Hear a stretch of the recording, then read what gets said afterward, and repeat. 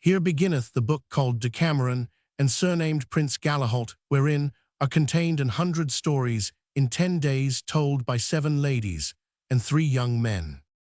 Proem.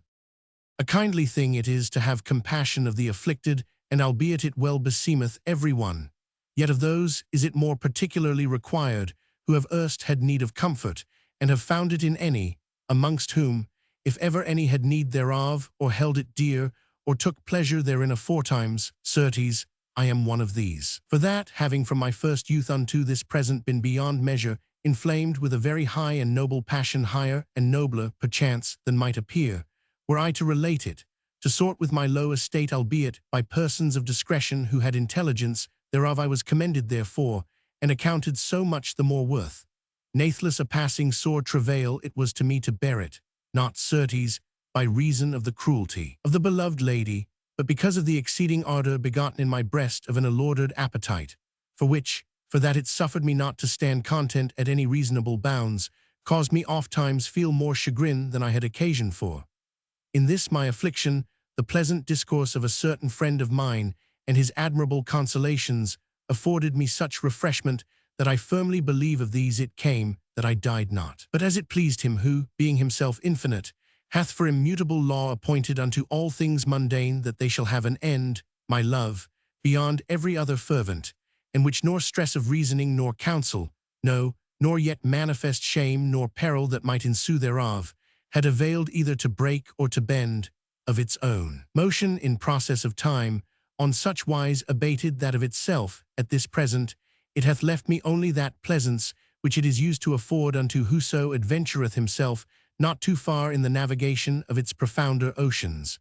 By reason whereof, all chagrin being done away, I feel it grown delightsome, whereas it used to be grievous. Yet albeit the pain hath ceased, not therefore is the memory fled of the benefits whilom received, and the kindnesses bestowed on me by those to whom, of the good will they bore me, my troubles were grievous. Nor, as I deem, will it ever pass away, save for death. And for that gratitude, to my thinking, is among the other virtues especially commendable, and its contrary blameworthy, I have, that I may not appear ungrateful, bethought myself, now that I can call myself free, to endeavor in that little which is possible to me, to afford some relief, in requital of that which I received aforetime, if not to those who succored me, and who, belike, by reason of their good sense or of their fortune, have no occasion therefore, to those, at least, who stand in need thereof. And albeit my support, or rather I should say my comfort, may be and indeed is of little enough avail to the afflicted, nathless meseemeth, it should rather be proffered whereas the need appeareth greater,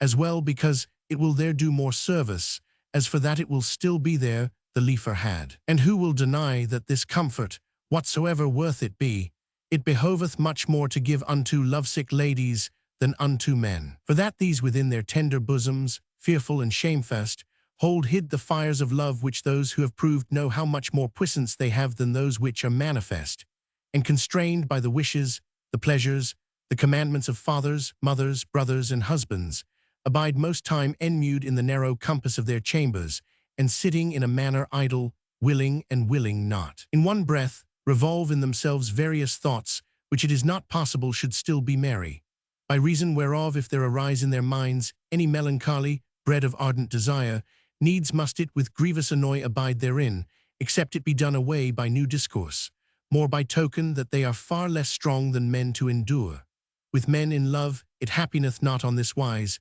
as we may manifestly see. They, if any melancholy or heaviness of thought oppress them, have many means of easing it or doing it away. For that to them, and they have a mind thereto, there lacketh not commodity of going about hearing and seeing many things, fowling, hunting, fishing, riding, gaming, and trafficking, each of which means hath, altogether or in part, power to draw the mind unto itself, and to divert it from troublous thought, at least for some space of time, whereafter, one way or another, either solacement superveneth, or else the annoy groweth less. Wherefore, to the end that the unright of fortune may by me in part be amended, which, where there is the less strength to endure, as we see it in delicate ladies, hath there been the more niggard of support, I purpose, for the succor and solace of ladies in love, unto others the needle and the spindle and the reel. Suffice to recount 100 stories, or fables, or parables, or histories, or whatever you like to style them, in 10 days' time,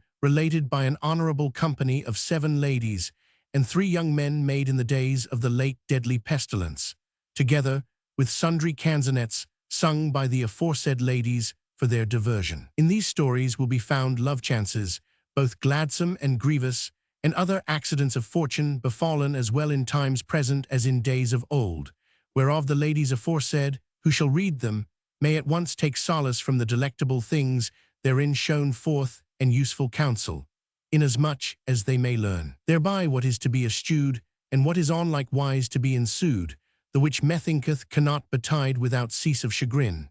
If it happen thus, as God grant, it may let them render thanks therefore to love, who, by loosing me from his bonds, hath vouchsafed me the power of applying myself to the service of their pleasures. Day the 1st. Here beginneth the first day of the Decameron, wherein, after demonstration made by the author of the manner, in which it came to pass that the persons who are hereinafter presented foregathered for the purpose of devising together, under the governance of Pampania, is discoursed of that which is most agreeable unto each. As often, most gracious ladies, as, taking thought in myself, I mind me how very pitiful you are all by nature, so often do I recognize that this present work will, to your thinking, have a grievous and a weariful beginning, inasmuch as the dolorous remembrance of the late pestiferous mortality, which it beareth on its forefront, is universally irksome to all who saw or otherwise knew it. But I would not therefore have this affright you from reading further, as if in the reading you were still to fare among sighs and tears. Let this grisly beginning be none other to you than is to wayfarers a rugged and steep mountain, beyond which is situate a most fair and delightful plain, which latter cometh so much the pleasanter to them as the greater was the hardship of the ascent and the descent. For, like as dolour occupieth the extreme of gladness, even so are miseries determined by imminent joyance. This brief annoy, I say brief, inasmuch as it is contained in few pages, is straightway succeeded by the pleasance and delight which I have already promised you, and which, belike, were it not aforesaid, might not be looked for from such a beginning. And in truth, could I fairly have availed to bring you to my desire otherwise than by so rugged a path as this will be, I had gladly done it. But being in a manner constrained thereto, for that, without this reminiscence of our past miseries, it might not be shown what was the occasion of the coming about of the things that will hereafter be read, I have brought myself to write them. I say then that the years of the era of the fruitful incarnation of the Son of God had attained to the number of 1,348, when into the notable city of Florence, fair over every other of Italy, there came the death-dealing pestilence, which, through the operation of the heavenly bodies or of our own iniquitous dealings, being sent down upon mankind for our correction by the just wrath of God, had some years before appeared in the parts of the East, and after having bereft these latter of an innumerable number of inhabitants, extending without cease from one place to another, had now unhappily spread towards the West, and thereagainst no wisdom availing nor human foresight, whereby the city was purged of many impurities by officers deputed to that end, and it was forbidden unto any sick person to enter therein, and many were the counsels given for the preservation of health, nor yet humble supplications, not once but many times, both in ordered processions and on other wise made unto God by devout persons, about the coming in of the spring of the aforesaid year, it began on horrible and miraculous wise to show forth its dolorous effects. Yet not as it had done in the East, where if any bled at the nose, it was a manifest sign of inevitable death. Nay, but in men and women alike there appeared, at the beginning of the malady, certain swellings, either on the groin or under the armpits, whereof some waxed of the bigness of a common apple, others like unto an egg, some more and some less, and these the vulgar named plaguebuls. From these two parts, the aforesaid death-bearing plaguebuls proceeded, in brief space, to appear and come indifferently in every part of the body, wherefrom, after a while, the fashion of the contagion began to change into black or livid blotches, which showed themselves in many first on the arms and about the thighs, and after spread to every other part of the person, in some large and sparse, and in others small and thicksown, and like as the plaguebuls had been first and yet were a very certain token of coming death, even so were these, for every one to whom they came. To the cure of these maladies, nor counsel of physician, nor virtue of any medicine appeared to avail or profit aught. On the contrary, whether it was that the nature of the infection suffered it not, or that the ignorance of the physicians of whom, over and above the men of art, the number, both men and women who had never had any teaching of medicine, was become exceeding great, availed not to know whence it arose, and consequently took not due measures thereagainst. Not only did few recover thereof, but well nigh all died within the 3rd day from the appearance of the aforesaid signs, this sooner and that later, and for the most part without fever or other accident. And this pestilence was the more virulent for that, by communication with those who were sick thereof, it gat hold upon the sound, no otherwise than fire upon things dry or greasy, whenas they are brought very near thereunto. Nay, the mischief was yet greater, for that not only did converse and consortion with the sick give to the sound infection of cause of common death, but the mere touching of the clothes, or of whatsoever other thing had been touched, or used of the sick appeared of itself, to communicate the malady to the toucher. A marvelous thing to hear is that which I have to tell, and one which, had it not been seen of many men's eyes, and of mine own, I had scarce dared credit, much less set down in writing, though I had heard it from one worthy of belief. I say then that of such efficiency was the nature of the pestilence in question in communicating itself from one to another, that not only did it pass from man to man, but this, which is much more, it many times visibly did, to wit, a thing which had pertained to a man sick or dead of the aforesaid sickness, being touched by an animal foreign to the human species, not only infected this latter with the plague, but in a very brief space of time killed it. Of this mine own eyes, as hath a little before been said, had one day, among others, experience on this wise, to wit, that the rags of a poor man, who had died of the plague, being cast out into the public way, 2 hogs came up to them, and having first, after their wont, rooted amain among them with their snouts, took them in their mouths, and tossed them about their jaws. Then, in a little while, after turning round and round, they both, as if they had taken poison, fell down dead upon the rags with which they had in an ill hour intermeddled.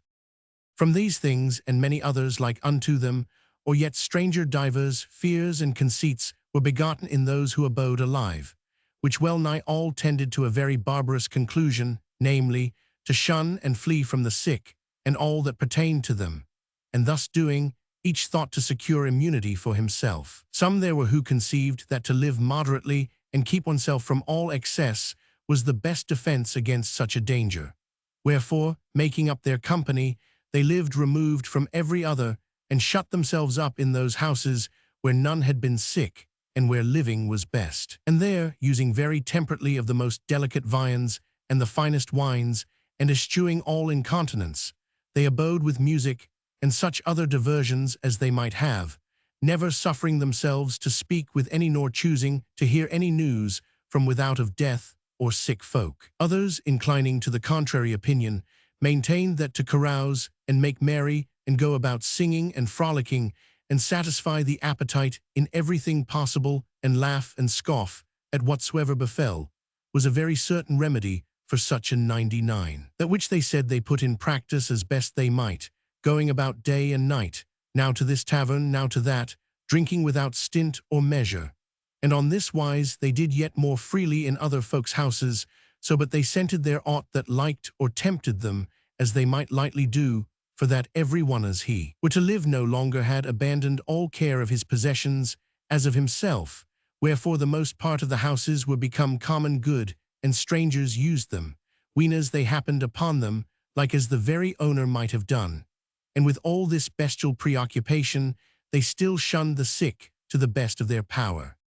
In this sore affliction and misery of our city, the reverend authority of the laws, both human and divine, was all in a manner dissolved and fallen into decay, for lack of the ministers and executors thereof, who, like other men, were all either dead or sick, or else left so destitute of followers that they were unable to exercise any office, wherefore every one had license to do whatsoever pleased him. Many others held a middle course between the two aforesaid, not straightening themselves so exactly in the matter of diet as the first, neither allowing themselves such license in drinking and other debauchery as the second, but using things in sufficiency according to their appetites. Nor did they seclude themselves, but went about, carrying in their hands some flowers, some odoriferous herbs, and other some divers kinds of spiceries, which they set often to their noses, accounting it an excellent thing to fortify the brain with such odors, more by token that the air seemed all heavy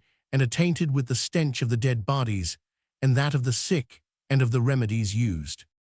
Some were of a more barbarous, though peradventure a surer way of thinking, avouching that there was no remedy against pestilences better thano, nor any so good as stove flee before them. Wherefore, moved by this reasoning and recking of naught but themselves, very many, both men and women, abandoned their own city, their own houses and homes, their kinsfolk and possessions, and sought the country seats of others, or, at the least, their own, as if the wrath of God, being moved to punish the iniquity of mankind, would not proceed to do so wheresoever they might be, but would content itself with afflicting those only who were found within the walls of their city, or as if they were persuaded that no person was to remain therein, and that its last hour was come. And albeit these, who opined thus variously, died not all, yet neither did they all escape. Nay, many of each way of thinking, and in every place sickened of the plague, and languished on all sides, well nigh abandoned,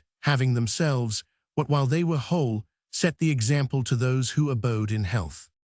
Indeed, leaving be that townsman avoided townsman, and that well nigh no neighbor took thought unto other, and that kinsfolk seldom or never visited one another, and held no converse together save from afar,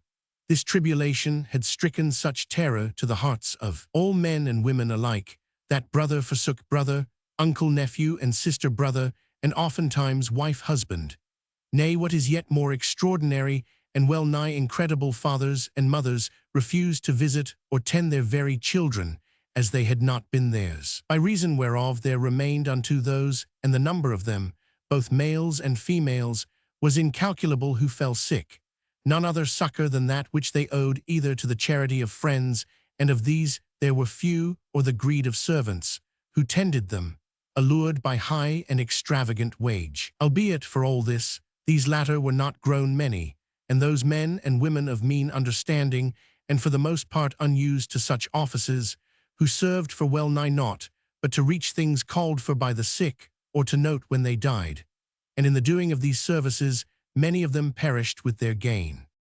Of this abandonment of the sick by neighbors, kinsfolk, and friends, and of the scarcity of servants, arose an usage before well nigh unheard, to wit, that no woman, how fair or lovesome or well-born soever she might be, once fallen sick, recked aught of having a man to tend her, whatever he might be, or young or old, and without any shame discovered to him every part of her body, no otherwise than she would have done to a woman, so but the necessity of her sickness required it, the which belike, in those who recovered, was the occasion of lesser modesty. In time to come, moreover, there ensued of this abandonment the death of many who peradventure, had they been succored, would have escaped alive. Wherefore, as well for the lack of the opportune services which the sick availed not to have, as for the virulence of the plague, such was the multitude of those who died in the city by day and by night, that it was an astonishment to hear tell thereof, much more to see it. And thence, as it were of necessity, there sprang up among those who abode alive things contrary to the pristine manners of the townsfolk. It was then, even as we yet see, it used a custom that the kinswomen and sheneighbors of the dead should assemble in his house, and there condole with those who more nearly pertained unto him, whilst his neighbors and many other citizens foregathered with his next of kin before his house, whither, according to the dead man's quality, came the clergy, and he with funeral pomp of chants and candles was borne on the shoulders of his peers to the church chosen by himself before his death, which usages, after the virulence of the plague began to increase, were either altogether or for the most part laid aside, and other and strange customs sprang up in their stead. For that, not only did folk die without having a multitude of women about them, but many there were who departed this life without witness, and few indeed were they to whom the pious plaints and bitter tears of their kinsfolk were vouchsafed. Nay, in lieu of these things there obtained, for the most part, laughter and jests and gibes and feasting and merrymaking in company, which usance women, laying aside womanly pitifulness, had right well learned for their own safety. Few again were they whose bodies were accompanied to the church by more than half a score or a dozen of their neighbors, and of these no worshipful and illustrious citizens, but a sort of bloodsuckers, sprung from the dregs of the people, who styled themselves pickmen and did such offices for hire, shouldered the bier and bore it with hurried steps, not to that church which the dead man had chosen before his death, but most times to the nearest, behind 5 or 6 priests, with little light, and whiles none at all, which latter, with the aid of the said pickmen, thrust him into what grave soever they first found unoccupied, without troubling themselves with too long or too formal a service. The condition of the common people, and belike, in great part, of the middle class also, was yet more pitiable to behold, for that these, for the most part retained by hope or poverty in their houses, and abiding in their own quarters, sickened by the 1,000 daily, and being altogether untended and unsuccored, died well nigh all without recourse. Many breathed their last in the open street, whilst other many, for all they died in their houses, made it known to the neighbors that they were dead, rather by the stench of their rotting bodies than otherwise. And of these and others who died, all about the whole city was full. For the most part one same usance was observed by the neighbors, moved more by fear lest the corruption of the dead bodies should imperil themselves than by any charity they had for the departed, to wit, that either with their own hands or with the aid of certain bearers, weaners, they might have any, they brought the bodies of those who had died forth of their houses and laid them before their doors, where, especially in the morning, those who went about might see corpses without number. Then they fetched biers, and some, in default thereof, they laid upon some board or other. Nor was it only one bier that carried 2 or 3 corpses, nor did this happen but once. Nay, many might have been counted which contained husband and wife, 2 or 3 brothers, father and son, or the like. And an infinite number of times it befell that, 2 priests going with one cross for some 1, 3 or 4 biers, borne by bearers, ranged themselves behind the latter, and whereas the priests thought to have but 1 dead man to bury, they had 6 or 8, and whiles more. Nor therefore were the dead honoured with aught of tears or candles or funeral train. Nay, the thing was come to such a pass that folk recked no more of men that died than nowadays they would of goats, whereby it very manifestly appeared that which the natural course of things had not availed, by dint of small and infrequent harms, to teach the wise to endure with patience, the very greatness of their ills had brought even the simple to expect and make no account of. The consecrated ground sufficing not to the burial of the vast multitude of corpses aforesaid, which daily and well nigh hourly came carried in crowds to every church, especially if it were sought to give each his own place, according to ancient usance, they were made throughout. The churchyards, after every other part, was full, vast trenches, wherein those who came after were laid by the hundred, and being heaped up therein by layers, as goods are stowed aboard ship, were covered with a little earth, till such time as they reached the top of the trench. Moreover, not to go longer searching out and recalling every particular of our past miseries, as they befell throughout the city, I say that, whilst so sinister a time prevailed in the latter, on no wise therefore was the surrounding country spared, wherein, letting be the castles, which in their littleness were like unto the city, throughout the scattered villages and in the fields, the poor and miserable husbandmen and their families, without succor of physician or aid of servitor, died not like men, but well nigh like beasts, by the ways or in their tillages or about the houses, indifferently by day and night. By reason whereof, growing lax like the townsfolk in their manners and customs, they recked not of any thing or business of theirs. Nay, all, as if they looked for death that very day, studied with all their wit, not to help to maturity the future produce of their cattle and their fields, and the fruits of their own past toils, but to consume those which were ready to hand. Thus it came to pass that the oxen, the asses, the sheep, the goats, the swine, the fowls, nay, the very dogs so faithful to mankind, being driven forth of their own houses, went straying at their pleasure about the fields, where the very corn was abandoned without being cut, much less gathered in. And many, well nigh like reasonable creatures, after grazing all day, returned at night, glutted, to their houses, without the constraint of any herdsman. To leave the country and return to the city, what more can be said save that such and so great was the cruelty of heaven, and in part, peradventure, that of men, that, Between March and the following July, what with the virulence of that pestiferous sickness, and the number of sick folk ill-tended, or forsaken in their need, through the fearfulness of those who were whole, it is believed for certain that upward of 100,000 human beings perished within the walls of the city of Florence, which, peradventure, before the advent of that death-dealing calamity, had not been accounted to hold so. Many, alas, how many great palaces, how many goodly houses, how many noble mansions, once full of families, of lords and of ladies, abode empty even to the meanest servant. How many memorable families, how many ample heritages, how many famous fortunes were seen to remain without lawful heir. How many valiant men, how many fair ladies, how many sprightly youths, whom not others only, but Galen, Hippocrates, or Sculappius themselves would have judged most hale, breakfasted in the morning with their kinsfolk, comrades, and friends, and that same night supped with their ancestors in the other world. I am myself weary of going wandering so long among such miseries. Wherefore, purposing henceforth to leave such part thereof as I can fitly, I say that, our city being at this pass well nigh void of inhabitants, it chanced, as I afterward heard from a person worthy of credit, that there foregathered in the venerable church of Santa Maria Novella, one Tuesday morning, when there was nigh none else there, 7 young ladies, all knit one to another by friendship or neighborhood or kinship, who had heard divine service in mourning attire, as sorted with such a season.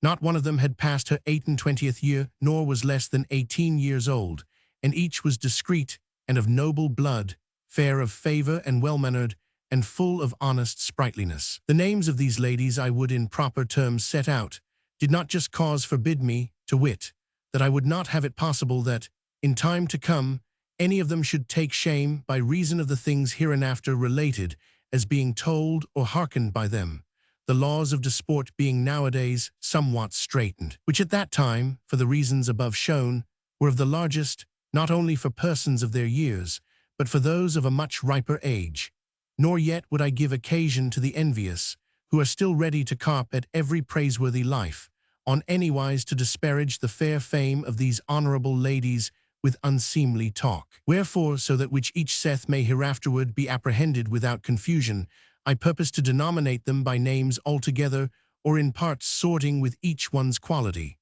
The first of them, and her of ripest age, I shall call Pampania, the second Fiametta, the third Philomna, and the fourth Emilia. To the fifth we will give the name of Loretta, to the sixth that of Nephal, and the last, not without cause, we will style Elissa.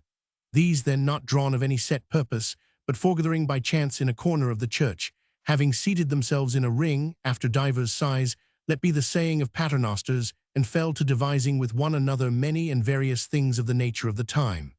After a while, the others being silent, Pampania proceeded to speak thus. Dear my ladies, you may, like myself, have many times heard that whoso honestly useth his right doth no one wrong, and it is the natural right of every one who is born here below to succor, keep and defend his own life as best he may, and in so far is this allowed that it hath happened whiles that, for the preservation thereof, men have been slain without any fault. If this much be conceded of the laws, which have in view the well-being of all mortals, how much more is it lawful for us, and whatsoever other, without offense unto any, to take such means as we may for the preservation of our lives. As often as I consider our fashions of this morning, and those of many other mornings past, and bethink me what and what manner discourses are ours, I feel, and you likewise must feel, that each of us is in fear for herself. Nor do I anywise wonder at this, but I wonder exceedingly, considering that we all have a woman's wit, that we take no steps to provide ourselves against that which each of us justly feareth. We abide here, to my seeming, no otherwise than as if we would or should be witness of how many dead bodies are brought hither for burial, or to hearken if the friars of the place, whose number is come well nigh to naught, chant their offices at the due hours, or by our apparel to show forth unto whosoever appeareth here the nature and extent of our distresses. If we depart hence, we either see dead bodies or sick persons carried about, or those, whom for their misdeeds the authority of the public laws whiler condemned to exile, overrun the whole place with unseemly excesses, as if scoffing at the laws for that they know the executors thereof to be either dead or sick, whilst the dregs of our city, fattened with our blood, style themselves pickmen, and ruffle it everywhere in mockery of us,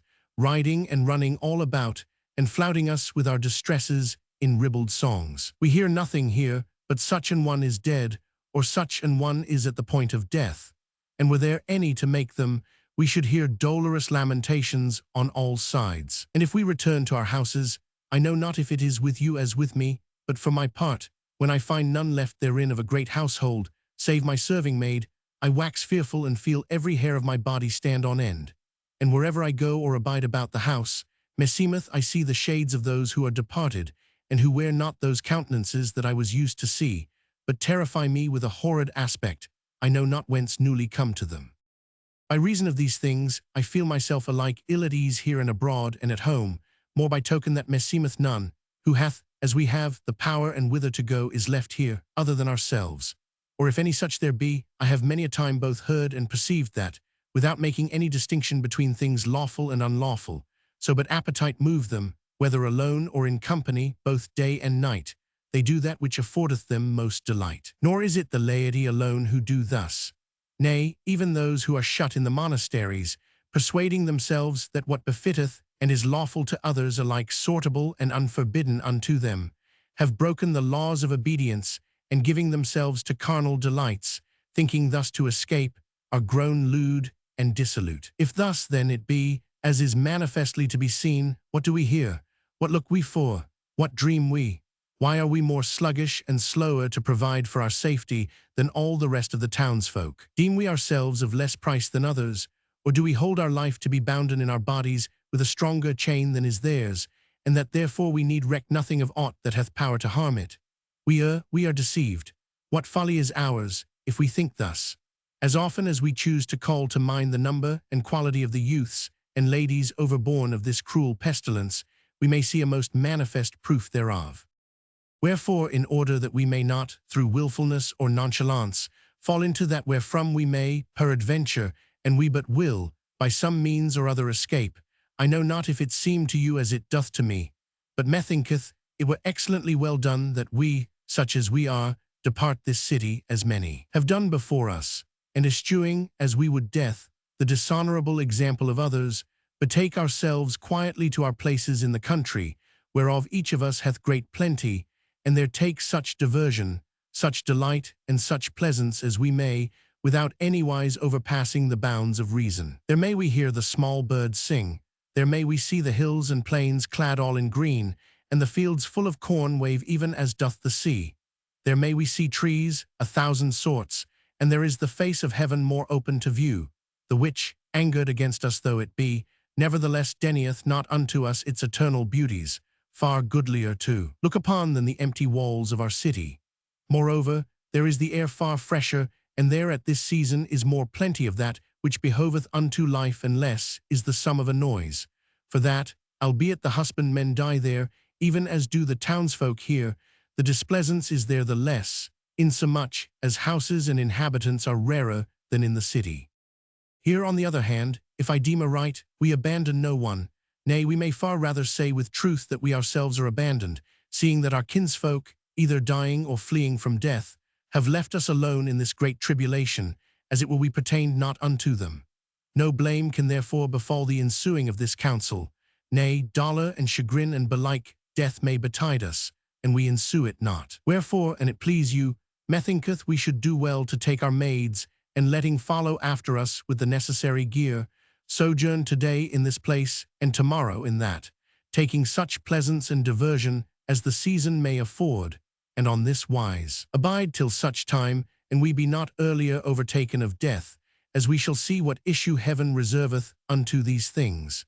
And I would remind you that it is no more forbidden unto us honorably to depart than it is unto many others of our sex to abide in dishonor.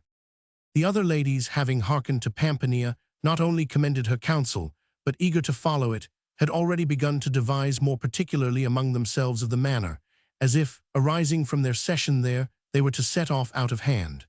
But Philomna, who was exceeding discreet, said, Ladies, albeit that which Pampania allegeth is excellently well said, yet is there no occasion for running, as meseemeth you would do. Remember that we are all women, and none of us is child enough not to know how little reasonable women are among themselves, and how ill, without some man's guidance, they know how to order themselves. We are fickle, wilful, suspicious, faint-hearted, and timorous, for which reasons I misdoubt me sore, and we take not some other guidance than our own, that our company will be far too soon dissolved, and with less honor to ourselves than were seemly. Wherefore we should do well to provide ourselves ere we begin. Verily, answered Alyssa, men are the head of women, and without their ordinance seldom cometh any emprise of ours to good end. But how may we come by these men? There is none of us but knoweth that of her kinsmen the most part are dead, and those who abide alive are all gone fleeing that which we seek to flee, in divers companies, some here and some there, without our knowing where, and to invite strangers would not be seemly, seeing that, if we would endeavor after our welfare, it behoveth us find a means of so ordering ourselves that, wherever we go for diversion and repose, scandal nor annoy may ensue thereof. While such discourse was toward between the ladies, behold, there entered the church 3 young men, yet not so young that the age of the youngest of them was less than 25 years, in whom neither the perversity of the time nor loss of friends and kinsfolk, no, nor fear for themselves had availed to cool, much less to quench, the fire of love. Of these one was called Pamphilo, another Philostrato, and the third Dionio, all very agreeable and well-bred, and they went seeking, for their supreme solace, in such a perturbation of things, to see their mistresses, who, as it chanced, were all 3 among the 7 aforesaid, whilst certain of the other ladies were near kinswomen of one or other of the young men. No sooner had their eyes fallen on the ladies than they were themselves espied of them, whereupon quoth Pampinea, smiling, See, fortune is favorable to our beginnings, and hath thrown in our way young men of worth and discretion, who will gladly be to us both guides and servitors, and we disdain not to accept of them in that capacity. But Nephil, whose face was grown all vermel for shamefastness, for that it was she who was beloved of one of the young men, said, For God's sake, Pampinea, look what thou sayest. I acknowledge most frankly that there can be naught but all good said of which one soever of them, and I hold them sufficient unto a much greater thing than this, even as I opine that they would bear, not only ourselves, but far fairer and nobler dames than we good and honorable company. But for that it is a very manifest thing that they are enamored of certain of us who are here, I fear lest, without our fault or theirs, scandal and blame ensue thereof, if we carry them with us. Quoth Philomna, that skilleth not, so but I live honestly and conscience prick me not of aught, let who will speak to the contrary, God and the truth will take up arms for me. Wherefore, if they be disposed to come, verily we may say with Pampinea that fortune is favorable to our going. The other ladies, hearing her speak thus absolutely, not only held their peace, but all with one accord agreed that the young men should be called and acquainted with their project, and bidden to be pleased bear them company in their expedition. Accordingly, without more words, Pampinea, who was knit by kinship to one of them, rising to her feet, made for the 3 young men, who stood fast, looking upon them, and saluting them with a cheerful countenance, discovered to them their intent and prayed them, on behalf of herself and her companions, that they would be pleased to bear them company in a pure and brotherly spirit. The young men at the first thought themselves bantered, but seeing that the lady spoke in good earnest, they made answer joyfully that they were ready, and without losing time about the matter, forthright took order for that which they had to do against departure. On the following morning, Wednesday to wit, towards break of day, having let orderly make ready all things needful and dispatched them in advance whereas they purposed to go, the ladies, with certain of their waiting women, and the 3 young men, with as many of their serving men, departing Florence, set out upon their way, nor had they gone more than 2 short miles from the city, when they came to the place foreappointed of them, which was situate on a little hill, somewhat withdrawn on every side from the highway, and full of various shrubs and plants, all green of leafage and pleasant too. Behold, on the summit of this hill was a palace, with a goodly and great courtyard in its midst, and galleries and saloons and bedchambers, each in itself most fair and adorned and notable with jocund paintings, with lawns and grassplots round about, and wonder-goodly gardens and wells of very cold water, and cellars full of wines of price, things more apt unto curious drinkers than unto sober and modest ladies. The newcomers, to their no little pleasure, found the place all swept, and the beds made in the chambers, and everything full of such flowers as might be had at that season, and strewn with rushes. As soon as they had seated themselves, Dionio, who was the merriest springled in the world and full of quips and cranks, said, Ladies, your wit, rather than our foresight, hath guided us hither, and I know not what you purpose to do with your cares. As for my own, I left them within the city gates, ween as I issued thence with you a while agone. Wherefore do you either address yourselves to make merry and laugh and sing together with me in so far, I mean, as pertaineth to your dignity, or give me leave to go back for my cares, and abide in the afflicted city.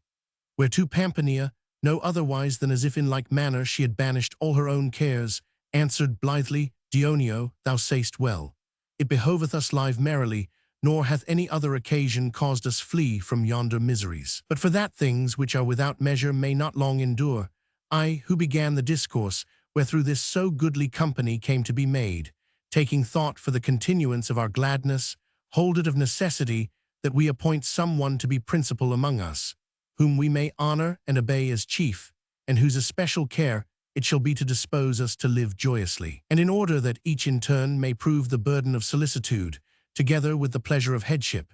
and that, the chief being thus drawn, in turn, from one and the other sex, there may be no cause for jealousy, as might happen, were any excluded from the sovereignty, I say that unto each be attributed the burden and the honor for one day. Let who is to be our first chief be at the election of us all. For who shall follow, be it he or she whom it shall please the governor of the day to appoint, weenas the hour of vespers draweth near, and let each in turn, at his or her discretion, order and dispose of the place and manner wherein we are to live, for such time as his or her seigneury shall endure.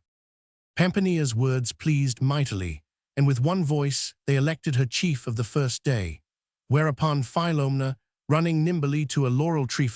that she had many a time heard speak of the honor due to the leaves of this plant, and how worshipworth they made. Whoso was deservedly crowned witherland plucking divers sprays therefrom, made her thereof a goodly and honorable wreath, which, being set upon her head, was thenceforth, what while their company lasted, a manifest sign unto every other of the royal office and seigneury. Pampania, being made queen, commanded that every one should be silent. Then, calling the serving men of the 3 young gentlemen and her own and the other ladies' women, who were 4 in number, before herself and all being silent, she spoke thus. In order that I may set you a first example, by which, proceeding from good to better, our company may live and last in order and pleasance, and without reproach so long as it is agreeable to us, I constitute, firstly, Parmeno, Dionio's servant, my seneschal, and commit unto him the care and ordinance of all our household, and especially that which pertaineth to the service of the saloon. Cerisco, Pamphilo's servant, shall be our purveyor and treasurer, and ensue the commandments of Parmeno. Tindaro shall look to the service of Philostrato and the other 2 gentlemen in their bed chambers, what time the others, being occupied about their respective offices, cannot attend thereto. Messiah, my woman, and Philomena's Lysiska shall still abide in the kitchen, and there diligently prepare such viands as shall be appointed them of Parmeno. Loretta's Chimera and Phiometta's Stratilia, it is our pleasure shall occupy themselves with the ordinance of the ladies' chambers and the cleanliness of the places where we shall abide. And we will and command all and several, as they hold our favor dear, to have a care that, whithersoever they go or whencesoever they return, and whatsoever they hear or see, they bring us from without no news other than joyous. These orders summarily given and commended of all, Pampania, rising blithely to her feet, said, Here be gardens, here be meadows, here be store of other delectable places, wherein let each go a-pleasuring at will, and when tierce soundeth, let all be here, so we may eat in the cool. The merry company, being thus dismissed by the new queen, went straying with slow steps, young men and fair ladies together, about a garden, devising blithely and diverting themselves with weaving goodly garlands of various leaves, and carolling amorously. After they had abidden there such time as had been appointed them of the queen, they returned to the house, where they found that Parmeno had made a diligent beginning with his office, for that, entering a saloon on the ground floor, they saw there the tables laid with the whitest of cloths and beakers that seemed of silver, and everything covered with the flowers of the broom, whereupon, having washed their hands, they all, by command of the queen, seated themselves according to Parmeno's ordinance. Then came viands delicately dressed, and choicest wines were proffered, and the 3 serving men, without more, quietly tended the tables. All being gladdened by these things, for that they were fair and orderly done, ate joyously and with store of merry talk, and the tables being cleared away, the queen bade bring instruments of music, for that all the ladies knew how to dance, as also the young men, and some of them could both play and sing excellent well. Accordingly, by her commandment, Dioneo took a lute and Fiametta a viol, and began softly to sound a dance, whereupon the queen and the other ladies, together with the other 2 young men, having sent the servingmen to eat, struck up a round, and began with a slow pace to dance a brawl, which ended, they fell to singing quaint and merry ditties. On this wise they abode till it seemed to the queen time to go to sleep, and she accordingly dismissed them all. Whereupon the young men retired to their chambers, which were withdrawn from the ladies' lodging, and finding them with the beds well made, and as full of flowers as the saloon, put off their clothes, and betook themselves to rest, whilst the ladies, on their part, did likewise. None had not long sounded when the queen, arising, made all the other ladies arise, and on like wise the 3 young men, alleging overmuch sleep to be harmful by day. And so they betook themselves to a little meadow, where the grass grew green and high, nor there had the sun power on any side. There, feeling the waftings of a gentle breeze, they all, as their queen willed it, seated themselves in a ring on the green grass, while she bespoke them thus: As ye see, the sun is high and the heat great, nor is aught heard save the crickets yonder among the olives, wherefore it were doubtless folly to go anywhither at this present. Here is the sojourn fair and cool, and here, as you see, are chess and tables, and each can divert himself as is most to his mind. But an my counsel be followed in this, we shall pass away this sultry part of the day, not in gaming, wherein the mind of one of the players must of necessity be troubled, without any great pleasure of the other or of those who look on, but in telling stories, which one telling may afford diversion to all the company who hearken. Nor shall we have made an end of telling each his story, but the sun will have declined, and the heat be abated, and we can then go a-pleasuring, whereas it may be most agreeable to us. Wherefore, if this that I say please you, for I am disposed to follow your pleasure therein, let us do it. And if it please you not, let each, until the hour of vespers, do what most liketh him. Ladies and men alike all approved the storytelling. Whereupon then, said the queen, since this pleaseth you, I will that this first day each be free to tell of such matters as are most to his liking. Then, turning to Pamphilo, who sat on her right hand, she smilingly bade him give beginning to the storytelling with one of his. And he, hearing the commandment, forthright began thus, whilst all gave ear to him. The first story. Day the first. Master Ciapoletto dupeth a holy friar with a false confession and dieth, and having been in his lifetime the worst of men, he is, after his death, reputed a saint, and called Saint Ciapoletto. It is a seemly thing, dearest ladies, that whatsoever a man doth, he give it beginning from the holy and admirable name of him who is the maker of all things. Wherefore, it behoving me as the first to give commencement to our storytelling, I purpose to begin with one of his marvels, to the end that, this being heard, our hope in him, as in a thing immutable, may be confirmed, and his name be ever praised of us. It is manifest that, like as things temporal are all transitory and mortal, even so both within and without are they full of annoy and anguish and travail and subject to infinite perils, against which it is indubitable that we, who live enmingled therein, and who are indeed part and parcel thereof, might avail neither to endure nor to defend ourselves, except God's especial grace lent us strength and foresight, which latter, it is not to be believed, descendeth unto us and upon us by any merit of our own, but of the proper motion of his own benignity, and the efficacy of the prayers of those who are mortals even as we are, and having diligently ensued his commandments, what while they were on life, are now with him become eternal and blessed, and unto whom we, belike not daring to address ourselves unto the proper presence of so august a judge, proffer our petitions of the things which we deem needful unto ourselves, as unto advocates informed by experience of our frailty. And this more we discern in him, full as he is of compassionate liberality towards us, that, whereas it chanceth, whiles the keenness of mortal eyes availing not in any wise to penetrate the secrets of the divine intent, that we peradventure, beguiled by report, make such an one our advocate unto his majesty, who is outcast from his presence with an eternal banishment. Nevertheless he, from whom nothing is hidden, having regard rather to the purity of the suppliant's intent than to his ignorance, or to the reprobate estate of him whose intercession be invoketh, giveth ear unto those who pray unto the latter, as if he were in very deed blessed in his aspect. The which will manifestly appear from the story which I purpose to relate. I say manifestly, ensuing, not the judgment of God, but that of men. It is told then, that Musiato Franzesi, being from a very rich and considerable merchant in France, become a knight, and it behoving him thereupon go into Tuscany with Messer Charles Sansterre, brother to the King of France, who had been required and bidden thither by Pope Boniface, found his affairs in one part and another sore embroiled, as those of merchants most times are, and was unable lightly or promptly to disentangle them.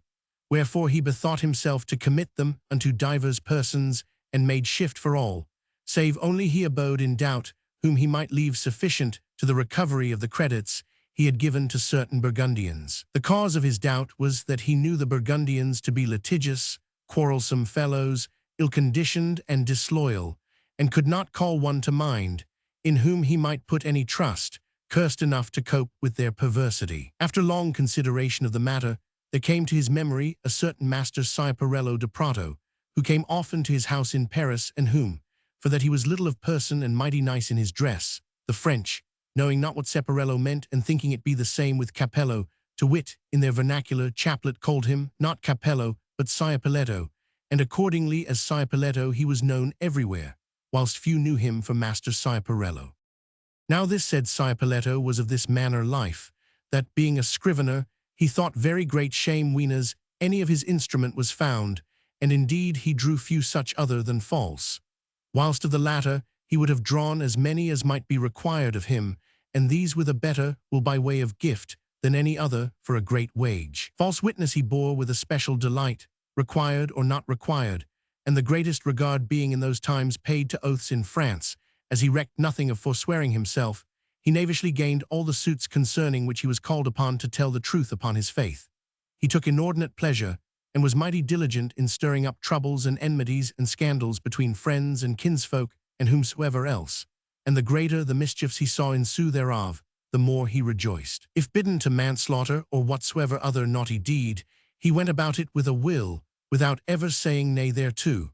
and many a time of his proper choice he had been known to wound men and do them to death with his own hand. He was a terrible blasphemer of God and the saints, and that for every trifle, being the most choleric man alive. To church he went never, and all the sacraments thereof he flouted in abominable terms, as things of no account, whilst, on the other hand, he was still fain to haunt and use taverns and other lewd places. Of women he was as fond as dogs of the stick, but in the contrary, he delighted more than any filthy fellow alive. He robbed and pillaged with as much conscience as a godly man would make oblation to God. He was a very glutton and a great wine-bibber, insomuch that by times it wrought him shameful mischief, and to boot, he was a notorious gamester and a caster of cogged dice. But why should I enlarge in so many words? He was belike the worst man that ever was born. His wickedness had long been upheld by the power and interest of Messer Musiato, who had many a time safeguarded him as well from private persons, to whom he often did a mischief, as from the law, against which he was a perpetual offender. This Master Sciapaletto then, coming to Musiato's mind, the latter, who was very well acquainted with his way of life, bethought himself that he should be such an one as the perversity of the Burgundians required, and accordingly, sending for him, he bespoke him thus: Master Sciapaletto, I am, as thou knowest, about altogether to withdraw hence, and having to do amongst others, with certain Burgundians, men full of guile, I know none whom I may leave to recover my due from them more fitting than thyself, more by token that thou dost nothing at this present. Wherefore, an thou wilt undertake this, I will e'en procure thee the favour of the court, and give thee such part as shall be meet of that which thou shalt recover.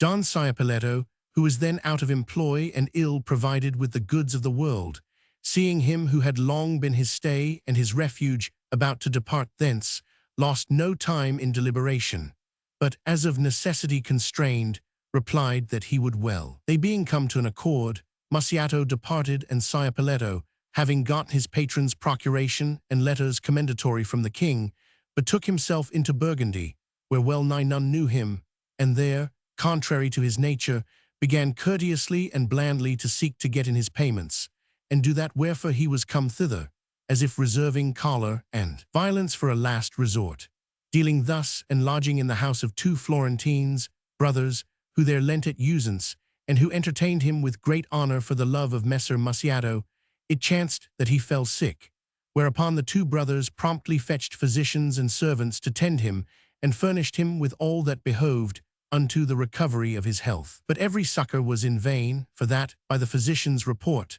the good man, who was now old and had lived disorderly, grew daily worse, as one who had a mortal sickness. Wherefore the 2 brothers were sore concerned, and one day, being pretty near the chamber where he lay sick, they began to take counsel together, saying one to the other, "How shall we do with yonder fellow? We have a sorry bargain on our hands of his affair, for that to send him forth of our house, thus sick, were a sore reproach to us, and a manifest sign of little wit on our part, if the folk, who have seen us first receive him, and after let tend and medicine him with such solicitude, should now see him suddenly put out of our house, sick unto death as he is, without it being possible for him to have done aught that should displease us. On the other hand, he hath been so wicked a man that he will never consent to confess or take any sacrament of the church, and he dying without confession, no church will receive his body, nay, he will be cast into a ditch like a dog. Again, even if he do confess, his sins are so many and so horrible that the like will come of it, for that there is nor priest nor friar who can or will absolve him thereof, wherefore, being unshriven, he will still be cast into the ditches. Should it happen thus, the people of the city, as well on account of our trade, which appeareth to them most iniquitous, and of which they miss all day, as of their itch to plunder us, seeing this, will rise up in riot and cry out, "These Lombard dogs, whom the church refuseth to receive, are to be suffered here no longer, and they will run to our houses and despoil us not only of our good, but may be of our lives to boot. Wherefore in any case it will go ill with us, if yonder fellow die." Master Sire Piletto, who, as we have said, lay near the place where the 2 brothers were in discourse, being quick of hearing, as is most times the case with the sick, heard what they said of him, and calling them to him, bespoke them thus, "I will not have you anywise misdoubt of me nor fear to take any hurt by me. I have heard what you say of me, and am well assured that it would happen even as you say, should matters pass as you expect. But it shall go otherwise. I have in my lifetime done God the Lord so many an affront that it will make neither more nor less, and I do him yet another at the point of death. Wherefore do you make shift to bring me the holiest and worthiest friar you may avail to have, if any such there be, and leave the rest to me, for that I will assuredly order your affairs, and mine own on such wise that all shall go well, and you shall have good cause to be satisfied." The 2 brothers, albeit they conceived no great hope of this, nevertheless betook themselves to a brotherhood of monks, and demanded some holy and learned man to hear the confession of a Lombard who lay sick in their house. There was given them a venerable brother of holy and good life, and a past master in holy writ, a very reverend man, for whom all the townsfolk had a very great and special regard, and they carried him to their house, where, coming to the chamber where Master Sire Piletto lay, and seating himself by his side, he began first tenderly to comfort him, and after asked him how long it was since he had confessed last, whereto Master Sire Piletto, who had never confessed in his life, answered, "Father, it hath been my usance to confess every week once at the least, and often more. It is true that, since I fell sick, to wit, these 8 days past, I have not confessed. Such is the annoy that my sickness hath given me." Quoth the friar, "My son, thou hast done well, and so must thou do henceforward. I see, since thou confessest so often, that I shall be at little pains either of hearing or questioning." "Sir," answered Master Sire Piletto, "say not so. I have never confessed so much nor so often, but I would still fain make a general confession of all my sins that I could call to mind from the day of my birth to that of my confession. Wherefore I pray you, good my father, question me as punctually of everything, nay, everything, as if I had never confessed, and consider me not because I am sick, for that I had far liefer displease this my flesh, than, in consulting its ease, do aught that might be the perdition of my soul, which my Saviour redeemed with his precious blood." These words much pleased the holy man, and seemed to him to argue a well-disposed mind. Wherefore, after he had much commended Master Cipoletto for that his usance, he asked him if he had ever sinned by way of lust with any woman.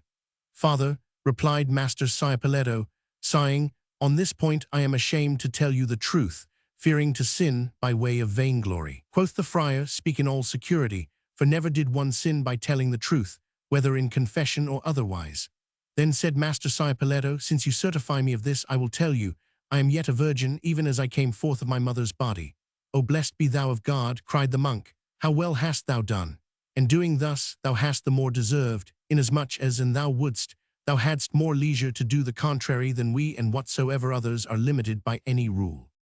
After this he asked him if he had ever offended against God in the sin of gluttony, whereto Master Cipoletto answered, sighing, "I had he, and that many a time, for that, albeit, over and above the Lenten fasts that are yearly observed of the devout, he had been wont to fast on bread and water 3 days at the least in every week. He had oftentimes, and especially weenas, he had endured any fatigue, either praying or going a pilgrimage, drunken the water with as much appetite, and as keen a relish as great drinkers do wine, and many a time he had longed to have such homely salads of potherbs as women make when they go into the country, and whiles eating had given him more pleasure than him seemed it should do to one who fasteth for devotion, as did he. "My son," said the friar, "these sins are natural and very slight, and I would not therefore have thee burden thy conscience with all more than behoveth. It happineth to every man, how devout soever he be,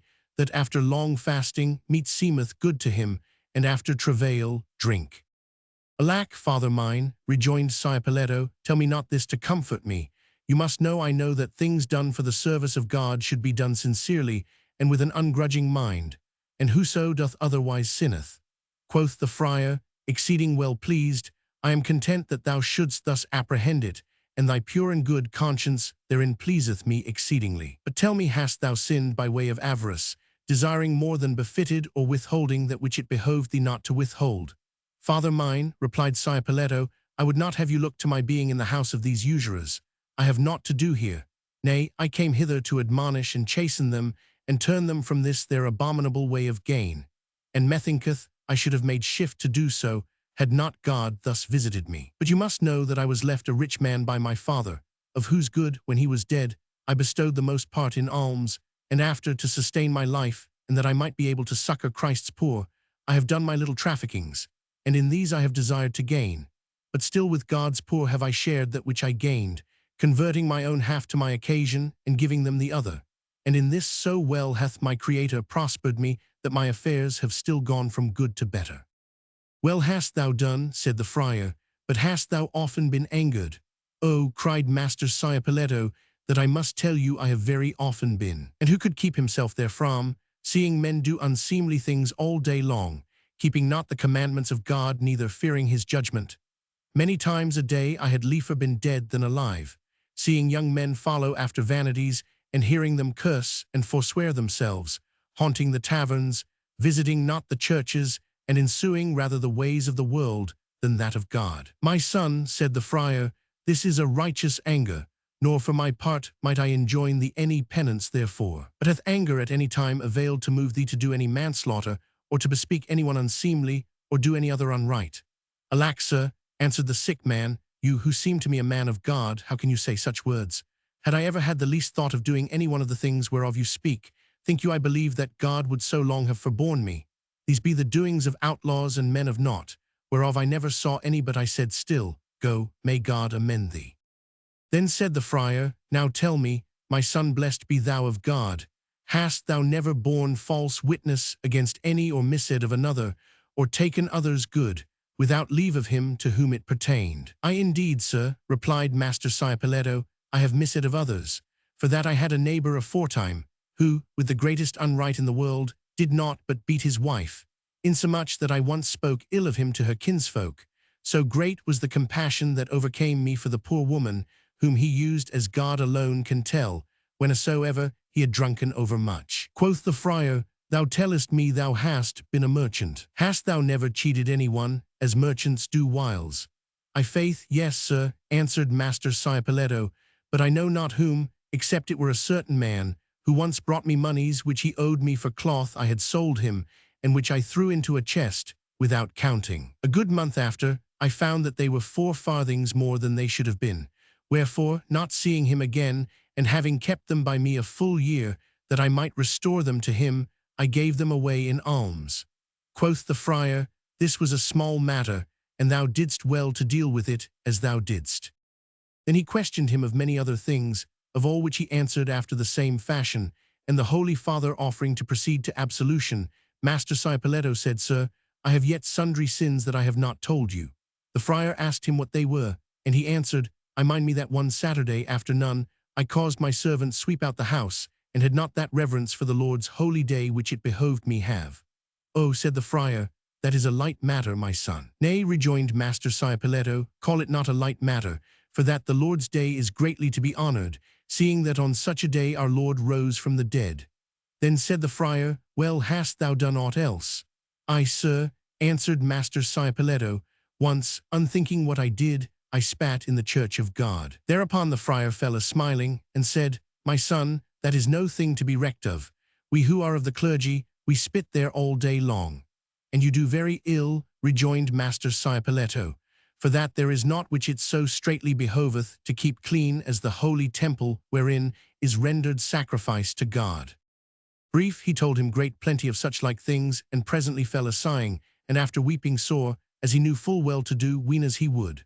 Quoth the holy friar, what aileth thee, my son? Alas, sir, replied Master Cipoletto, I have one sin left, whereof I never yet confessed me, such shame have I to tell it. And every time I call it to mind, I weep, even as you see, and meseemeth very certain that God will never pardon it me. Go to, son, rejoined the friar, what is this thou sayest? If all the sins that were ever wrought or are yet to be wrought of all mankind, what while the world endureth, were all in one man, and he repented him thereof, and were contrite therefore, as I see thee, such is the mercy and loving kindness of God, that upon confession he would freely pardon them to him. Wherefore do thou tell it in all assurance. Quoth Master Cipoletto, still weeping sore, alack, father mine, mine is too great a sin, and I can scarce believe that it will ever be forgiven me of God, except your prayers strive for me. Then said the friar, tell it me in all assurance, for I promise thee to pray God for thee.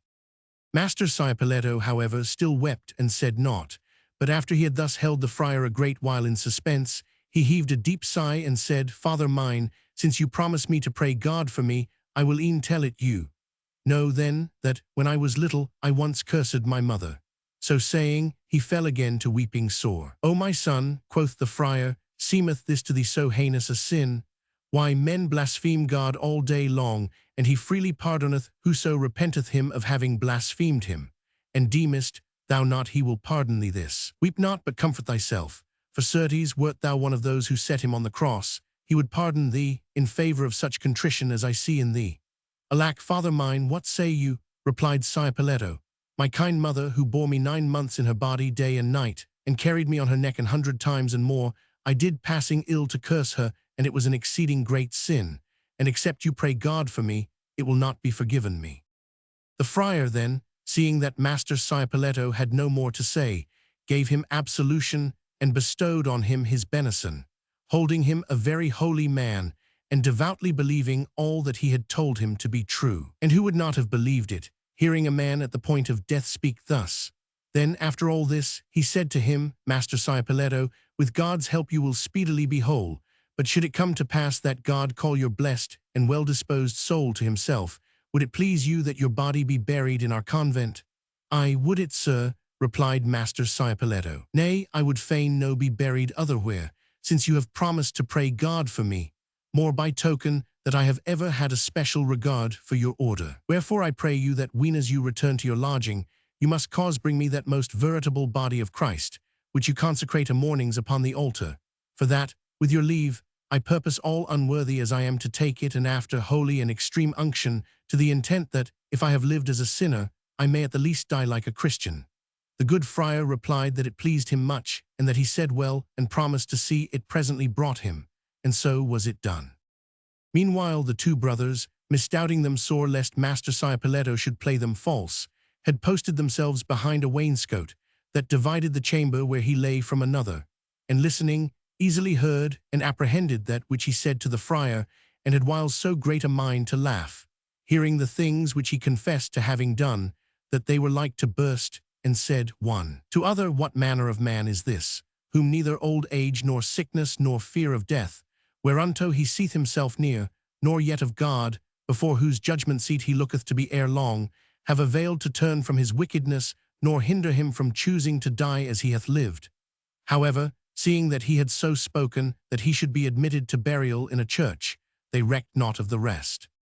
Master Ciappelletto presently took the sacrament, and growing rapidly worse, received extreme unction, and a little after evensong of the day he had made his fine confession, he died, whereupon the two brothers, having of his proper moneys taken order for his honourable burial, sent to the convent to acquaint the friars therewith, bidding them come thither that night to hold vigil, according to usance, and fetch away the body in the morning, and meanwhile made ready all that was needful thereunto.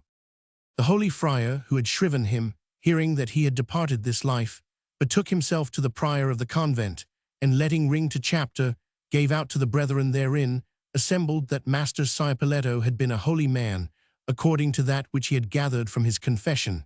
and persuaded them to receive his body with the utmost reverence and devotion, in the hope that God should show forth many miracles through him. To this the prior and brethren credulously consented, and that same evening, coming all whereas Master Ciappelletto lay dead, they held high and solemn vigil over him, and on the morrow, clad all in albs and copes, book in hand and crosses before them, they went, chanting the while, for his body, and brought it with the utmost pomp and solemnity to their church, followed by well nigh all the people of the city, men and women.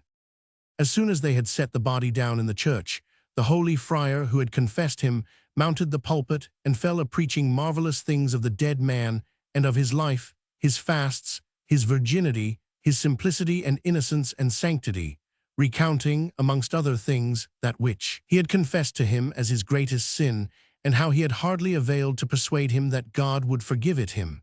Thence passing on to reprove the folk who hearkened, And you, accursed that you are, quoth he, for every waif of straw that stirreth between your feet, you blaspheme God, and the Virgin, and all the host of heaven. Moreover, he told them many other things of his loyalty and purity of heart, brief, with his speech, whereto entire faith was yielded of the people of the city, he so established the dead man in the reverent consideration of all who were present, that no sooner was the service at an end than they all with the utmost eagerness flocked to kiss his hands and feet, and the clothes were torn off his back, he holding himself blessed, who might avail to have never so little thereof. And needs must they leave him thus all that day, so he might be seen and visited of all.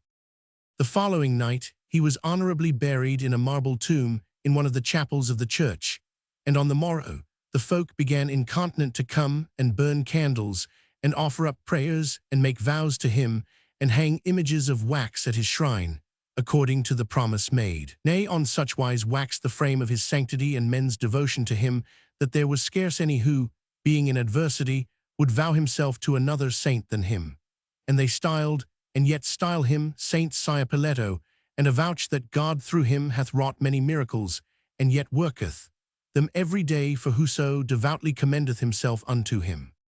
Thus then lived and died Master Ciappelletto de Prato, and became a saint, as you have heard. Nor would I deny it to be possible that he is beatified in God's presence, for that, albeit his life was wicked and perverse, he may at his last extremity have shown such contrition that peradventure God had mercy on him and received him into his kingdom.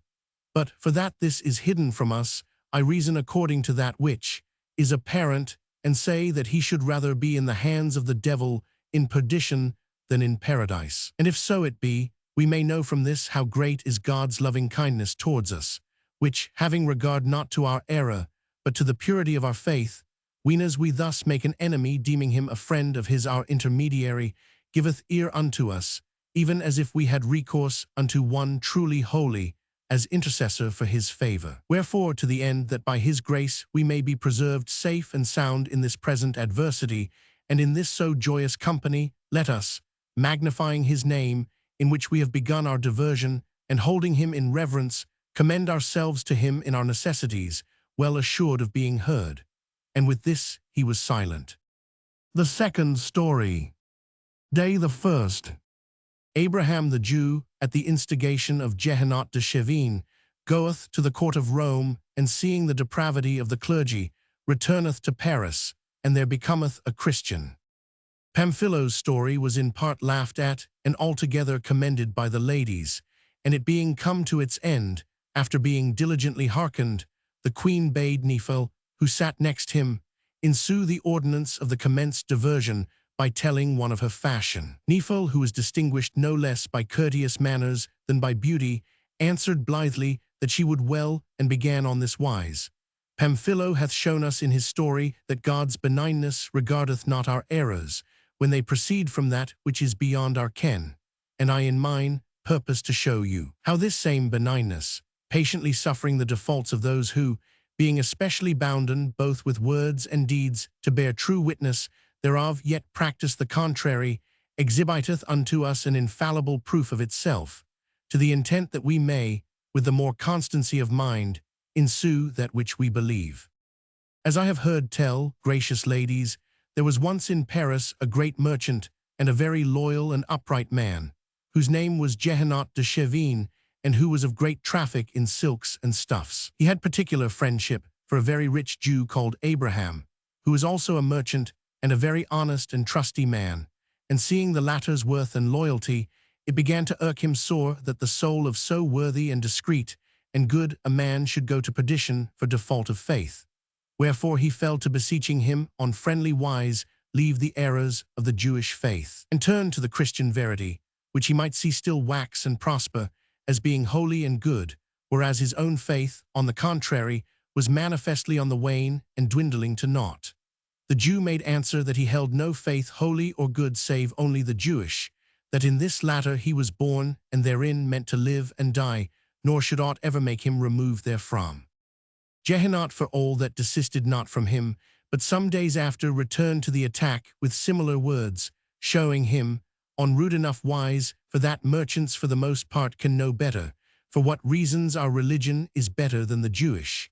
and albeit the Jew was a past master in their law. Nevertheless, whether it was the great friendship he bore Jehanot that moved him, or peradventure words wrought it that the Holy Ghost put into the good simple man's mouth, the latter's arguments began greatly to please him, but yet, persisting in his own belief, he would not suffer himself to be converted. Like as he abode obstinate, even so Jehanot never gave over importuning him, till at last the Jew, overcome by such continual insistence, said, Look you, Jehanot, thou wouldst have me become a Christian, and I am disposed to do it.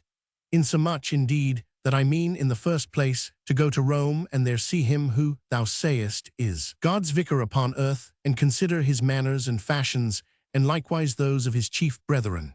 If these appear to me such that I may, by them, as well as by your words, apprehend that your faith is better than mine, even as thou hast studied to show me, I will do as I have said, and if it be not so, I will remain a Jew as I am.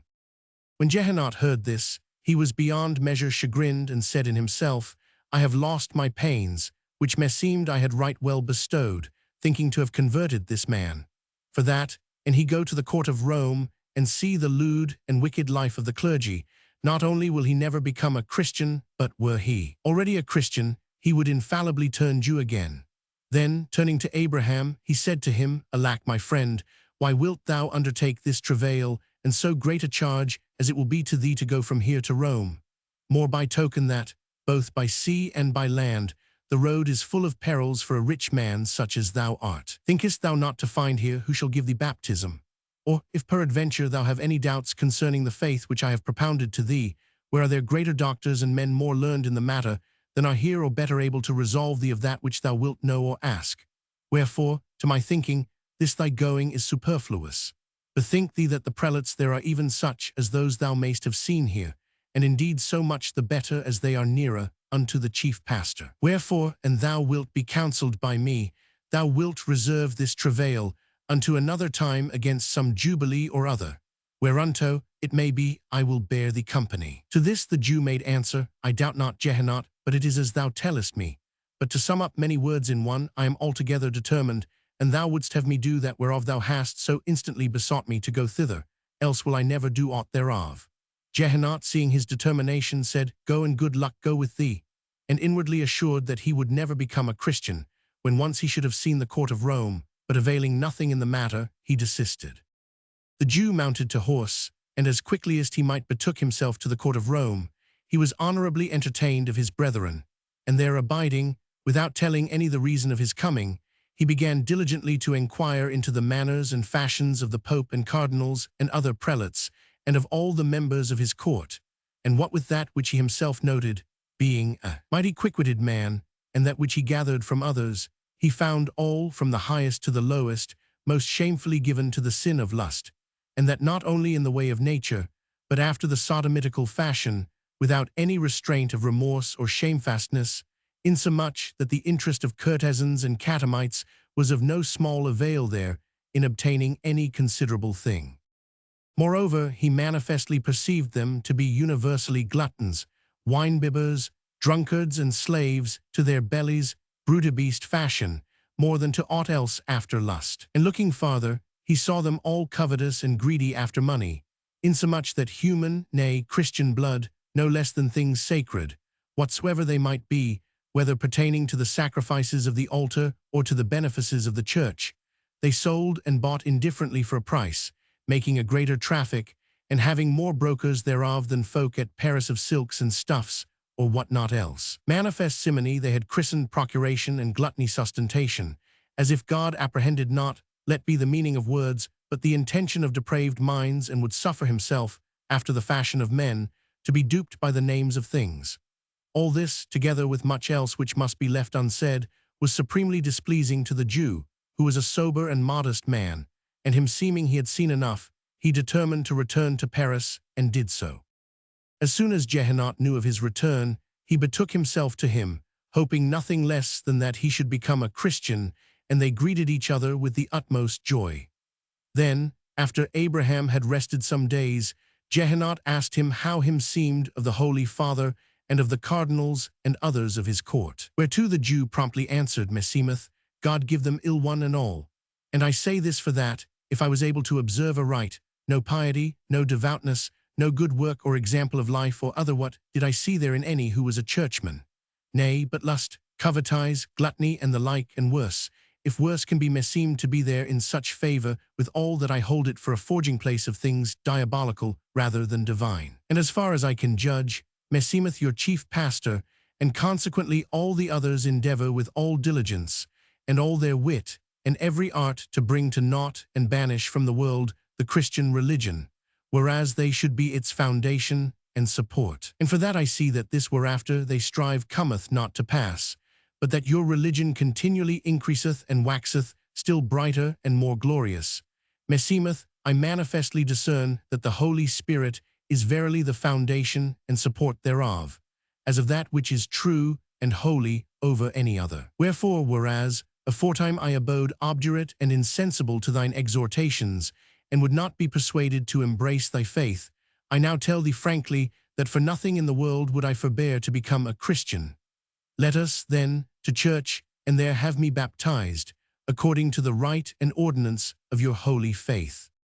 Jehanot, who looked for a directly contrary conclusion to this, was the joyfullest man that might be, when he heard him speak thus, and repairing with him to Our Lady's Church of Paris, required the clergy there to give Abraham baptism. They, hearing that the Jew himself demanded it, straightway proceeded to baptize him, whilst Jehanot raised him from the sacred font and named him Giovanni.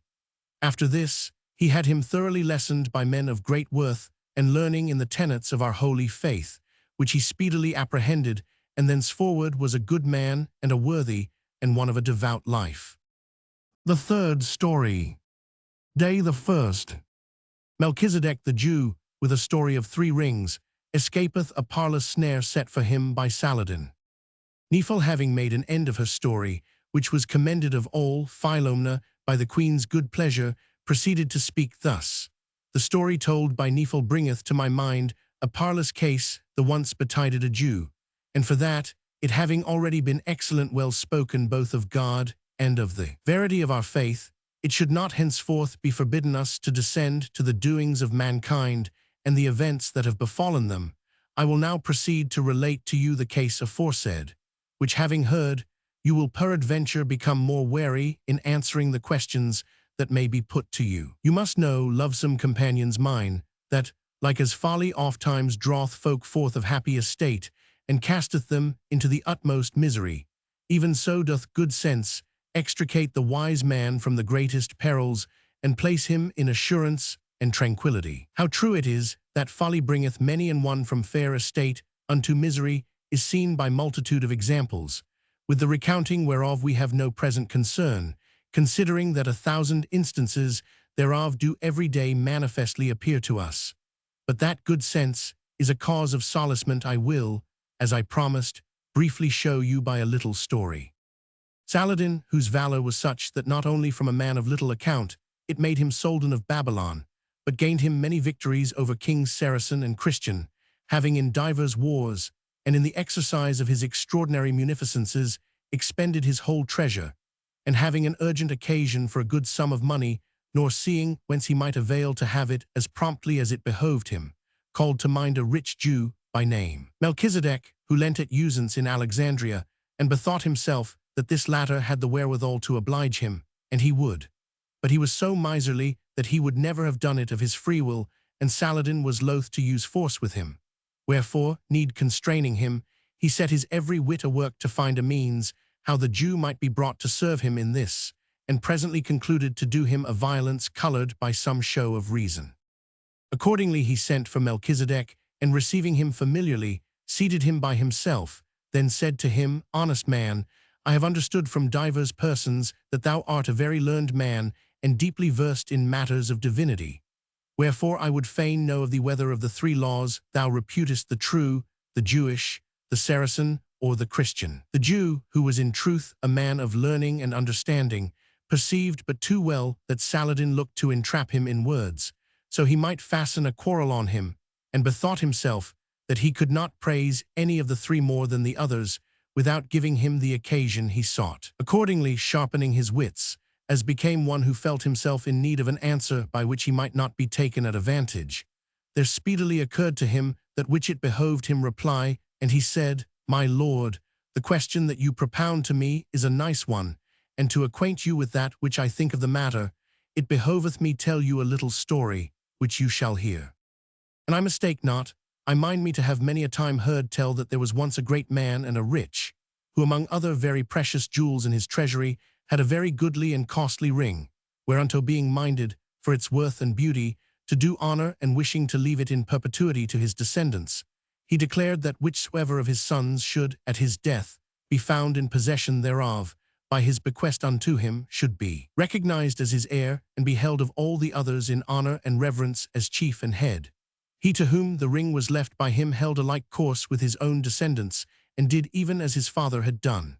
In brief, the ring passed from hand to hand, through many generations, and came at last into the possession of a man who had 3 goodly and virtuous sons, all very obedient to their father, wherefore he loved them all 3 alike. The young men, knowing the usance of the ring, each for himself, desiring to be the most honored among his folk, as best he might, besought his father, who was now an old man, to leave him the ring, weenas he came to die. The worthy man, who loved them all alike, and knew not himself how to choose to which he had liefer leave the ring, bethought himself, having promised it to each, to seek to satisfy all 3, and privily let make by a good craftsman other 2 rings, which were so like unto the first that he himself scarce knew which was the true. When he came to die, he secretly gave each one of his sons his ring, wherefore each of them, seeking after their father's death, to occupy the inheritance and the honor and denying it to the others, produced his ring, in witness of his right,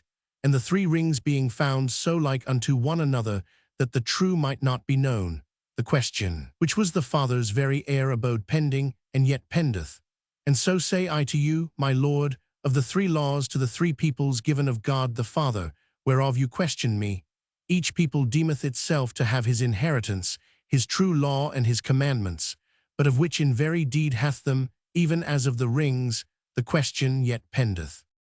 Saladin perceived that the Jew had excellently well contrived to escape the snare which he had spread before his feet, wherefore he concluded to discover to him his need and see if he were willing to serve him. And so accordingly he did, confessing to him that which he had it in mind to do had he not answered him on such discreet wise. The Jew freely furnished him with all that he required, and the Soldan after satisfied him in full. Moreover, he gave him very great gifts, and still had him to friend, and maintained him about his own person in high and honorable estate. The fourth story. Day the first. A monk, having fallen into a sin deserving of very grievous punishment, adroitly reproaching the same fault to his abbot, quitteth himself of the penalty.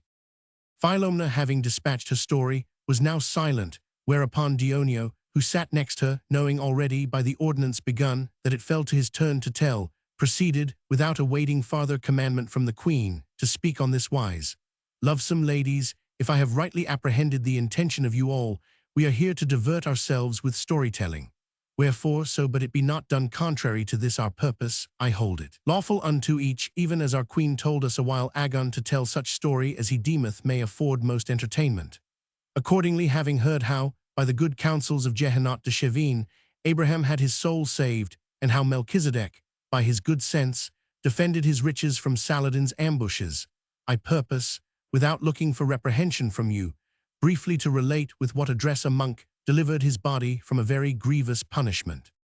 There was in Lunigiana, a country not very far hence, a monastery whiler more abounding in sanctity and monks than it is nowadays, and therein, among others, was a young monk, whose vigor and lustiness neither fasts nor vigils availed to mortify. It chanced one day, towards noontide, when all the other monks slept, that as he went all alone round about the convent, which stood in a very solitary place, he espied a very well-favoured lass, belike some husbandman's daughter of the country, who went about the fields culling certain herbs, and no sooner had he set eyes on her than he was violently assailed by carnal appetite. Wherefore, accosting her, he entered into parley with her, and so led on from one thing to another that he came to an accord with her and brought her to his cell, unperceived of any.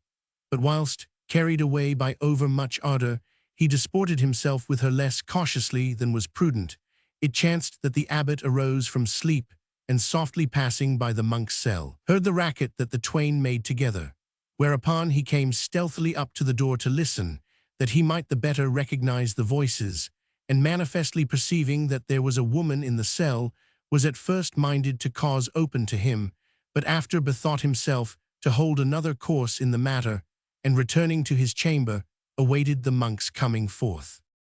The latter, all taken up as he was with the wench and his exceeding pleasure and delight in her company, was none the less on his guard, and him seeming he heard some scuffling of feet in the dormitory, he set his eye to a crevice, and plainly saw the abbot stand hearkening unto him, whereby he understood but too well that the latter must have gotten wind of the wench's presence in his cell, and knowing that sore punishment would ensue to him thereof, he was beyond measure chagrined. However, without discovering aught of his concern to the girl, he hastily revolved many things in himself, seeking to find some means of escape, and presently hit upon a rare device, which went straight to the mark he aimed at.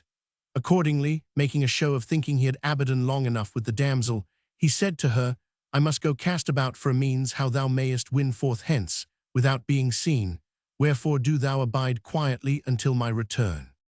Then going forth and locking the cell door on her, he betook himself straight to the abbot's chamber, and presenting him with the key, according as each monk did, ween as he went abroad, said to him, with a good countenance, Sir, I was unable to make an end this morning of bringing off all the faggots I had cut, wherefore with your leave I will presently go to the wood and fetch them away. The abbot, deeming the monk unaware that he had been seen of him, was glad of such an opportunity to inform himself more fully of the offence committed by him, and accordingly took the key and gave him the leave he sought. Then, as soon as he saw him gone, he fell to considering which he should rather do, whether open his cell in the presence of all the other monks, and cause them to see his default, so they might after have no occasion to murmur against himself, weenas he should punish the offender, or seek first to learn from the girl herself how the thing had passed, and bethinking himself that she might perchance be the wife or daughter of such a man that he would be loath to have done her the shame of showing her to all the monks. He determined first to see her, and after come to a conclusion. Wherefore, betaking himself to the cell, he opened it, and entering, shut the door after him. The girl, seeing the abbot enter, was all aghast and fell a-weeping for fear of shame. But my lord abbot, casting his eyes upon her, and seeing her young and handsome, old as he was, suddenly felt the pricks of the flesh no less importunate than his young monk had done, and fell a-saying in himself, Mary, why should I not take somewhat of pleasure, ween as I may, more by token that displeasance and annoy are still at hand, whenever I have a mind to them. This is a handsome wench, and is here unknown of any in the world. If I can bring her to do my pleasure, I know not why I should not do it. Who will know it? No one will ever know it, and a sin that's hidden is half forgiven. Maybe this chance will never occur again. I hold it great sense to avail ourselves of a good, ween as God the Lord sendeth us thereof. So saying, and having altogether changed purpose from that wherewith he came, he drew near to the girl, and began gently to comfort her, praying her not to weep, and passing from one word to another, he ended by discovering to her his desire. The girl, who was neither iron nor adamant, readily enough lent herself to the pleasure of the abbot, who, after he had clipped and kissed her again and again, mounted upon the monk's pallet, and having belike regard to the grave burden of his dignity and the girl's tender age, and fearful of irking her for overmuch heaviness, bestrode not her breast, but set her upon his own, and so a great while disported himself with her. Meanwhile the monk, who had only made believe to go to the wood and had hidden himself in the dormitory, was altogether reassured, ween as he saw the abbot enter his cell alone, doubting not but his device should have effect, and when he saw him lock the door from within, he held it for certain. Accordingly, coming forth of his hiding place, he stealthily betook himself to a crevice, through which he both heard and saw all that the abbot did and said. When it seemed to the latter that he had tarried long enough with the damsel, he locked her in the cell and returned to his own chamber, whence, after a while, he heard the monk stirring, and deeming him returned from the wood, thought to rebuke him severely and cast him into prison, so himself might alone possess the prey he had gotten. Wherefore, sending for him, he very grievously rebuked him, and with a stern countenance, and commanded that he should be put in prison. The monk very readily answered, Sir, I have not yet pertained long enough to the order of St. Benedict to have been able to learn every particular thereof, and you had not yet shown me that monks should make of women a means of mortification, as of fasts and vigils. But now that you have shown it me, I promise you, so you will pardon me this default, never again to offend therein, but still to do as I have seen you do. The abbot, who was a quick-witted man, readily understood that the monk not only knew more than himself, but had seen what he did, wherefore, his conscience pricking him for his own default, he was ashamed to inflict on the monk a punishment which he himself had merited even as he. Accordingly, pardoning him and charging him keep silence of that which he had seen, they privily put the girl out of doors, and it is believed that they caused her return thither more than once thereafterward. The fifth story. Day the 1st. The Marchioness of Monferrato, with a dinner of hens and certain sprightly words, curbeth the extravagant passion of the King of France. The story told by Dionio at first pricked the hearts of the listening ladies with somewhat of shamefastness, whereof a modest redness appearing in their faces gave token. But after, looking one at other, and being scarce able to keep their countenance, they listened, laughing in their sleeves. The end thereof being come, after they had gently chidden him, giving him to understand that such tales were not fit to be told among ladies, the queen, turning to Fiammetta, who sat next him on the grass, bade her follow on the ordinance. Accordingly she began with a good grace and a cheerful countenance. It hath occurred to my mind, fair my ladies, at once, because it pleaseth me that we have entered upon showing by stories how great is the efficacy of prompt and goodly answers, and because, like as in men, it is great good sense to seek still to love a lady of higher lineage than themselves, so in women it is great discretion to know how to keep themselves from being taken with the love of men of greater condition than they. To set forth to you, in the story which it falleth to me to tell, how both with deeds and words a noble lady guarded herself against this, and diverted another therefrom. Marquis of Monferrato, a man of high worth and gonfalonier of the church, had passed beyond seas on the occasion of a general crusade undertaken by the Christians, arms in hand, and it being one day discoursed of his merit at the court of King Philip le Borgne, who was then making ready to depart France upon the same crusade, it was avouched by a gentleman present that there was not under the stars a couple to match with the Marquis and his lady, for that, even as he was renowned among knights for every virtue, so was she the fairest and noblest of all the ladies in the world. These words took such hold upon the mind of the King of France that without having seen the Marchioness, he fell of a sudden ardently in love with her and determined to take ship for the crusade, on which he was to go no other where than at Genoa, in order that, journeying thither by land, he might have an honorable occasion of visiting the Marchioness, doubting not but that, the Marquis being absent, he might avail to give effect to his desire. As he had bethought himself, so he put his thought into execution, for, having sent forward all his power, he set out, attended only by some few gentlemen, and coming within a day's journey of the Marquis's domains, dispatched a vaunt-courier to bid the lady expect him the following morning to dinner. The Marchioness, who was well advised and discreet, replied blithely that in this he did her the greatest of favors, and that he would be welcome, and after bethought herself what this might mean that such a king should come to visit her in her husband's absence. Nor was she deceived in the conclusion to which she came, to wit, that the report of her beauty drew him thither. Nevertheless, like a brave lady as she was, she determined to receive him with honor, and summoning to her councils sundry gentlemen of those who remained there, with their help, she let provide for everything needful. The ordinance of the repast and of the viands she reserved to herself alone, and having forthright caused collect as many hens as were in the country, she bade her cooks dress various dishes of these alone for the royal table.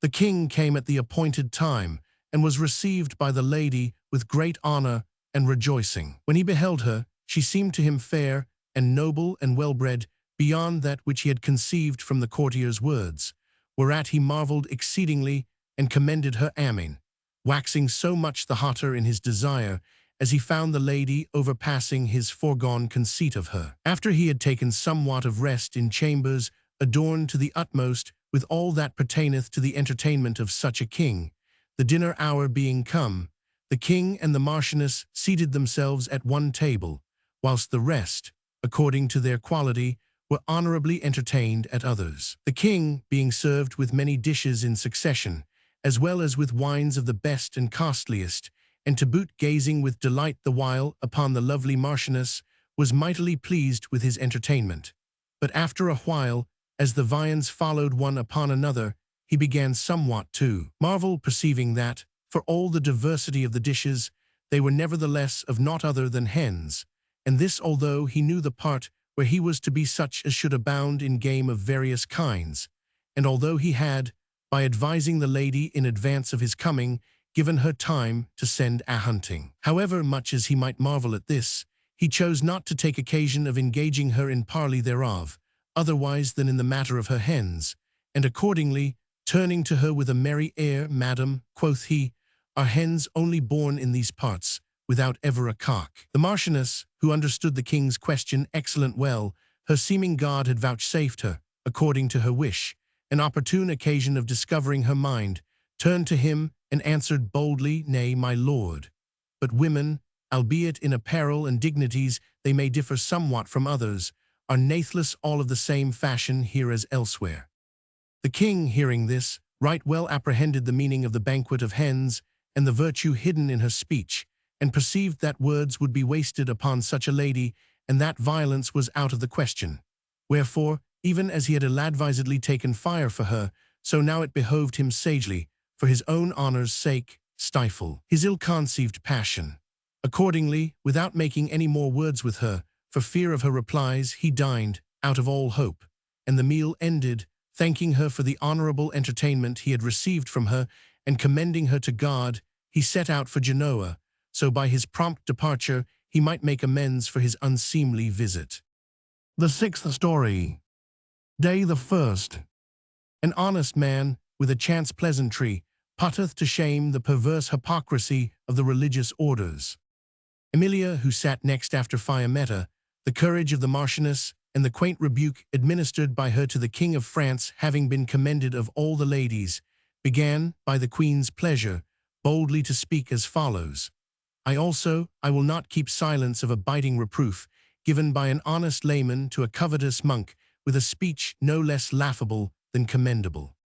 There was then, dear lasses, no great while agone in our city, a minor friar and inquisitor of heretical pravity, who, for all he studied hard to appear a devout and tender lover of the Christian religion, as do they all, was no less diligent in enquiring of who had a well-filled purse, than of whom he might find wanting in the things of the faith. Thanks to this his diligence, he lit by chance upon a good simple man, richer, by far in coin than in wit, who, of no lack of religion, but speaking thoughtlessly and belike, overheated with wine or excess of mirth, chanced one day to say to a company of his friends that he had a wine so good that Christ himself might drink thereof. This being reported to the inquisitor, and he understanding that the man's means were large, and his purse well filled, ran in a violent hurry, cum gladiis et fustibus, to clap up a right grievous suit against him, looking not for an amendment of misbelief in the defendant, but for the filling of his own hand with florins to ensue thereof, as indeed it did, and causing him to be cited, asked him if that which had been alleged against him were true.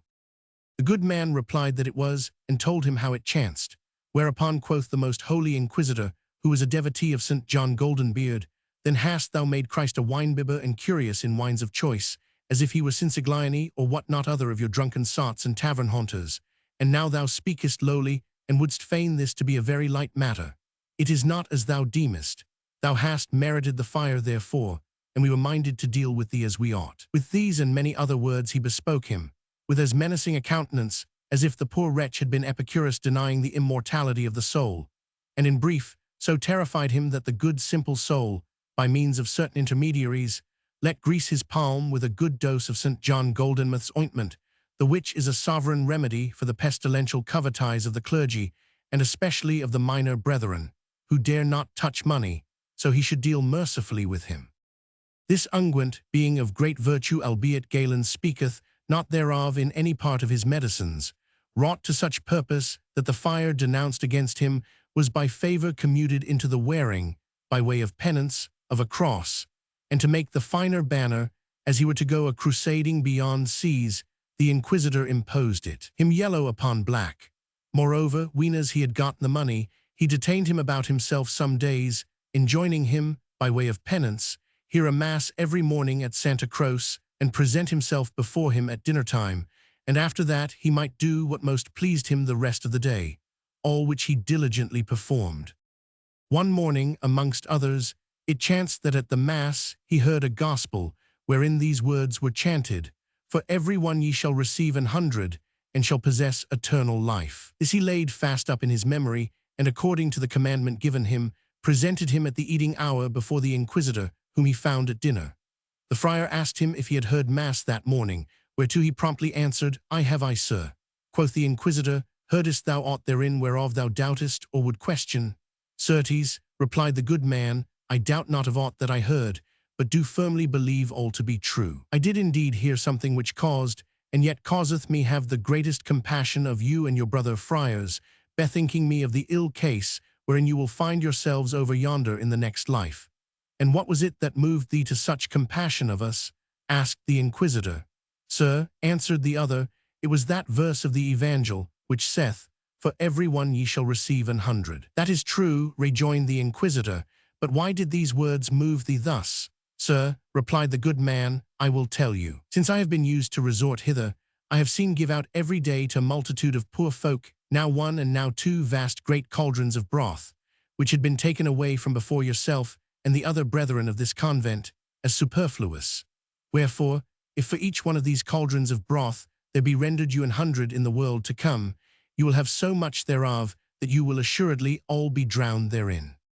All who were at the inquisitor's table fell a-laughing, but the latter, feeling the hit at the broth-swilling hypocrisy of himself and his brethren, was mightily incensed, and but that he had gotten blame for that which he had already done, he would have saddled him with another prosecution, for that with a laughable speech he had rebuked him and his brother good for naughts. Wherefore, of his despite, he bade him thenceforward do what most pleased him, and not come before him again. The seventh story. Day the first. Bergamino, with a story of Primaso and the abbot of Cluny, courteously rebuketh a fit of parsimony newly come to Messer Cain della Scala. Emilia's pleasantness and her story moved the queen and all the rest to laugh and applaud the rare conceit of this newfangled crusader. Then, after the laughter had subsided and all was silent again, Philostrato, whose turn it was to tell, began to speak on this wise. It is a fine thing, noble ladies, to hit a mark that never stirreth, but it is well-nigh miraculous if, when some unwonted thing appeareth of a sudden, it be forthright stricken of an archer. The lewd and filthy life of the clergy, in many things as it were a constant mark for malice, giveth, without much difficulty, occasion to all who have a mind to speak of, to gird at and rebuke it. Wherefore, albeit the worthy man, who pierced the inquisitor to the quick, touching the hypocritical charity of the friars, who give to the poor that which it should behove them cast to the swine or throw away, did well, I hold him much more to be commended, of whom, the foregoing tale moving me thereto, I am to speak, and who with a quaint story rebuked Messer Cain della Scala, a magnificent nobleman, of a sudden and unaccustomed niggardliness newly appeared in him, figuring, in the person of another, that which he purposed to say to him concerning themselves, the which was on this wise.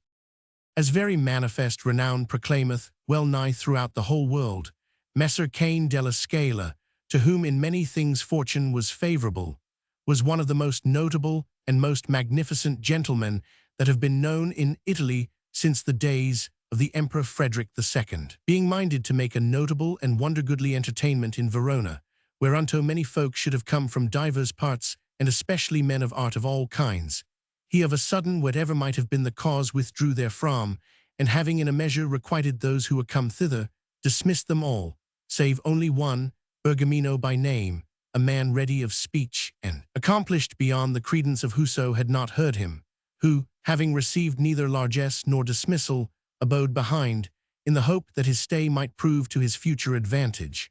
But Messer Cain had taken it into his mind that what things soever he might give him were far worse bestowed than if it had been thrown into the fire, nor of this did he bespeak him or let tell him aught.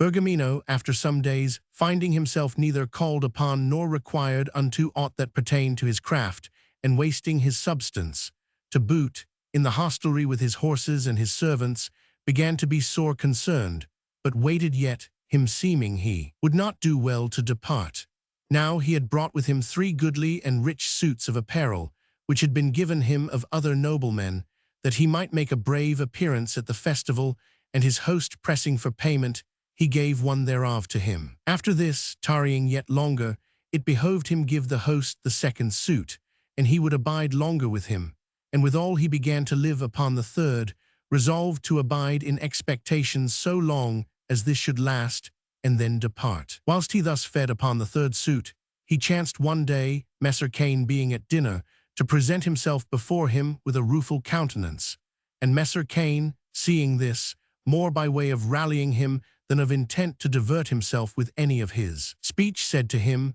"What aileth thee, Bergamino, to stand thus disconsolate? Tell us somewhat." Whereupon Bergamino, without a moment's hesitation, forthright, as if he had long considered it, related the following story to the purpose of his own affairs.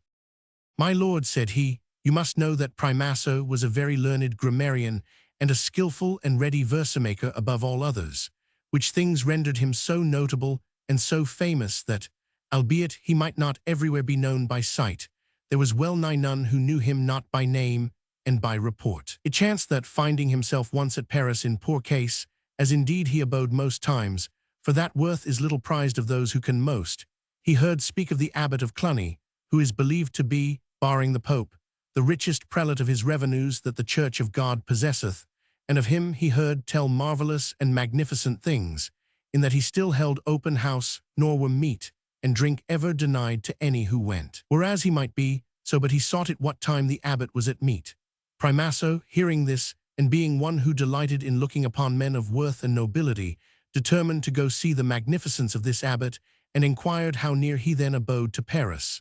It was answered him that he was then at a place of his maybe 6 miles thence, wherefore Primas thought to be there at dinner time, by starting in the morning betimes.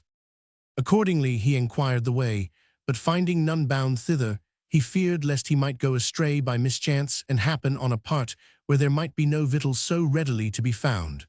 Wherefore, in order that, if this should betide, he might not suffer for lack of food, he bethought himself to carry with him 3 cakes of bread, judging that water, albeit it was little to his taste, he should find everywhere.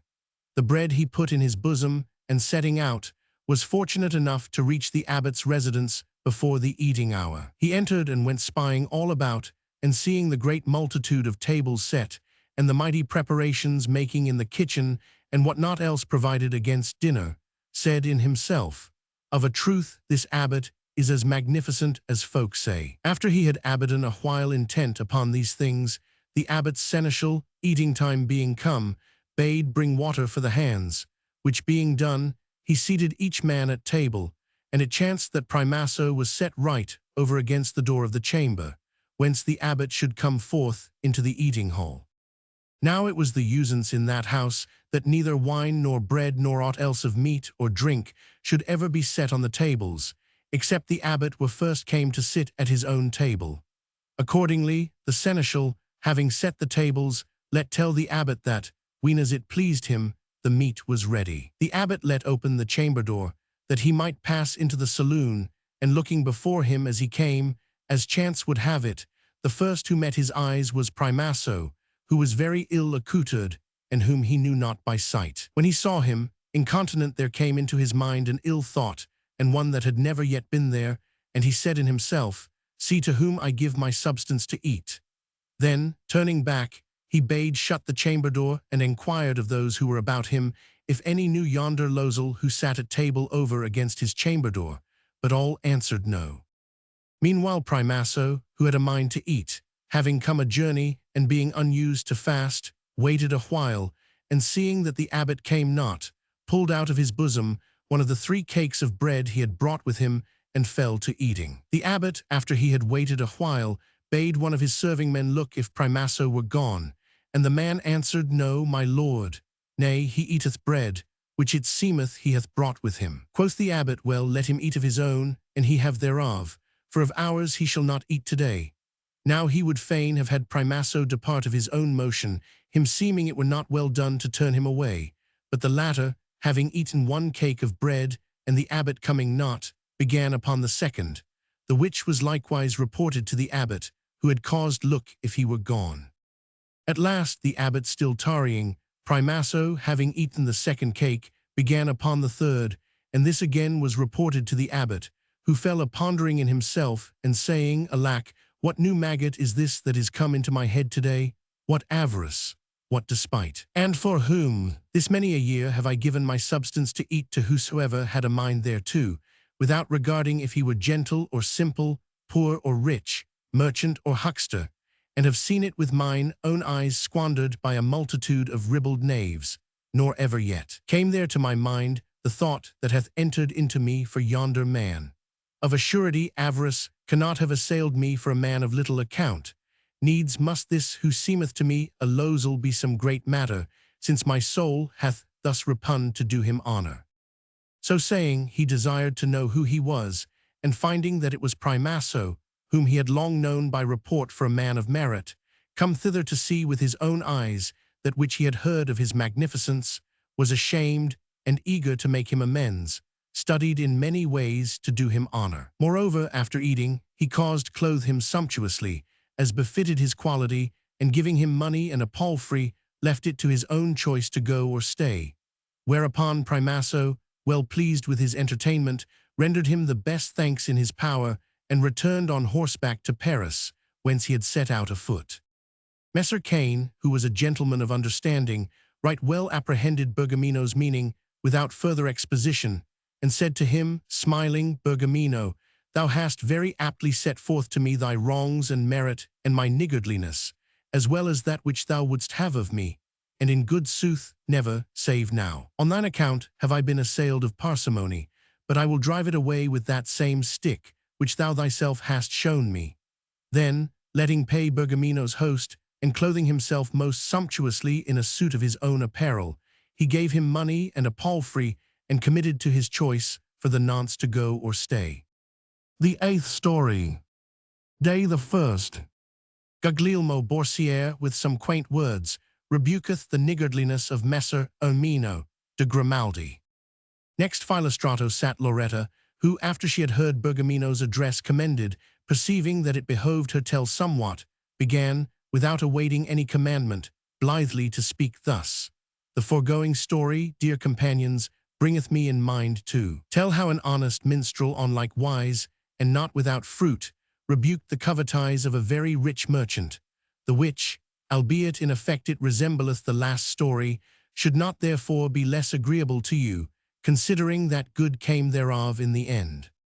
There was then in Genoa, a good while agone, a gentleman called Messer Ermino de Grimaldi, who according to general belief far overpassed in wealth of lands and moneys the riches of whatsoever other richest citizen was then known in Italy. And like as he excelled all other Italians in wealth, even so in avarice and sordidness he outwent beyond compare every other miser and curmudgeon in the world. For not only did he keep a straight purse in the matter of hospitality, but contrary to the general usance of the Genoese, who are wont to dress sumptuously, he suffered the greatest privations in things necessary to his own person, no less than in meat and in drink, rather than be at any expense, by reason whereof the surname de Grimaldi had fallen away from him, and he was deservedly called of all only Messer Ermino Avarizia.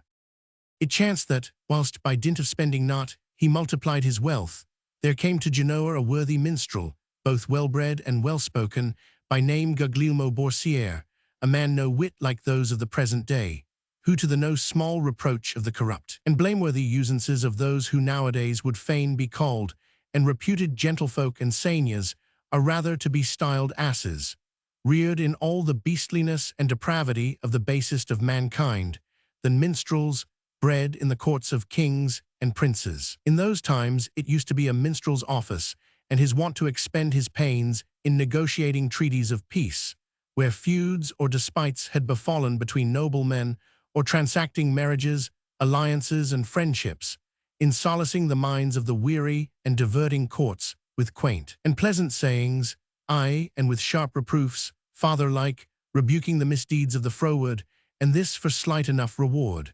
But nowadays they study to spend their time in hawking evil reports from one to another, in sowing discord, in speaking naughtiness and obscenity, and what is worse, doing them in all men's presence, in imputing evil doings, lewdnesses and knaveries, true or false, one to other, and in prompting men of condition with treacherous allurements to base and shameful actions.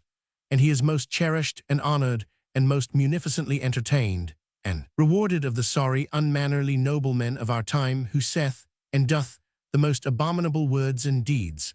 a sore and shameful reproach to the present age, and a very manifest proof that the virtues have departed this lower world, and left us wretched mortals to wallow in the slough of the vices. But to return to my story, from which a just indignation hath carried me somewhat farther astray than I purposed, I say that the aforesaid Guglielmo was honored by all the gentlemen of Genoa, and gladly seen of them, and having sojourned some days in the city, and hearing many tales of Messer Ermino's avarice and sordidness, he desired to see him. Messer Ermino, having already heard how worthy a man was this Guglielmo Borsiere, and having yet, all miser as he was, some tincture of gentle breeding, received him with very amicable words and blithe aspect, and entered with him into many and various discourses. Devising thus, he carried him, together with other Genoese who were in his company, into a fine new house of his which he had lately built, and after having shown it all to him, said, "Pray, Messer Guglielmo, you who have seen and heard many things, can you tell me of something that was never yet seen, which I may have depictured in the saloon of this my house?" Guglielmo, hearing this his preposterous question, answered, "Sir, I doubt me I cannot undertake to tell you of aught that was never yet seen, except it was sneezings or the like. But an it like you, I will tell you of somewhat which me thinketh you never yet beheld." Quoth Messer Ermino, not looking for such an answer as he got, "I pray you tell me what it is." Whereto Guglielmo promptly replied, "Cause liberality to be here depictured."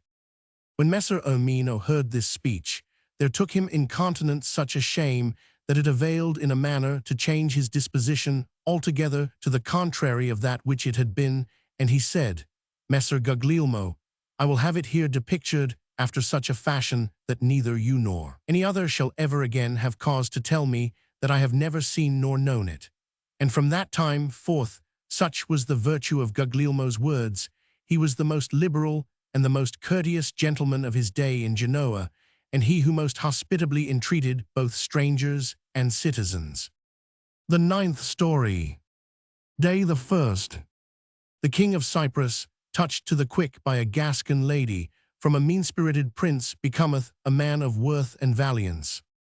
The Queen's last commandment rested with Elissa, who, without awaiting it, began all blithely, young ladies, it hath often chanced that what all manner reproofs and many pains bestowed upon a man have not availed to bring about in him hath been effected by a word, more often spoken at hazard than of purpose aforethought. This is very well shown in the story related by Loretta, and I, in my turn, purpose to prove to you the same thing by means of another and a very short one. For that, since good things may still serve, they should be received with a mind attent, whoever be the sayer thereof. I say then that in the days of the first king of Cyprus, after the conquest of the Holy Land by Godfrey de Bouillon, it chanced that a gentlewoman of Gascony went on a pilgrimage to the Holy Sepulchre, and returning thence, came to Cyprus, where she was shamefully abused of certain lewd fellows, whereof having complained, without getting any satisfaction, she thought to appeal to the king for redress, but was told that she would lose her pains, for that he was of so abject a composition and so little of worth that, far from justifying others of their wrongs, he endured with shameful pusillanimity innumerable affronts offered to himself, insomuch that whose had any grudge against him was wont to vent his despite by doing him some shame or insult. The lady, hearing this and despairing of redress, bethought herself, by way of some small solacement of her chagrin, to seek to rebuke the king's pusillanimity. Wherefore, presenting herself in tears before him, she said to him, My lord, I come not into thy presence for any redress that I expect of the wrong that hath been done me, but in satisfaction thereof, I prithee teach me how thou dost to suffer those affronts which I understand are offered unto thyself. So haply I may learn of thee patiently to endure mine own, the which God knoweth, and I would gladly bestow on thee, since thou art so excellent a supporter thereof. The king, who till then had been sluggish and supine, awoke as if from sleep, and beginning with the wrong done to the lady, which he cruelly avenged, thenceforth became a very rigorous prosecutor of all who committed aught against the honor of his crown. The 10th story. Day the 1st. Master Alberto of Bologna civilly putteth a lady to the blush, who thought to have shamed him of being enamored of her.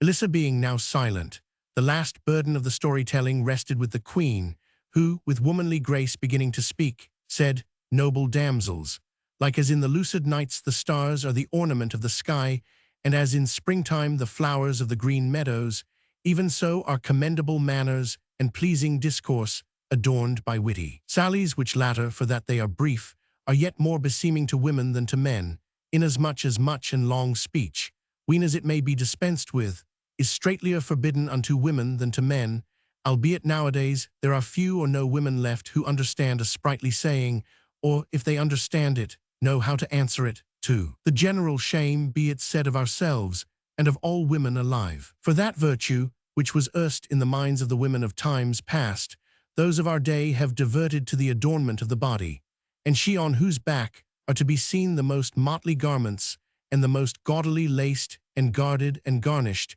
with the greatest plenty of fringes and purflings, and broidery deemeth herself worthy to be held of far more account than her fellows, and to be honored above them, considering not that, were it a question of who should load her back and shoulders with bravery, an ass would carry much more thereof than any of them, nor would therefore be honored for more than an ass.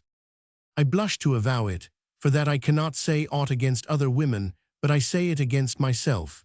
These women that are so laced and purfled and painted and party-colored abide either mute and senseless, like marble statues, or, and they be questioned, answer after such a fashion that it were far better to have kept silence. And they would have you believe that their unableness to converse among ladies and men of parts proceedeth from purity of mind, and to their witlessness they give the name of modesty, as if forsooth no woman were modest, but she who talketh with her chamberwoman, or her laundress, or her bakewench. the which had nature willed, as they would have it believed, she had assuredly limited unto them their prattle on other wise. It is true that in this, as in other things, it behoveth to have regard to time and place, and with whom one talketh, for that it chanceth bytimes that women or men, thinking with some pleasantry or other to put another to the blush, and not having well measured their own powers with those of the latter, find that confusion, which they thought to cast upon another, recoil upon themselves. Wherefore, so you may know how to keep yourselves, and that to boot, you may not serve as a text for the proverb which is current everywhere, to wit, that women in everything still take the worst, I would have you learn a lesson from the last of today's stories, which falleth to me to tell, to the intent that, even as you are by nobility of mind distinguished from other women, so likewise you may show yourselves no less removed from them by excellence of manners.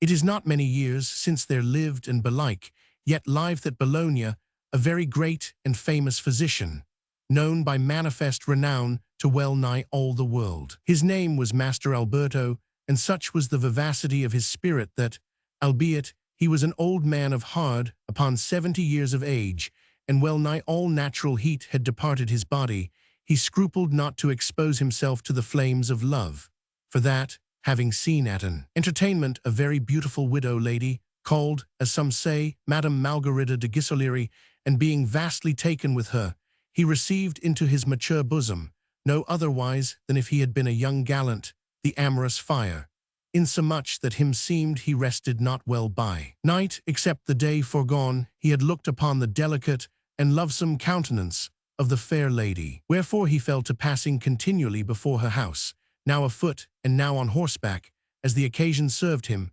insomuch that she and many other ladies got wind of the cause of his constant passings to and fro, and oftentimes made merry among themselves to see a man thus ripe of years and wit in love,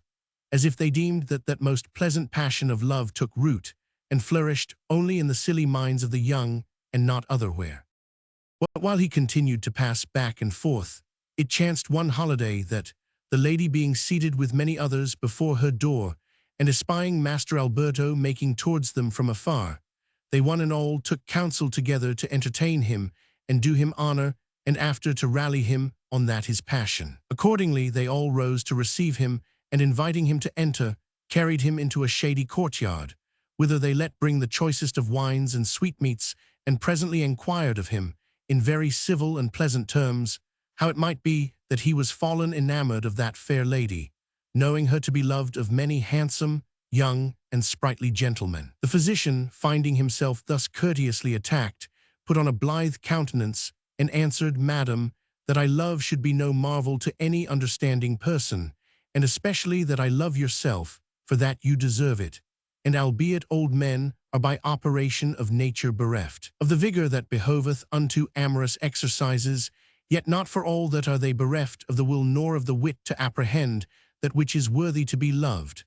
Nay, this latter is naturally the better valued of them, inasmuch as they have more knowledge and experience than the young. As for the hope that moveth me, who am an old man, to love you who are courted of many young gallants, it is on this wise. I have been many a time where I have seen ladies lunch and eat lupins and leeks. Now although in the leek no part is good, yet is the head thereof less hurtful and more agreeable to the taste. But you ladies, moved by a perverse appetite, commonly hold the head in your hand and munch the leaves, which are not only naught, but of an ill savour. How know I, madam, but you do the like in the election of your lovers, in which case I should be the one chosen of you, and the others would be turned away. The gentlewoman and her companions were somewhat abashed, and said, Doctor, you have right well and courteously chastised our presumptuous emprise. Algates, your love is dear to me, as should be that of a man of worth and learning. Wherefore, you may in all assurance command me, as your creature, of your every pleasure, saving only mine honor. The physician, rising with his companions, thanked the lady, and taking leave of her with laughter and merriment, departed thence. Thus the lady, looking not whom she rallied, and thinking to discomfort another, was herself discomfited, wherefrom, and you be wise, you will diligently guard yourselves. The sun had begun to decline towards the evening, and the heat was in great part abated, when the stories of the young ladies and of the 3 young men came to an end. Whereupon quoth the queen blithesomely, Henceforth, dear companions, there remaineth not more to do in the matter of my governance for the present day, save to give you a new queen, who shall, according to her judgment, order her life and hours, for that which is to come, unto honest pleasance. And albeit the day may be held to endure from now until nightfall, yet, for that whoso taketh not somewhat of time in advance cannot, meseemeth, so well provide for the future, and in order that what the new queen shall deem needful for the morrow may be prepared, methinketh, the ensuing days should commence at this hour. Wherefore, in reverence of him unto whom all things live, and for our own solacement, Philomna, a right discreet damsel, shall as queen govern our kingdom for the coming day. So saying, she rose to her feet, and putting off the laurel wreath, set it reverently on the head of Philomna, whom first herself, and after all the other ladies, and the young men likewise saluted as queen, cheerfully submitting themselves to her governance. Philomna blushed somewhat to find herself invested with the queendom, but calling to mind the words a little before spoken by Pampinea, in order that she might not appear witless, she resumed her assurance, and in the first place confirmed all the offices given by Pampinea. Then, having declared that they should abide whereas they were, she appointed that which was to do against the ensuing morning, as well as for that night's supper, and after proceeded to speak thus. Dearest companions, albeit Pampinea, more of her courtesy than for any worth of mine, hath made me queen of you all, I am not therefore disposed to follow my judgment alone in the manner of our living, but yours together with mine, and that you may know that which meseemeth is to do, and consequently at your pleasure add thereto, or abate thereof, I purpose briefly to declare it to you.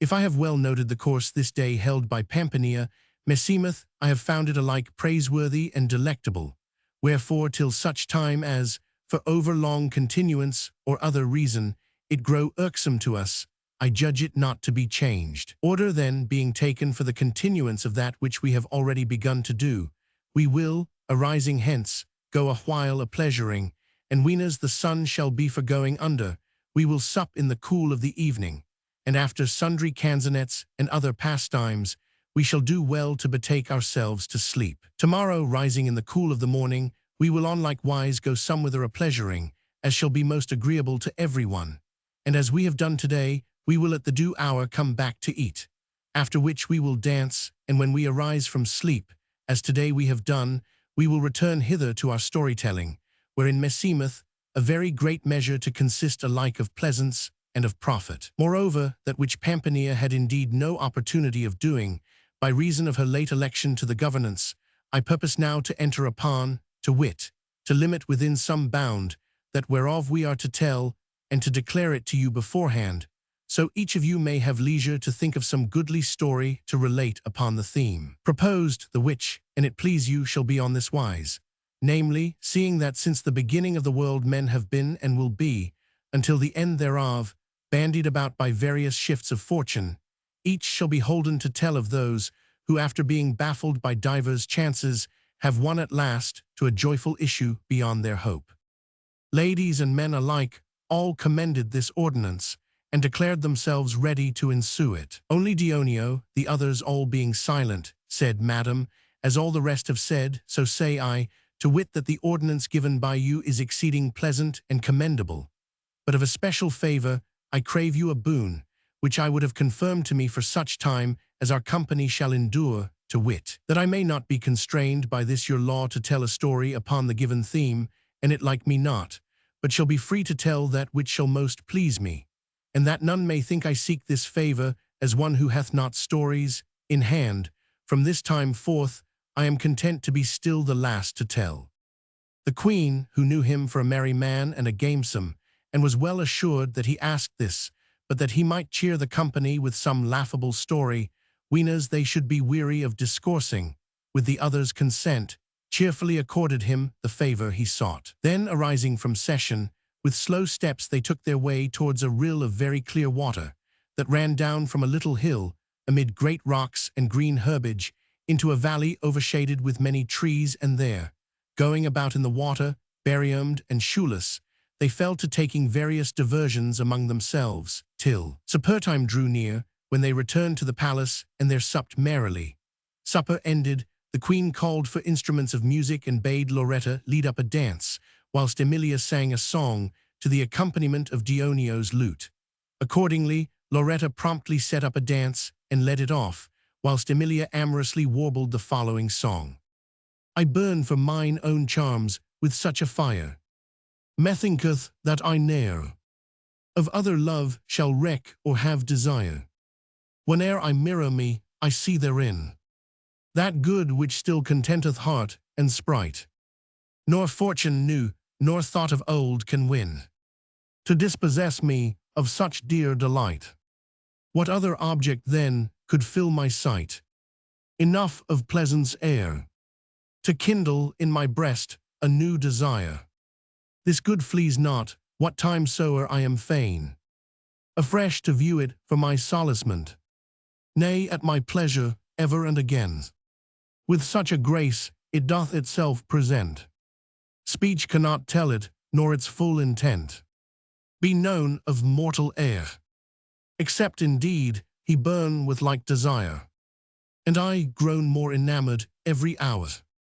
The straightlier fixed mine eyes upon it be. Give all myself, and yield me to its power. E'en tasting now of that it promised me, and greater joyance yet I hope to see. Of such a strain as ne'er was proven here below of love desire. Loretta, having thus made an end of her ballad, in the burden of which all had blithely joined, albeit the words thereof gave some much matter for thought, divers other rounds were danced, and a part of the short night being now spent, it pleased the queen to give an end to the first day.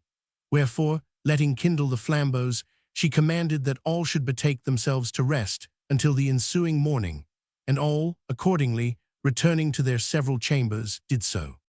Here endeth the first day of the Decameron.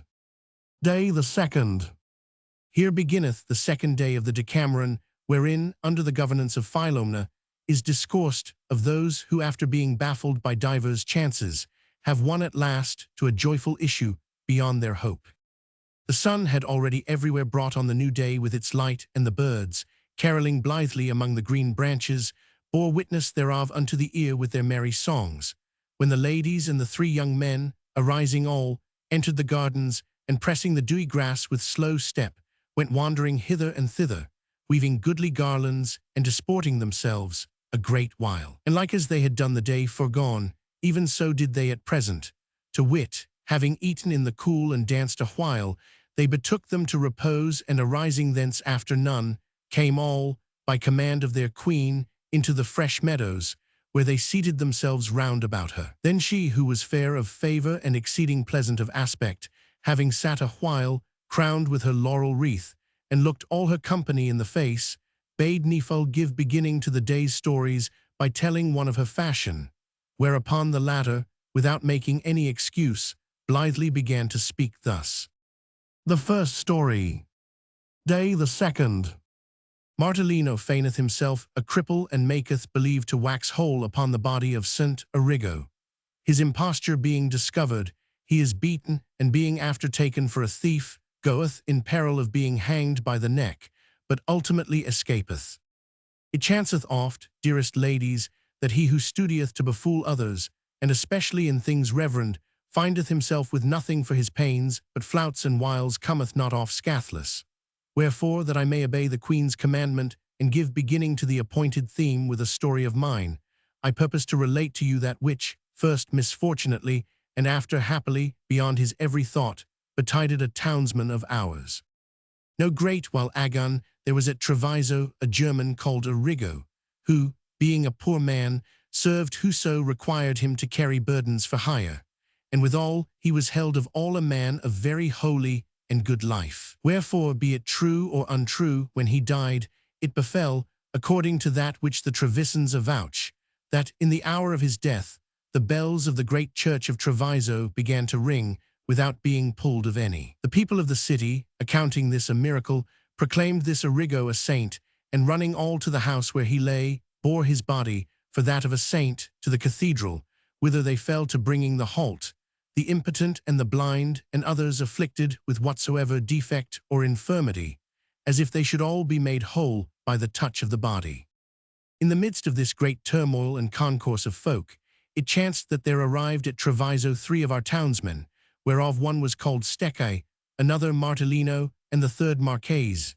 men who visited the courts of princes and lords and diverted the beholders by travestying themselves and counterfeiting whatsoever other man with rare motions and grimaces. Never having been there before and seeing all the folk run, they marvelled, and hearing the cause, were for going to see what was toward. Wherefore they laid up their baggage at an inn, and Marchese said, "We would fain go look upon this saint. But for my part, I see not how we may avail to win thither, for that I understand the cathedral place is full of German and other men-at-arms, whom the lord of this city hath stationed there, so no riot may betide, more by token that they say the church is so full of folk that well nigh none else might enter there. Let not that hinder you," quoth Martellino, who was all agog to see the show. "I warrant you I will find a means of winning to the holy body." "How so?" asked Marchese, and Martellino answered, "I will tell thee. I will counterfeit myself a cripple, and thou on one side and Stecai on the other shall go upholding me,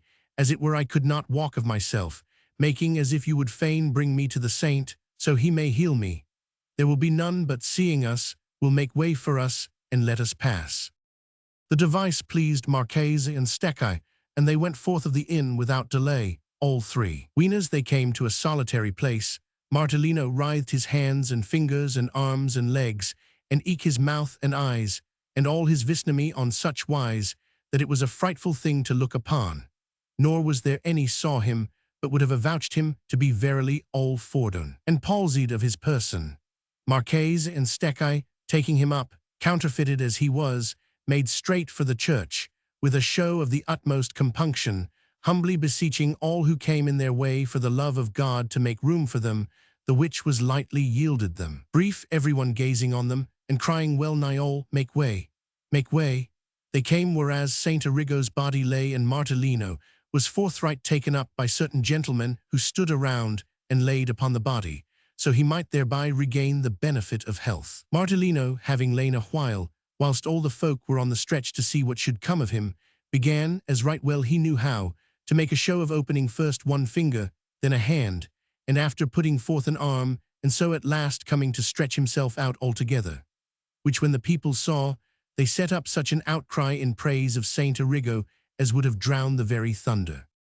Now, as chance would have it, there was there nigh a certain Florentine, who knew Martellino very well, but had not recognized him, counterfeited as he was, weenas he was brought thither. However, when he saw him grown straight again, he knew him, and straightway fell a laughing, and saying, "God confound him, who that saw him come had not deemed him palsied in good earnest." His words were overheard of sundry Trevisans, who asked him incontinent, how was he not palsied? "God forbid," answered the Florentine. "He hath ever been as straight as any one of us, but he knoweth better than any man in the world how to play off tricks of this kind, and counterfeit what shape soever he will." When the others heard this, there needed nothing farther, but they pushed forward by main force, and fell a-crying out, and saying, "Seize yonder traitor and scoffer at God and his saints, who, being whole of his body, hath come hither, in the guise of a cripple, to make mock of us and of our saint." So saying, they laid hold of Martellino, and pulled him down from the place where he lay. Then, taking him by the hair of his head, and tearing all the clothes off his back, they fell upon him with cuffs and kicks, nor him seemed was there a man in the place, but ran to do likewise. Martellino roared out mercy, for God's sake, and fended himself as best he might, but to no avail, for the crowd redoubled upon him momently. Stecai and Marchese, seeing this, began to say one to the other that things stood ill, but fearing for themselves, dared not come to his aid. Nay, they cried out with the rest to put him to death, bethinking them the while how they might avail to fetch him out of the hands of the people, who would certainly have slain him, but for a means promptly taken by Marchese, to wit, all the officers of the Seigneury being without the church, he betook himself as quickly as he might to him who commanded for the provost, and said, "Help, for God's sake. There is a lewd fellow within who hath cut my purse with a good 100 gold florins. I pray you take him, so I may have mine own again."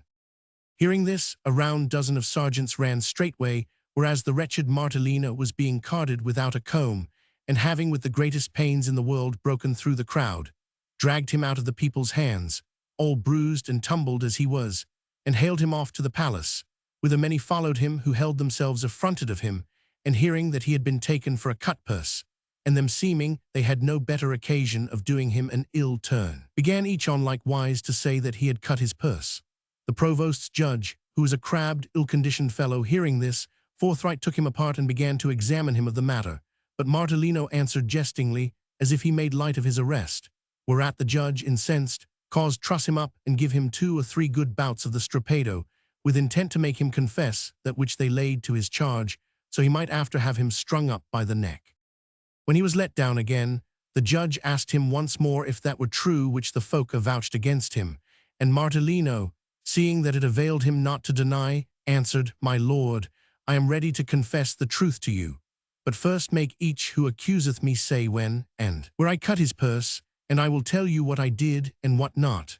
Quoth the judge, "I will well," and calling some of his accusers, put the question to them, whereupon one said that he had cut his purse 8, another 6, and a third 4 days agone, while some said that very day. Martellino, hearing this, said, "My lord, these all lie in their throats, and I can give you this proof that I tell you the truth, inasmuch as would God it were as sure that I had never come hither as it is that I was never in this place till a few hours agone.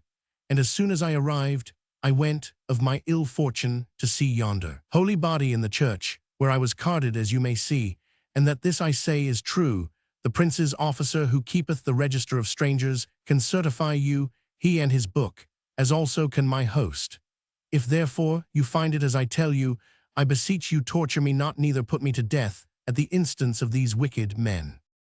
Whilst things were at this pass, Marchese and Stecchi, hearing that the judge of the provostry was proceeding rigorously against Martellino, and had already given him the strapado, were sore afeard, and said in themselves, "We have gone the wrong way to work. We have brought him forth of the freeing pan, and cast him into the fire." Wherefore they went with all diligence in quest of their host, and having found him, related to him how the case stood. He laughed and carried them to one Sandro Agalanti, who abode in Treviso and had great interest with the prince, and telling him everything in order, joined with them in beseeching him to occupy himself with Martellino's affairs. Sandro, after many a laugh, repaired to the prince, and prevailed upon him to send for Martellino. The prince's messengers found Martellino still in his shirt before the judge, all confounded and sore adread, for that the judge would hear nothing in his excuse. Nay, having, by chance, some spite against the people of Florence, he was altogether determined to hang him by the neck, and would on no wise render him up to the prince, till such time as he was constrained thereto in his despite. Martellino, being brought before the lord of the city, and having told him everything in order, besought him, by way of special favor, to let him go about his business, for that, until he should be in Florence again, it would still seem to him he had the rope about his neck. The prince laughed heartily at his mischance, and let give each of the 3 a suit of apparel, wherewith they returned home safe and sound, having, beyond all their hope, escaped so great a peril. The second story. Day the 2nd.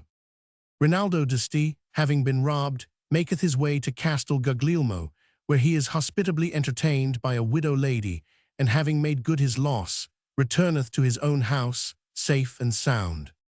The ladies laughed immoderately at Martellino's misfortunes narrated by Nephil, as did also the young men, and especially Philostrato, whom, for that he sat next Nephil, the queen bade follow her in storytelling. Accordingly he began without delay, "Fair ladies, needs must I tell you a story of things Catholic, in part mingled with misadventures and love matters, which belike will not be other than profitable to hear, especially to those who are wayfarers in the perilous lands of love, wherein whoso hath not said St. Julian, his paternoster, is oftentimes ill lodged, for all he have a good bed." In the days, then, of the Marquis Azzo of Ferrara, there came a merchant called Rinaldo d'Asti to Bologna on his occasions, which having dispatched and returning homeward, it chanced that, as he issued forth of Ferrara and rode towards Verona, he fell in with certain folk who seemed merchants, but were in truth highwaymen and men of lewd life and condition, with whom he unwarily joined company and entered into discourse. Seeing him to be a merchant and judging him to have monies about him, took counsel together to rob him at the first opportunity that should offer. Wherefore, that he might take no suspicion, they went devising with him, like decent peaceable folk, of things honest and seemly and of loyalty, ordering themselves toward him, in so far as they knew and could, with respect and complaisance, so that he deemed himself in great luck to have met with them. for that he was alone with a servingman of his on horseback. Thus faring on and passing from one thing to another, as it chanceth in discourse, they presently fell to talking of the orisons that men offer up to God. And one of the highwaymen, who were 3 in number, said to Rinaldo, "And you, fair sir, what orison do you use to say on a journey?" Whereto he answered, "Sooth to say, I am but a plain man, and little versed in these matters, and have few orisons in hand. I live after the old fashion, and let a couple of shillings pass for 24 pence. Nevertheless, I have still been wont, when on a journey, to say of a morning, what time I come forth of the inn, a pater and an ave for the soul of St. Julian's father and mother, after which I pray God and the saint to grant me a good lodging for the ensuing night. Many a time in my day have I in the course of my journeyings been in great perils, from all of which I have escaped, and have still found myself at night, to boot, in a place of safety and well lodged. Wherefore I firmly believe that St. Julian, in whose honor I say it, hath got me this favor of God, nor meseemeth should I fare well by day nor come to good harborage at night, except I had said it in the morning."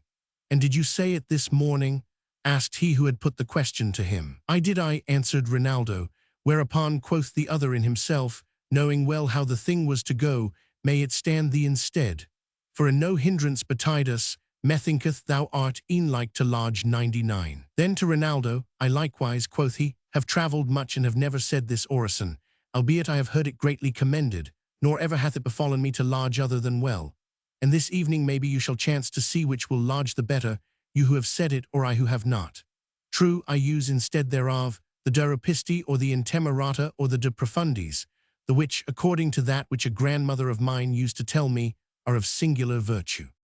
Discoursing thus of various matters and faring on their way, on the lookout the while for time and place apt unto their knavish purpose, they came, late in the day, to a place a little beyond Castel Guglielmo, where at the fording of a river, the 3 rogues, seeing the hour advanced and the spot solitary and close shut in, fell upon Rinaldo and robbed him of money, clothes, and horse. Then leaving him afoot and in his shirt, they departed, saying, "Go see if thy St. Julian will give thee a good lodging this night, even as ours will assuredly do for us." And passing the stream, they went their ways. Rinaldo's servant, seeing him attacked, like a cowardly knave as he was, did not to help him, but turning his horse's head, never drew bridle till he came to Castel Guglielmo, and entering the town, took up his lodging there, without giving himself farther concern. Rinaldo, left in his shirt and barefoot, it being very cold and snowing hard, knew not what to do, and seeing the night already at hand, looked about him, trembling and chattering the while with his teeth, if there were any shelter to be seen there nigh, where he might pass the night, so he should not perish of cold. But, seeing none, for that a little before there had been war in those parts, and everything had been burnt, set off at a run, spurred by the cold, towards Castel Guglielmo, knowing not withal if his servant were fled thither or otherwise, and thinking that, so he might but avail to enter therein, God would send him some relief. But darkness overtook him near a mile from the town, wherefore he arrived there so late that, the gates being shut and the drawbridges raised, he could get no admission. Thereupon, despairing and disconsolate, he looked about, weeping, for a place where he might shelter, so at the least it should not snow upon him, and chancing to espy a house that projected somewhat beyond the walls of the town, he determined to go bide thereunder till day. Accordingly, betaking himself thither, he found there a door, albeit it was shut, and gathering at foot thereof somewhat of straw that was there nigh, he laid himself down there, tristful and woebegone, complaining sore to St. Julian, and saying that this was not of the faith he had in him. However, the saint had not lost sight of him, and was not long in providing him with a good lodging. There was in the town a widow lady, as fair of favor as any woman living, whom the Marquis Azzo loved as his life, and there kept at his disposition, and she abode in that same house, beneath the projection whereof Rinaldo had taken shelter. Now, as chance would have it, the Marquis had come to the town that day, thinking to lie the night with her, and had privily let make ready in her house a bath and a sumptuous supper. Everything being ready and not awaited by the lady, but the coming of the Marquis, it chanced that there came a servingman to the gate, who brought him news, which obliged him to take horse forthright, wherefore, sending to tell his mistress not to expect him, he departed in haste. The lady, somewhat disconsolate at this, knowing not what to do, determined to enter the bath prepared for the Marquis, and after sup and go to bed. Accordingly she entered the bath, which was near the door, against which the wretched merchant was crouched without the city wall, wherefore she, being therein, heard the weeping and trembling kept up by Rinaldo, who seemed as he were grown a stork, and calling her maid, said, "To her go up and look over the wall who is at the postern foot, and what he doth there." The maid went thither, and aided by the clearness of the air, saw Rinaldo in his shirt and barefoot, sitting there, as hath been said, and trembling sore, whereupon she asked him who he was. He told her, as briefly as he might, who he was, and how and why he was there, trembling the while on such wise that he could scarce form the words, and after fell to beseeching her piteously not to leave him there all night to perish of cold, but to succor him, and it might be. The maid was moved to pity of him, and returning to her mistress, told her all. The lady, on like wise taking compassion on him, and remembering that she had the key of the door aforesaid, which served whiles for the privy entrances of the Marquis, said, "Go softly and open to him. Here is this supper, and none to eat it, and we have commodity enough for his lodging." The maid, having greatly commended her mistress for this her humanity, went, and opening to Rinaldo, brought him in, whereupon the lady, seeing him well nigh palsied with cold, said to him, "Quick, good man, enter this bath, which is yet warm." Rinaldo, without awaiting farther invitation, gladly obeyed, and was so recomforted with the warmth of the bath that him seemed he was come back from death to life. The lady let fetch him a suit of clothes that had pertained to her husband, then lately dead, which when he had donned, they seemed made to his measure, and whilst awaiting what she should command him, he fell to thanking God and St. Julian for that they had delivered him from the scurvy night he had in prospect, and had, as he deemed, brought him to good harbourage. Presently the lady, being somewhat rested, let make a great fire in her dinning-hall, and by taking herself thither, asked how it was with the poor man. Whereto the maid answered, "Madam, he hath clad himself, and is a handsome man, and appeareth a person of good condition, and very well-mannered." Quoth the lady, "Go, call him, and bid him come to the fire and sup, for I know he is fasting."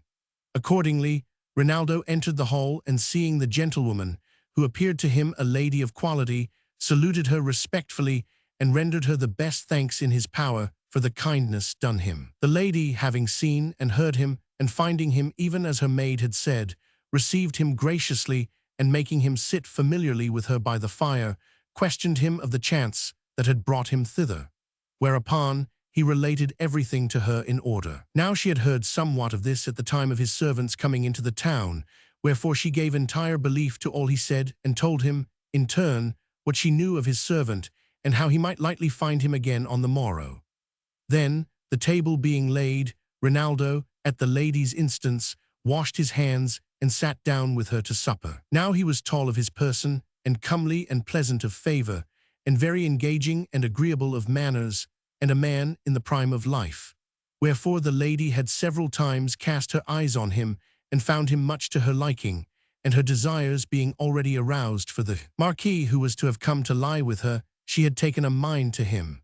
Accordingly, after supper, ween as they were risen from table, she took counsel with her maid, whether her seemed she would do well, the Marquis having left her in the lurch, to use the good which fortune had sent her. The maid, seeing her mistress's drift, encouraged her as best she might to ensue it, whereupon the lady, returning to the fireside, where she had left Rinaldo alone, fell to gazing amorously upon him, and said to him, "How now, Rinaldo, why bide you thus melancholy? Think you cannot be requited the loss of a horse, and of some small matter of clothes? Take comfort and be of good cheer, you are in your own house. Nay, I will e'en tell you more that, seeing you with those clothes on your back, which were my late husband's, and meseeming you were himself, there hath taken me belike 100 times tonight a longing to embrace you and kiss you, and but that I feared to displease you, I had certainly done it." Rinaldo, who was no simpleton, hearing these words and seeing the lady's eyes sparkle, advanced towards her with open arms, saying, "Madam, considering that I owe it to you to say that I am now alive, and having regard to that from which you delivered me, it were great unmannerliness in me, did I not study to do everything that may be agreeable to you. Wherefore do you embrace me and kiss me to your heart's content, and I will kiss and clip you more than willingly." There needed no more words. The lady, who was all afire with amorous longing, straightway threw herself into his arms, and after she had strained him desirefully to her bosom, and bussed him 1,000 times, and had of him been kissed as often, they went off to her chamber, and there without delay betaking themselves to bed, they fully and many a time, before the day should come, satisfied their desires one of the other. When as the day began to appear, they arose, it being her pleasure, so the thing might not be suspected of any, and she, having given him some sorry clothes and a purse full of money, and shown him how he should go about to enter the town and find his servant, put him forth at the postern whereby he had entered, praying him keep the matter secret.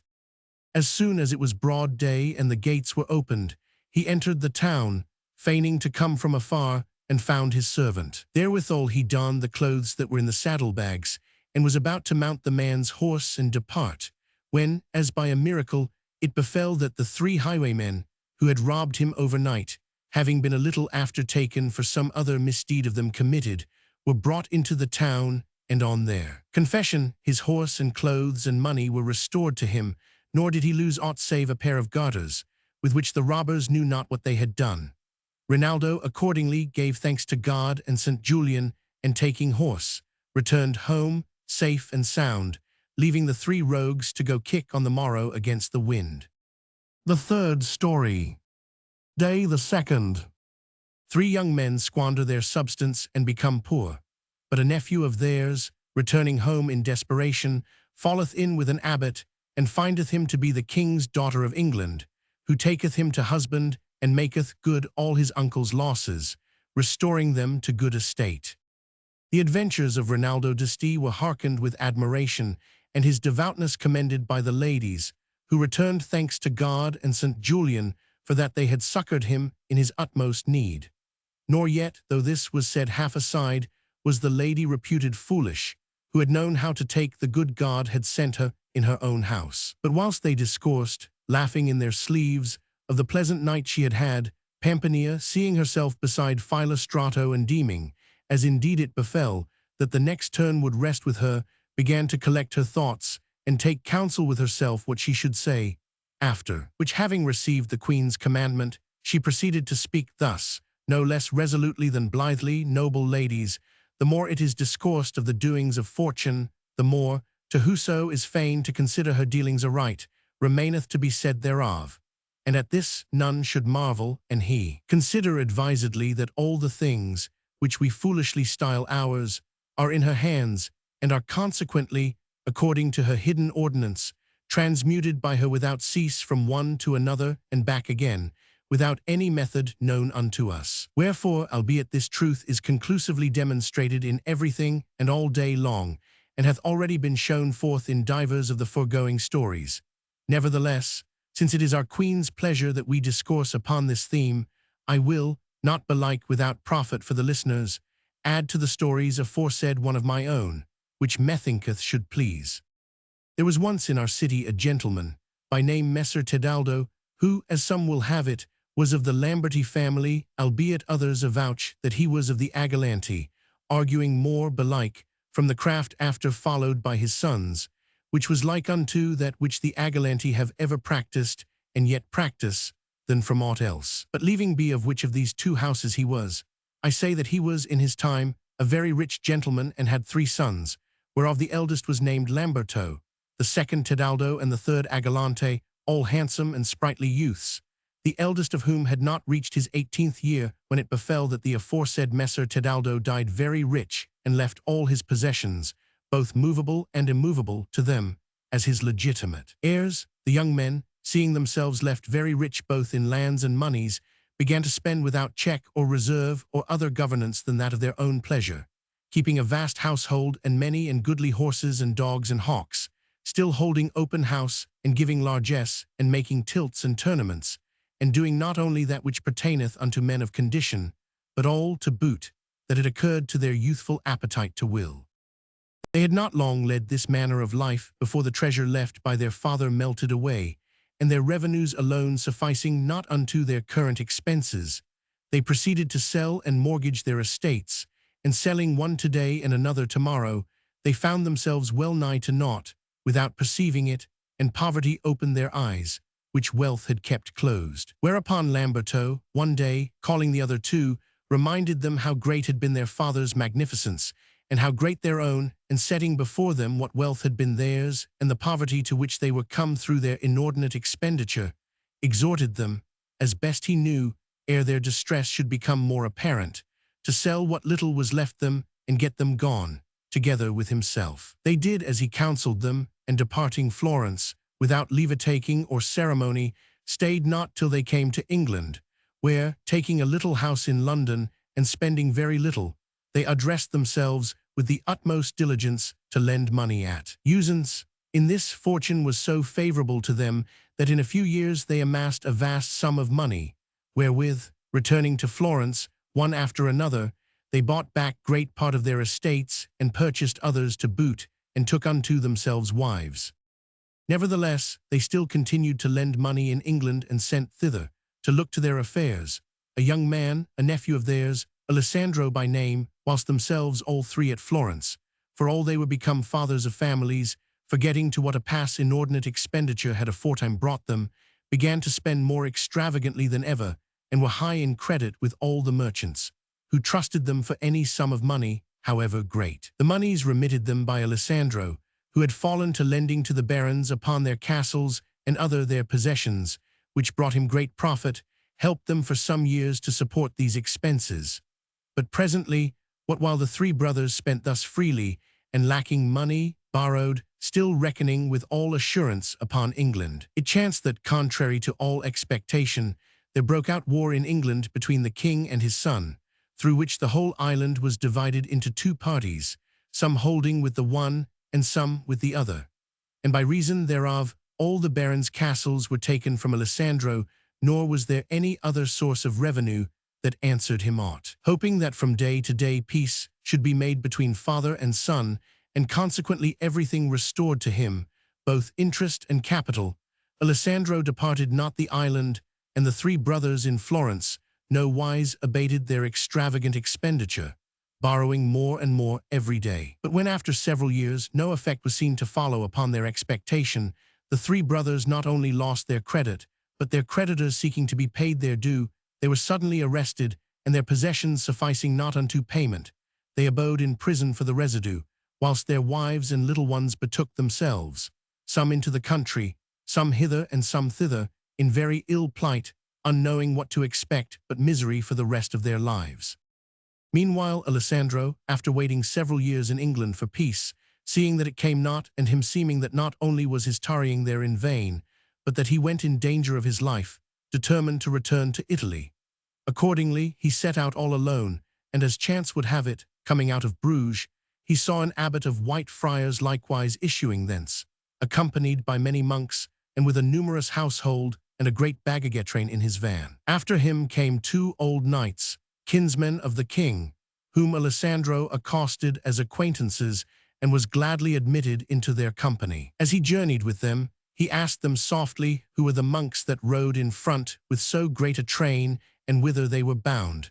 And one of them answered, "He who rideth yonder is a young gentleman of our kindred, who hath been newly elected abbot of one of the most considerable abbeys of England, and for that he is younger than is suffered by the laws for such a dignity, we go with him to Rome to obtain of the Holy Father that he dispense him of his defect of overmuch youthfulness, and confirm him in the dignity aforesaid. But this must not be spoken of with any."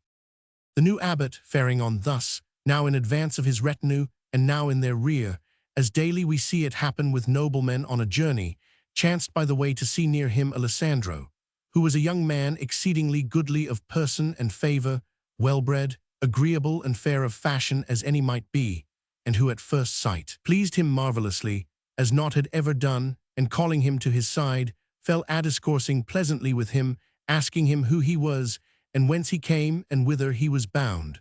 Whereupon Alessandro frankly discovered to him his whole case, and satisfied his questions, offering himself to his service in what little he might. The abbot, hearing his goodly and well-ordered speech, took more particular note of his manners, and inwardly judging him to be a man of gentle breeding, for all his business had been mean, grew yet more enamored of his pleasantness, and full of compassion for his mishaps, comforted him on very friendly wise, bidding him be of good hope, for that, and he were a man of worth, God would yet replace him in that estate whence fortune had cast him down, nay, in a yet higher.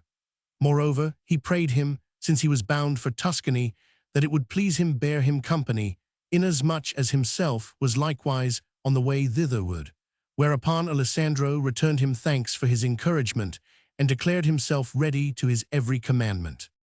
The abbot, in whose breast new feelings had been aroused by the sight of Alessandro, continuing his journey, it chanced that, after some days, they came to a village not over well furnished with hostelries, and the abbot having a mind to pass the night there, Alessandro caused him alight at the house of an innkeeper, who was his familiar acquaintance, and let prepare him his sleeping chamber in the least incommodious place of the house, and being now, like an expert man as he was, grown well nigh a master of the household to the abbot, he lodged all his company, as best he might, about the village, some here and some there.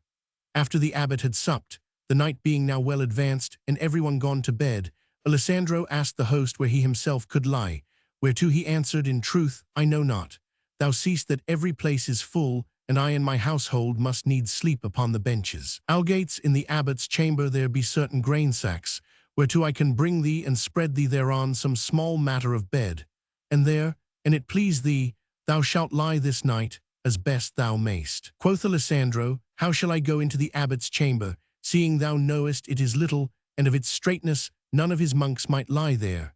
Had I bethought me of this, ere the curtains were drawn, I would have let his monks lie on the grain sacks, and have lodged myself where they sleep. Nay, answered the host, the case standeth thus, but an thou wilt, thou mayst lie whereas I tell thee with all the ease in the world. The abbot is asleep, and his curtains are drawn. I will quickly lay thee a pallet bed there, and do thou sleep on it.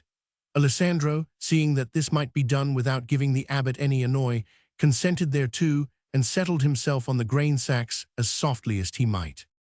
The abbot, who slept not, nay, whose thoughts were ardently occupied with his new desires, heard what passed between Alessandro and the host, and noted where the former laid himself to sleep, and well pleased with this, began to say in himself, God hath sent an occasion unto my desires, and I take it not, it may be long ere the like recur to me. Accordingly, being altogether resolved to take the opportunity, and him seeming all was quiet in the inn, he called to Alessandro in a low voice, and bade him come couch with him. Alessandro, after many excuses, put off his clothes, and laid himself beside the abbot, who put his hand on his breast, and fell to touching him no otherwise than amorous damsels used to do with their lovers. Whereat Alessandro marveled exceedingly, and misdoubted him, the abbot was moved by unnatural love to handle him on that wise, but the latter promptly divined his suspicions, whether of presumption or through some gesture of his, and smiled. Then, suddenly putting off a shirt that he wore, he took Alessandro's hand, and laying it on his own breast, said, Alessandro, put away thy foolish thought, and searching here, know that which I conceal.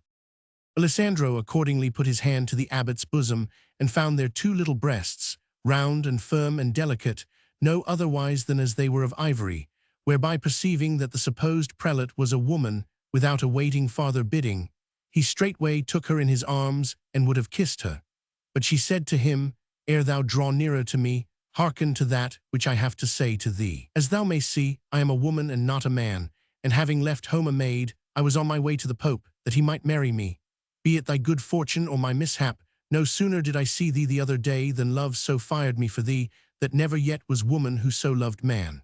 Wherefore I am resolved to take thee, before any other, to husband. But an thou wilt not have me to wife, begone hence forthright, and return to thy place.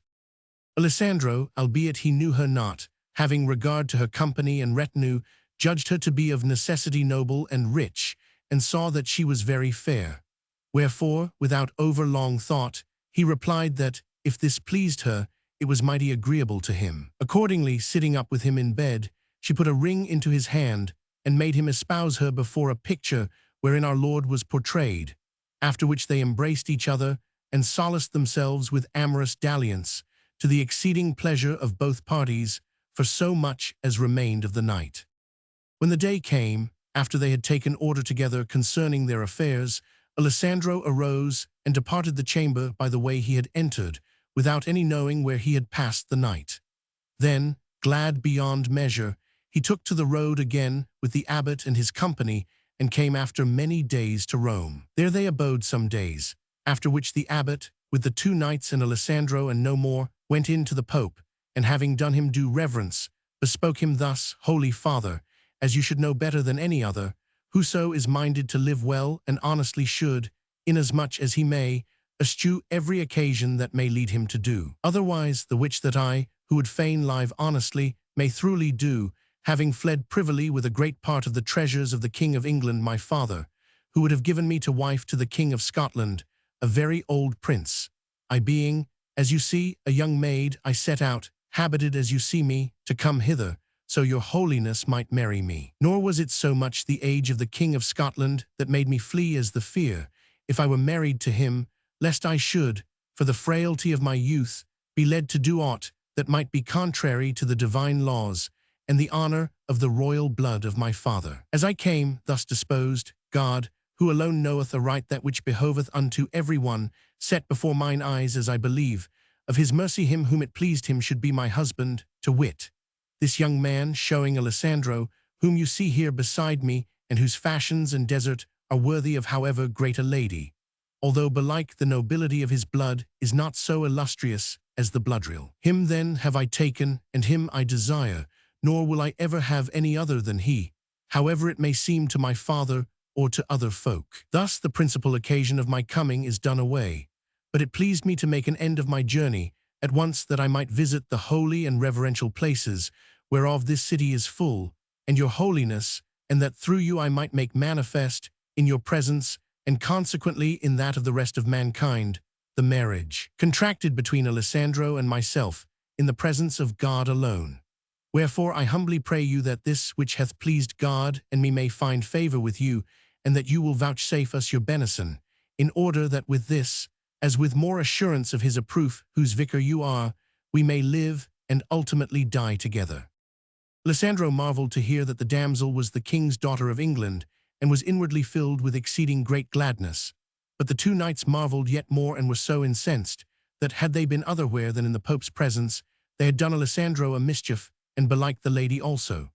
The Pope also, on his part, marveled exceedingly both at the habit of the lady and at her choice. But seeing that there was no going back on that which was done, he consented to satisfy her of her prayer. Accordingly, having first appeased the 2 knights, whom he knew to be angered, and made them well at one again with the lady and Alessandro, he took order for that which was to do, and the day appointed by him being come, before all the cardinals and many other men of great worship, come, at his bidding, to a magnificent bride feast prepared by him, he produced the lady, royally apparelled, who showed so fair and so agreeable that she was worthily commended of all, and on like wise Alessandro splendidly attired, in bearing and appearance no whit like a youth who had lent it usury, but rather one of royal blood, and now much honored of the 2 knights.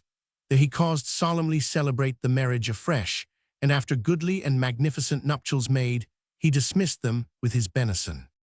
It pleased Alessandro, and likewise the lady, departing Rome, to betake themselves to Florence, whither report had already carried the news. There they were received by the townsfolk with the utmost honor, and the lady caused liberate the 3 brothers, having first paid every man his due.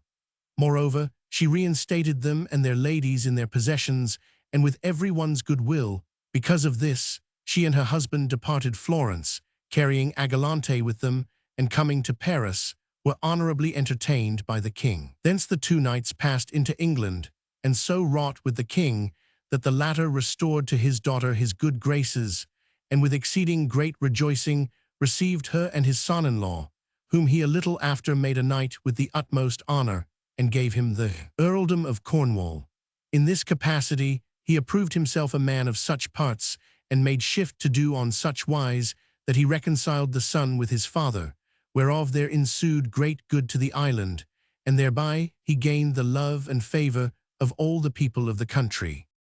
Moreover, Agalante thoroughly recovered all that was there due to him and his brethren, and returned to Florence, rich beyond measure, having first been knighted by Count Alessandro. The latter lived long and gloriously with his lady, and according as some avouch, what with his wit and valor and the aid of his father-in-law, he after conquered Scotland and was crowned king thereof. The 4th story.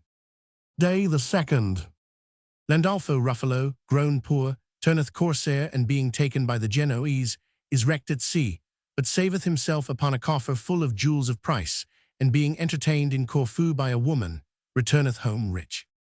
Loretta, who sat next Pampania, seeing her come to the glorious ending of her story, began, without awaiting more, to speak on this wise. Most gracious ladies, there can, to my judgment, be seen no greater feat of fortune than when we behold one raised from the lowest misery to royal estate, even as Pampania's story hath shown it to have betided her Alessandro. And for that from this time forth whosoever relateth of the appointed matter must of necessity speak within these limits, I shall think no shame to tell a story, which, albeit it compriseth in itself, yet greater distresses hath not withal so splendid an issue.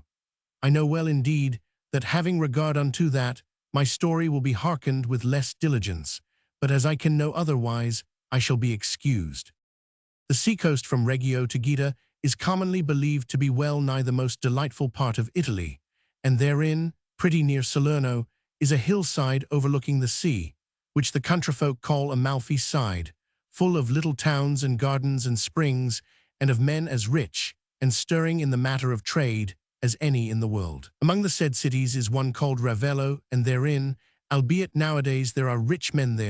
there was aforetime one, Landolfo Ruffalo by name, who was exceeding rich, and who, his wealth sufficing him not, came nigh, in seeking to double it, to lose it all and himself withal. This man then, having, after the usance of merchants, laid his plans, bought a great ship, and freighting it all of his own monies with divers merchandise, repaired therewith to Cyprus. There he found sundry other ships come with the same kind and quality of merchandise as he had brought, by reason of which not only was he constrained to make great good cheap of his own venture, but it behoved him, and he would dispose of his goods, well nigh to throw them away, whereby he was brought near unto ruin. Sore chagrined at this mischance, and knowing not what to do, seeing himself thus, from a very rich man in brief space grown in a manner poor, he determined either to die or repair his losses by pillage, so he might not return thither poor, whence he had departed rich. Accordingly, having found a purchaser for his great ship, with the price thereof, and that which he had gotten of his wares, he bought a little vessel, light and apt for cruising and arming, and garnishing it excellent well with everything needful unto such a service, addressed himself to make his purchase of other men's goods, and especially of those of the Turks. In this trade fortune was far kinder to him than she had been in that of a merchant, for that, in some years' space, he plundered and took so many Turkish vessels that he found he had not only gotten him his own again that he had lost in trade, but had more than doubled his former substance. Whereupon, schooled by the chagrin of his former loss and deeming he had enough, he persuaded himself, rather than risk a second mischance, to rest content with that which he had, without seeking more. Accordingly, he resolved to return therewith to his own country, and being fearful of trade, concerned not himself to employ his money otherwise, but thrusting his oars into the water, set out homeward in that same little vessel wherewith he had gained it. He had already reached the archipelago when there arose one evening a violent southeast wind, which was not only contrary to his course, but raised so great a sea that his little vessel could not endure it,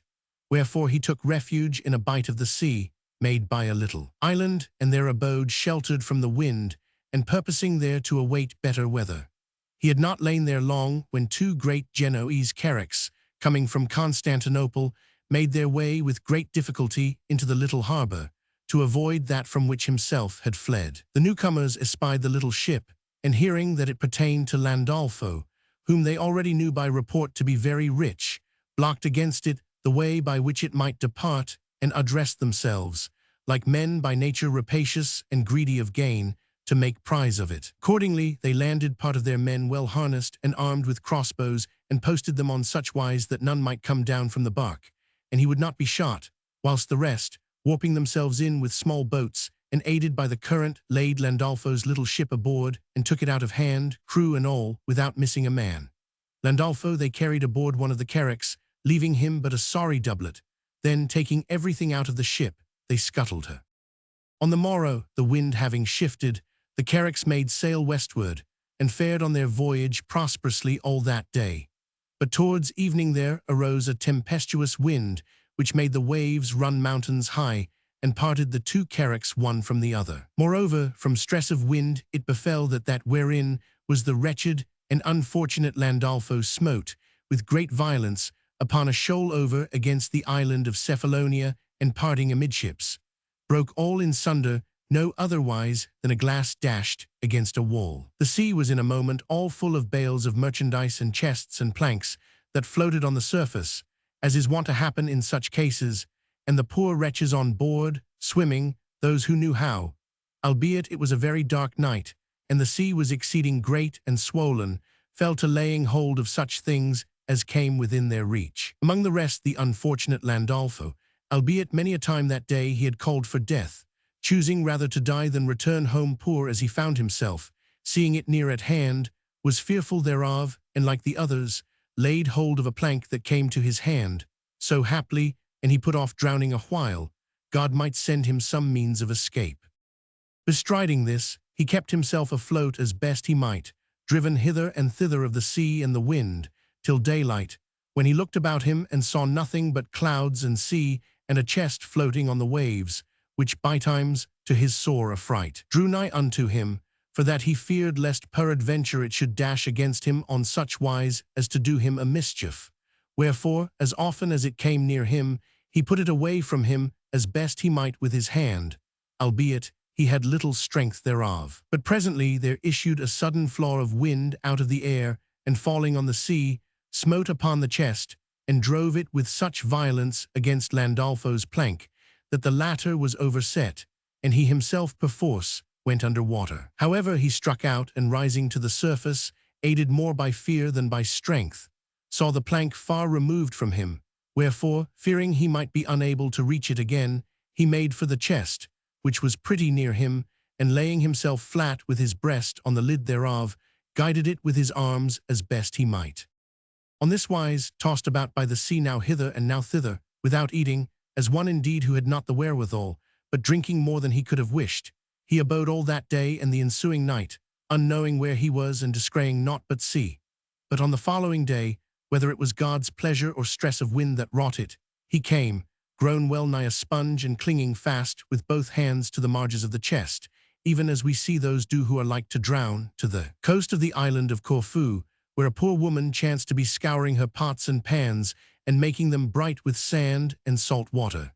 Seeing Landolfo draw near, and discerning in him no human shape, she drew back, affrighted, and crying out. He could not speak, and scarce saw, wherefore he said nothing. But presently, the sea carrying him landward, the woman descried the shape of the chest, and looking straightlier, perceived first the arms outspread upon it, and then the face, and guessed it for that which it was.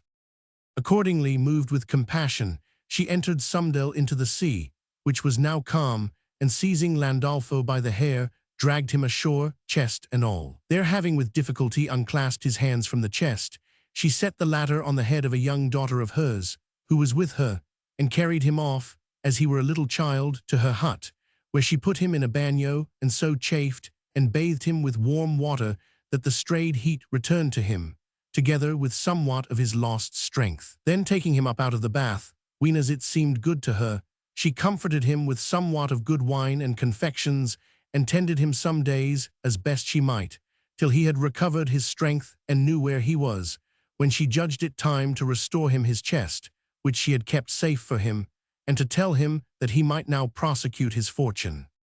Landolfo, who had no recollection of the chest, yet took it, when the good woman presented it to him, thinking it could not be so little worth, but that it might defray his expenses for some days, but finding it very light, was sore abated of his hopes. Nevertheless, what while his hostess was abroad, he broke it open, to see what it contained, and found therein store of precious stones, both set and unset. He had some knowledge of these matters, and seeing them, knew them to be of great value, wherefore he praised God, who had not yet forsaken him, and was altogether comforted. However, as one who had in brief space been twice cruelly baffled by fortune, fearing a third misadventure, he bethought himself that it behoved him use great wariness, and he would bring those things home. Wherefore, wrapping them, as best he might, in some rags, he told the good woman that he had no more occasion for the chest, but that, an it pleased her, she should give him a bag and take the chest herself. This she willingly did, and he, having rendered her the best thanks in his power for the kindness received from her, shouldered his bag and going aboard a bark, passed over to Brindisi, and thence made his way along the coast to Trani. Here he found certain townsmen of his, who were drapers, and clad him for the love of God, after he had related to them all his adventures, except that of the chest. Nay more, they lent him a horse, and sent him under escort to Ravello, whither he said he would fain return. There deeming himself in safety, and thanking God who had conducted him thither, he opened his bag, and examining everything more diligently than he had yet done, found he had so many and such stones, that, supposing he sold them at a fair price or even less, he was twice as rich again as when he departed thence. Then, finding means to dispose of his jewels, he sent a good sum of money to Corfu to the good woman who had brought him forth of the sea, in requital of the service received, and the like to Trani to those who had reclothed him. The rest he kept for himself, and lived in honor and worship to the end of his days, without seeking to trade any more. The fifth story. Day the 2nd.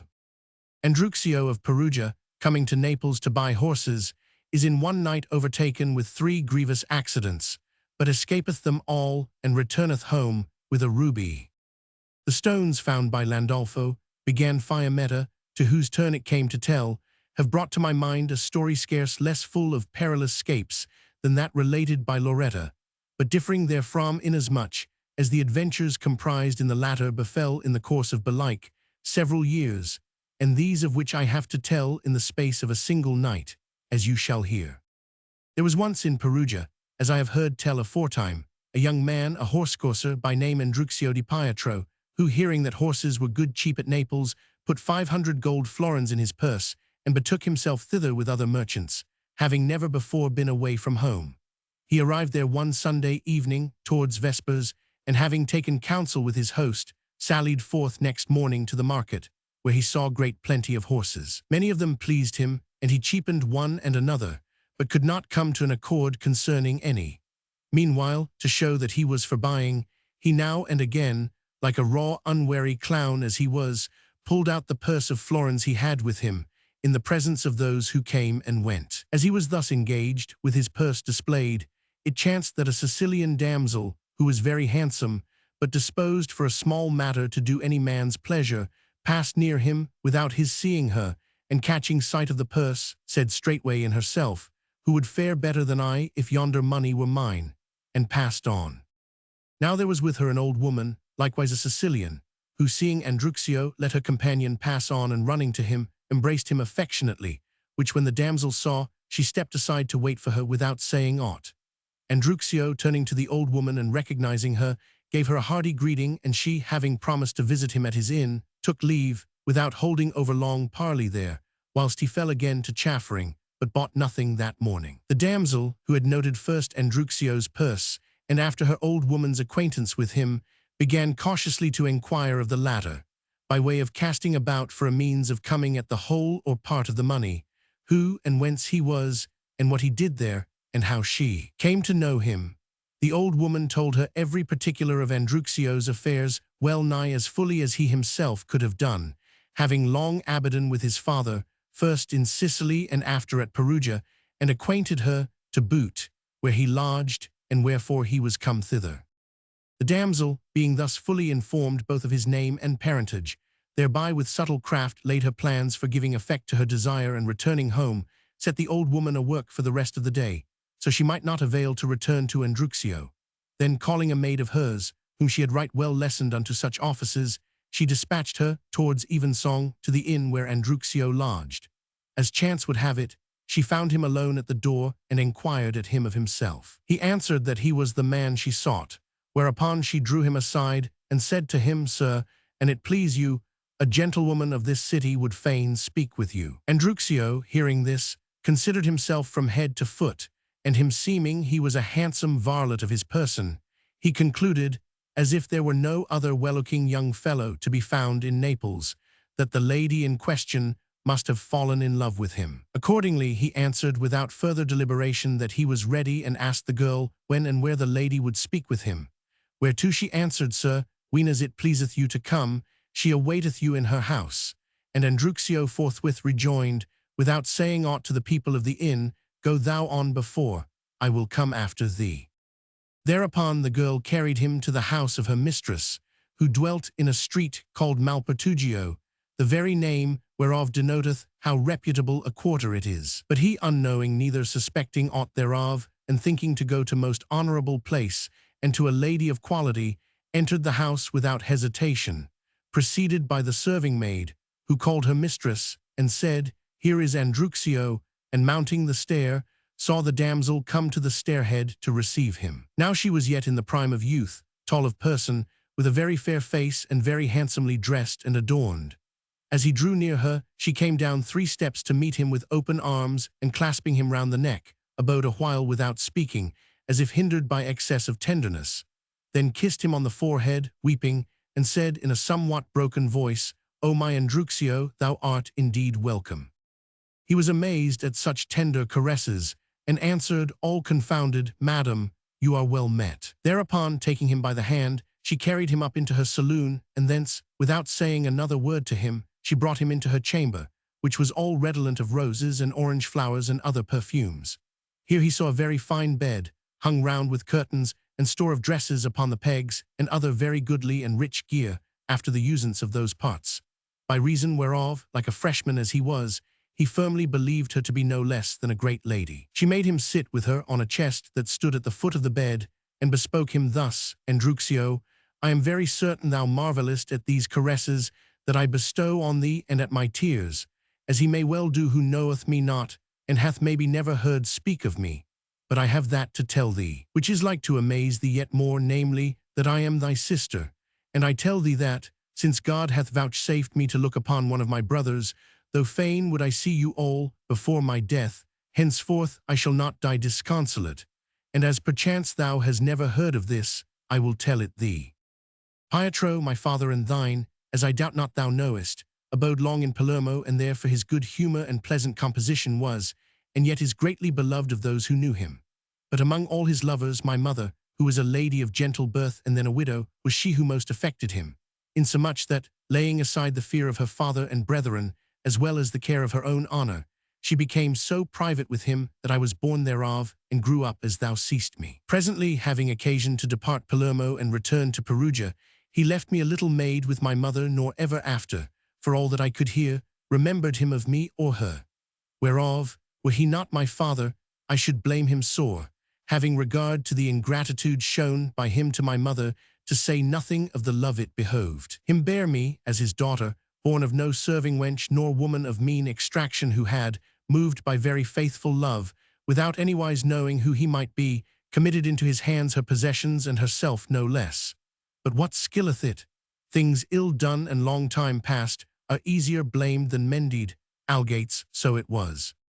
He left me a little child in Palermo, where being grown well nigh as I am now, my mother, who was a rich lady, gave me to wife to a worthy gentleman of Girgenti, who, for her love and mine, came to abide at Palermo, and there, being a great Guelph, he entered into treaty with our King Charles, which, being discovered by King Frederick, ere effect could be given to it, was the occasion of our being enforced to flee from Sicily, whenas I looked to be the greatest lady was ever in the island. Wherefore, taking such few things, as we might I say few, in respect of the many we had, and leaving our lands and palaces, we took refuge in this city, where we found King Charles so mindful of our services that he hath in part made good to us the losses we had sustained for him, bestowing on us both lands and houses, and still maketh my husband, thy kinsman, that is, a goodly provision, as thou shalt hereafter see. On this wise come I in this city, where God a mercy and no thanks to thee, sweet my brother, I now behold thee. So saying, she embraced him over again, and kissed him on the forehead, still weeping for tenderness. Andruxio, hearing this fable so orderly, so artfully delivered by the damsel, without ever stammering or faltering for a word, and remembering it to be true that his father had been in Palermo, knowing, moreover, by himself the fashions of young men, and how lightly they fall in love in their youth, and seeing the affectionate tears and embraces, and the chaste kisses that she lavished on him, held all she told him for more than true. Wherefore, as soon as she was silent, he answered her, saying, "Madam, it should seem to you no very great matter if I marvel, for that in truth, whether it be that my father, for whatsoever reason, never spoke of your mother nor of yourself, or that if he did, it came not to my notice, I had no more knowledge of you than if you had never been, and so much the dearer is it to me to find you my sister. Here, as I am alone in this city, and the less expected this. Indeed, I know no man of so high a condition that you should not be dear to him, to say nothing of myself, who am but a petty trader. But I pray you make me clear of one thing, how knew you that I was here? Whereto she made answer, a poor woman, who much frequenteth me, gave me this morning to know of thy coming, for that, as she telleth me, she abode long with our father both at Palermo and at Perugia, and but that meseemed it was a more reputable thing that thou shouldst visit me in my own house than I thee in that of another, I had come to thee this great while agone. After this, she proceeded to inquire more particularly of all his kinsfolk by name, and he answered her of all, giving the more credence, by reason of this, to that which it the less behoved him to believe.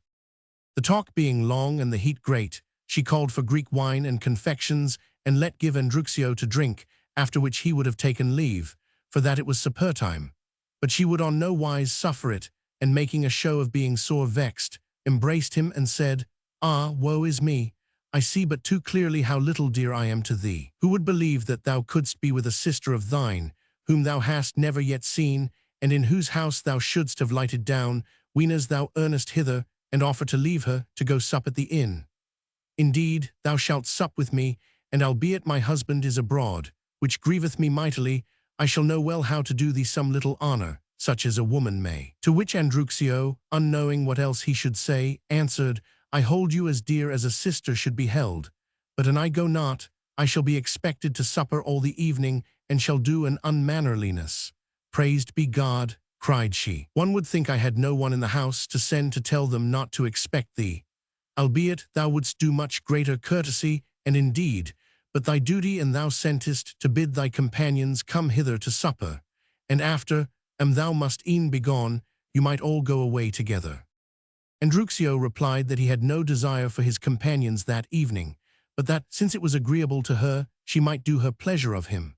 Accordingly, she made a show of sending to the inn to say that he was not to be expected to supper, and after much other discourse, they sat down to supper, and were sumptuously served with various meats, whilst she adroitly contrived to prolong the repast till it was dark night. Then, when they rose from table and Andruxio would have taken his leave, she declared that she would on no wise suffer this, for that Naples was no place to go about in by night, especially for a stranger, and that, weenas she sent to the inn to say that he was not to be expected to supper, she had at the same time given notice that he would lie abroad. Andruxio, believing this and taking pleasure in being with her, beguiled as he was by false credence, abode where he was, and after supper they held much and long discourse, not without reason, till a part of the night was past, when she withdrew with her women into another room, leaving Andruxio in her own chamber, with a little lad to wait upon him, if he should lack aught. The heat being great, Andruxio, as soon as he found himself alone, stripped to his doublet, and putting off his hosen, laid them at the bedhead. After which, natural use soliciting him to rid himself of the overmuch burden of his stomach, he asked the boy where this might be done, who showed him a door in one corner of the room, and said, Go in there. Accordingly he opened the door, and passing through in all assurance, chanced to set foot on a plank, which, being broken loose from the joist at the opposite end, flew up and down they went, plank and man together. God so favored him that he did himself no hurt in the fall, albeit he fell from some height, but he was all bemired with the ordure, whereof the place was full. And in order that you may the better apprehend both that which hath been said, and that which in sooth, I will show you how the place lay. There were in a narrow alley, such as we often see between two houses, a pair of rafters laid from one house to another, and thereon sundry boards nailed, and the place of sessions set up, of which boards that which gave way with Andruxio was one. Finding himself, then, at the bottom of the alley and sore chagrined at the mishap, he fell a-bawling for the boy. But the latter, as soon as he heard him fall, had run to tell his mistress, who hastened to his chamber, and searching hurriedly if his clothes were there, found them, and with them the money, which, in his mistrust, he still foolishly carried about him. Having now gotten that for which, feigning herself of Palermo and sister to a Perugian, she had set her snare, she took no more reck of him, but hastened to shut the door whereby he had gone out when he fell. Andruxio, getting no answer from the boy, proceeded to call loudlier, but to no purpose, whereupon, his suspicions being now aroused, he began too late to smoke the cheat. Accordingly, he scrambled over a low wall that shut off the alley from the street, and letting himself down into the road, went up to the door of the house, which he knew very well, and there called long and loud and shook and beat upon it, Amen, but all in vain. Wherefore, bewailing himself, as one who was now fully aware of his mischance, "Ah, woe is me," cried he, "in how little time have I lost 500 florins and a sister." Then, after many other words, he fell again to battering the door and crying out, and this he did so long and so lustily that many of the neighbors, being awakened and unable to brook the annoy, arose, and one of the courtesan's waiting women, coming to the window, apparently all sleepyed, said peevishly, "Who knocketh below there?" "What?" cried Andruxio, "dost thou not know me? I am Andruxio, brother to Madame Fiordaliso." Whereto quoth she, "Good man, and thou have drunken overmuch, go sleep and come back tomorrow morning. I know no Andruxio, nor what be these idle tales thou tellest. Begone in peace and let us sleep, so it please thee." "How?" replied Andruxio. "Thou knowest not what I mean." "Certes, thou knowest. But if Sicilian kinships be of such a fashion that they are forgotten in so short a time, at least give me back my clothes, and I will begone with all my heart." "Good man," rejoined she, as if laughing, "methinketh thou dreamest." And to say this and to draw in her head and shut the window were one and the same thing. Whereat Andruxio, now fully certified of his loss, was like for chagrin to turn his exceeding anger into madness, and bethought himself to seek to recover by violence that which he might not have again with words. Wherefore, taking up a great stone, he began anew to batter the door more furiously than ever.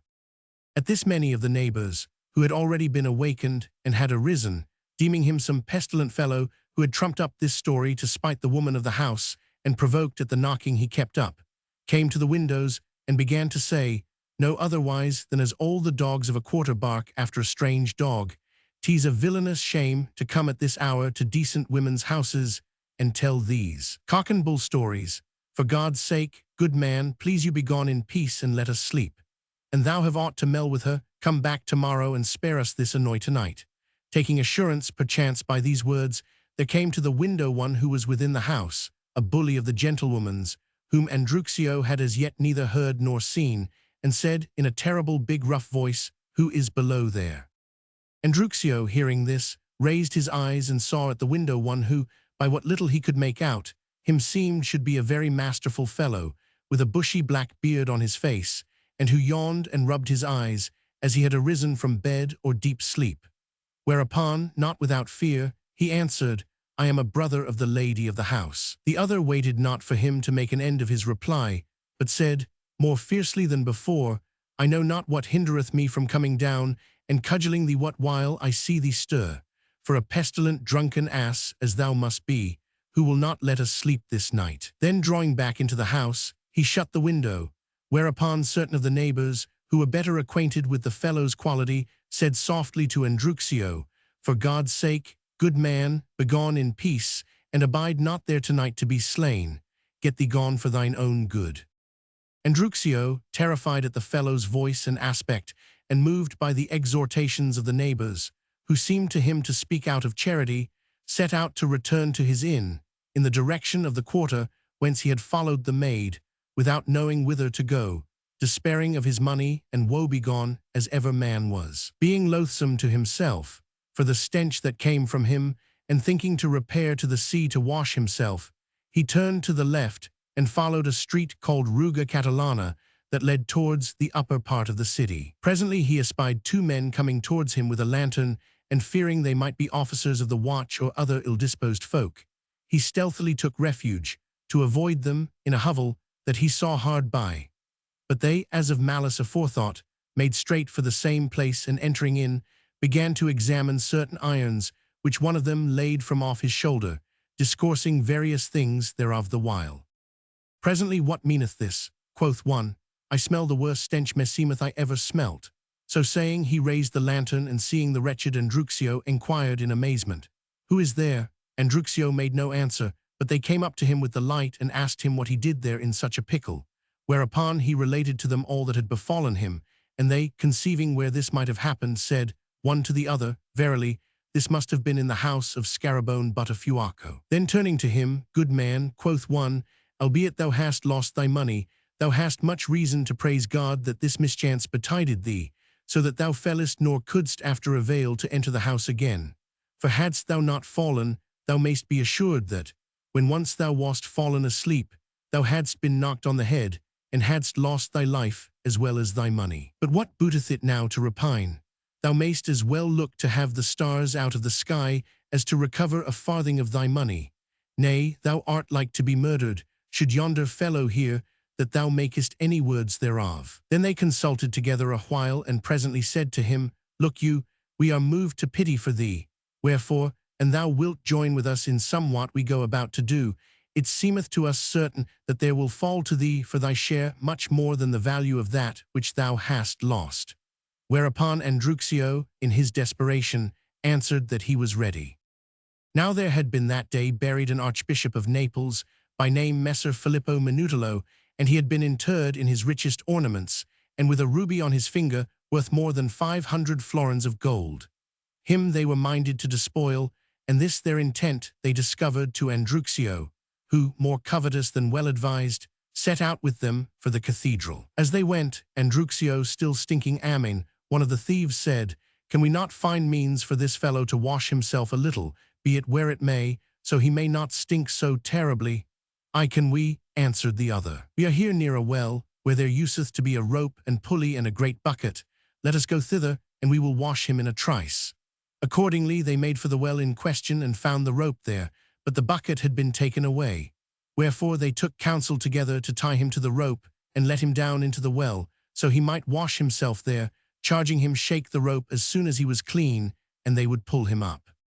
Hardly had they let him down when, as chance would have it, certain of the watch, being athirst for the heat, and with running after some rogue or another, came to the well to drink, and the two rogues, setting eyes on them, made off incontinent before the officers saw them. Presently Andruxio, having washed himself at the bottom of the well, shook the rope, and the thirsty officers, laying by their targets and arms and surcoats, began to haul upon the rope, thinking the bucket full of water at the other end. As soon as Andruxio found himself near the top, he let go the rope and laid hold of the marge with both hands, which when the officers saw, overcome with sudden affright, they dropped the rope, without saying a word, and took to their heels as quickly as they might. At this Andruxio marvelled sore, and but that he had fast hold of the marge, would have fallen to the bottom, to his no little hurt or maybe death. However, he made his way out, and finding the arms, which he knew were none of his companions bringing, he was yet more amazed. But knowing not what to make of it, and misdoubting some snare,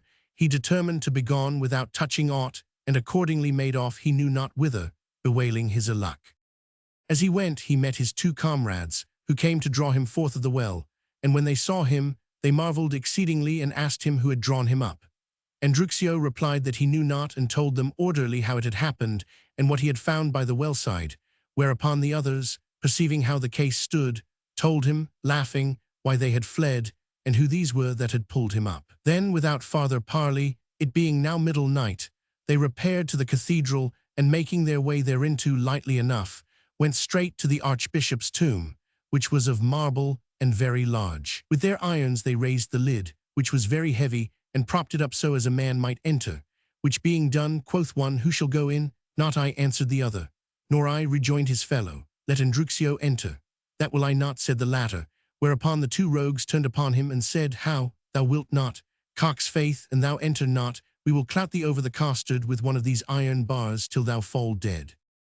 Andruxio, affrighted, crept into the tomb, saying in himself the while, These fellows will have me go in here so they may cheat me, for that, when I shall have given them everything, they will begone about their business, whilst I am laboring to win out of the tomb, and I shall abide empty-handed. Accordingly, he determined to make sure of his share beforehand, wherefore, as soon as he came to the bottom, calling to mind the precious ring whereof he had heard them speak, he drew it from the archbishop's finger and set it on his own. Then he passed them the crozier and mitre and gloves, and stripping the dead man to his shirt, gave them everything, saying that there was nothing more.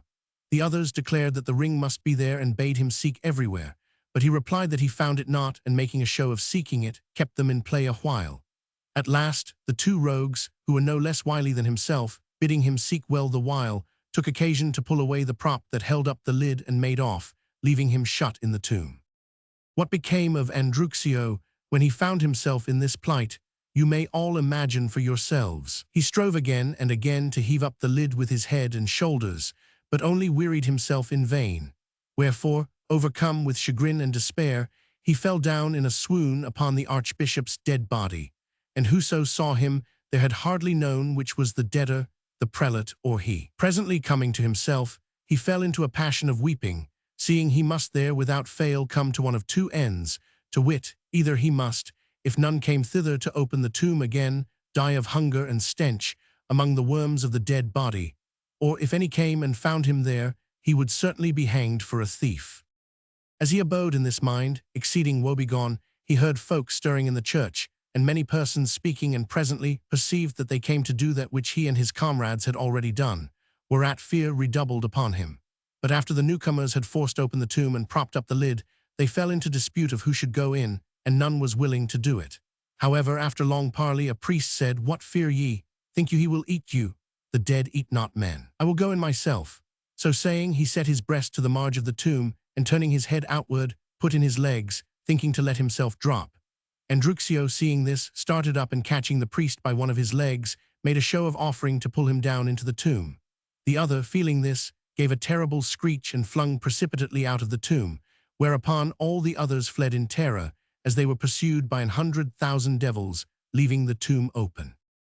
Andruxio, seeing this, scrambled hastily out of the tomb, rejoiced beyond all hope, and made off out of the church by the way he had entered in. The day now drawing near, he fared on at a venture with the ring on his finger, till he came to the seashore, and thence made his way back to his inn, where he found his comrades and the host, who had been in concern for him all that night. He told them what had betided him, and them seemed, by the host's counsel, that he were best depart Naples incontinent. Accordingly, he set out forthright, and returned to Perugia, having invested his money in a ring, whereas he came to buy horses.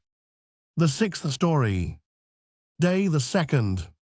Madame Biratola, having lost her 2 sons, is found on a desert island with 2 kids, and goeth thence into Lunigiana, where one of her sons, taking service with the lord of the country, lieth with his daughter, and is cast into prison. Sicily, after rebelling against King Charles, and the youth being recognized by his mother, he espouseth his lord's daughter, and his brother being likewise found, they are all 3 restored to high estate. Ladies and young men alike laughed heartily at Andruxio's adventures, as related by Fiammetta, and Emilia, seeing the story ended, began, by the queen's commandment, to speak thus: "Grievous things and woeful are the various shifts of fortune, whereof, for that, whensoever it is discoursed of them, it is an awakenment for our minds, which lightly fall asleep under her blandishments, methinketh it should never be irksome, either to the happy or the unhappy to hear tell, inasmuch as it rendereth the former wary and consoleth the latter. Wherefore, albeit great things have already been recounted upon this subject, I purpose to tell you there anent a story no less true than pitiful, whereof, for all it had a joyful ending, so great and so longsome was the bitterness, that I can scarce believe it to have been assuaged by any subsequent gladness. You must know, dearest ladies, that after the death of the Emperor Frederick II, Manfred was crowned King of Sicily, in very high estate, with whom was a gentleman of Naples called Arighetto Capes, who had to wife a fair and noble lady, also of Naples, by name Madame Biratola Caracciola. The said Arighetto, who had the governance of the island in his hands, hearing that King Charles I had overcome and slain Manfred at Benevento, and that all the realm had revolted to him, and having scant assurance of the short-lived fidelity of the Sicilians, prepared for flight, misliking to become a subject of his lord's enemy. But his intent being known of the Sicilians, he and many other friends and servants of King Manfred were suddenly made prisoners and delivered to King Charles, together with possession of the island. Madame Biratola, in this grievous change of affairs, knowing not what was come of Arighetto and sore adread of that which had befallen, abandoned all her possessions for fear of shame, and poor and pregnant as she was, embarked with a son of hers and maybe 8 years of age, Gisfredi by name, in a little boat, and fled to Lipari, where she gave birth to another male child, whom she named Scaxiato, and getting her a nurse, took ship with all three to return to her kinsfolk at Naples. But it befell otherwise than as she purposed, for that the ship, which should have gone to Naples, was carried by stress of wind to the island of Ponza, where they entered a little bight of the sea, and there awaited an occasion for continuing their voyage. Madame Bertola, going up, like the rest, into the island, and finding a remote and solitary place, addressed herself to make moan for her Righetto, all alone there. This being her daily usance, it chanced one day that, as she was occupied in bewailing herself, there came up a pirate galley, unobserved of any sailor or other, and taking them all at unawares, made off with her prize. Madame Bertola, having made an end of her diurnal lamentation, returned to the seashore, as she was used to do, to visit her children, but found none there.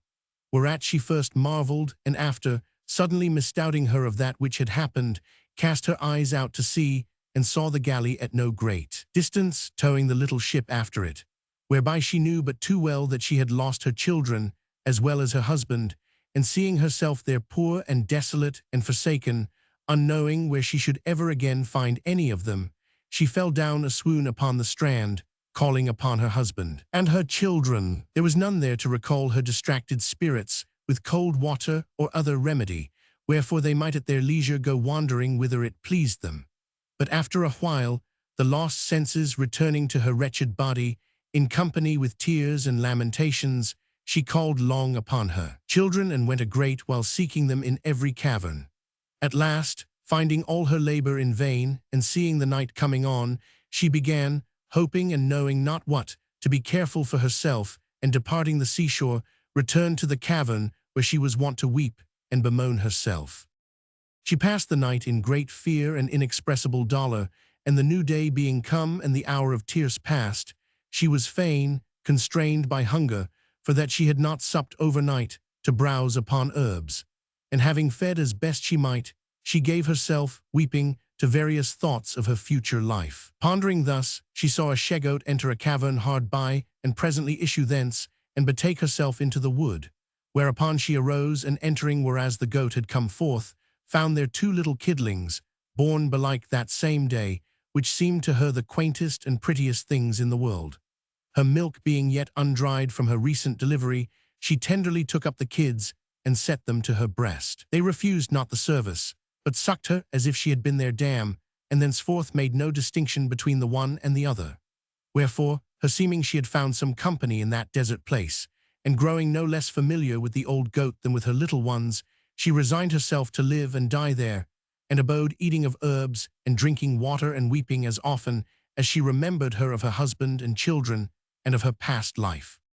The gentle lady, thus grown a wild creature, abiding on this wise, it befell after some months that there came on likewise to the place whither she had aforetime been driven by stress of weather, a little vessel from Pisa, and there abode some days.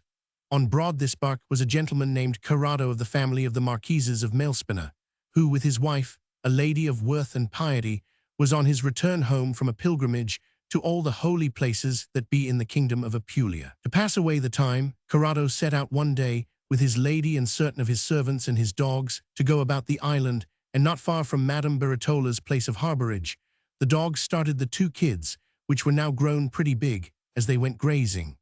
The latter, chased by the dogs, fled to no other place but into the cavern where was Madame Bertola, who, seeing this, started to her feet, and catching up a staff, beat off the dogs. Corrado and his wife, who came after them, seeing the lady, who was grown swart and lean and hairy, marveled, and she yet more at them. But after Corrado had, at her instance, called off his dogs, they prevailed with her, by dint of much entreaty, to tell them who she was and what she did there. Whereupon she fully discovered to them her whole condition and all that had befallen her, together with her firm resolution to abide alone in the island.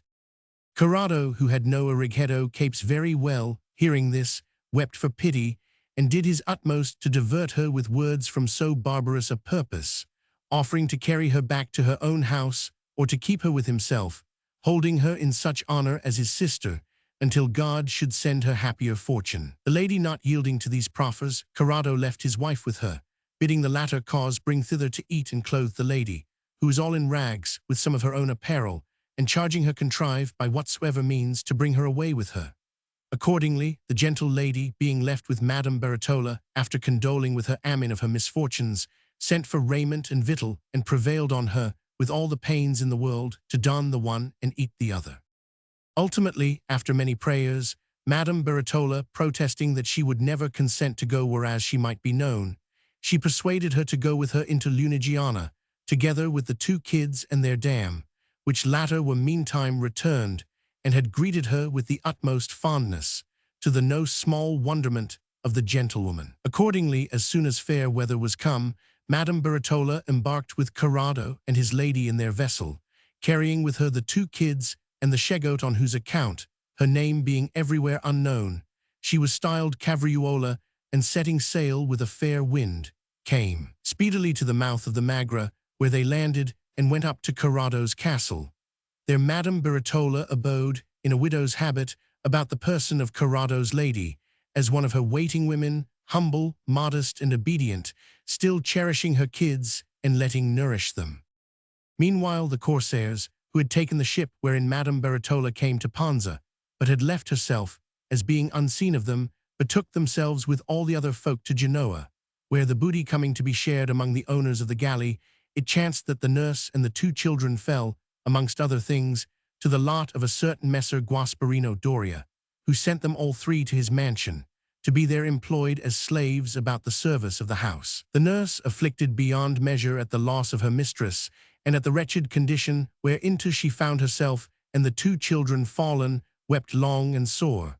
But for that, albeit a poor woman, she was discreet and well advised, when she saw that tears availed nothing, and that she was become a slave together with them. She first comforted herself as best she might, and after, considering whither they were come, she bethought herself that, should the 2 children be known, they might lightly chance to suffer hindrance. Wherefore, hoping withal that, sooner or later fortune might change and they lived, regain their lost estate, she resolved to discover to no one who they were, until she should see occasion therefore, and told all who asked her thereof that they were her sons. The elder she named not Giusfredi, but Ginato di Procida, the name of the younger she cared not to change, and explained to him, with the utmost diligence, why she had changed his name, showing him in what peril he might be, and he were known.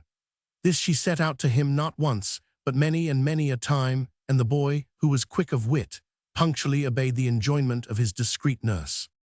Accordingly, the 2 boys and their nurse abode patiently in Messer Guasparino's house several years, ill-clad and worse-shod, and employed about the meanest offices. But Ginato, who was now 16 years of age, and had more spirit than pertained to a slave, scorning the baseness of a menial condition, embarked on board certain galleys bound for Alexandria, and taking leave of Messer Guasparino's service, journeyed to divers parts, without any wise availing to advance himself. At last, some 3 or 4 years after his departure from Genoa, being grown a handsome youth and tall of his person, and hearing that his father, whom he thought dead, was yet alive, but was kept by King Charles in prison and duress, he went wandering at a venture, well nigh despairing of fortune, till he came to Lunigiana, and there, as chance would have it, took service with Corrado Mailspinner, whom he served with great aptitude and acceptance. And albeit he now and again saw his mother, who was with Corrado's lady, he never recognized her nor she him, so much had time changed the one and the other from that which they were used to be, when as they last set eyes on each other. Ginato being, then in Corrado's service, it befell that a daughter of the latter, by name Spina, being left the widow of one Niccolo de Grignano, returned to her father's house, and being very fair and agreeable, and a girl of little more than 16 years of age, chanced to cast eyes on Ginato and he on her, and they became passionately enamored of each other. Their love was not long without effect, and lasted several months ere any was ware thereof. Wherefore, taking overmuch assurance, they began to order themselves with less discretion than behoveth unto matters of this kind, and one day as they went, the young lady and Ginato together, through a fair and thick-set wood, they pushed on among the trees, leaving the rest of the company behind. Presently, them seeming they had far forgone the others, they laid themselves down to rest in a pleasant place, full of grass and flowers, and shut in with trees, and there fell to taking amorous delight one of the other. In this occupation, the greatness of their delight making the time seem brief to them, albeit they had been there a great while, they were surprised, first by the girl's mother and after by Corrado, who, chagrined beyond measure at this sight, without saying aught of the cause, had them both seized by 3 of his serving men and carried in bonds to a castle of his, and went off, boiling with rage and despite, and resolved to put them both to a shameful death. The girl's mother, although sore incensed, and holding her daughter worthy of the severest punishment for her default, having by certain words of Corrado apprehended his intent towards the culprits, and unable to brook this, hastened after her enraged husband, and began to beseech him that it would please him not run madly to make himself in his old age the murderer of his own daughter, and to soil his hands with the blood of one of his servants, but to find other means of satisfying his wrath, such as to clap them in prison and there let them pine, and bewail the fault committed. With these and many other words the pious lady so wrought upon him that she turned his mind from putting them to death,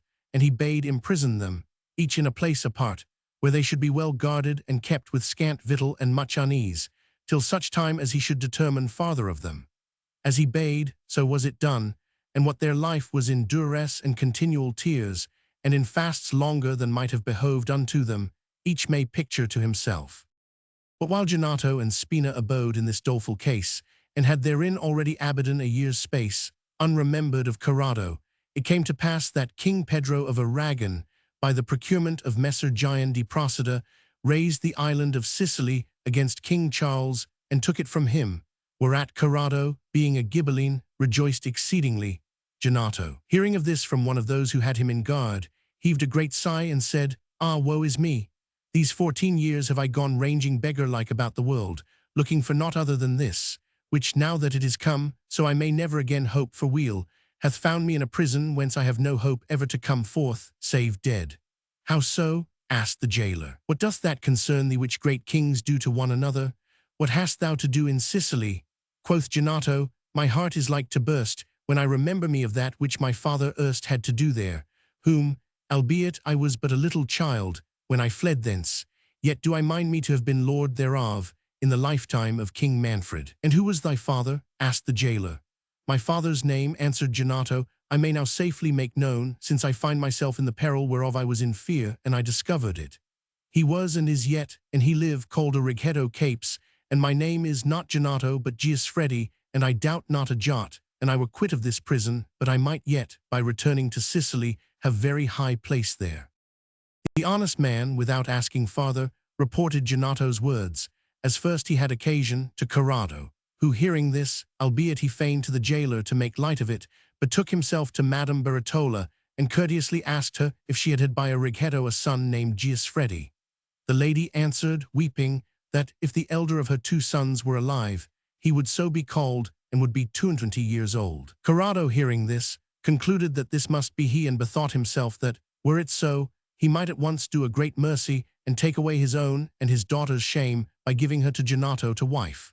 Wherefore, sending privily for the latter, he particularly examined him touching all his past life, and finding, by very manifest tokens, that he was indeed Giusfredi, son of a Righetto Capes, he said to him, "Ginato, thou knowest what and how great is the wrong thou hast done me in the person of my daughter, whereas, I having ever well and friendly entreated thee, it behoved thee, as a servant should, still to study and do for my honor and interest. And many there be who, hadst thou used them like as thou hast used me, would have put thee to a shameful death, the which my clemency brooked not. Now if it be as thou tellest me, to wit, that thou art the son of a man of condition and of a noble lady, I purpose, and thou thyself be willing, to put an end to thy tribulations, and relieving thee from the misery and duress wherein thou abidest, to reinstate at once thine honor and mine own in their due stead. As thou knowest, Spina, whom thou hast, though after a fashion misbeseeming both thyself and her, taken with love-liking, is a widow, and her dowry is both great and good. As for her manners and her father and mother, thou knowest them, and of thy present state I say nothing. Wherefore in thou will I purpose that, whereas she hath unlawfully been thy mistress, she shall now lawfully become thy wife, and that thou shalt abide here with me and with her, as my very son, so long as it shall please thee."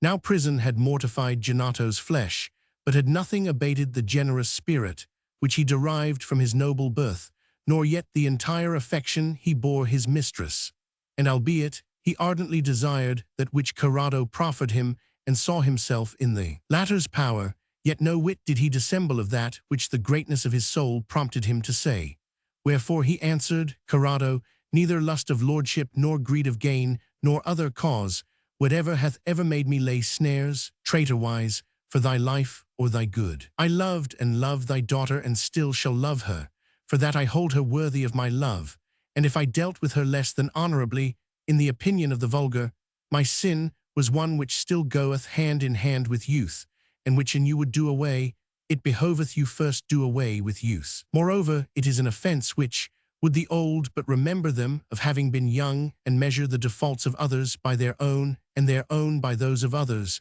would show less grievous than thou and many others make it. And as a friend, and not as an enemy, I committed it. This that thou profferest me I have still desired, and had I thought it should be vouchsafed me, I had long since sought it, and so much the dearer will it now be to me, as my hope thereof was less. If then thou have not that intent which thy words denote, feed me not with vain hope, but restore me to prison and there torment me as thou wilt, for so long as I love Spina, even so for the love of her shall I still love thee, whatsoever thou dost with me, and have thee in reverence. Corrado, hearing this, marvelled and held him great of soul and his love fervent, and tendered him therefore the dearer. Wherefore, rising to his feet, he embraced him and kissed him, and without more delay bade privily bring Spina thither. Accordingly, the lady who was grown lean and pale and weakly in prison, and showed well nigh another than she was wont to be, as on like wise Ginato another man being come, the two lovers in Corrado's presence with one consent contracted marriage according to our usance. Then after some days, during which he had let furnish the newly married pair with all that was necessary or agreeable to them, he deemed it time to gladden their mothers with the good news, and accordingly calling his lady and Cavriuola, he said to the latter, What would you say, madam, and I should cause you have again your elder son as the husband of one of my daughters? Whereto she answered, Of that I can say to you no other what than that, could I be more beholden to you than I am, I should be so much the more so as you would have restored to me that which is dearer to me than mine own self. And restoring it to me on such wise as you say, you would in some measure reawaken in me my lost hope. With this she held her peace, weeping, and Corrado said to his lady, And thou, mistress, how wouldst thou take it, were I to present thee with such a son-in-law? The lady replied, Even a common churl, so he pleased you, would please me, let alone one of these, who are men of gentle birth. Then said Corrado, I hope, ere many days, to make you happy women in this. Accordingly, seeing the two young folk now restored to their former cheer, he clad them sumptuously and said to Giusfredi, Were it not dear to thee, over and above thy present joyance, and thou saw'st thy mother here? Whereto he answered, I dare not flatter myself that the chagrin of her unhappy chances can have left her so long alive. But were it indeed so, it would dear to me above all, more by token that methinketh I might yet, by her counsel, avail to recover great part of my estate in Sicily. Thereupon Corrado sent for both the ladies, who came and made much of the newly-wedded wife, no little wondering what happy inspiration it could have been that prompted Corrado to such exceeding complaisance, as he had shown in joining Ginato with her in marriage. Madame Bertola, by reason of the words she had heard from Corrado, began to consider Ginato, and some remembrance of the boyish lineaments of her son's countenance being by occult virtue awakened in her, without awaiting farther explanation. She ran, open-armed, to cast herself upon his neck, nor did overabounding emotion and maternal joy suffer her to say a word. Nay, they so locked up all her senses that she fell into her son's arms, as if dead. The latter, albeit he was sore amazed, remembering to have many times before seen her in that same castle, and never recognized her, nevertheless knew incontinent the maternal odor, and blaming himself for his past heedlessness, received her, weeping, in his arms, and kissed her tenderly. After a while, Madame Bertola, being affectionately tended by Corrado's lady and Spina, and plied both with cold water and other remedies, recalled her strayed senses, and embracing her son anew, full of maternal tenderness, with many tears and many tender words, kissed him 1,000 times, whilst he all reverently beheld and entreated her. After these joyful and honorable greetings had been thrice or 4 times repeated, to the no small contentment of the bystanders, and they had related unto each other all that had befallen them, Corrado now, to the exceeding satisfaction of all, signified to his friends the new alliance made by him, and gave ordinance for a goodly and magnificent entertainment. Then said Giusfredi to him, Corrado, you have made me glad of many things, and have long honorably entertained my mother. And now, that no whit may remain undone of that which it is in your power to do, I pray you gladden my mother and bride feast and myself with the presence of my brother, whom Messer Guasparino Doria holdeth in servitude in his house, and whom, as I have already told you, he took with me in one of his cruises. Moreover, I would have you send into Sicily one who shall thoroughly inform himself of the state and condition of the country and study to learn what is come of Righetto, my father, and he be alive or dead, and if he be alive, in what estate, of all which having fully certified himself, let him return to us. Giusfredi's request was pleasing to Corrado, and without any delay he dispatched very discreet persons both to Genoa and to Sicily.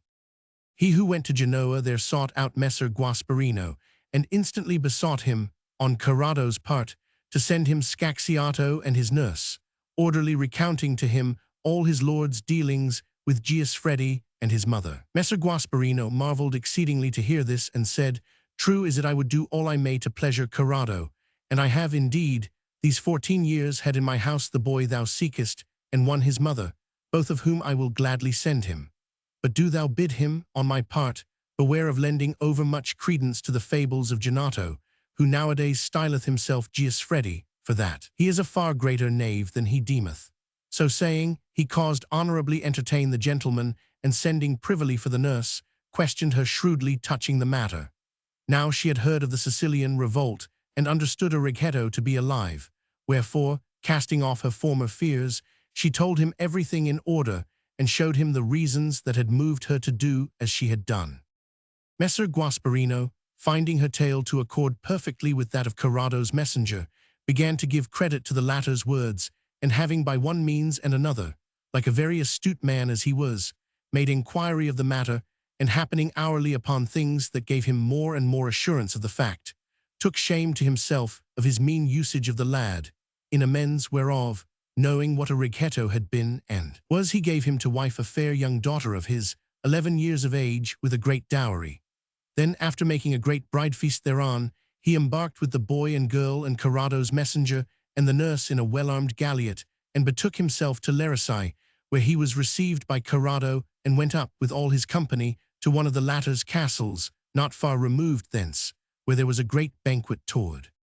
The mother's joy at seeing her son again, and that of the two brothers in each other, and of all three in the faithful nurse, the honor done of all to Messer Guasparino and his daughter, and of him to all, and the rejoicing of all together with Corrado and his lady and children and friends, no words might avail to express. Wherefore, ladies, I leave it to you to imagine. Thereunto, that it might be complete, it pleased God the Most High, a most abundant giver, ween as he beginneth, to add the glad news of the life and well-being of Righetto capes. For that, the feast being at its height, and the guests, both ladies and men, yet at table for the first service, there came he who had been sent into Sicily, and amongst other things, reported of Righetto that he, being kept in captivity by King Charles, weenas the revolt against the latter broke out in the land. The folk ran in a fury to the prison, and slaying his guards, delivered himself, and as a capital enemy of King Charles,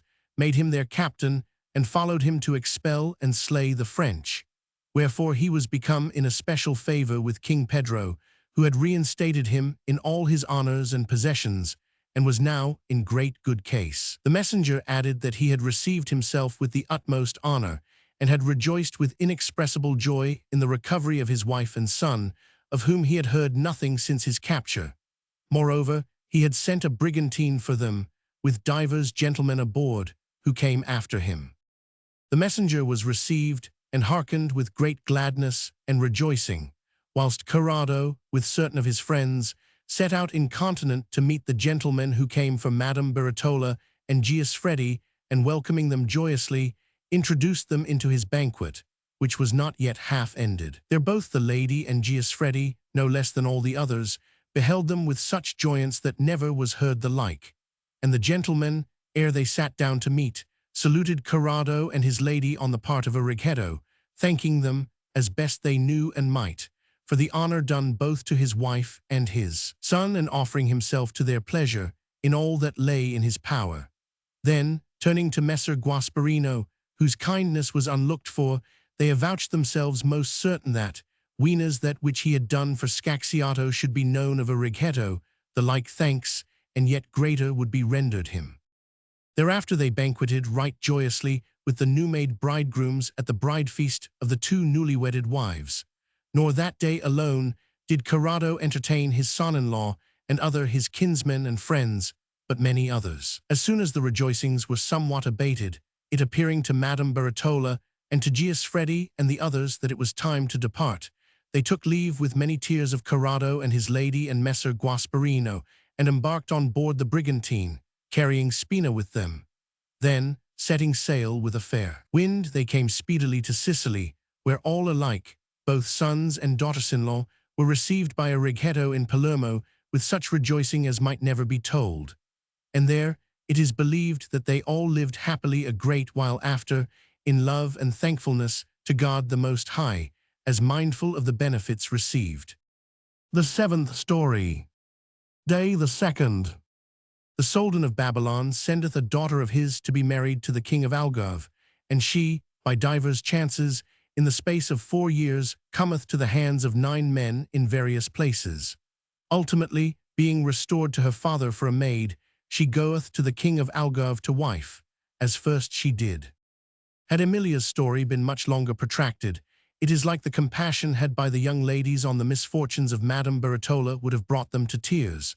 But an end being now made thereof, it pleased the queen that Pamphilo should follow on with his story, and accordingly he, who was very obedient, began thus: Uneath, charming ladies, is it for us to know that which is meet for us, for that, as may oftentimes have been seen, many imagining that, were they but rich, they might avail to live without care and secure, have not only with prayers sought riches of God, but have diligently studied to acquire them, grudging no toil and no peril in the quest, and who, whereas, before they became enriched, they loved their lives, once having gotten their desire, have found folk to slay them, for greed of so ample an inheritance. Others of low estate, having, through 1,000 perilous battles, and the blood of their brethren and their friends, mounted to the summit of kingdoms, thinking in the royal estate to enjoy supreme felicity, without the innumerable cares and alarms whereof they see and feel it full, have learned, at the cost of their lives, that poison is drunken at royal tables in cups of gold. Many there be who have with most ardent appetite desired bodily strength and beauty and divers personal adornments, and perceived not that they had desired ill, till they found these very gifts a cause to them of death or dolorous life. In fine, not to speak particularly of all the objects of human desire, I dare say that there is not one which can, with entire assurance, be chosen by mortal men as secure from the vicissitudes of fortune. Wherefore, and we would do aright, needs must we resign ourselves to take and possess that which is appointed us of him who alone knoweth that which behoveth unto us, and is able to give it to us. But for that, whereas men sin in desiring various things, you gracious ladies sin, above all, in one to wit, in wishing to be fair, insomuch that not content with the charms vouchsafed you by nature, you still with marvelous art study to augment them. It pleaseth me to recount to you how ill-fortunately fair was a Saracen lady, whom it befell, for her beauty, to be in some 4 years' space 9 times wedded anew. It is now a pretty while since there was a certain Soldan of Babylon, by name Burmindab, to whom in his day many things happened in accordance with his pleasure. Amongst many other children, both male and female, he had a daughter called Elatiel, who, by report of all who saw her, was the fairest woman to be seen in the world in those days, and having, in a great defeat he had inflicted upon a vast multitude of Arabs who were come upon him, been wonderwell seconded by the king of Algarve, had, at his request, given her to him to wife, of especial favor. Wherefore, embarking her aboard a ship well armed and equipped, with an honorable company of men and ladies, and store of rich and sumptuous gear and furniture, he dispatched her to him, commending her to God.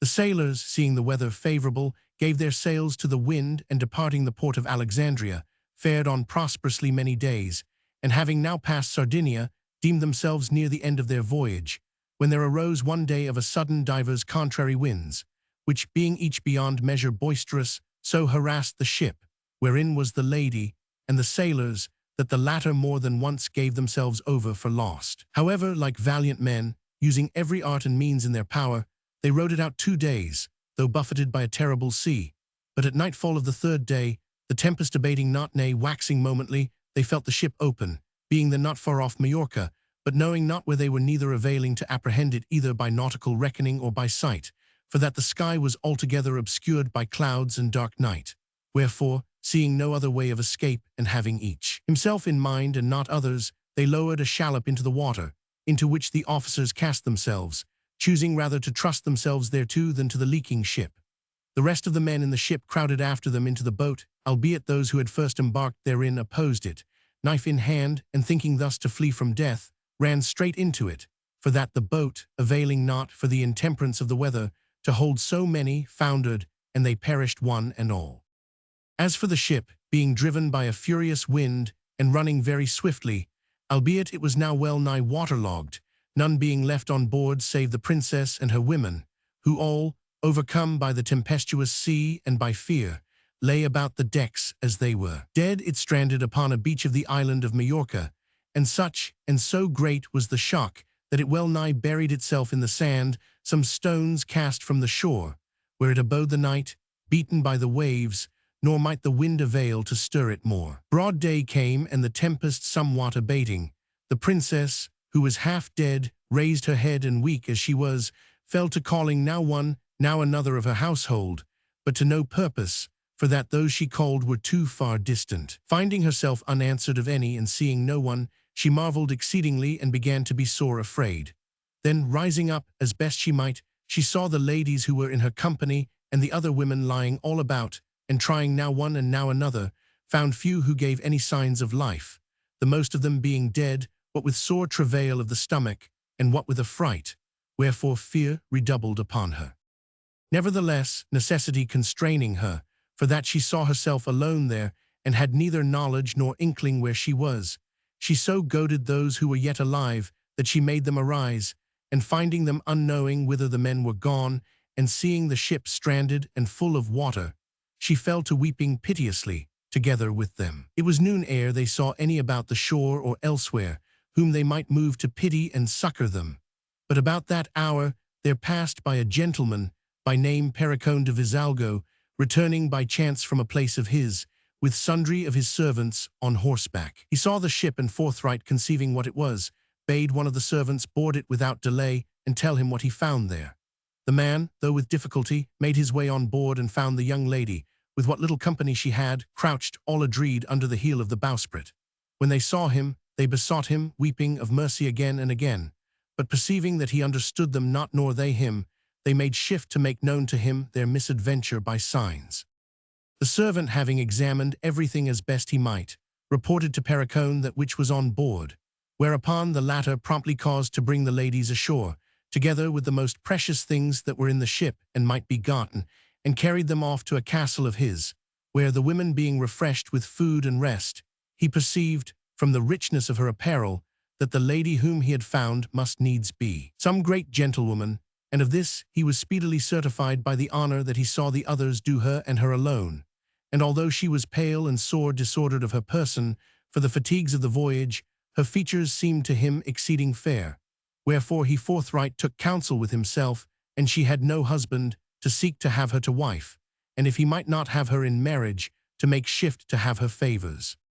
He was a man of commanding presence, and exceeding robust, and having for some days let tend the lady excellently well, and she being thereby altogether restored, he saw her lovely past all conception, and was grieved beyond measure that he could not understand her nor she him, and so he might not learn who she was. Nevertheless, being inordinately inflamed by her charms, he studied, with pleasing and amorous gestures, to engage her to do his pleasure without contention, but to no avail. She altogether rejected his advances, and so much the more waxed Pericone's ardor. The lady, seeing this, and having now abidden there some days, perceived, by the usances of the folk, that she was among Christians, and in a country where, even if she could, it had little profited her to make herself known, and foresaw that, in the end, either perforce or for love, needs must she resign herself to do Pericone's pleasure, but resolved nevertheless by dint of magnanimity to override the wretchedness of her fortune. Wherefore she commanded her women, of whom but 3 were left her, that they should never discover to any who she was, except they found themselves whereas they might look for manifest furtherance in the regaining of their liberty, and urgently exhorted them, moreover, to preserve their chastity, avouching herself determined that none, save her husband, should ever enjoy her. They commended her for this, and promised to observe her commandment to the best of their power. Meanwhile Pericone, waxing daily more inflamed, insomuch as he saw the thing desired so near and yet so straitly denied, and seeing that his blandishments availed him nothing, resolved to employ craft and artifice, reserving force unto the last. Wherefore, having observed bytimes that wine was pleasing to the lady, as being unused to drink thereof, for that her law forbade it, he bethought himself that he might avail to take her with this, as with a minister of inuse. Accordingly, feigning to reck no more of that whereof she showed herself so chary, he made one night by way of special festival a goodly supper, whereto he bade the lady, and therein, the repast being gladdened with many things, he took order with him who served her that he should give her to drink of various wines mingled. The cupbearer did his bidding punctually, and she, being nowise on her guard against this, and allured by the pleasantness of the drink, took more thereof than consisted with her modesty. Whereupon, forgetting all her past troubles, she waxed merry, and seeing some women dance after the fashion of Majorca, herself danced in the Alexandrian manner. Pericone, seeing this, deemed himself on the high road to that which he desired, and continuing the supper with great plenty of meats and wines, protracted it far into the night.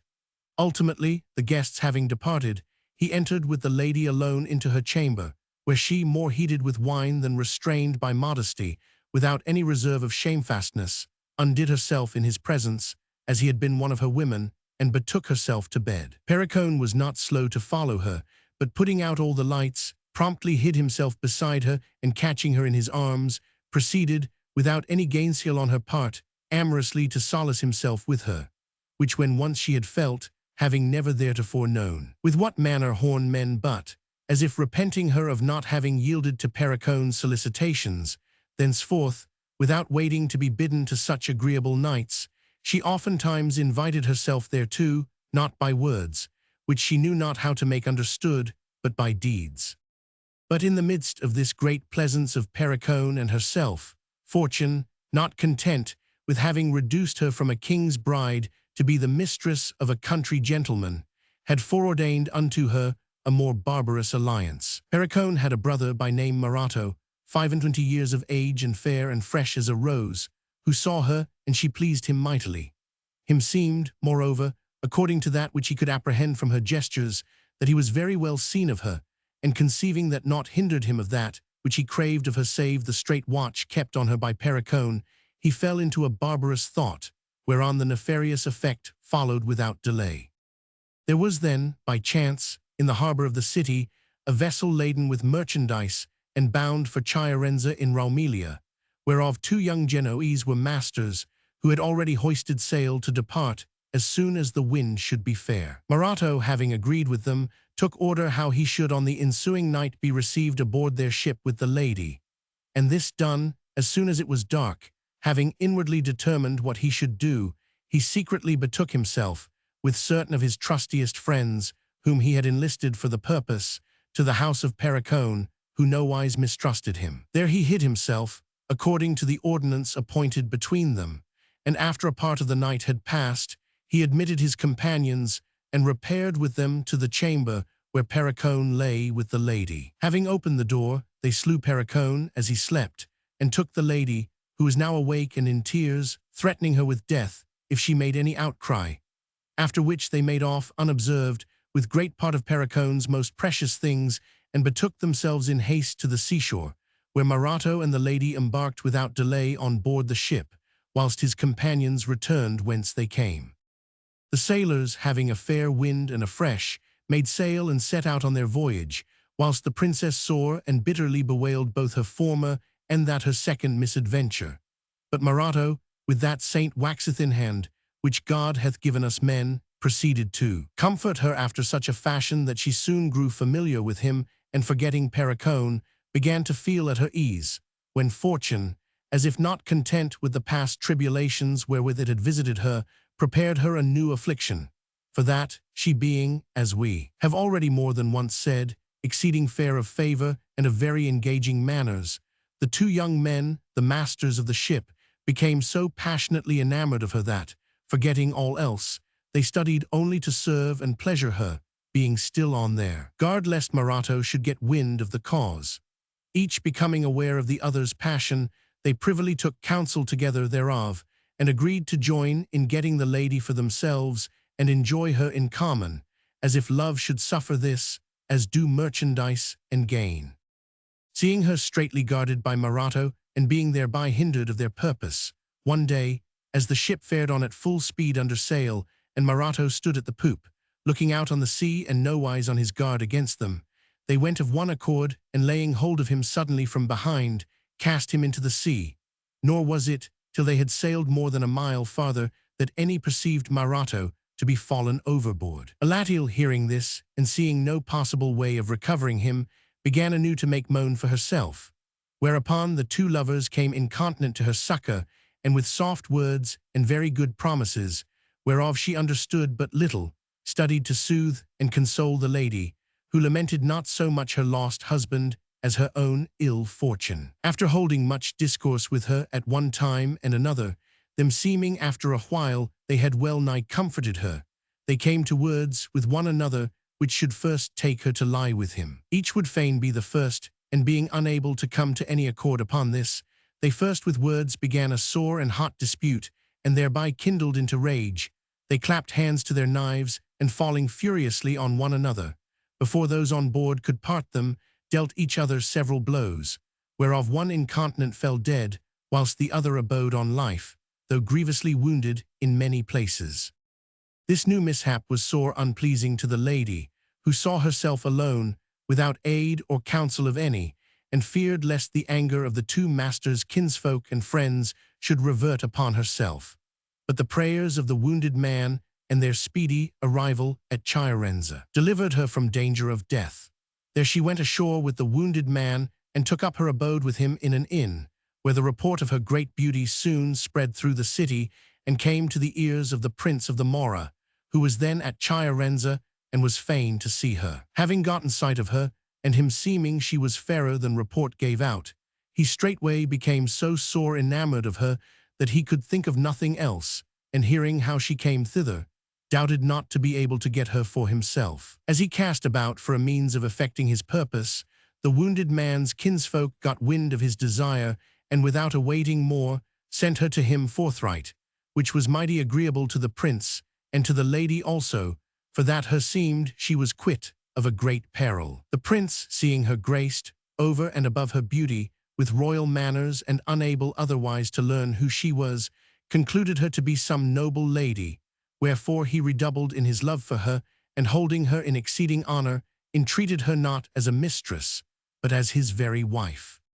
The lady, accordingly, having regard to her past troubles, and her seeming she was well enough bestowed, was altogether comforted, and waxing blithe again, her beauties flourished on such wise that it seemed all Roumelia could talk of nothing else. The report of her loveliness reaching the Duke of Athens, who was young and handsome and doughty of his person, and a friend and kinsman of the prince, he was taken with a desire to see her, and making a show of paying him a visit, as he was wont bytimes to do, repaired, with a fair and worshipful company, to Chiarenza, where he was honorably received and sumptuously entertained. Some days after, the two kinsmen coming to discourse together of the lady's charms, the Duke asked if she were indeed so admirable a creature as was reported, to which the prince answered, much more so, but thereof I will have not my words, but thine own eyes certify thee. Accordingly, at the Duke's solicitation, they betook themselves together to the princess's lodging, who, having had notice of their coming, received them very courteously, and with a cheerful favor, and they seated her between them, but might not have the pleasure of conversing with her, for that she understood little or nothing of their language. Wherefore each contented himself with gazing upon her as upon a marvel, and especially the Duke, who could scarce bring himself to believe that she was a mortal creature, and thinking to satisfy his desire with her sight, heedless of the amorous poison he drank in at his eyes, beholding her, he miserably ensnared himself, becoming most ardently enamored of her. After he had departed her presence with the prince, and had leisure to bethink himself, he esteemed his kinsman happy beyond all others in having so fair a creature at his pleasure, and after many and various thoughts, his unruly passion weighing more with him than his honor, he resolved, come thereof what might, to do his utmost endeavor to despoil the prince of that felicity and bless himself. Therewith, accordingly, being minded to make a quick dispatch of the matter, and setting aside all reason and all equity, he turned his every thought to the devising of means for the attainment of his wishes, and one day, in accordance with the nefarious ordinance taken by him with a privy chamberlain of the prince's, by name Seuryasai, he let make ready in secret his horses and baggage for a sudden departure. The night come, he was, with a companion, both armed, stealthily introduced by the aforesaid Seuryasai into the prince's chamber, and saw the latter, the lady being asleep standing, all naked for the great heat, at a window overlooking the seashore, to take a little breeze that came from that quarter, whereupon, having beforehand informed his companion of that which he had to do, he went softly up to the window, and striking the prince with a knife, stabbed him through and through the small of his back. Then, taking him up in haste, he cast him forth of the window. The palace stood over against the sea, and was very lofty, and the window in question looked upon certain houses that had been undermined by the beating of the waves, and where seldom or never any came. Wherefore it happened, as the Duke had foreseen, that the fall of the prince's body was not nor might be heard of any. The Duke's companion, seeing this done, pulled out a halter he had brought with him to that end, and making a show of caressing Seuryasai, cast it adroitly about his neck, and drew it so that he could make no outcry. Then, the Duke coming up, they strangled him and cast him whereas they had cast the prince. This done, and they being manifestly certified that they had been unheard of the lady or of any other, the Duke took a light in his hand, and carrying it to the bedside, softly uncovered the princess, who slept fast. He considered her from head to foot, and mightily commended her, for if she was to his liking, being clothed, she pleased him naked beyond all compare. Wherefore, fired with hotter desire and unawed by his new committed crime, he couched himself by her side, with hands yet bloody, and lay with her, all sleepyed as she was, and thinking him to be the prince. After he had abidden with her a while in the utmost pleasure, he arose, and summoning certain of his companions, caused take up the lady on such wise that she could make no outcry, and carry her forth by a privy door, whereat he had entered. Then, setting her on horseback, he took to the road with all his men, as softly as he might, and returned to his own dominions. However, for that he had a wife, he carried the lady, who was the most distressful of women, not to Athens, but to a very goodly place he had by the sea, a little without the city, and there entertained her in secret, causing honorably furnish her with all that was needful. The prince's courtiers on the morrow awaited his rising till none, when hearing nothing, they opened the chamber doors, which were but closed, and finding no one, concluded that he was gone somewhither privily, to pass some days there at his ease with his fair lady, and gave themselves no farther concern.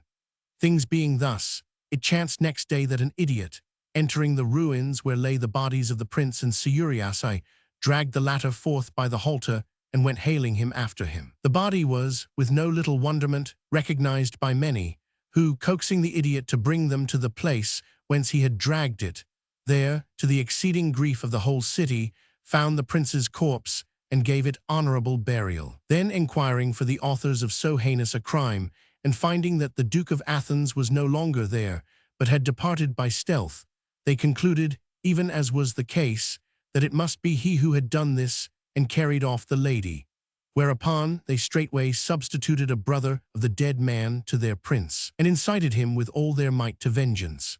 The new prince, being presently certified by various other circumstances that it was as they had surmised, summoned his friends and kinsmen and servants from divers parts, and promptly levying a great and goodly and powerful army, set out to make war upon the Duke of Athens. The latter, hearing of this, on like wise mustered all his forces for his own defense, and to his aid came many lords, amongst whom the Emperor of Constantinople sent Constantine his son and Manuel his nephew, with a great and goodly following. The two princes were honorably received by the Duke, and yet more so by the Duchess, for that she was their sister, and matters drawing thus daily nearer unto war, taking her occasion, she sent for them both one day to her chamber, and there, with tears galore and many words, related to them the whole story, acquainting them with the causes of the war. Moreover, she discovered to them the affront done her by the Duke in the matter of the woman whom it was believed he privily entertained, and complaining sore thereof, besought them to apply to the matter such remedy as best they might, for the honour of the Duke and her own solacement. The young men already knew all the facts as it had been, wherefore, without inquiring farther, they comforted the Duchess as best they might, and filled her with good hope. Then, having learned from her where the lady abode, they took their leave, and having a mind to see the latter, for that they had oftentimes heard her commended for marvellous beauty, they besought the Duke to show her to them. He, unmindful of that which had befallen the Prince of the Mora for having shown her to himself, promised to do this, and accordingly next morning, having let prepare a magnificent collation in a very goodly garden that pertained to the lady's place of abode, he carried them and a few others thither to eat with her. Constantine, sitting with a latile, fell agazing upon her, full of wonderment, avouching in himself that he had never seen aught so lovely, and that certes the Duke must needs be held excused, aye, and whatsoever other, to have so fair a creature, should do treason or other foul thing, and looking on her again, and each time admiring her more, it betided him no otherwise than it had betided the Duke. Wherefore, taking his leave, enamoured of her, he abandoned all thought of the war, and occupied himself with considering how he might take her from the Duke, carefully concealing his passion the while from every one. Whilst he yet burnt in this fire, the time came to go out against the new prince, who now drew near to the Duke's territories, wherefore the latter and Constantine and all the others sallied forth of Athens according to the given ordinance, and betook themselves to the defence of certain frontiers, so the prince might not avail to advance farther. When they had lain there some days, Constantine, having his mind and thoughts still intent upon the lady, and conceiving that, now the Duke was no longer near her, he might very well avail to accomplish his pleasure, feigned himself sore indisposed of his person, to have an occasion of returning to Athens. Wherefore, with the Duke's leave, committing his whole power to Manuel, he returned to Athens to his sister, and there, after some days, putting her upon talk of the affront which her seemed she suffered from the Duke by reason of the lady whom he entertained, he told her that, and it liked her, he would soon ease her thereof by causing take the lady from whereas she was and carry her off. The Duchess, conceiving that he did this of regard for herself and not for love of the lady, answered that it liked her exceeding well so, but it might be done on such wise that the Duke should never know that she had been party thereto, which Constantine fully promised her, and thereupon she consented that he should do as seemed best to him. Constantine, accordingly, let secretly equip a light vessel, and sent it one evening to the neighbourhood of the garden where the lady abode. Then, having taught certain of his men who were on board what they had to do, he repaired with others to the lady's pavilion, where he was cheerfully received by those in her service, and indeed by the lady herself, who, at his instance, betook herself with him to the garden, attended by her servitors and his companions. There making as he would speak with her on the Duke's part, he went with her alone towards a gate, which gave upon the sea and had already been opened by one of his men, and calling the bark thither with the given signal, he caused suddenly seize the lady and carry her aboard. Then turning to her people, he said to them, "Let none stir or utter a word, and he would not die, for that I purpose not to rob the Duke of his wench, but to do away the affront which he putteth upon my sister." To this none dared make answer, whereupon Constantine, embarking with his people and seating himself by the side of the weeping lady, bade thrust the oars into the water and make off. Accordingly, they put out to sea, and not hieing, but flying, came, after a little after daybreak on the morrow, to Aegina, where they landed and took rest, whilst Constantine solaced himself a while with the lady, who bemoaned her ill-fated beauty. Thence, going aboard the bark again, they made their way in a few days to Chios, where it pleased Constantine to take up his sojourn, as in a place of safety, for fear of his father's resentment, and lest the stolen lady should be taken from him. There the fair lady bewailed her ill fate some days, but being presently comforted by Constantine, she began, as she had done otherwhiles, to take her pleasure of that which fortune had foreordained to her. Things being at this pass, Ospech, king of the Turks, who abode in continual war with the emperor, came by chance to Smyrna, where hearing how Constantine abode in Chios, without any precaution, leading a wanton life with a mistress of his, whom he had stolen away. He repaired thither one night with some light-armed ships, and entering the city by stealth with some of his people, took many in their beds, ere they knew of the enemy's coming. Some who, taking the alert, had run to arms, he slew, and having burnt the whole place, carried the booty and captives on board the ships, and returned to Smyrna. When they arrived there, Ospech, who was a young man, passing his prisoners in review, found the fair lady among them, and knowing her for her who had been taken with Constantine asleep in bed, was mightily rejoiced at sight of her. Accordingly, he made her his wife without delay, and celebrating the nuptials forthright, lay with her some months in all joyance. Meanwhile, the emperor, who had, before these things came to pass, been in treaty with Bassano, king of Cappadocia, to the end that he should come down upon Ospech from one side with his power, whilst himself assailed him on the other, but had not yet been able to come to a full accord with him, for that he was unwilling to grant certain things which Bassano demanded, and which he deemed unreasonable, hearing what had betided his son, and chagrined beyond measure, thereat, without hesitating farther, did that which the king of Cappadocia asked, and pressed him as most he might to fall upon Ospech, whilst himself made ready to come down upon him from another quarter. Ospech, hearing this, assembled his army, ere he should be straitened between two such puissant princes, and marched against Bassano, leaving his fair lady at Smyrna, in charge of a trusty servant and friend of his. After some time he encountered the king of Cappadocia, and giving him battle, was slain in the melee, and his army discomfited and dispersed. Whereupon Bassano advanced in triumph towards Smyrna, unopposed, and all the folk submitted to him by the way, as to a conqueror.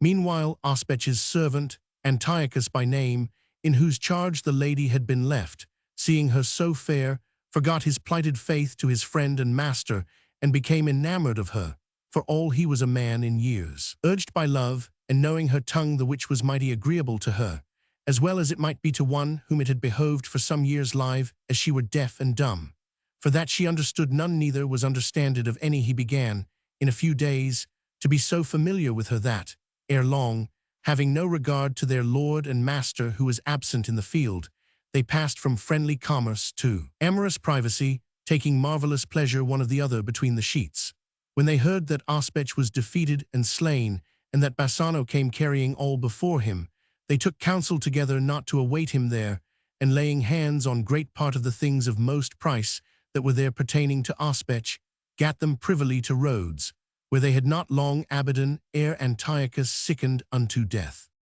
As chance would have it, there was then in lodging with him a merchant of Cyprus, who was much loved of him and his fast friend, and Antiochus, feeling himself draw to his end, bethought himself to leave him both his possessions and his beloved lady. Wherefore, being now nigh upon death, he called them both to him and bespoke them thus: I feel myself, without a doubt, passing away, which grieveth me, for that never had I such delight in life as I presently have. Of one thing, indeed, I die most content, in that, since I must e'en die, I see myself die in the arms of those twain whom I love over all others that be in the world, to wit, in thine, dearest friend, and in those of this lady, whom I have loved more than mine own self, since first I knew her. True, it grieveth me to feel that, when I am dead, she will abide here a stranger, without aid or counsel, and it were yet more grievous to me, did I not know thee here, who wilt, I trust, have that same care of her, for the love of me, which thou wouldst have had of myself. Wherefore I entreat thee, as most I may, if it come to pass that I die, that thou take my goods and her into thy charge, and do with them, and her that which thou deemest may be for the solacement of my soul. And thou, dearest lady, I prithee forget me not after my death, so I may vaunt me, in the other world, of being beloved here below of the fairest lady ever nature formed. Of which two things, and you will give me entire assurance, I shall depart without misgiving and comforted. The merchant, his friend, and the lady, hearing these words, wept, and when he had made an end of his speech, they comforted him and promised him upon their troth to do that which he asked, if it came to pass that he died. He tarried not long, but presently departed this life, and was honorably interred of them. A few days after, the merchant, having dispatched all his business in Rhodes, and purposing to return to Cyprus on board a Catalan carrack that was there, asked the fair lady what she had a mind to do, for that it behoved him return to Cyprus. She answered that, and it pleased him, she would gladly go with him, hoping for Antiochus his love to be of him entreated and regarded as a sister. The merchant replied that he was content to do her every pleasure, and the better to defend her from any affront that might be offered her ere they came to Cyprus. He avouched that she was his wife.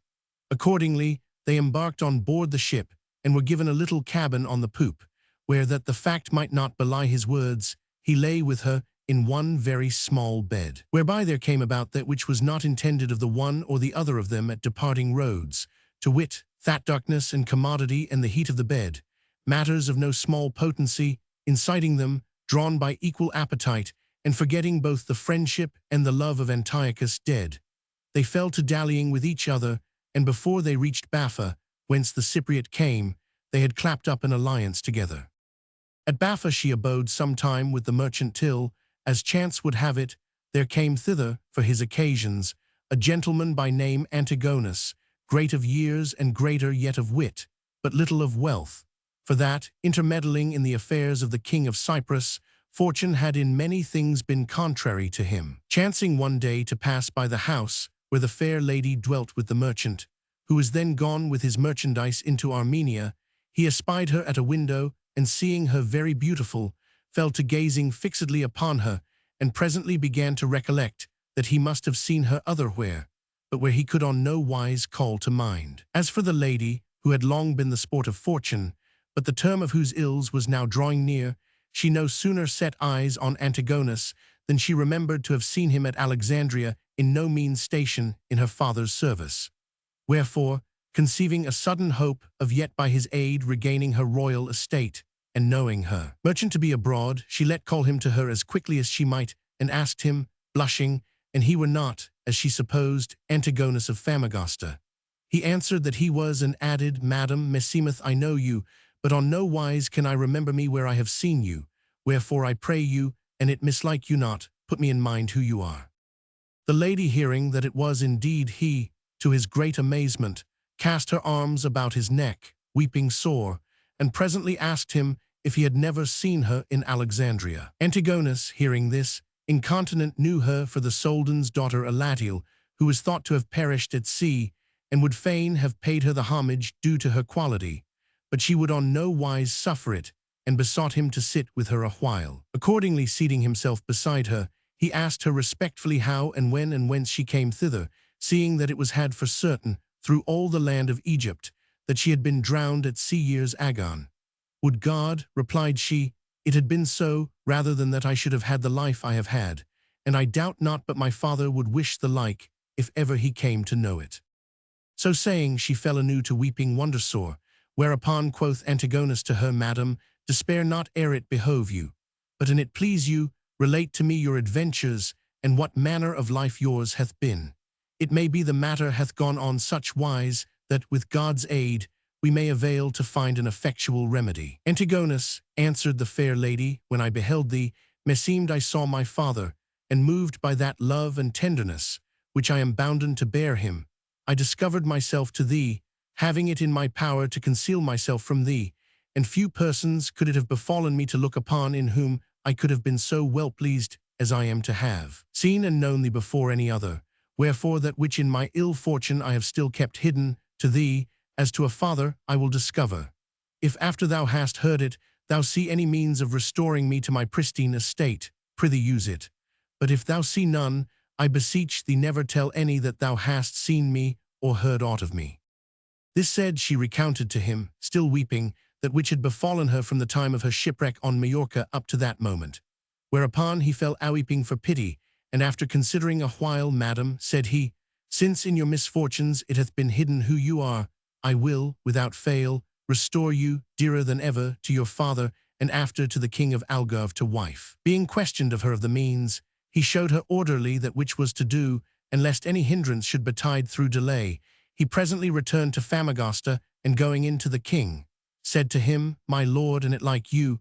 you have it in your power at once to do yourself exceeding honor and me, who am poor through you, a great service, at no great cost of yours. The king asked how, and Antigonus replied, There is come to Baffa the Soldan's fair young daughter, who hath so long been reputed drowned, and who, to save her honor, hath long suffered very great unease, and is presently in poor case, and would fain return to her father.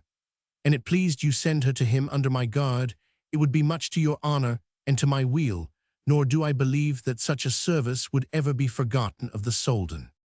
The king, moved by a royal generosity of mind, answered forthright that he would well, and sending for Elatiel, brought her with all honor and worship to Famagosta, where she was received by himself and the queen with inexpressible rejoicing, and entertained with magnificent hospitality. Being presently questioned of the king and queen of her adventures, she answered according to the instructions given her by Antigonus and related everything. And a few days after, at her request, the king sent her, under the governance of Antigonus, with a goodly and worshipful company of men and women, back to the Soldan, of whom let none ask if she was received with rejoicing, as also was Antigonus and all her company. As soon as she was somewhat rested, the Soldan desired to know how it chanced that she was yet alive, and where she had so long abidden, without having ever let him know aught of her condition. Whereupon the lady, who had kept Antigonus his instructions perfectly in mind, bespoke him thus: Father mine, belike the 20th day after my departure from you, our ship, having sprung a leak in a terrible storm, struck in the night upon certain coasts yonder in the west, near a place called Aguamorta, and what became of the men who were aboard I know not nor could ever learn. This much only do I remember, that, the day come and I arisen as it were from death to life, the shattered vessel was espied of the country people, who ran from all the parts around to plunder it. I and 2 of my women were first set ashore, and the latter were incontinent seized by certain of the young men, who fled with them, one this way and the other that, and what came of them I never knew. As for myself, I was taken, despite my resistance, by 2 young men, and haled along by the hair, weeping sore the while. But as they crossed over a road to enter a great wood, there passed by 4 men on horseback, whom when my ravishers saw, they loosed me forthwith and took to flight. The newcomers, who seemed to me persons of great authority, seeing this, ran where I was and asked me many questions, whereto I answered much, but neither understood nor was understanded of them. However, after long consultation, they set me on one of their horses, and carried me to a convent of women vowed to religion, according to their law, where whatever they said, I was of all the ladies kindly received and still entreated with honor. And there, with great devotion, I joined them in serving Saint Waxithin Deepdene, a saint for whom the women of that country have a vast regard. After I had abidden with them a while and learned somewhat of their language, they questioned me of who I was, and fearing, and I told the truth, to be expelled from amongst them, as an enemy of their faith, I answered that I was the daughter of a great gentleman of Cyprus, who was sending me to be married in Crete, when, as ill luck would have it, we had run thither and suffered shipwreck. Moreover, many a time and in many things I observed their customs, for fear of worse, and being asked by the chief of the ladies, her whom they call abbess, if I wished to return thence to Cyprus, I answered that I desired nothing so much. But she, tender of my honor, would never consent to trust me to any person who was bound for Cyprus, till some 2 months. Agon, when there came thither certain gentlemen of France with their ladies, one of the latter being a kinswoman of the abbess, and she hearing that they were bound for Jerusalem, to visit the sepulchre where he whom they hold God was buried, after he had been slain by the Jews, she commended me to their care, and besought them to deliver me to my father in Cyprus. With what honor these gentlemen entreated me, and how cheerfully they received me together with their ladies, it were a long story to tell. Suffice it to say that we took ship and came, after some days, to Baffa, where finding myself arrived, and knowing none in the place, I knew not what to say to the gentlemen, who would fain have delivered me to my father, according to that which had been enjoined them of the reverend lady. But God, taking pity belike on my affliction, brought me Antigonus upon the beach, what time we disembarked at Baffa, whom I straightway hailed, and in our tongue, so as not to be understood of the gentlemen and their ladies, bade him receive me as a daughter. He promptly apprehended me, and receiving me with a great show of joy, entertained the gentlemen and their ladies with such honor as his poverty permitted, and carried me to the king of Cyprus, who received me with such hospitality, and hath sent me back to you with such courtesy as might never be told of me. If aught remain to be said, let Antigonus, who hath ofttimes heard from me these adventures, recount it. Accordingly Antigonus, turning to the Soldan, said, My lord, even as she hath many a time told me, and as the gentlemen and ladies with whom she came said to me, so hath she recounted unto you. Only one part hath she forborne to tell you, the which methinketh she left unsaid, for that it beseemeth her not to tell it, to wit, how much the gentlemen and ladies with whom she came said of the chaste and modest life which she led with the religious ladies, and of her virtue and commendable manners, and the tears and lamentations of her companions, both men and women, when, having restored her to me, they took leave of her, of which things were I fain to tell in full, that which they said to me, not only this present day, but the ensuing night would not suffice unto us. Be it enough to say only that according to that which their words attested, and that also which I have been able to see thereof, you may vaunt yourself of having the fairest daughter and the chastest and most virtuous of any prince that nowadays weareth a crown. The Soldan was beyond measure rejoiced at these things, and besought God again and again to vouchsafe him of his grace the power of worthily requiting all who had succored his daughter, and especially the king of Cyprus, by whom she had been sent back to him with honor. After some days, having caused prepare great gifts for Antigonus, he gave him leave to return to Cyprus, and rendered, both by letters and by special ambassadors, the utmost thanks to the king for that which he had done with his daughter. Then desiring that that which was begun should have effect, to wit, that she should be the wife of the king of Algarve, he acquainted the latter with the whole matter, and wrote to him to boot, that, an it pleased him have her, he should send for her. The king of Algarve was mightily rejoiced at this news, and sending for her in state, received her joyfully. And she, who had lain with 8 men belike 10,000 times, was put to bed to him for a maid, and making him believe that she was so, lived happily with him as his queen a while after. Wherefore it was said, lips for kissing forfeit no favor, nay, they renew as the moon doth ever. The 8th story. Day the 2nd. The Count of Antwerp, being falsely accused, goeth into exile, and leaveth his 2 children in different places in England, whither, after a while, returning in disguise and finding them in good case, he taketh service as a horseboy in the service of the King of France, and being approved innocent, is restored to his former estate. The ladies sighed amain over the fortunes of the fair Saracen, but who knoweth what gave rise to those sighs? Maybe there were some of them who sighed no less for envy of such frequent nuptials than for pity of a Latial. But leaving that be for the present, after they had laughed at Pamphilio's last words, the queen, seeing his story ended, turned to Elissa and bade her follow on with one of hers. Elissa cheerfully obeyed and began as follows. A most ample field is that wherein we go today arranging, nor is there any of us but could lightly enough run, not 1, but 50 courses there, so abounding hath fortune made it in her strange and grievous chances. Wherefore, to come to tell of one of these latter, which are innumerable, I say that, when the Roman Empire was transferred from the French to the Germans, there arose between the one and the other nation an exceeding great enmity and a grievous and continual war, by reason whereof, as well for the defense of their own country as for the offense of that of others, the King of France and a son of his, with all the power of their realm and of such friends and kinsfolk as they could command, levied a mighty army to go forth upon the foe. And ere they proceeded thereunto, not to leave the realm without governance, knowing Gautier, Count of Antwerp, for a noble and discreet gentleman and their very faithful friend and servant, and for that albeit he was well versed in the art of war, he seemed to them more apt unto things delicate than unto martial toils. They left him vicar-general in their stead over all the governance of the realm of France, and went on their way. Gautier accordingly addressed himself with both order and discretion to the office committed unto him, still conferring of everything with the queen and her daughter-in-law, whom, for all they were left under his custody and jurisdiction, he honored none the less as his liege ladies and mistresses. Now this Gautier was exceedingly goodly of his body, being maybe 40 years old, and as agreeable and well-mannered a gentleman as might be.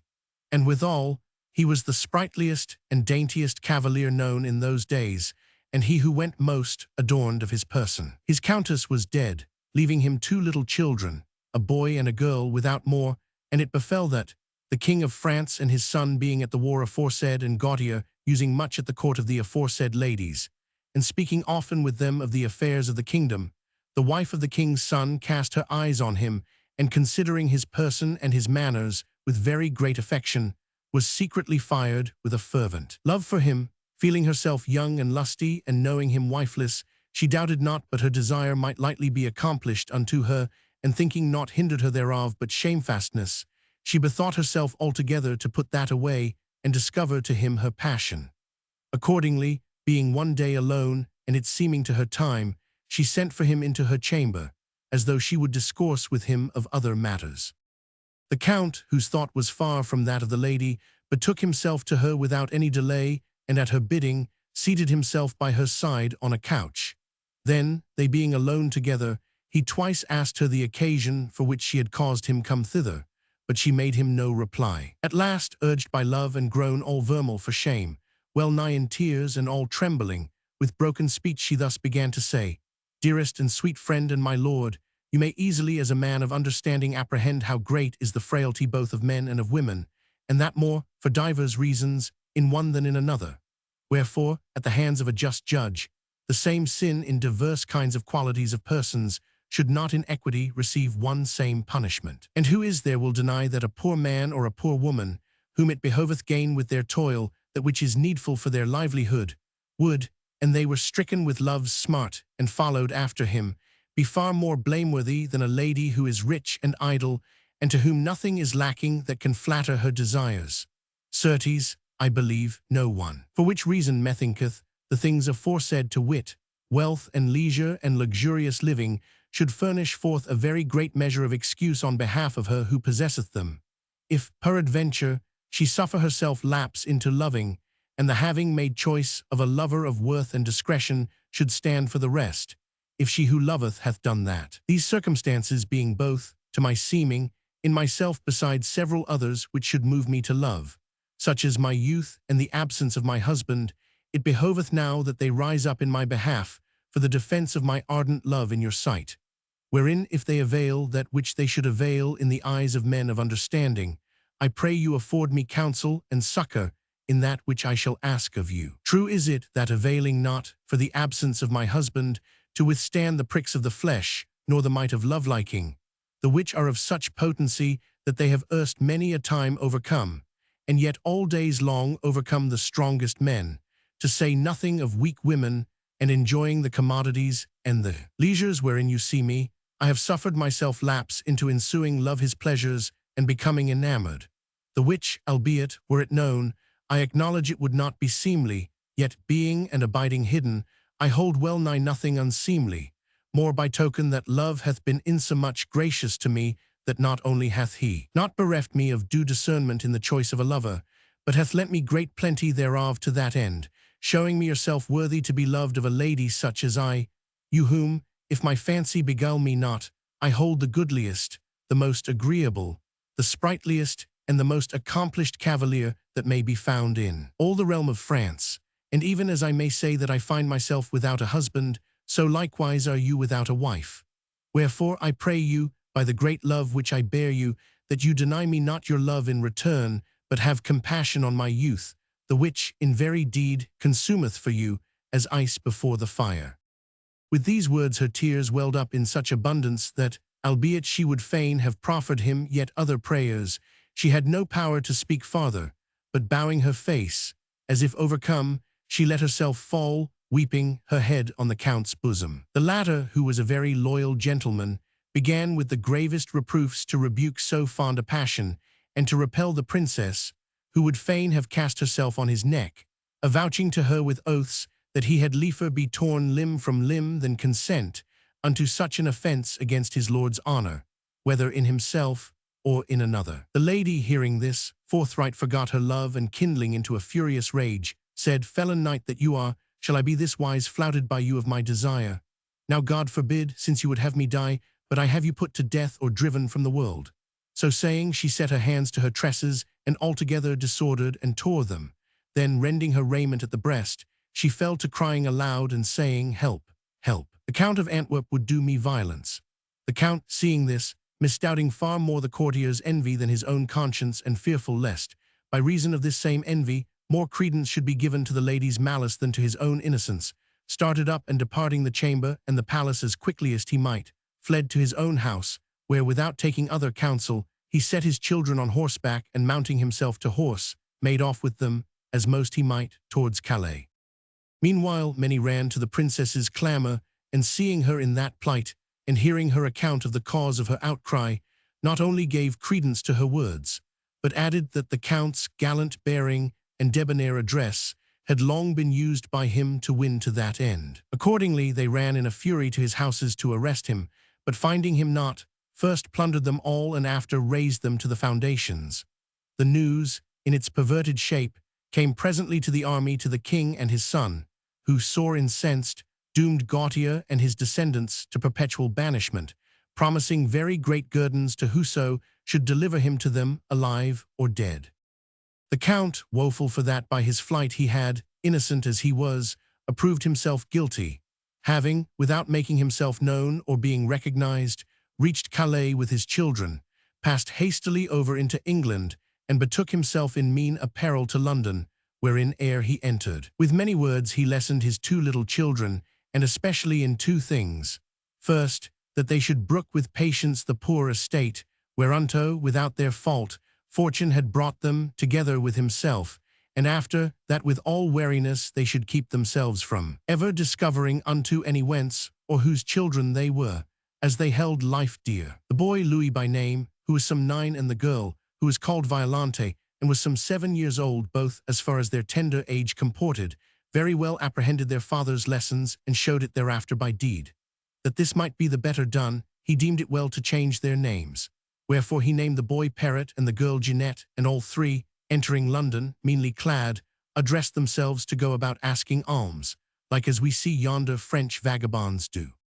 They being on this account one morning at a church door, it chanced that a certain great lady, the wife of one of the king's marshals of England, coming forth of the church, saw the count and his two little ones asking alms, and questioned him whence he was, and if the children were his, to which he replied that he was from Picardy, and that, by reason of the misfeasance of a rakely elder son of his, it had behoved him depart the country with these two, who were his. The lady, who was pitiful, cast her eyes on the girl, and being much taken with her, for that she was handsome, well-mannered, and engaging, said, Honest man, and thou be content to leave thy daughter with me, I will willingly take her, for that she hath a good favour, and if she prove an honest woman, I will in due time marry her on such wise that she shall fare well.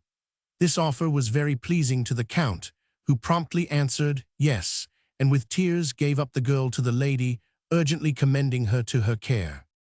Having thus disposed of his daughter, well knowing to whom, he resolved to abide there no longer, and accordingly, begging his way across the island, came, not without sore fatigue, as one who was unused to go afoot, into Wales. Here dwelt another of the king's marshals, who held great state and entertained a numerous household, and to his court both the count and his son whiles much resorted to get food. Certain sons of the said marshal and other gentlemen's children being there engaged in such boyish exercises as running and leaping, Perrot began to mingle with them, and to do as dexterously as any of the rest, or more so, each feat that was practised among them. The marshal, chancing whiles to see this, and being much taken with the manners and fashion of the boy, asked who he was, and was told that he was the son of a poor man who came there bytimes for alms. Whereupon he caused require him of the count, and the latter, who indeed besought God of naught else, freely resigned the boy to him, grievous as it was to him to be parted from him. Having thus provided his son and daughter, he determined to abide no longer in England, and passing over into Ireland, made his way, as best he might, to Stamford, where he took service with a knight belonging to an earl of the country, doing all such things as pertain unto a lackey or a horsepay, and there, without being known of any, he abode a great while in unease and travail galore. Meanwhile Violante, called Jeanette, went waxing with the gentlewoman in London in years and person and beauty, and was in such favour both with the lady and her husband, and with every other of the house, and whoso else knew her, that it was a marvellous thing to see, nor was there any who noted her manners and fashions, but avouched her worthy of every greatest good and honour. Wherefore the noble lady, who had received her from her father, without having ever availed to learn who he was, otherwise than as she had heard from himself, was purposed to marry her honourably according to that condition whereof she deemed her. But God, who is a just observer of folks' deserts, knowing her to be of noble birth, and to bear, without fault, the penalty of another's sin, ordained otherwise. And fain must we believe that he of his benignity permitted that which came to pass to the end, that the gentle damsel might not fall into the hands of a man of low estate. The noble lady with whom Jeanette dwelt had of her husband one only son, whom both she and his father loved with an exceeding love, both for that he was their child, and that he deserved it by reason of his worth and virtues. He, being some 6 years older than Jeanette, and seeing her exceeding fair and graceful, became so sore enamored of her that he saw not beyond her. Yet, for that he deemed her to be of mean extraction, not only dared he not demand her of his father and mother to wife, but fearing to be blamed for having set himself to love unworthily, he held his love, as most he might, hidden, wherefore it tormented him far more than if he had discovered it. And thus it came to pass that, for excess of chagrin, he fell sick, and that grievously. Divers physicians were called in to medicine him, who, having noted one and another symptom of his case, and being nevertheless unable to discover what ailed him, all with one accord despaired of his recovery, whereat the young man's father and mother suffered dolour and melancholy so great that greater might not be brooked, and many a time, with piteous prayers, they questioned him of the cause of his malady, whereto or sighs he gave for answer or replied that he felt himself all wasting away. It chanced one day that, what while a doctor, young enough, but exceedingly deeply versed in science, sat by him and held him by the arm in that part where leeches used to seek the pulse, Jeanette, who, of regard for his mother, tended him solicitously, entered, on some occasion or another, the chamber where the young man lay. When the latter saw her, without word said or gesture made, he felt the amorous ardor redouble in his heart, wherefore his pulse began to beat stronglier than of wont, the which the leech incontinent noted, and marvelling, abode still to see how long this should last. As soon as Jeanette left the chamber, the beating abated, wherefore it seemed to the physician he had gotten impartment of the cause of the young man's ailment, and after waiting a while, he let call Jeanette to him, as he would question her of somewhat, still holding the sick man by the arm. She came to him incontinent, and no sooner did she enter than the beating of the youth's pulse returned, and she being gone again, ceased. Thereupon, it seeming to the physician that he had full enough assurance, he rose, and taking the young man's father and mother apart, said to them, "The healing of your son is not in the succor of physicians, but abideth in the hands of Jeanette, whom, as I have by sure signs manifestly recognized, the young man ardently loveth, albeit, for all I can see, she is unaware thereof. You know now what you have to do, if his life be dear to you."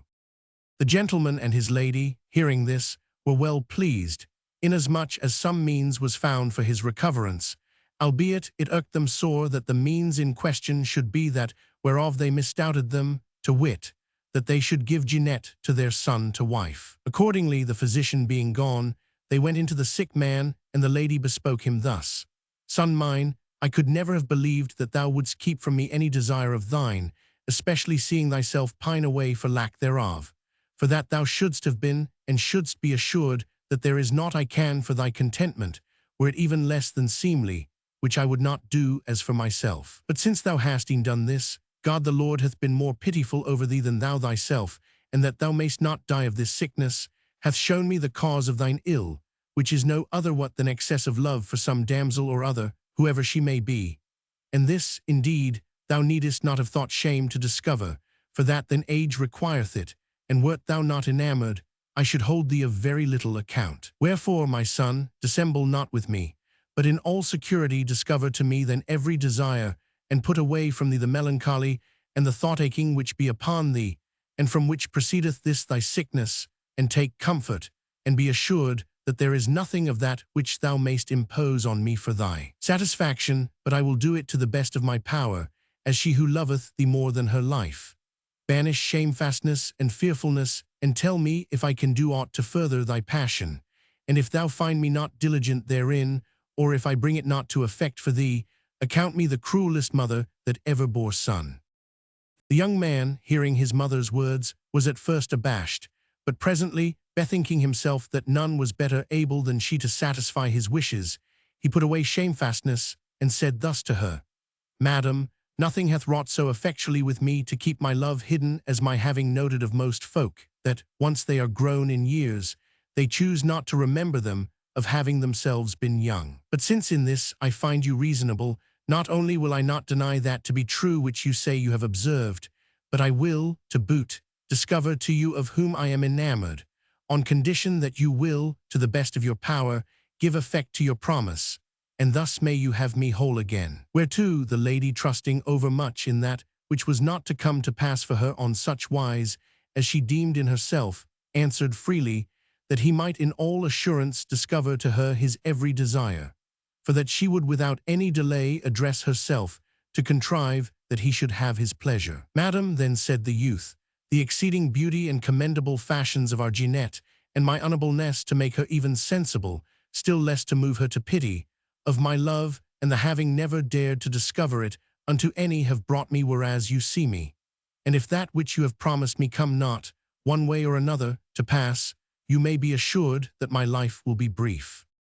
The lady, to whom it appeared more a time for comfort than for reproof, said smilingly, Alack, my son, hast thou then for this suffered thyself to languish thus? Take comfort and leave me do, once thou shalt be recovered. The youth, full of good hope, in a very short time showed signs of great amendment, whereas the lady, being much rejoiced, began to cast about how she might perform that which she had promised him. Accordingly, calling Jeanette to her one day, she asked her very civilly, as by way of a jest, if she had a lover, whereupon she waxed all red and answered, Madam, it concerneth not, neither were it seemly in a poor damsel like myself, banished from house and home, and abiding in others' service, to think of love. Quoth the lady, and you have no lover, we mean to give you one, in whom you may rejoice and live merry, and have more delight of your beauty, for it behoveth not that so handsome a girl as you are abide without a lover. To this Jeanette made answer, Madam, you took me from my father's poverty, and have reared me as a daughter, wherefore it behoveth me to do your every pleasure. But in this I will nowise comply with you, and therein methinketh I do well. If it please you give me a husband, him do I purpose to love, but none other. For that, since of the inheritance of my ancestors naught is left me save only honor, this latter I mean to keep and preserve as long as life shall endure to me. This speech seemed to the lady very contrary to that whereto she thought to come for the keeping of her promise to her son, albeit, like a discreet woman as she was, she inwardly much commended the damsel therefore, and she said, How now, Jeanette? If our lord the king, who is a young cavalier, as thou art a very fair damsel, would fain have some essence of thy love, wouldst thou deny it to him? Whereto she answered forthright, the king might do me violence, but of my consent he should never avail to have aught of me save what was honorable. The lady, seeing how she was minded, left parleying with her, and bethought herself to put her to the proof. Wherefore she told her son that, weenas he should be recovered, she would contrive to get her alone with him in a chamber, so he might make shift to have his pleasure of her, saying that it appeared to her unseemly that she should, procuress-wise, plead for her son, and solicit her own maid. With this the young man was noways content, and presently waxed grievously worse, which when his mother saw, she opened her mind to Jeanette, but finding her more constant than ever, recounted what she had done to her husband, and he and she resolved of one accord, grievous though it seemed to them, to give her to him to wife, choosing rather to have their son alive with a wife unsorted to his quality than dead without any, and so after much parley they did, whereat Jeanette was exceeding content, and with a devout heart rendered thanks to God, who had not forgotten her, but for all that she never avouched herself other than the daughter of a Picard. As for the young man, he presently recovered, and celebrating his nuptials, the gladdest man alive, proceeded to lead a merry life with his bride.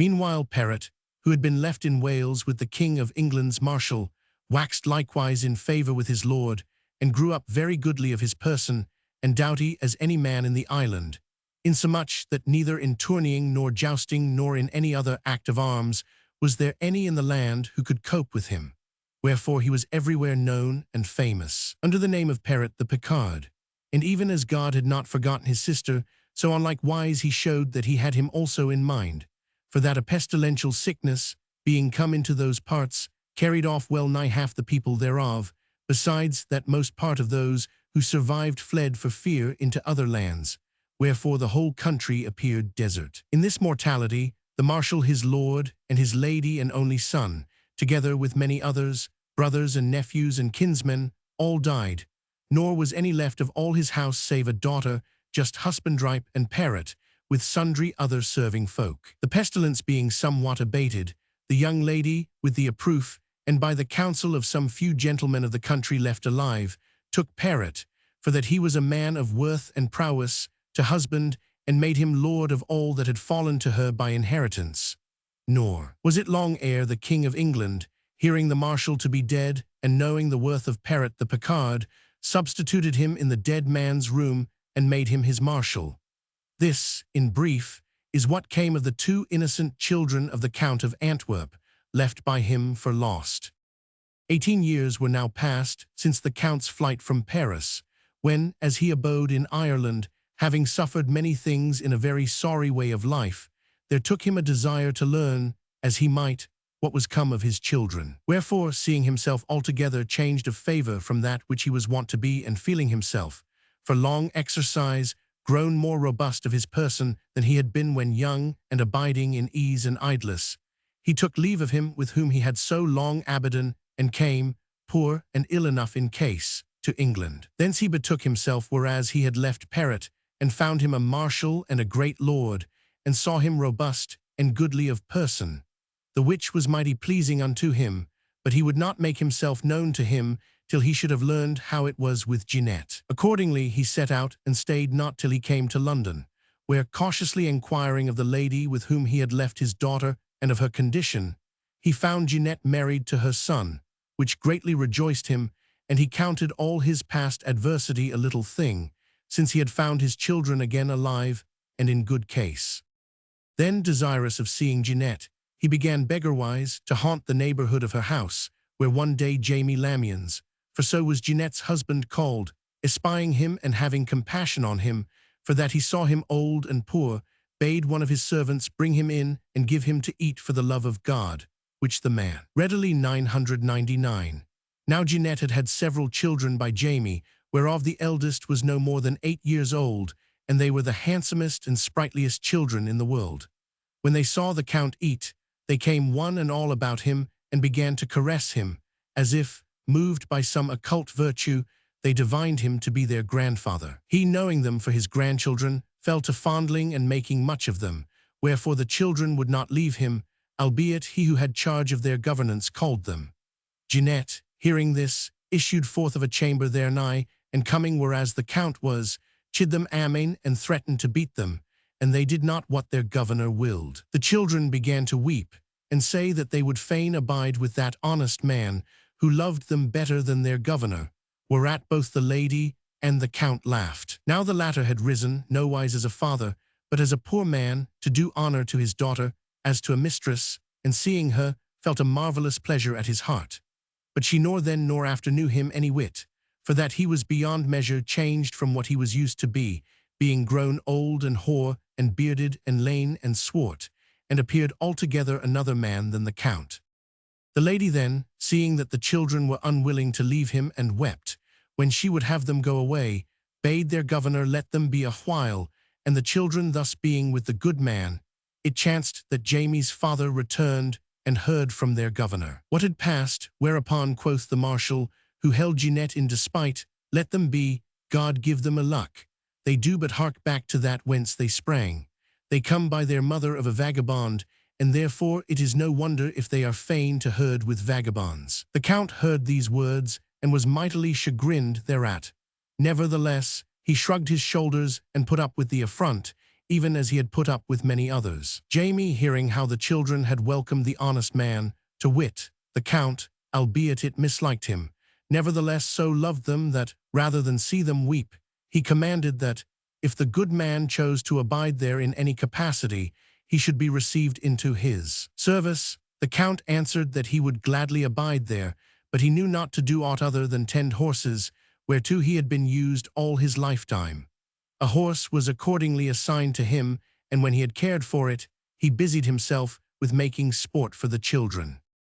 Whilst fortune handled the Count of Antwerp and his children on such wise as hath been set out, it befell that the King of France, after many truces made with the Germans, died, and his son, whose wife was she through whom the Count had been banished, was crowned in his place. And no sooner was the current truce expired then he again began a very fierce war. To his aid the King of England, as a new-made kinsman, dispatched much people, under the commandment of Perrot his marshal and Jamie Lamians, son of the other marshal, and with them went the good man, to wit, the Count, who, without being recognized of any, abode a pretty while with the army in the guise of a horseby, and there, like a man of metal as he was, wrought good galore, more than was required of him, both with counsels and with deeds.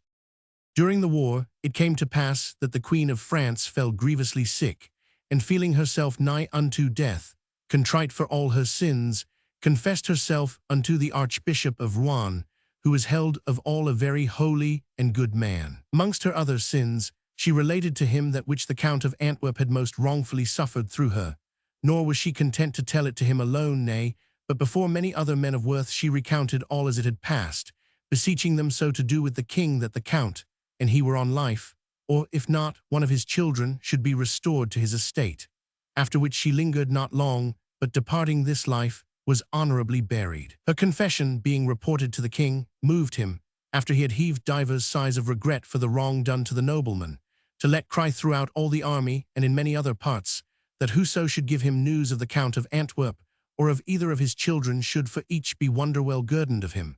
for that he held him, upon the queen's confession, innocent of that for which he had gone into exile, and was minded to restore him to his first estate and more. The Count, in his guise of a horseboy, hearing this, and being assured that it was the truth, betook himself forthright to Jamie Lamians, and prayed him go with him to Perrot, for that he had a mind to discover to them that which the king went seeking. All three being then met together, quoth the Count to Perrot, who had it already in mind to discover himself, Perrot, Jamie here hath thy sister to wife, nor ever had any dowry with her. Wherefore, that thy sister may not go undowered, I purpose that he and none other shall, by making thee known as the son of the Count of Antwerp, have this great reward that the king promiseth for thee and for Violante, thy sister and his wife, and myself, who am the Count of Antwerp and your father. Perrot, hearing this and looking steadfastly upon him, presently knew him and cast himself, weeping, at his feet, and embraced him, saying, Father mine, you are dearly welcome. Jamie, hearing first what the Count said, and after seeing what Perrot did, was overcome at once with such wonderment and such gladness that he scarce knew what he should do. However, after a while, giving credence to the former's speech and sore ashamed for the injurious words he had whiles used to the hostler Count, he let himself fall, weeping, at his feet, and humbly besought him pardon of every past affront, the which the Count, having raised him to his feet, graciously accorded him.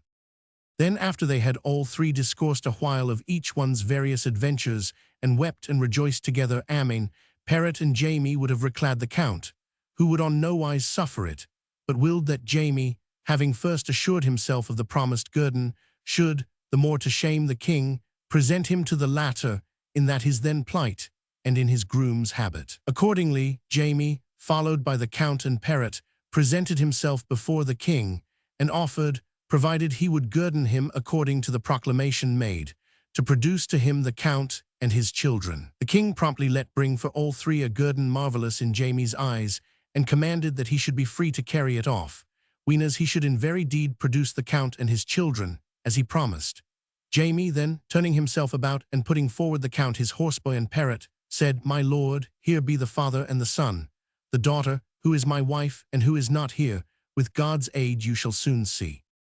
The king, hearing this, looked at the Count, and albeit he was sore changed from that which he was used to be, yet, after he had a while considered him, he knew him, and well nigh with tears in his eyes, raised himfer that he was on his knees before him to his feet and kissed, and embraced him. Perrot also he graciously received, and commanded that the Count should incontinent be furnished anew with clothes and servants and horses and harness, according as his quality required, which was straightway done. Moreover, he entreated Jamie with exceeding honor, and would fain know every particular of his past adventures. Then Jamie, being about to receive the magnificent guerdons appointed him for having discovered the Count and his children, the former said to him, Take these of the munificence of our lord the king, and remember to tell thy father that thy children, his grandchildren and mine, are not by their mother born of a vagabond. Jamie accordingly took the gifts, and sent for his wife and mother to Paris, whither came also Perrot's wife, and there they all foregathered in the utmost joyance with the Count, whom the king had reinstated in all his good and made greater than he ever was. Then all, with Gautier's leave, returned to their several homes, and he until his death abode in Paris more worshipfully than ever. The ninth story. Day the second. Bernabo of Genoa, duped by Ambrogiulo, loseth his good and commandeth that his innocent wife be put to death. She escapeth and serveth the Soldan in a man's habit. Here she lighteth upon the deceiver of her husband, and bringeth the latter to Alexandria, where her traducer being punished, she resumeth woman's apparel, and returneth to Genoa with her husband, rich. Elissa having furnished her due with her pitiful story, Philomna the queen, who was tall and goodly of person and smiling, and agreeable of aspect beyond any other of her sex, collecting herself, said, Needs must the covenant with Dioneo be observed, wherefore, there remaining none other to tell than he and I will tell my story first, and he, for that he asked it as a favor, shall be the last to speak. So saying, she began thus, There is a proverb oftentimes cited among the common folk to the effect that the deceiver abideth at the feet of the deceived, the which meseemeth may by no reasoning be shown to be true, and it approve not itself by actual occurrences. Wherefore, whilst ensuing the appointed theme, it hath occurred to me, dearest ladies, to show you at the same time that this is true, even as it is said, nor should it mislike you to hear it, so you may know how to keep yourselves from deceivers. There were once at Paris, in an inn, certain very considerable Italian merchants, who were come thither, according to their usance, some on one occasion, and some on another, and having one evening among others supped all together merrily, they fell to devising of divers matters, and passing from one discourse to another, they came at last to speak of their wives, whom they had left at home, and one said jestingly, I know not how mine doth, but this I know well that, weenas there cometh to my hand here any lass that pleaseth me, I leave on one side the love I bear my wife, and take of the other such pleasure as I may. And I, quoth another, do likewise, for that if I believe that my wife pusheth her fortunes in my absence, she doth it, and if I believe it not, still she doth it, wherefore tit for tat be it, an ass still getteth as good as he giveth. A third, following on, came well nigh to the same conclusion, and in brief all seemed agreed upon this point, that the wives they left behind had no mind to lose time in their husband's absence. One only, who hight Bernabo Lomellini of Genoa, maintained the contrary, avouching that he, by special grace of God, had a lady to wife, who was belike the most accomplished woman of all Italy in all those qualities which a lady, nay, even in great part in those which a knight or an esquire should have. For that she was fair of favour, and yet in her first youth and adroit and robust of her person, nor was there aught that pertaineth unto a woman, such as works of broidery and silk and the like, but she did it better than any other of her sex. Moreover, said he, there was no sewer, or in other words, no servingman, alive who served better or more deftly at a nobleman's table than did she, for that she was very well bred, and exceeding wise and discreet. He after went on to extol her as knowing better how to ride a horse and fly a hawk, to read and write, and cast a reckoning than if she were a merchant. And thence, after many other commendations, coming to that whereof it had been discoursed among them, he avouched with an oath that there could be found no honester nor chaster woman than she. Wherefore he firmly believed that, should he abide 60 years, or even always from home, she would never incline to the least levity with another man. Among the merchants who discoursed thus was a young man called Ambrogiulo of Piacenza, who fell to making the greatest mark in the world of this last commendation bestowed by Bernabo upon his wife, and asked him scoffingly if the emperor had granted him that privilege over and above all other men. Bernabo, some little nettled, replied that not the emperor, but God, who could somewhat more than the emperor, had vouchsafed him the favor in question. Whereupon quoth Ambrogiulo, Bernabo, I doubt not a whit but that thou thinkest to say sooth, but meseemeth thou hast paid little regard to the nature of things, for that, hadst thou taken heed thereunto, I deem thee not so dull of wit, but thou wouldst have noted therein certain matters which had made thee speak more circumspectly on this subject, and that thou mayst not think that we, who have spoken much at large of our wives, believe that we have wives other or otherwise made than thine, but mayst see that we spoke thus, moved by natural perception. I will e'en reason with thee a little on this matter. I have always understood man to be the noblest animal created of God among mortals, and after him woman, but man, as is commonly believed, and as is seen by works, is the more perfect, and having more perfection, must without fail have more of firmness and constancy, for that women universally are more changeable, the reason whereof might be shown by many natural arguments, which for the present I purpose to leave be. If then man be of more stability, and yet cannot keep himself, let alone from complying with a woman who soliciteth him, but even from desiring one who pleaseth him, nay more, from doing what he can, so he may avail to be with her, and if this betide him not once a month, but 1,000 times a day, what canst thou expect a woman, naturally unstable, to avail against the prayers, the blandishments, the gifts, and 1,000 other means which an adroit man who loveth her will use? Thinkest thou she can hold out? Certes, how much soever thou mayst affirm it, I believe not that thou believest it, and thou thyself sayest that thy wife is a woman, and that she is of flesh and blood, as are other women. If this be so, those same desires must be hers, and the same powers that are in other women to resist these natural appetites. Wherefore, however honest she be, it is possible she may do that which other women do, and nothing that is possible she be so peremptorily denied, nor the contrary thereof affirmed with such rigor as thou dost. To which Bernabo made answer, saying, I am a merchant, and not a philosopher, and as a merchant I will answer. And I say that I acknowledge that what thou sayst may happen to foolish women in whom there is no shame. But those who are discreet are so careful of their honor, that for the guarding thereof they become stronger than men, who reck not of this, and of those thus fashioned is my wife. Indeed, rejoined Ambrogiulo, if for every time they occupy themselves with toys of this kind, there sprouted from their foreheads a horn to bear witness of that which they have done, there be few, I believe, who would incline thereto. But far from the horn sprouting, there appeareth neither trace nor token thereof in those who are discreet, and shame and soil of honor consist not but in things discovered. Wherefore, weenas they may secretly, they do it, or if they forbear, it is for stupidity. And have thou this for certain, that she alone is chaste, who hath either never been solicited of any, or who, having herself solicited, hath not been hearkened. And although I know by natural and true reasons that it is e'en as I say, yet should I not speak thereof with so full an assurance, had I not many a time, and with many women made essay thereof. And this I tell thee, that, were I near this most sanctified wife of thine, I warrant me I would in brief space of time bring her to that which I have already gotten of other women. Whereupon, quoth Bernabo, disputing with words might be prolonged without end. Thou wouldst say, and I should say, and in the end it would all amount to nothing. But since thou wilt have it that all women are so compliant, and that thine address is such, I am content, so I may certify thee of my wife's honesty, to have my head cut off, and thou canst anywise avail to bring her to do thy pleasure in aught of the kind. And if thou fail thereof, I will have thee lose no other what than 1,000 gold florins. Bernabo, replied Ambrogiulo, who was now grown heated over the dispute, I know not what I should do with thy blood, if I won the wager.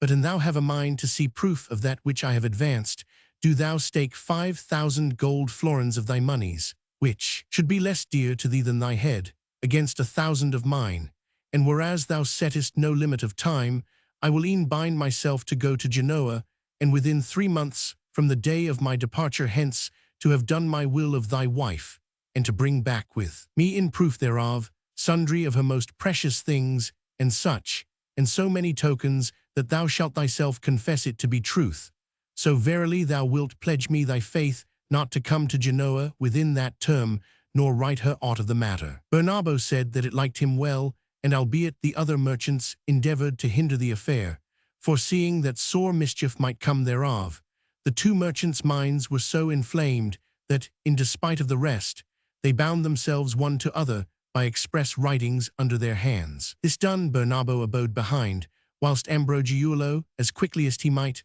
betook himself to Genoa.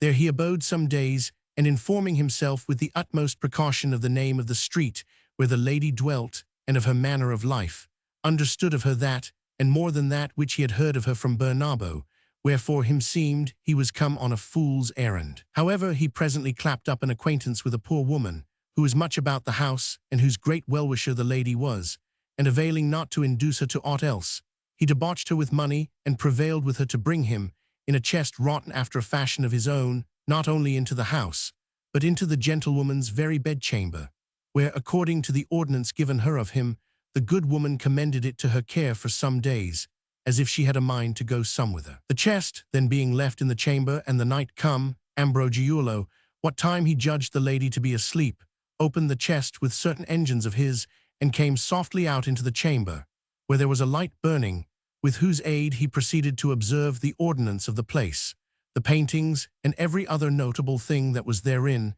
and fixed them in his memory. Then, drawing near the bed, and perceiving that the lady and a little girl, who was with her, were fast asleep, he softly altogether uncovered the former, and found that she was as fair naked as clad, but saw no sign about her that he might carry away, save one, to wit, a mole which she had under the left pap, and about which were sundry little hairs as red as gold. This noted, he covered her softly up again, albeit, seeing her so fair, he was tempted to adventure his life, and lay himself by her side.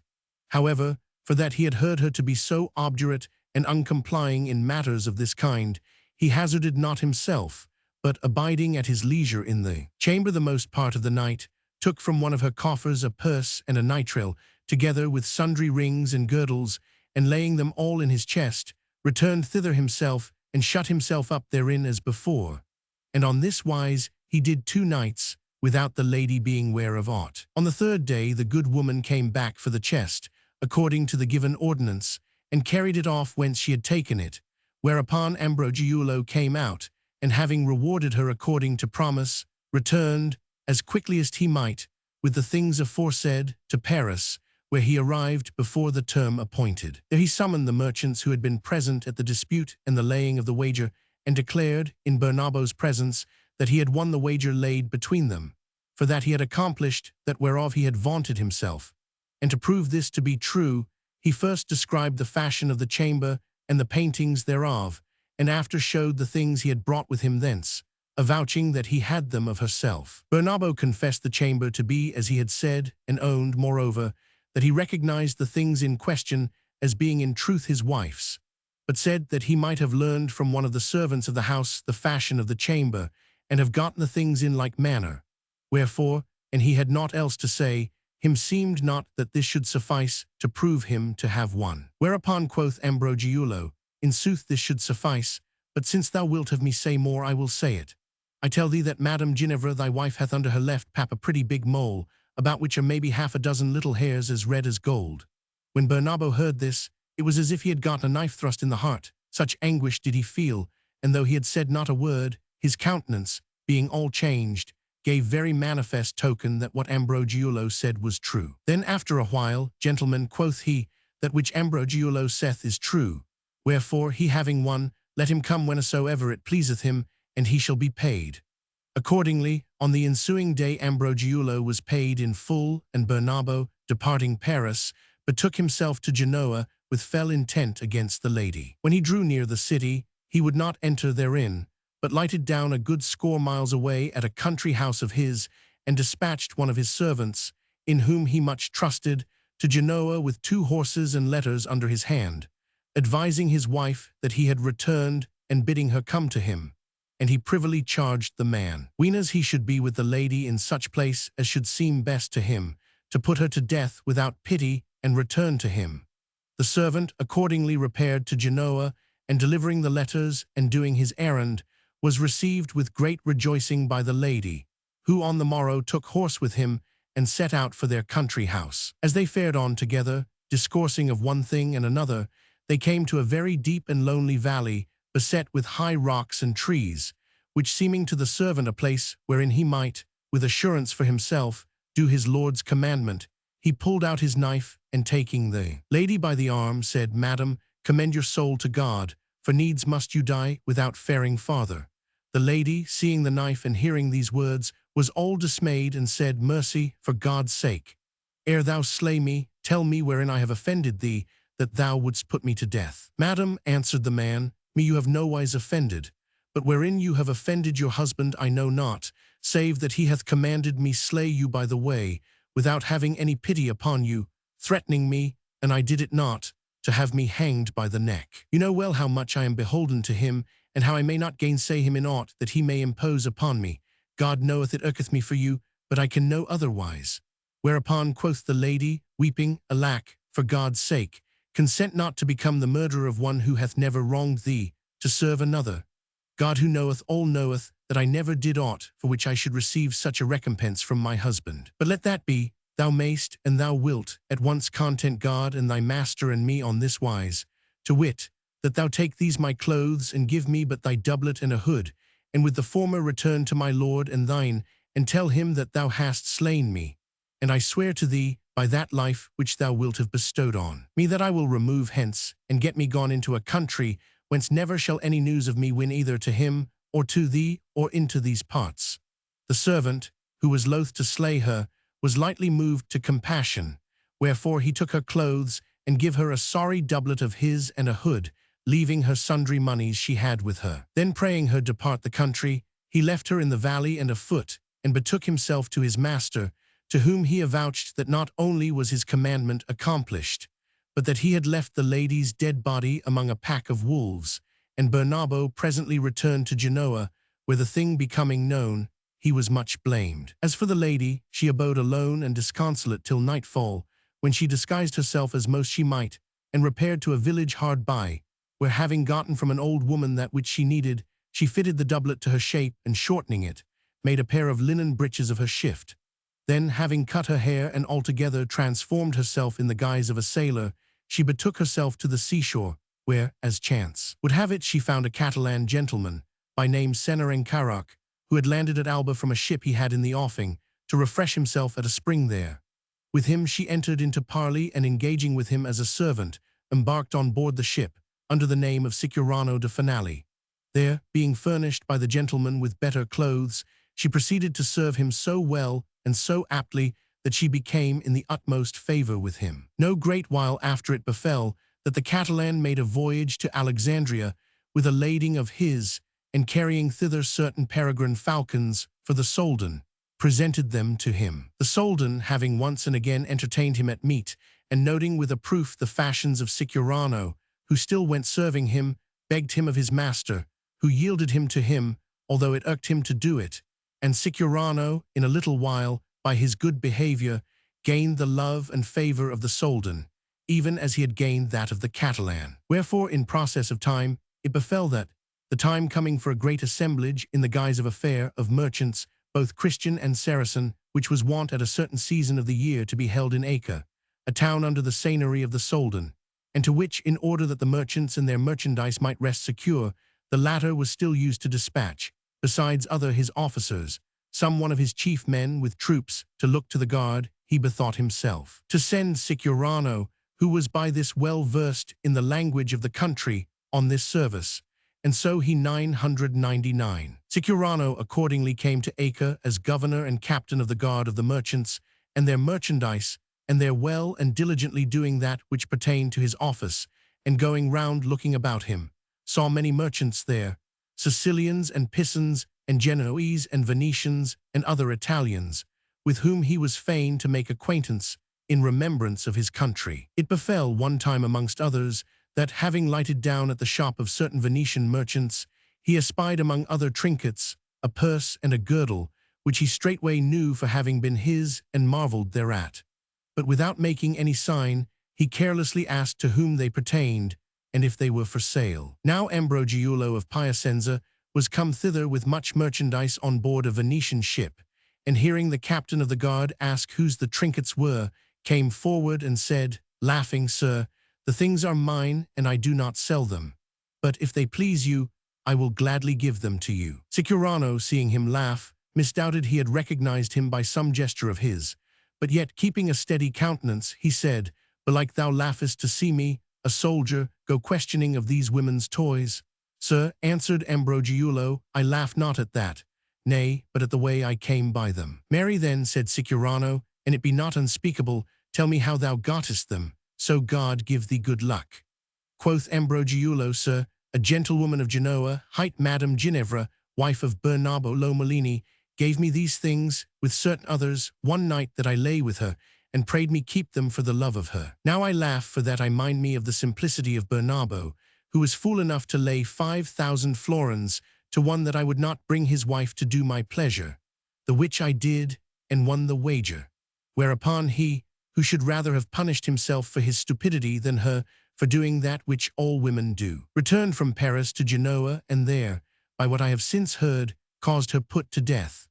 Sicurano, hearing this, understood forthwith what was the cause of Bernabo's anger against his wife, and manifestly perceiving this fellow to have been the occasion of all her ills, determined not to let him go unpunished therefore. Accordingly he feigned to be greatly diverted with the story, and artfully clapped up a straight acquaintance with him, insomuch that, the fair being ended, Ambrogiulo, at his instance, accompanied him with all his good to Alexandria.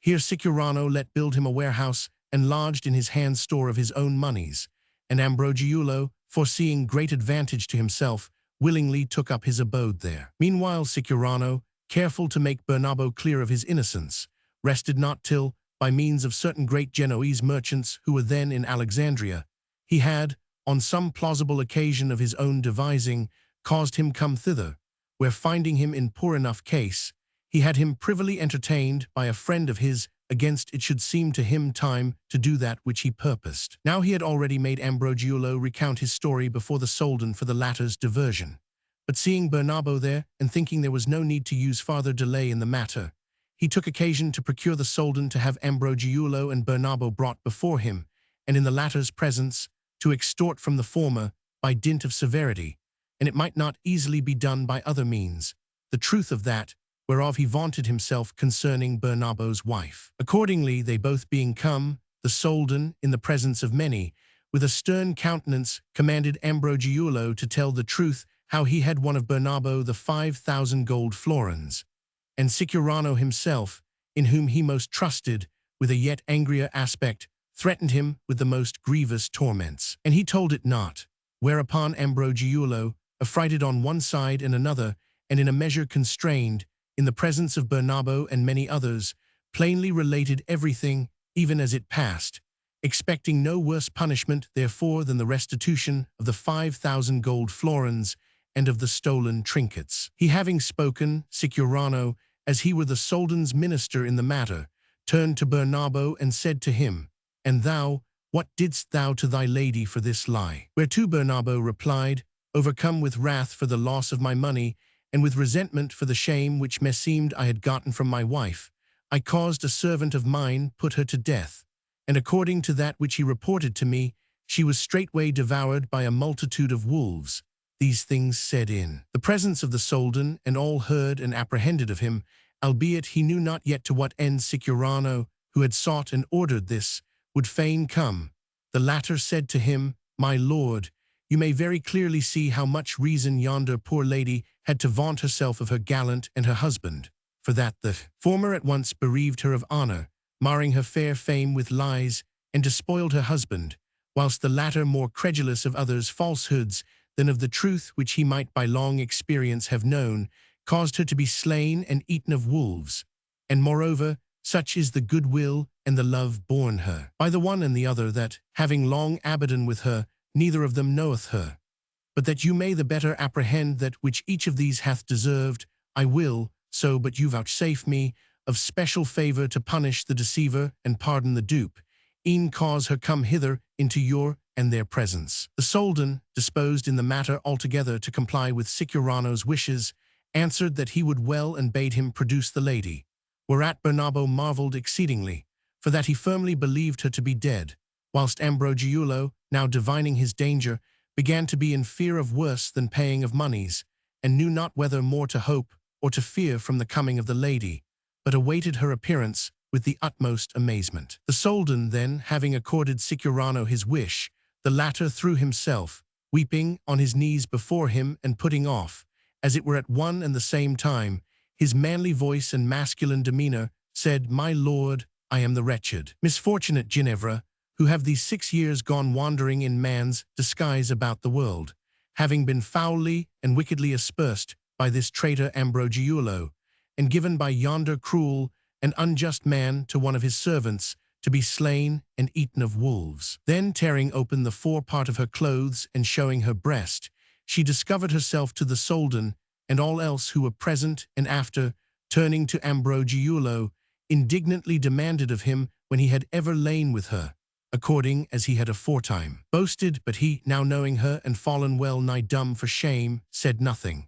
The Soldan, who had always held her a man, seeing and hearing this, fell into such a wonderment that he more than once misdoubted that which he saw and heard to be rather a dream than true. However, after his amazement had abated, apprehending the truth of the matter, he lauded to the utmost the life and fashions of Ginevra, till then called Sicurano, and extolled her constancy and virtue. And letting bring her very sumptuous woman's apparel and women to attend her, he pardoned Bernabo, in accordance with her request, the death he had merited, whilst the latter, recognizing her, cast himself at her feet, weeping and craving forgiveness, which she, ill-worthy as he was thereof, graciously accorded him, and raising him to his feet, embraced him tenderly, as her husband. Then the Soldan commanded that Ambrogiolo should incontinent be bound to a stake and smeared with honey, and exposed to the sun in some high place of the city, nor should ever be loosed thence till such time as he should fall of himself. And so was it done. After this, he commanded that all that had belonged to him should be given to the lady, the which was not so little, but that it outvalued 10,000 doubloons. Moreover, he let make a very goodly banquet, wherein he entertained Bernabo with honor as Madame Ginevra's husband, and herself as a very valiant lady, and gave her, in jewels and vessels of gold and silver and moneys, that which amounted to better than other 10,000 doubloons. Then, the banquet over, he caused equip them a ship, and gave them leave to return at their pleasure to Genoa, whither accordingly they returned with great joyance and exceeding rich. And there they were received with the utmost honor, especially Madame Ginevra, who was of all believed to be dead, and who, while she lived, was still reputed of great worth and virtue. As for Ambrogiolo, being that same day bounded to the stake and anointed with honey, he was, to his exceeding torment, not only slain, but devoured of the flies and wasps and gadflies, wherewith that country aboundeth, even to the bones, which latter, waxed white and hanging by the sinews, being left unremoved, long bore witness of his villainy to all who saw them. And on this wise did the deceiver abide at the feet of the deceived. The 10th story. Day the 2nd. Paganino of Monaco stealeth away the wife of Messer Ricciardo di Cinzica, who, learning where she is, goeth thither, and making friends with Paganino, demandeth her again of him. The latter concedeth her to him, and she will, but she refuseth to return with him, and Messer Ricciardo dying, she becometh the wife of Paganino. Each of the honorable company highly commended for goodly the story told by their queen, especially Dionio, with whom alone for that present day it now rested to tell, and who, after many praises bestowed upon the preceding tale, said, Fair ladies, one part of the queen's story hath caused me change counsel of telling you one that was in my mind, and determined to tell you another, and that is the stupidity of Bernabo, albeit good betided him thereof, and of all others, who give themselves to believe that which he made a show of believing, and who, to wit, whilst going about the world, diverting themselves now with this woman, and now with that, imagine that the ladies left at home abide with their hands in their girdles, as if we knew not, we who are born and reared among the latter, unto what they are fain. In telling you this story, I shall at once show you how great is the folly of these folk, and how greater yet is that of those who, deeming themselves more potent than nature herself, think by dint of sophistical inventions to avail unto that which is beyond their power, and study to bring others to that which they themselves are, weenas the complexion of those on whom they practice brooketh it not. There was then in Pisa a judge, by name Messer Ricciardo di Cinzica, more gifted with wit than with bodily strength, who, thinking belike to satisfy a wife by the same means which served him to dispatch his studies, and being very rich, sought with no little diligence to have a fair and young lady to wife. Whereas, had he but known to counsel himself as he counselled others, he should have shunned both the one and the other. The thing came to pass according to his wish, for Messer Lotto Gualandi gave him to wife a daughter of his, Bartolomea by name, one of the fairest and handsomest young ladies of Pisa, albeit there be few there that are not very lizards to look upon. The judge accordingly brought her home with the utmost pomp, and having held a magnificent wedding, made shift the first night to hand her one venue for the consummation of the marriage, but came within an ace of making a stalemate of it, whereafter, lean and dry and scant of wind as he was, it behoved him on the morrow bring himself back to life, with malmsey and restorative confections and other remedies. Thenceforward, being now a better judge of his own powers than he was, he fell to teaching his wife a calendar fit for children learning to read, and belike made aforetime at Ravenna, for that, according to what he feigned to her, There was no day in the year but was sacred not to one saint only, but to many, in reverence of whom he showed by divers reasons that man and wife should abstain from carnal conversation, and to these be added, to boot, fast days and imbirdays and the vigils of the apostles, and of 1,000 other saints and Fridays and Saturdays and Lord's Day, and all Lent and certain seasons of the moon and store of other exceptions, conceiving belike that it behoved to keep holiday with women in bed like, as he did bytimes whilst pleading in the courts of civil law. This fashion to the no small chagrin of the lady, whom he handled maybe once a month, and hardly that he followed a great while, still keeping straight watch over her, lest peradventure some other should teach her to know working days, even as he had taught her holidays. Things standing thus, it chanced that, the heat being great, and Messer Ricciardo having a mind to go a-pleasuring to a very fair countrysat he had, near Monte Nero, and there abide some days to take the air, he betook himself thither,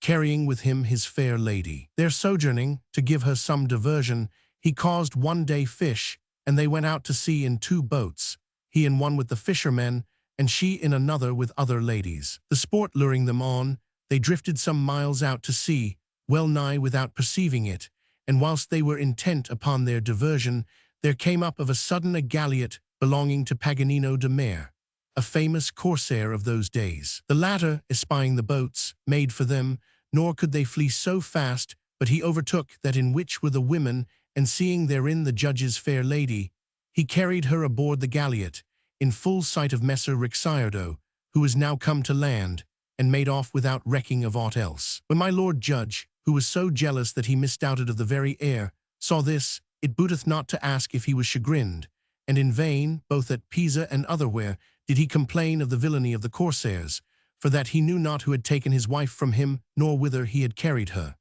As for Paganino, finding her so fair, he deemed himself in luck, and having no wife, resolved to keep her for himself. Accordingly, seeing her weeping sore, he studied to comfort her with soft words till nightfall, when, his calendar having dropped from his girdle and saints' days and holidays gone clean out of his head, he fell to comforting her with deeds, him seeming that words had availed little by day, and after such a fashion did he console her that, ere they came to Monaco, the judge and his ordinances had altogether escaped her mind, and she began to lead the merriest of lives with Paganino.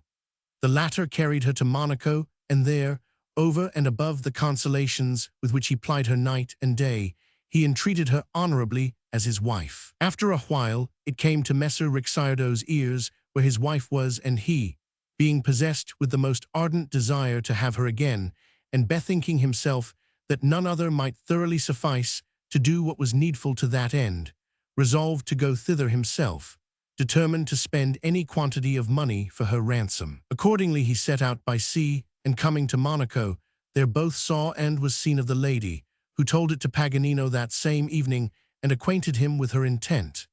Next morning Messer Ricciardo, seeing Paganino, accosted him, and quickly clapped up a great familiarity and friendship with him, whilst the other feigned not to know him, and waited to see at what he aimed. Accordingly, when as it seemed to him time, Messer Ricciardo discovered to him, as best and most civilly he knew, the occasion of his coming, and prayed him take what he pleased, and restore him the lady. To which Paganino made answer with a cheerful countenance, Sir, you are welcome, and to answer you briefly I say thus, it is true I have a young lady in my house, if she be your wife or another's I know not, for that I know you not nor indeed her, save in so much as she hath abidden a while with me.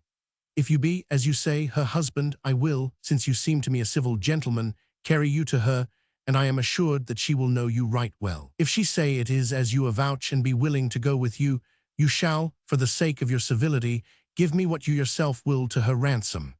But an it be not so, you would do ill to seek to take her from me, for that I am a young man, and can entertain a woman as well as another, and especially such an one as she, who is the most pleasing I ever saw. Quoth Messer Ricciardo, for certain she is my wife, and thou bring me where she is, thou shalt soon see it, for she will incontinent throw herself on my neck, wherefore I ask no better than that it be as thou proposest. Then, said Paganino, let us be going. Accordingly they betook themselves to the corsair's house, where he brought the judge into a saloon of his, and let call the lady, who issued forth of a chamber, all dressed and tired, and came whereas they were, but accosted Messer Ricciardo no otherwise than as she would any other stranger who might have come home with Paganino.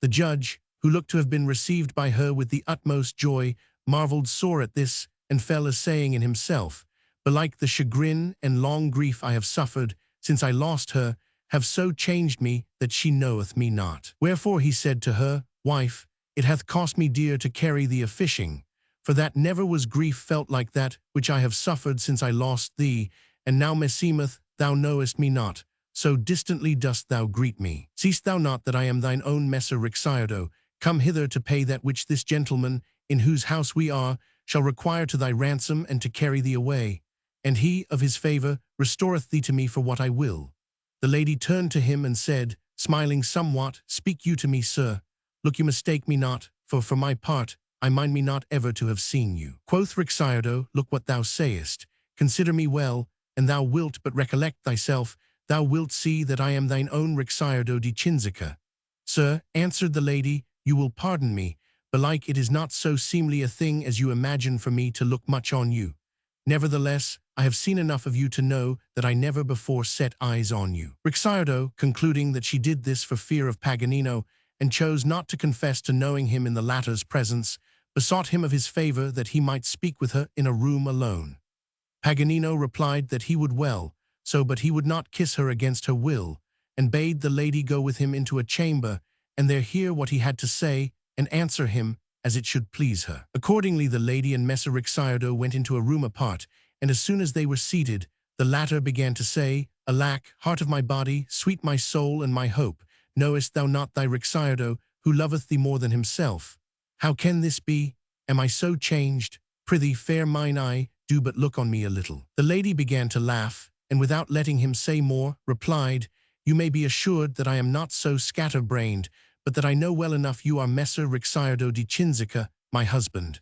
But what time I was with you, you showed that you knew me very ill, for that you should have had the sense to see that I was young and lusty and gamesome, and should consequently have known that which behoveth unto young ladies, over and above clothes and meat, albeit for shamefastness they name it not, the which how you performed, you know. If the study of the laws was more agreeable to you than your wife, you should not have taken her, albeit it never appeared to me that you were a judge. Nay, you seemed to me rather a common crier of saints' days and sacraments and fasts and vigils, so well you knew them. And I tell you this, that, had you suffered the husbandmen who till your lands keep as many holidays as you allowed him who had the tilling of my poor little field, you would never have reaped the least grain of corn. However, as God, having compassion on my youth, hath willed it, I have happened on yonder man, with whom I abide in this chamber, wherein it is unknown what manner of thing is a holiday. I speak of those holidays which you, more assiduous in the service of God than in that of the ladies, did so diligently celebrate, nor ever yet entered in at this door Saturday, nor Friday, nor vigil, nor Imberday, nor Lent, that is so long. Nay, here swink we day and night, and thump our wool. And this very night after matin song, I know right well how the thing went, once he was up. Wherefore I mean to abide with him and work, whilst I am young, and leave saints' days and jubilees and fasts for my keeping when I am old. So get you gone about your business as quickly as you may, good luck go with you, and keep as many holidays as you please without me. Messer Ricciardo, hearing these words, was distressed beyond endurance, and said, when as he saw she had made an end of speaking, Alack, sweet my soul, what is this thou sayest? Hast thou no regard for thy kinsfolk's honour and thine own? Wilt thou rather abide here for this man's whore, and in mortal sin, than at Pisa as my wife? He, when he is weary of thee, will turn thee away to thine own exceeding reproach, whilst I will still hold thee dear, and still e'en, though I willed it not, thou shalt be mistress of my house. Wilt thou, for the sake of a lewd and disorderly appetite, forsake thine honour and me, who love thee more than my life? For God's sake, dear my hope, speak no more thus, but consent to come with me. Henceforth, since I know thy desire, I will enforce myself to content it. Wherefore, sweet my treasure, change counsel and come away with me, who have never known weal since thou wast taken from me. Whereto answered the lady, I have no mind that any, now that it availeth not, should be more tender of my honour than I myself. Would my kinsfolk had had regard thereto, weenas they gave me to you.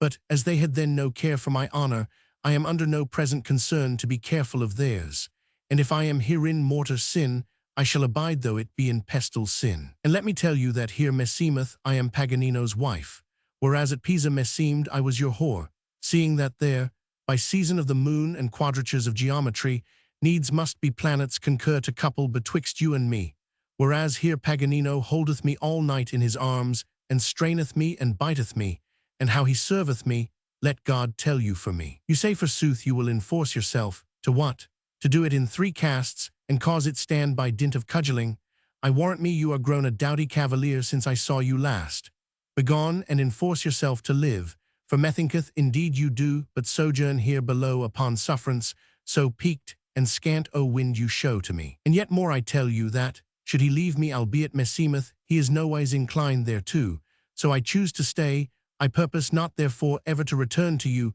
of whom squeeze you as I might, there were no making a porringer of sauce. For that I abode with you once to my grievous hurt and loss, wherefore in such a case I should seek my vantage elsewhere. Nay, once again I tell you, here be neither saints' days nor vigils, wherefore here I mean to abide, so get you gone in God's name as quickly as you may, or I will cry out that you would fain force me.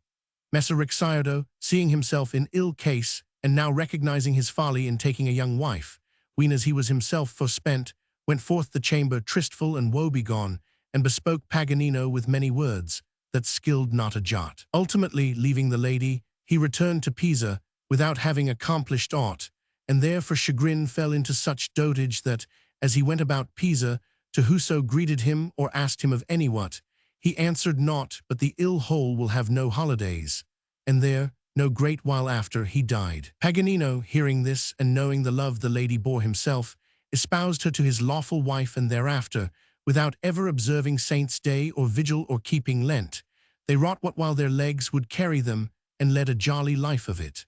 Wherefore, dear my ladies, meseemeth Bernabo, in his dispute with Ambrogiulo, rode the shegoat down the steep.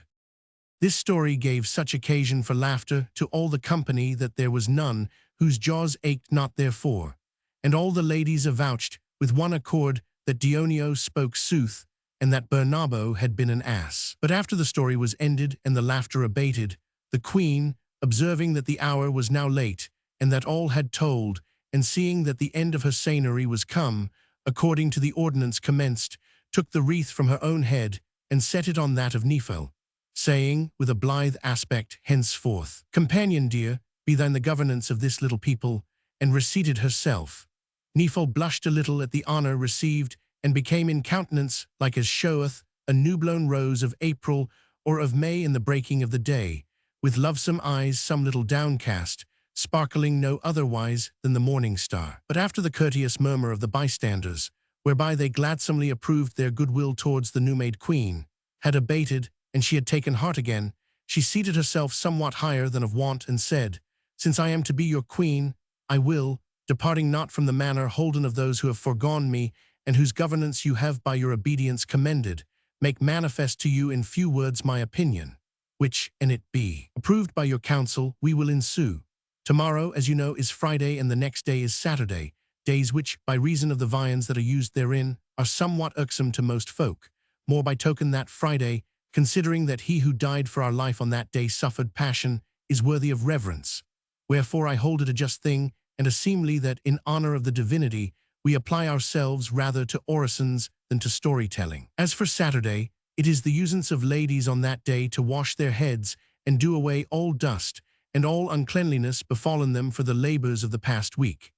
And many, likewise, use, in reverence of the Virgin Mother of the Son of God, to fast and rest from all manner of work, in honor of the ensuing Sunday. Wherefore, we being unable fully to ensue the order of living taken by us, on like wise methinketh, we were well to rest from storytelling on that day also. After which, for that we shall then have sojourned here 4 days, I hold it opportune, and we would give no occasion for newcomers to intrude upon us, that we remove hence and get us gone elsewhither, where I have already considered and provided. That when we shall be assembled together on Sunday, after sleeping, we having today had leisure enough for discoursing at large, I have bethought myself, at once that you may have more time to consider, and because it will be yet goodlier that the license of our storytelling be somewhat straitened, and that we devise of one of the many fashions of fortune, that our discourse shall be of such as have, by dint of diligence, acquired some much desired thing, or recovered some lost good. Whereupon let each think to tell somewhat that may be useful, or at least entertaining to the company, saving always Dioneo his privilege. All commended the speech and disposition of the queen, and ordained that it should be as she had said. Then calling for her seneschal, she particularly instructed him where he should set the tables that evening and after of what he should do during all the time of her seigneury. And this done, rising to her feet, she gave the company leave to do that which was most pleasing unto each. Accordingly, ladies and men betook themselves to a little garden, and there, after they had disported themselves a while, the hour of supper being come, they supped with mirth and pleasance. Then, all arising thence, and Emilia, by the queen's commandment, leading the round, the ditty following was sung by Pampania, whilst the other ladies responded. What lady I should sing, and if not I? Wham blessed with all for which a maid can sigh. Come then, O love, thou source of all my weal, all hope and every issue glad and bright. Sing ye a while, ifer, of sighs nor bitter pains I erst did feel, that now but sweeten to me thy delight. Nay, but of that fire clear, wherein I burning live in joy and cheer. And as my God, thy name do magnify. Thou settest, love, before these eyes of mine. Ween as thy fire I entered the first day, a youngling so beseen, with valor, worth, and loveliness divine, that never might one find a goodlier, nay, nor yet his match, I ween. So sore I burnt for him, I still must e'en sing blithe of him with thee, my Lord most high.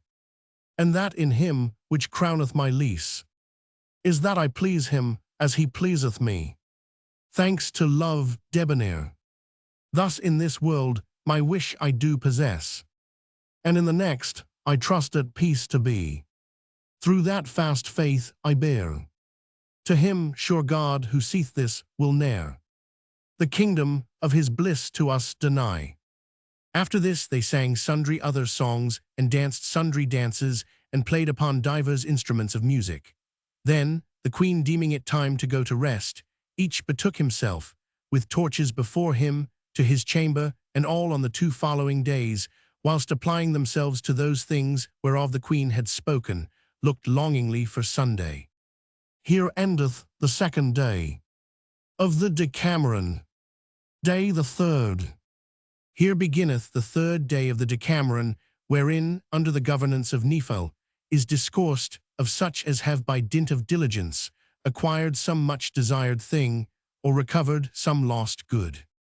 The dawn from vermeil began to grow orangetony at the approach of the sun, when on the Sunday the queen arose, and caused all her company rise also. The seneschal had a great while before dispatched to the place whither they were to go store of things needful and folk, who should there make ready that which behoved. And seeing the queen now on the way, straightway let load everything else, as if the camp were raised thence, and with the household stuff, and such of the servants as remained set out in rear of the ladies and gentlemen. The queen then with slow step, accompanied and followed by her ladies and the 3 young men, and guided by the song of some score nightingales and other birds, took her way westward by a little-used footpath, full of green herbs and flowers, which latter now all began to open for the coming sun, and chatting, jesting, and laughing with her company brought them a while before, half tierce, without having gone over 2,000 paces, to a very fair and rich palace, somewhat upraised above the plain upon a little knoll. Here they entered, and having gone all about, and viewed the great saloons, and the quaint and elegant chambers, all throughly furnished with that which pertaineth thereunto, they mightily commended the place, and accounted its lord magnificent. Then going below, and seeing the very spacious and cheerful court thereof, the cellars full of choicest wines, and the very cool water that welled there in great abundance, they praised it yet more. Thence, as if desirous of repose, they betook themselves to sit in a gallery which commanded all the courtyard, and was all full of flowers, such as the season afforded, and leafage, whereupon there came the careful seneschal and entertained, and refreshed them with costliest confections and wines of choice. Thereafter, letting open to them a garden, all walled about, which coasted the palace, they entered therein, and it seeming to them, at their entering, altogether wondergoodly, they addressed themselves more intently to view the particulars thereof. It had about it, and athwart the middle very spacious alleys, all straight as arrows, and embowered with trellises of vines, which made great show of bearing abundance of grapes that year, and being then all in blossom, yielded so rare a savour about the garden, that, as it blent with the fragrance of many another sweet-smelling plant that there gave scent, them seemed they were among all the spiceries that ever grew in the Orient. The sides of these alleys were all in a manner walled about with roses, red and white, and jessamine, wherefore not only of a morning, but what while the sun was highest, one might go all about, untouched thereby, neath odoriferous and delightsome shade. What and how many and how orderly disposed were the plants that grew in that place, it were tedious to recount. Suffice it that there is none goodly of those which may brook our air, but was there in abundance. Middleward the garden what was not less, but yet more commendable than aught else, there was a plat of very fine grass, so green that it seemed well nigh black, enamelled all with belike 1,000 kinds of flowers, enclosed about with the greenest and lustiest of orange and citron trees, the which, bearing at once old fruits and new and flowers, not only afforded the eyes a pleasant shade, but were no less grateful to the smell. Midmost the grass-plat was a fountain of the whitest marble, enchased with wonder-goodly sculptures, and thence, whether I know not from a natural or an artificial source, there sprang, by a figure that stood on a column in its midst, so great a jet of water, and so high towards the sky, whence not without delectable sound it fell back into the wonder-limpid fount, that a mill might have wrought with less. The which after I mean the water, which overflowed the full basin issued forth of the lawn by a hidden way, and coming to light there without, encompassed it all about by very goodly and curiously wroughten channels. Thence by like channels it ran through well nigh every part of the pleasance, and was gathered again at the last in a place, whereby it had issue from the fair garden, and whence it descended, in the clearest of streams, towards the plain. But ere it won thither, it turned 2 mills with exceeding power, and to the no small vantage of the Lord. The sight of this garden and its fair ordinance, and the plants and the fountain, with the rivulets proceeding therefrom, so pleased the ladies and the 3 young men that they all of one accord avouched that, and paradise might be created upon earth. They could not avail to conceive what form, other than that of this garden, might be given it, nor what farther beauty might possibly be added thereunto. However, as they went most gladsomely thereabout, weaving them the goodliest garlands of the various leafage of the trees, and hearkening the while to the carols of belike, a score of different kinds of birds, that sang as if in rivalry one of other, they became aware of a delectable beauty, which, wonder-stricken as they were with the other charms of the place, they had not yet noted. To wit, they found the garden full of maybe 100 kinds of goodly creatures, and one showing them to other, they saw on one side rabbits issue, on another hares run. Here lay kids and their fawns went grazing, and there was many another kind of harmless animal, each going about his pastime at his pleasure, as if tame, the which added unto them a yet greater pleasure than the others. After they had gone about their fill, viewing now this thing and now that, the queen let set the tables around the fair fountain, and at her commandment, having first sung 6 canzonets and danced sundry dances, they sat down to meat. There being right well and orderly served, after a very fair and sumptuous and tranquil fashion, with goodly and delicate viands, they waxed yet blither, and arising thence, gave themselves anew to music-making and singing and dancing, till it seemed good to the queen that those whom it pleased should betake themselves to sleep. Accordingly some went thither, whilst others, overcome with the beauty of the place, willed not to leave it, but abiding there addressed themselves, some to reading romances, and some to playing chess or tables, whilst the others slept. But presently, the hour of none being past, and the sleepers having arisen and refreshed their faces with cold water, they came all, at the queen's commandment, to the lawn hard by the fountain, and there seating themselves, after the wonted fashion, waited to fall to storytelling upon the subject proposed by her. The first upon whom she laid this charge was Philostrato, who began on this wise. The first story. Day the 3rd. Mazzetto of Lamporecchio feigneth himself dumb, and becometh gardener to a convent of women, who all flock to lie with him.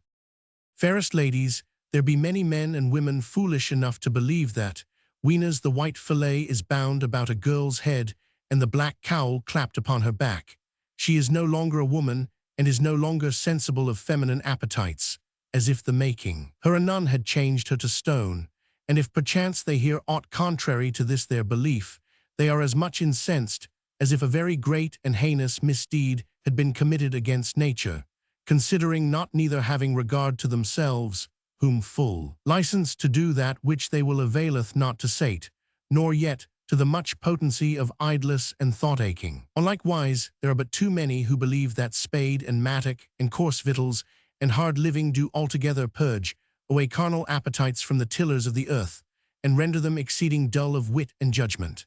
But how much all who believe thus are deluded, I purpose, since the Queen hath commanded it to me, to make plain to you in a little story, without departing from the theme by her appointed.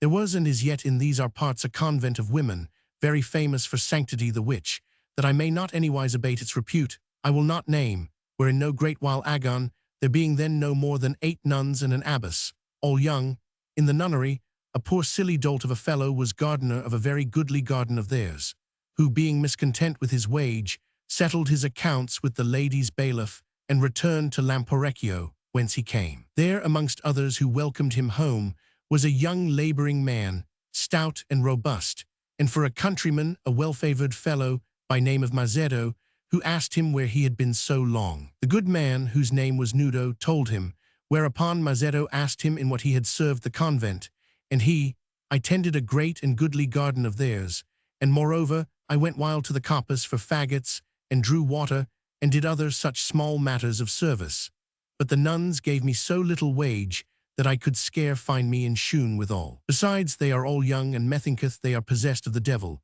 for there was no doing anything to their liking. Nay, when I was at work whiles in the courtyard, quoth one, set this here, and another, set that here, and a third snatched the spade from my hand, saying, that is not. Brief, they gave me so much vexation that I would leave work be and be gone out of the courtyard, insomuch that, what with one thing and what with another, I would abide there no longer, and took myself off. When I came away, their bailiff besought me, and I could lay my hand on any one apt unto that service, to send the man to him, and I promised it him. But may God make him sound of the loins, as he whom I shall get him, else will I send him none at all. Mazzetto, hearing this, was taken with so great a desire to be with these nuns, that he was all consumed therewith, judging from Nudo's words that he might avail to compass somewhat of that which he desired.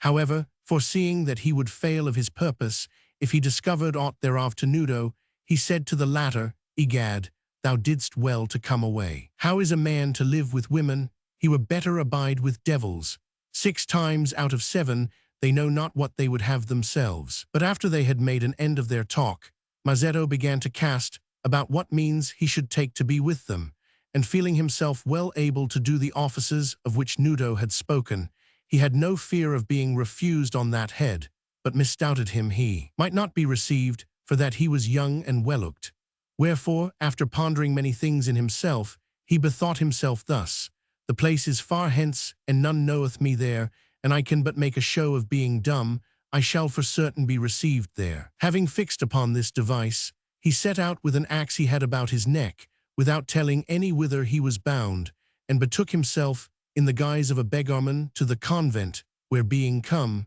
he entered in, and as luck would have it, found the bailiff in the courtyard. Him he accosted with signs such as dumb folk use, and made a show of asking food of him for the love of God, and that in return he would, and it were needed, cleave wood for him. The bailiff willingly gave him to eat, and after set before him divers logs that Nudo had not availed to cleave, but of all which Mazzetto, who was very strong, made a speedy dispatch. By and by, the bailiff, having occasion to go to the coppice, carried him thither and put him to cutting faggots, after which, setting the ass before him, he gave him to understand by signs that he was to bring them home. This he did very well, wherefore the bailiff kept him there some days, so he might have him do certain things for which he had occasion. One day it chanced that the abbess saw him, and asked the bailiff who he was. Madam, answered he, this is a poor deaf and dumb man, who came hither the other day to ask an alms. So I took him in out of charity, and have made him do sundry things of which we had need. If he knew how to till the courtyard and chose to abide with us, I believe we should get good service of him. For that we lack such an one, and he is strong, and we could make what we would of him. More by token that you would have no occasion to fear his playing the fool with yonder lasses of yours. I faith, rejoined the abbess, thou say'st sooth. Learn if he knoweth how to till and study to keep him here. Give him a pair of shoes and some old hood or other, and make much of him, caress him, give him plenty to eat, which the bailiff promised to do. Mazzetto was not so far distant, but he heard all this, making a show the while of sweeping the courtyard, and said merrily in himself, and you put me therein, I will till you your courtyard as it was never tilled yet. Accordingly, the bailiff, seeing that he knew right well how to work, asked him by signs if he had a mind to abide there, and he replied on like wise that he would do whatsoever he wished. Whereupon the bailiff engaged him and charged him till the courtyard, showing him what he was to do, after which he went about other business of the convent and left him. Presently, as Mazzetto went working one day after another, the nuns fell to plaguing him and making mock of him, as ofttimes it betideth that folk do with mutes, and bespoke him the naughtiest words in the world, thinking he understood them not, whereof the abbess, mayhap supposing him to be tailless as well as tongueless, recked little or nothing. It chanced one day, however, that, as he rested himself after a hard morning's work, two young nuns, who went about the garden, drew near the place where he lay and fell to looking upon him, whilst he made a show of sleeping. Presently quoth one, who was somewhat the bolder of the twain to the other, if I thought thou wouldst keep my counsel, I would tell thee a thought which I have once and again had, and which might perchance profit thee also. Speak in all assurance, answered the other, for certes I will never tell it to any. Then said the forward wench, I know not if thou have ever considered how straitly we are kept, and how no man dare ever enter here, save the bailiff, who is old, and yonder dumb fellow. And I have again and again heard ladies, who come to visit us, say that all other delights in the world are but toys in comparison with that which a woman enjoyeth, weenas she hath to do with a man. Wherefore I have often had it in mind to make trial with this mute, since with others I may not, if it be so. And indeed, he is the best in the world to that end, for that, e'en if he would, he could not nor might tell it again. Thou seest he is a poor silly lout of a lad, who hath overgrown his wit, and I would fain hear how thou deemest of the thing. Alack, rejoined the other, what is this thou sayest? Knowest thou not that we have promised our virginity to God? Oh, as for that, answered the first, how many things are promised him all day long, whereof not one is fulfilled unto him. And we have promised it him, let him find himself another or others to perform it to him. Or if went on her fellow, we should prove with child, how would it go then? Quoth the other, thou beginnest to take thought unto ill ere it cometh. When that betideth, then will we look to it. There will be 1,000 ways for us of doing so that it shall never be known, provided we ourselves tell it not. The other, hearing this, and having now a greater itch than her companion to prove what manner beast a man was, said, well then, how shall we do? Quoth the first, thou seest it is nigh upon none, and methinketh the sisters are all asleep, save only ourselves. Let us look about the courtyard if there be any there, and if there be none, what have we to do but to take him by the hand, and carry him into yonder hut, whereas he harboureth against the rain, and there let one of us abide with him, whilst the other keepeth watch. He is so simple that he will do whatever we will.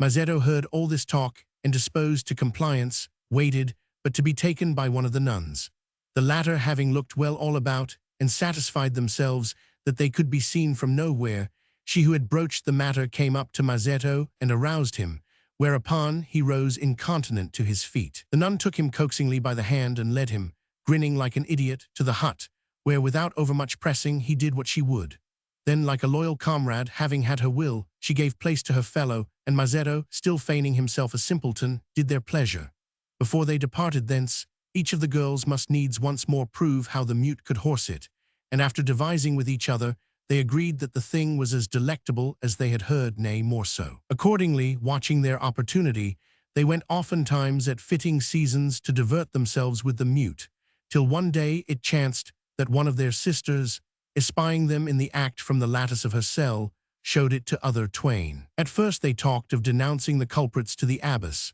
but after changing counsel and coming to an accord with the first two, they became sharers with them in Mazzetto's services, and to them the other 3 nuns were at divers times and by divers chances added as associates. Ultimately, the abbess, who had not yet gotten wind of these doings, walking one day alone in the garden, the heat being great, found Mazzetto, who had enough of a little fatigue by day, because of overmuch posting it, by night stretched out asleep under the shade of an almond tree, and the wind lifting the forepart of his clothes, all abode discovered. The lady, beholding this and seeing herself alone, fell into that same appetite which had gotten hold of her nuns, and arousing Mazzetto, carried him to her chamber, where, to the no small miscontent of the others, who complained loudly that the gardener came not to till the courtyard, she kept him several days, proving and reproving that delight which she had erst been wont to blame in others. At last she sent him back to his own lodging, but was fain to have him often again, and as, moreover, she required of him more than her share, Mazzetto, unable to satisfy so many, bethought himself that his playing the mute might, and it endured longer, result in his exceeding great hurt. Wherefore, being one night with the abbess, he gave loose to his tongue and bespoke her thus: Madam, I have heard say that 1 cock sufficeth unto 60 hens, but that 60 men can ill or hardly satisfy 1 woman, whereas needs must I serve 9, and to this I can no wise endure. Nay, for that which I have done up to now, I am come to such a pass that I can do neither little nor much. Wherefore do ye either let me go in God's name, or find a remedy for the matter. The abbess, hearing him speak whom she held dumb, was all amazed and said, What is this? Methought thou wast dumb. Madam, answered Mazzetto, I was indeed dumb, not by nature, but by reason of a malady which bereft me of speech, and only this very night for the first time do I feel it restored to me, wherefore I praise God as most I may. The lady believed this, and asked him what he meant by saying that he had to serve 9. Mazzetto told her how the case stood, whereby she perceived that she had no nun, but was far wiser than herself. But like a discreet woman as she was, she resolved to take counsel with her nuns to find some means of arranging the matter without letting Mazzetto go, so the convent might not be defamed by him. Accordingly, having openly confessed to one another that which had been secretly done of each, they all of one accord, with Mazzetto's consent, so ordered it that the people round about believed speech to have been restored to him, after he had long been mute, through their prayers, and by the merits of the saint in whose name the convent was intituled, and their bailiff being lately dead, they made Mazzetto bailiff in his stead, and apportioned his toils on such wise that he could endure them. Thereafter, albeit he began upon them manikins galore, the thing was so discreetly ordered that nothing took vent thereof till after the death of the abbess, when Mazzetto began to grow old and had a mind to return home rich. The thing becoming known, enabled him lightly to accomplish his desire, and thus Mazzetto, having by his foresight contrived to employ his youth to good purpose, returned in his old age, rich and a father, without being at the pains or expense of rearing children, to the place whence he had set out with an axe about his neck, avouching that thus did Christ entreat whoso set horns to his cap. The second story. Day the 3rd. A horsekeeper lieth with the wife of King Agilulf, who, becoming aware thereof, without word said, findeth him out and polleth him. But the polled man polleth all his fellows on like wise, and so escapeth ill hap. The end of Philostrato's story, whereat whiles the ladies had some little blushed, and other whiles laughed, being come, it pleased the queen that Pampania should follow on with a story, and she accordingly, beginning with a smiling countenance, said, Some are so little discreet in seeking at all hazards to show that they know and apprehend that which it concerneth them not to know, that whiles, rebuking to this end unperceived defects in others, they think to lessen their own shame, whereas they do infinitely augment it, and that this is so I purpose, lovesome ladies, to prove to you by the contrary thereof, showing you the astuteness of one who, in the judgment of a king of worth and valor, was held belike of less account than Mazzetto himself. Agilulf, king of the Lombards, as his predecessors had done, fixed the seat of his kingship at Pavia, a city of Lombardy, and took to wife Theodelinda the widow of Autari, likewise king of the Lombards, a very fair lady and exceeding discreet and virtuous, but ill-fortuned in a lover. The affairs of the Lombards having, thanks to the valor and judgment of King Agilulf, been for some time prosperous and in quiet, it befell that one of the said queen's horsekeepers, a man of very low condition in respect of birth, but otherwise of worth far above so mean a station, and comely of person and tall as he were the king, became beyond measure enamored of his mistress. His mean estate hindered him not from being sensible that this love of his was out of all reason, wherefore, like a discreet man as he was, he discovered it unto none, nor dared he make it known to her even with his eyes. But albeit he lived without any hope of ever winning her favor, yet inwardly he gloried in that he had bestowed his thoughts in such high place, and being all aflame with amorous fire, he studied, beyond every other of his fellows, to do whatsoever he deemed might pleasure the queen, whereby it befell that, whenas she had occasion to ride abroad, she liefer mounted the palfrey of which he had charge than any other, and when this happened, he reckoned it a passing great favor to himself, nor ever stirred from her stirrup, accounting himself happy what time he might but touch her clothes. But as often enough we see it happen that, even as hope groweth less, so love waxeth greater, so did it betide this poor groom, insomuch that sore uneath it was to him to avail to brook his great desire, keeping it, as he did, hidden and being upheld by no hope. And many a time, unable to rid himself of that his love, he determined in himself to die. And considering inwardly of the manner, he resolved to seek his death on such wise that it should be manifest he died for the love he bore the queen, to which end he bethought himself to try his fortune in an enterprise of such a sort as should afford him a chance of having or all or part of his desire. He set not himself to seek to say aught to the queen nor to make her sensible of his love by letters, knowing he should speak and write in vain, but chose rather to essay and he might by practice avail to lie with her. Nor was there any other shift for it, but to find a means how he might, in the person of the king, who, he knew, lay not with her continually, contrive to make his way to her and enter her bedchamber. Accordingly, that he might see on what wise and in what habit the king went, whenas he visited her, he hid himself several times by night in a great saloon of the palace, which lay between the king's bedchamber and that of the queen, and one night, amongst others, he saw the king come forth of his chamber, wrapped in a great mantle, with a lighted taper in one hand and a little wand in the other, and making for the queen's chamber, strike once or twice upon the door with the wand, without saying aught, whereupon it was incontinent opened to him, and the taper taken from his hand. Noting this, and having seen the king return after the same fashion, he bethought himself to do likewise. Accordingly, finding means to have a cloak like that which he had seen the king wear, together with a taper and a wand, and having first well washed himself in a bagnio, lest haply the smell of the muck should offend the queen or cause her smoke the cheat, he hid himself in the great saloon, as of wont. Whenas he knew that all were asleep, and it seemed to him time either to give effect to his desire or to make his way by high emprise to the wished for death, he struck a light with a flint and steel he had brought with him, and kindling the taper, wrapped himself fast in the mantle. Then, going up to the chamber door, smote twice upon it with the wand. The door was opened by a bedchamber woman, all sleepyed, who took the light and covered it. Whereupon, without saying aught, he passed within the curtain, put off his mantle, and entered the bed where the queen slept. Then, taking her desirefully in his arms, and feigning himself troubled for that he knew the king's wont to be that,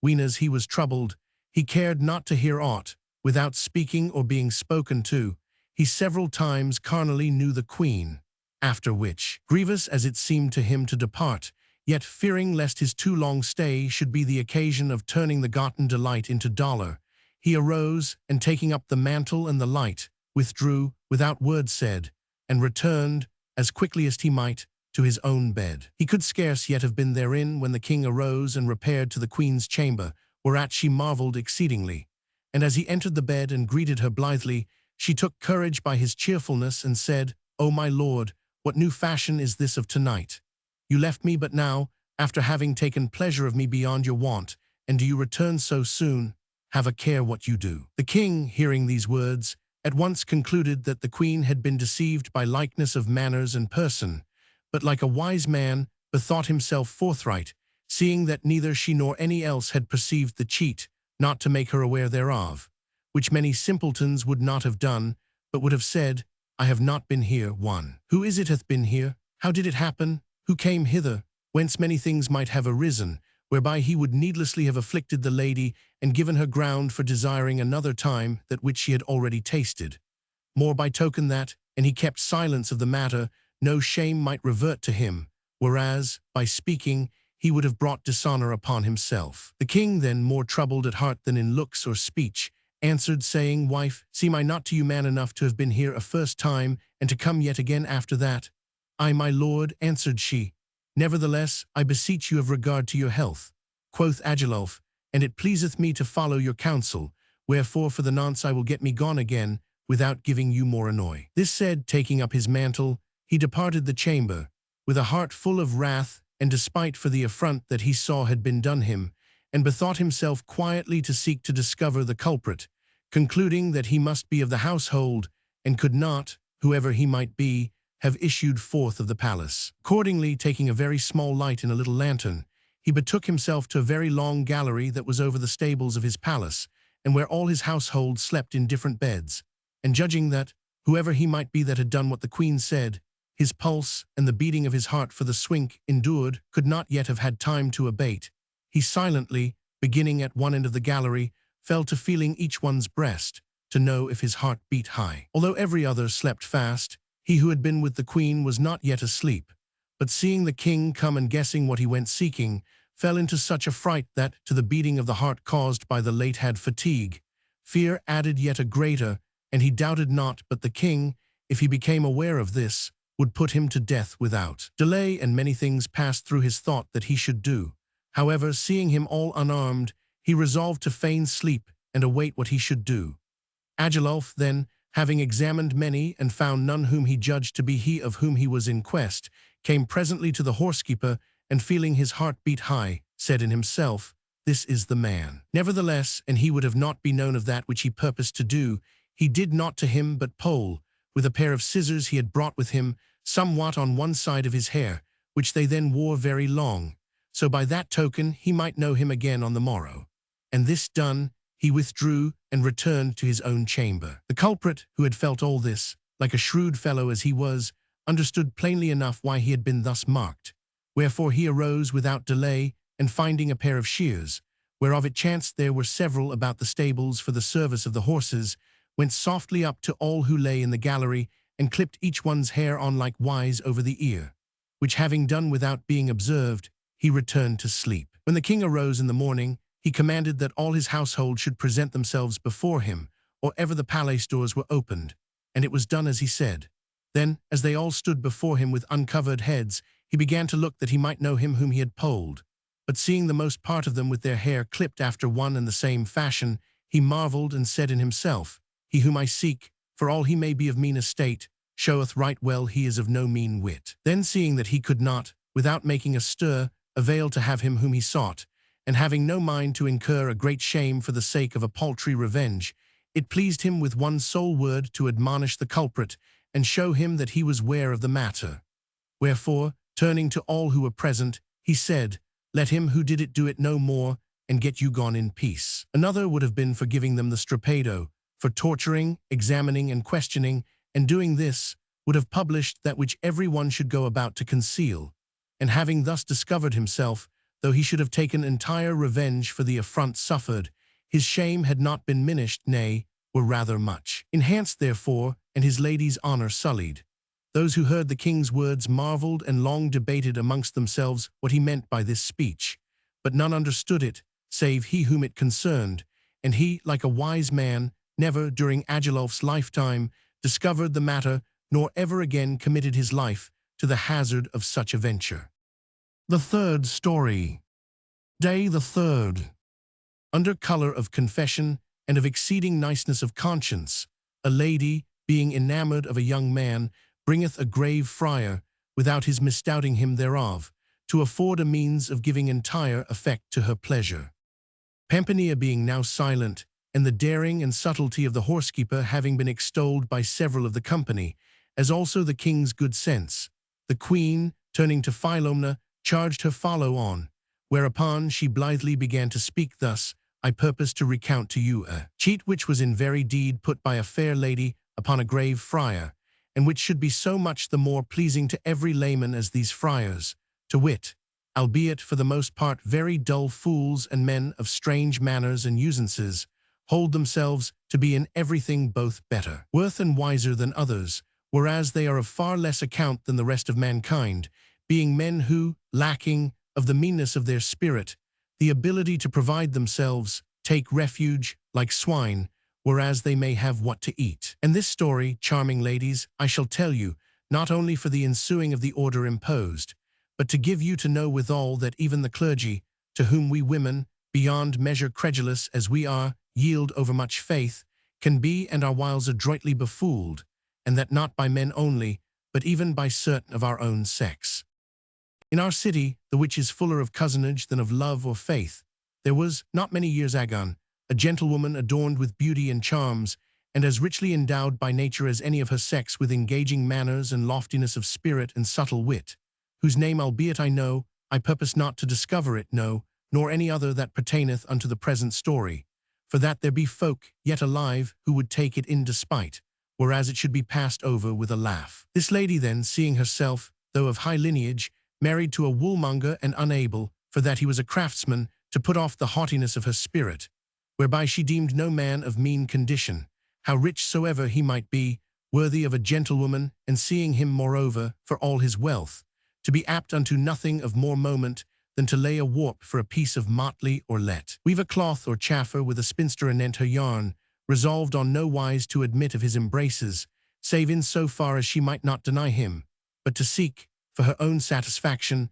to find someone who should be worthier of her favors than the woolmonger appeared to her to be, and accordingly fell so fervently in love with a man of very good quality and middle age, that, weenas she saw him not. By day she could not pass the ensuing night without unease. The gentleman, perceiving not how the case stood, took no heed of her, and she, being very circumspect, dared not make the matter known to him by sending of women nor by letter, fearing the possible perils that might betide. However, observing that he companied much with a churchman, who, albeit a dull lump of a fellow, was nevertheless, for that he was a man of very devout life, reputed of well-nigh all a most worthy friar, she bethought herself that this latter would make an excellent go between herself and her lover, and having considered what means she should use, she repaired, at a fitting season, to the church where he abode, and letting call him to her, told him that, an he pleased, she would fain confess herself to him. The friar, seeing her, and judging her to be a woman of condition, willingly gave ear to her, and she, after confession, said to him, Father mine, it behoveth me have recourse to you for aid and counsel anent that which you shall hear. I know, as having myself told you, that you know my kinsfolk and my husband, who loveth me more than his life, nor is there aught I desire, but I have it of him incontinent, he being a very rich man, and one who can well afford it. Wherefore I love him more than mine own self, and should I but think, let alone do, aught that might be contrary to his honor and pleasure, there were no woman more wicked or more deserving of the fire than one. Now one whose name in truth I know not, but who is, meseemeth, a man of condition, and is, if I mistake not, much in your company, a well-favored man, and tall of his person, and clad in very decent sad-colored raiment, unaware belike of the constancy of my purpose, appeareth to have laid siege to me, nor can I show myself at door or window, nor go without the house, but he incontinent presenteth himself before me, and I marvel that he is not here now, whereat I am sore concerned, for that such fashions as these often bring virtuous women into reproach, without their fault. I have whiles had it in mind to have him told of this by my brothers, but then I have bethought me that men oftentimes do messages on such wise that ill answers ensue, which give rise to words, and from words they come to deeds. Wherefore, lest mischief spring therefrom and scandal, I have kept silence of the matter, and have determined to discover it to yourself rather than to another, at once because meseemeth you are his friend, and for that it beseemeth you to rebuke not only friends, but strangers of such things. I beseech you therefore, for the one God's sake, that you rebuke him of this and pray him leave these his fashions. There be women enough, who incline belike to these toys and would take pleasure in being dogged and courted by him, whereas to me, who have no manner of mind to such matters, it is a very grievous annoy. So saying, she bowed her head as she would weep. The holy friar understood incontinent of whom she spoke, and firmly believing what she said to be true, greatly commended her righteous intent, and promised her to do on such wise that she should have no farther annoy from the person in question, and knowing her to be very rich, he commended to her works of charity and almsdeeds, recounting to her his own need. Quoth the lady, I beseech you thereof for God's sake, and should he deny, prithee scruple not to tell him that it was I who told you this, and complained to you thereof. Then, having made her confession and gotten her penance, recalling the friar's exhortations to works of almsgiving, she stealthily filled his hand with money, praying him to say masses for the souls of her dead kinsfolk. After which she rose from his feet, and taking leave of him, returned home. Not long after up came the gentleman, according to his wont, and after they had talked a while of one thing and another, the friar, drawing his friend aside, very civilly rebuked him of the manner in which, as he believed, he pursued and spied upon the lady aforesaid, according to that which she had given him to understand. The other marveled, as well he might, having never set eyes upon her, and being used very rarely to pass before her house, and would have excused himself. But the friar suffered him not to speak, saying, Now make no show of wonderment, nor waste words in denying it, for it will avail thee nothing. I learnt not these matters from the neighbors. Nay, she herself told them to me, complaining sore of thee. And besides that such toys beseem not a man of thine age, I may tell thee this much of her, that if ever I saw a woman averse to these follies, it is she. Wherefore, for thine own credit and her comfort, I prithee desist therefrom, and let her be in peace. The gentleman, quicker of wit than the friar, was not slow to apprehend the lady's device, and feigning to be somewhat abashed, promised to meddle no more with her thenceforward. Then, taking leave of the friar, he betook himself to the house of the lady, who still abode await at a little window, so she might see him, should he pass that way. When she saw him come, she showed herself so rejoiced and so gracious to him, that he might very well understand that he had gathered the truth from the friar's words, and thenceforward, under colour of other business, he began with the utmost precaution to pass continually through the street, to his own pleasure, and to the exceeding delight and solace of the lady.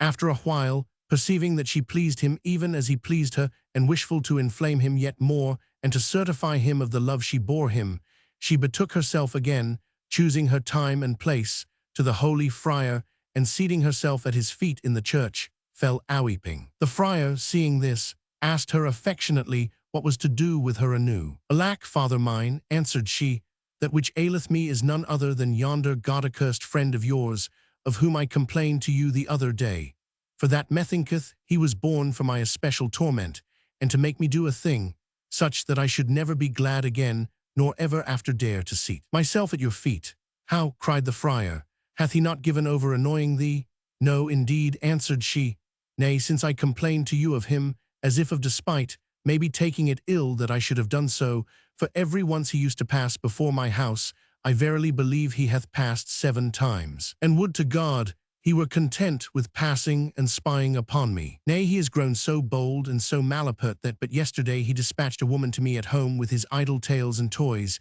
and sent me a purse and a girdle, as if I had not purses and girdles galore, the which I took and take so ill that I believe, but for my having regard to the sin of it, and after for the love of you, I had played the devil. However, I contained myself, and would not do or say aught, whereof I should not first have let you know. Nay, I had already returned the purse and the girdle to the baggage who brought them, that she might carry them back to him, and had given her a rough dismissal. But after, fearing she might keep them for herself, and tell him that I had accepted them, as I hear women of her fashion do whiles, I called her back and took them, full of despite, from her hands, and have brought them to you, so you may return them to him and tell him I want none of his trash, for that, thanks to God and my husband, I have purses and girdles enough to smother him withal. Moreover, if hereafter he desist not from this, I tell you, as a father, you must excuse me, but I will tell it, come what may, to my husband and my brothers. For I had far liefer he should brook an affront, if needs he must, than that I should suffer blame for him, wherefore let him look to himself. So saying, still weeping sore, she pulled out from under her surcoat a very handsome and rich purse, and a quaint and costly girdle, and threw them into the lap of the friar, who, fully crediting that which she told him, and incensed beyond measure, took them, and said to her, Daughter, I marvel not that thou art provoked at these doings, nor can I blame thee therefore, but I much commend thee for following my counsel in the matter. I rebuked him the other day, and he hath ill performed that which he promised me. Wherefore, as well for that as for this that he hath newly done, I mean to warm his ears for him after such a fashion that methinketh he will give thee no farther concern. But do thou God's benison on. These suffer not thyself to be so overcome with anger that thou tell it to any of thy folk, for that overmuch harm might ensue thereof unto him. Neither fear thou lest this blame anywise ensue to thee, for I shall still, before both God and men, be a most constant witness to thy virtue. The lady made believe to be somewhat comforted, and leaving that talk, said, as one who knew his greed and that of his fellow churchmen, Sir, these some nights past there have appeared to me sundry of my kinsfolk, who ask naught but almsteads, and meseemeth they are indeed in exceeding great torment, especially my mother, who appeareth to me in such ill case and affliction that it is pity to behold. Methinketh she suffereth exceeding distress to see me in this tribulation with yonder enemy of God. Wherefore I would have you say me 40 masses of Saint Gregory for her and their souls, together with certain of your own prayers, so God may deliver them from that penitential fire. So saying, she put a florin into his hand, which the Holy Father blithely received, and confirming her devoutness with fair words and store of pious instances, gave her his benison and let her go. The lady being gone, the friar, never thinking how he was gulled, sent for his friend, who, coming and finding him troubled, at once divined that he was to have news of the lady, and awaited what the friar should say. The latter repeated that which he had before said to him, and bespeaking him anew angrily and reproachfully, rebuked him severely of that which, according to the lady's report, he had done. The gentleman, not yet perceiving the friar's drift, faintly enough denied having sent her the purse and the girdle, so as not to undeceive the friar, in case the lady should have given him to believe that he had done this. Whereat the good man was sore incensed, and said, How canst thou deny it, wicked man that thou art? See, here they are, for she herself brought them to me, weeping. Look if thou knowest them. The gentleman feigned to be sore abashed, and answered, Yes, I do indeed know them, and I confess to you that I did ill. But I swear to you, since I see her thus disposed, that you shall never more hear a word of this. Brief, after many words, the numbskull of a friar gave his friend the purse and the girdle, and dismissed him, after rating him amen, and beseeching him occupy himself no more with these follies, the which he promised him. The gentleman, overjoyed both at the assurance that him seemed he had of the lady's love, and at the goodly gift, was no sooner quit of the friar than he betook himself to a place where he made shift to let his mistress see that he had the one and the other thing. Whereat she was mightily rejoiced, more by token that her seemed her device went from good to better. She now awaited naught but her husband's going abroad to give completion to the work, and it befell not long after that it behoved him repair to Genoa on some occasion or other. No sooner had he mounted to horse in the morning and gone his way, than the lady betook herself to the holy man, and after many lamentations, said to him, weeping, Father mine, I tell you now plainly that I can brook no more. But for that I promised you the other day to do naught, without first telling you, I am come to excuse myself to you, and that you may believe I have good reason both to weep and to complain, I will tell you what your friend, or rather devil incarnate, did to me this very morning, a little before matins. I know not what ill chance gave him to know that my husband was to go to Genoa yestermorn. Algates, this morning at the time I tell you, he came into a garden of mine, and climbing up by a tree to the window of my bedchamber, which giveth upon the garden, had already opened the lattice and was for entering, when I of a sudden awoke, and starting up, offered to cry out, nay, would assuredly have cried out, but that he, who was not yet within, besought me of mercy in God's name and yours, telling me who he was, which when I heard, I held my peace for the love of you, and naked as I was born, ran and shut the window in his face, whereupon I suppose he took himself off a luck go with him, for I heard no more of him. Look you now if this be a goodly thing and to be endured. For my part, one, mean to bear with him no more, nay, I have already forborne him overmuch for the love of you. The friar, hearing this, was the wrathfullest man alive, and knew not what to say, except to ask again and again if she had well certified herself that it was indeed he and not another, to which she answered, Praised be God, as if I did not yet know him from another. I tell you it was himself, and although he should deny it, credit him not. Then said the friar, Daughter, there is nothing to be said for it, but that this was exceeding effrontery, and a thing exceeding ill done, and in sending him off, as thou didst that which it behoved thee to do. But I beseech thee, since God hath preserved thee from shame, that like as thou hast twice followed my counsel, even so do thou yet this once. To wit, without complaining to any kinsman of thine, leave it to me to see an I can bridle yonder devil broke loose, whom I believed a saint. If I can make shift to turn him from this lewdness, well and good. If not, I give thee leave henceforth to do with him that which thy soul shall judge best, and my benison go with thee. Well then, answered the lady, for this once I will well not to vex or disobey you, but look you do on such wise that he beware of annoying me again, for I promise you I will never again return to you for this cause. Thereupon, without saying more, she took leave of the friar and went away, as if in anger. Hardly was she out of the church when up came the gentleman and was called by the friar, who, taking him apart, gave him the soundest rating ever man had, calling him disloyal and forsworn and traitor. The other, who had already twice had occasion to know to what the monk's reprimands amounted, abode expectant and studied with embarrassed answers to make him speak out, saying at the first, Why all this passion, sir? Have I crucified Christ? Whereupon, mark this shameless fellow, cried the friar. Hear what he saith. He speaketh as if a year or two were past, and he had for lapse of time forgotten his misdeeds and his lewdness. Hath it then escaped thy mind between this and matin song that thou hast outraged someone this very morning? Where wast thou this morning a little before day? I know not, answered the gentleman, but wherever it was, the news thereof hath reached you mighty early. Quoth the friar, certes, the news hath reached me. Doubtless thou supposedst, because her husband was abroad, that needs must the gentlewoman receive the incontinent in her arms. A fine thing, indeed. Here's a pretty fellow, here's an honourable man. He's grown a night-hawk, a garden-breaker, a tree-climber. Thinkest thou by importunity to overcome this lady's chastity, that thou climbest up to her windows annets by the trees? There is naught in the world so displeasing to her as thou, yet must thou e'en go essaying it again and again. Truly, thou hast profited finely by my admonitions, let alone that she hath shown thee her aversion in many ways. But this I have to say to thee, she hath up to now, not for any love she beareth thee, but at my instant entreaty, kept silence of that which thou hast done. But she will do so no more. I have given her leave to do what seemeth good to her, and thou annoy her again in aught. What wilt thou do, and she tell her brothers? The gentleman, having now gathered enough of that which it concerned him to know, appeased the friar, as best he knew and might, with many and ample promises, and taking leave of him, waited till matin song of the ensuing night, when he made his way into the garden and climbed up by the tree to the window. He found the lattice open,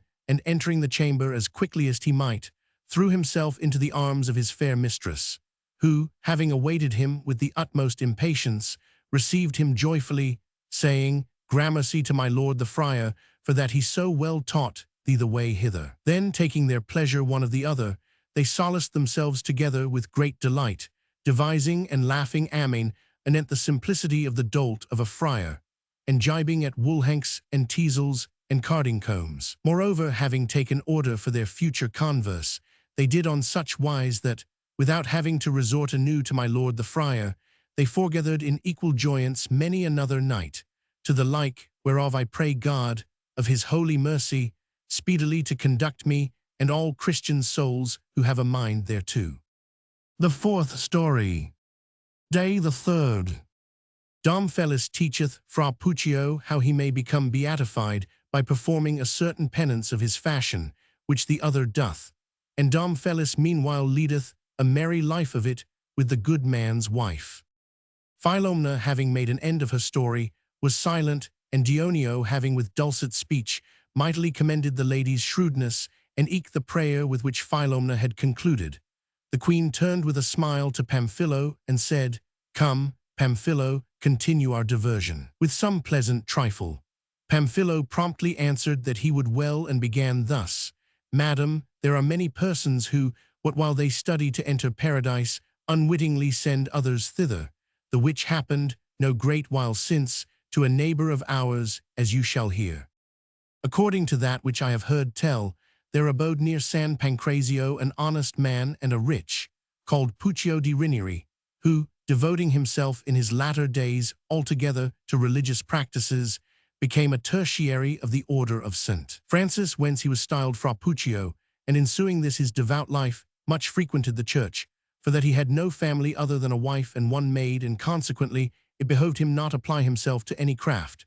Being an ignorant, clod-pated fellow, he said his paternosters, went to preachments and attended mass, nor ever failed to be at the lauds chanted by the seculars, and fasted and mortified himself. Nay, it was buzzed about that he was of the flagellants. His wife, whose name was Mistress Isabetta, a woman, yet young, of 28 to 30 years of age, fresh and fair and plump as a lady apple, kept, by reason of the piety and belike of the age of her husband, much longer and more frequent fasts than she could have wished, and when she would have slept or maybe frolicked with him, he recounted to her the life of Christ, and the preachments of Fra Nastajo, or the complaint of Mary Magdalene, or the like.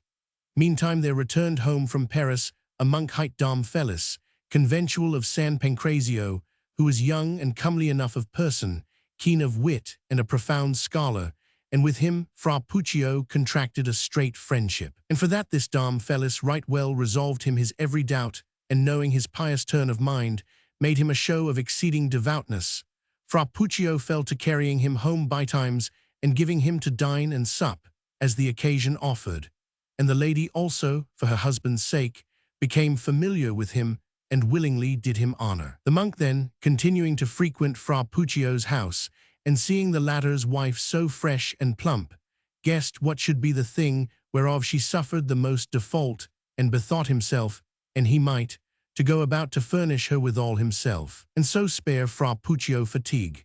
Accordingly, craftily casting his eyes on her, at one time and another, he made shift to kindle in her breast that same desire which he had himself, which when he saw, he bespoke her of his wishes, as first occasion betided him. But albeit he found her well disposed to give effect to the work, he could find no means thereunto, for that she would on no wise trust herself to be with him in any place in the world save her own house, and there it might not be, seeing that Fra Puccio never went without the town.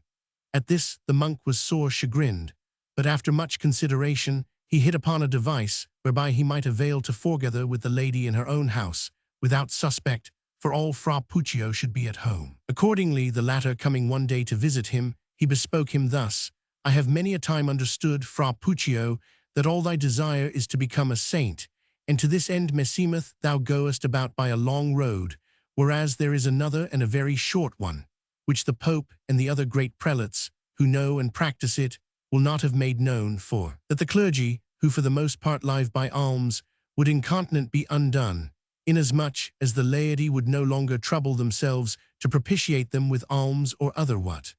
But for that thou art my friend and hast very honorably entertained me, I would teach it thee, so I were assured thou wouldst practice it, and wouldst not discover it to any living soul. Fra Puccio, eager to know the thing, began straightway to entreat him with the utmost instancy that he would teach it him, and then to swear that never, save in so far as it should please him, would he tell it to any, engaging, and if it were such as he might avail to follow, to address himself thereunto. Whereupon quoth the monk, Since thou promisest me this, I will e'en discover it to thee. Thou must know that the doctors of the church hold that it behoveth whoso would become blessed to perform the penance which thou shalt hear. But understand me aright. I do not say that, after the penance, thou wilt not be a sinner like as thou presently art. But this will betide, that the sins which thou hast committed up to the time of the penance will all by virtue thereof be purged and pardoned unto thee, and those which thou shalt commit thereafterward will not be written to thy prejudice, but will pass away with the holy water, as venial sins do now. It behoveth a man then in the first place, when as he cometh to begin the penance, to confess himself with the utmost diligence of his sins, and after this he must keep a fast and a very strict abstinence for the space of 40 days, during which time thou must abstain from touching, not to say other women, but even thine own wife. Moreover, thou must have in thine own house some place whence thou may see the sky by night, whither thou must betake thyself towards the hour of complines, and there thou must have a wide plank set up, on such wise that, standing upright, thou mayst lean thy loins against it, and keeping thy feet on the ground, stretch out thine arms, crucifix fashion. And thou wouldst rest them upon some peg or other, thou mayst do it, and on this wise thou must abide gazing upon the sky, without budging a jot, till matins. Wert thou a scholar, thou wouldst do well to repeat certain orisons I would give thee. But as thou art it not, thou must say 300 paternosters, and as many Ave Marys, in honor of the Trinity, and looking upon heaven, still have in remembrance that God is the creator of heaven and earth, and the passion of Christ, abiding on such wise as he abode on the cross. When the bell ringeth to matins, thou mayst, and thou wilt go and cast thyself, clad as thou art, on thy bed and sleep. And after in the forenoon betake thyself to church, and there hear at least 3 masses, and repeat 50 paternosters and as many aves. After which thou shalt with a single heart do all and sundry thine occasions, if thou have any to do, and dine, and at evensong be in church again. And there say certain orisons which I will give thee by writ, and without which it cannot be done. Then, towards complines, do thou return to the fashion aforesaid, and thus doing, even as I have myself done aforetime, I doubt not but, ere thou come to the end of the penance, thou wilt, provided thou shalt have performed it with devoutness and compunction, feel somewhat marvellous of eternal beatitude. Quoth Fra Puccio, this is no very burdensome matter, nor yet overlong, and may very well be done, wherefore I purpose in God's name to begin on Sunday. Then, taking leave of him and returning home, he related everything in due order to his wife, having the others' permission therefore. The lady understood very well what the monk meant by bidding him stand fast without stirring till matins, wherefore, the device seeming to her excellent, she replied that she was well pleased therewith, and with every other good work that he did for the health of his soul, and that, so God might make the penance profitable to him, she would e'en fast with him but do no more. They being thus of accord, and Sunday come, Fra Puccio began his penance, and my lord monk, having agreed with the lady, came most evenings to sup with her, bringing with him store of good things to eat and drink, and after lay with her till matin song, when he arose and took himself off, whilst Fra Puccio returned to bed. Now the place which Fra Puccio had chosen for his penance adjoined the chamber where the lady lay, and was parted therefrom, but by a very slight wall, wherefore, Master Monk wantoning it one night over freely with the lady and she with him, it seemed to Fra Puccio that he felt a shaking of the floor of the house. Accordingly, having by this said 100 of his paternosters, he made a stop there, and without moving, called to his wife to know what she 999. The lady, who was of a waggish turn, and was then belike astride of San Benedetto his beast, or that of San Giovanni Gualberto, answered, I faith, husband mine, I toss as most I may. How, quoth Fra Puccio, thou tossest, what meaneth this tossing? The lady, laughing, for that she was a frolicsome dame, and doubtless had cause to laugh, answered merrily, how, you know not what it meaneth? Why, I have heard you say 1,000 times, who suppeth not by night must toss till morning light. Fra Puccio doubted not, but that the fasting was the cause of her unableness to sleep, and it was for this she tossed thus about the bed. Wherefore, in the simplicity of his heart, wife, said he, I told thee not to fast, but since thou wouldst e'en do it, think not of that, but address thyself to rest. Thou givest such vaults about the bed, that thou makest all in the place shake. Have no care for that, answered the lady, I know what I am about. Do you but well you, and I will do as well as I may. Fra Puccio, accordingly, held his peace and betook himself anew to his paternosters,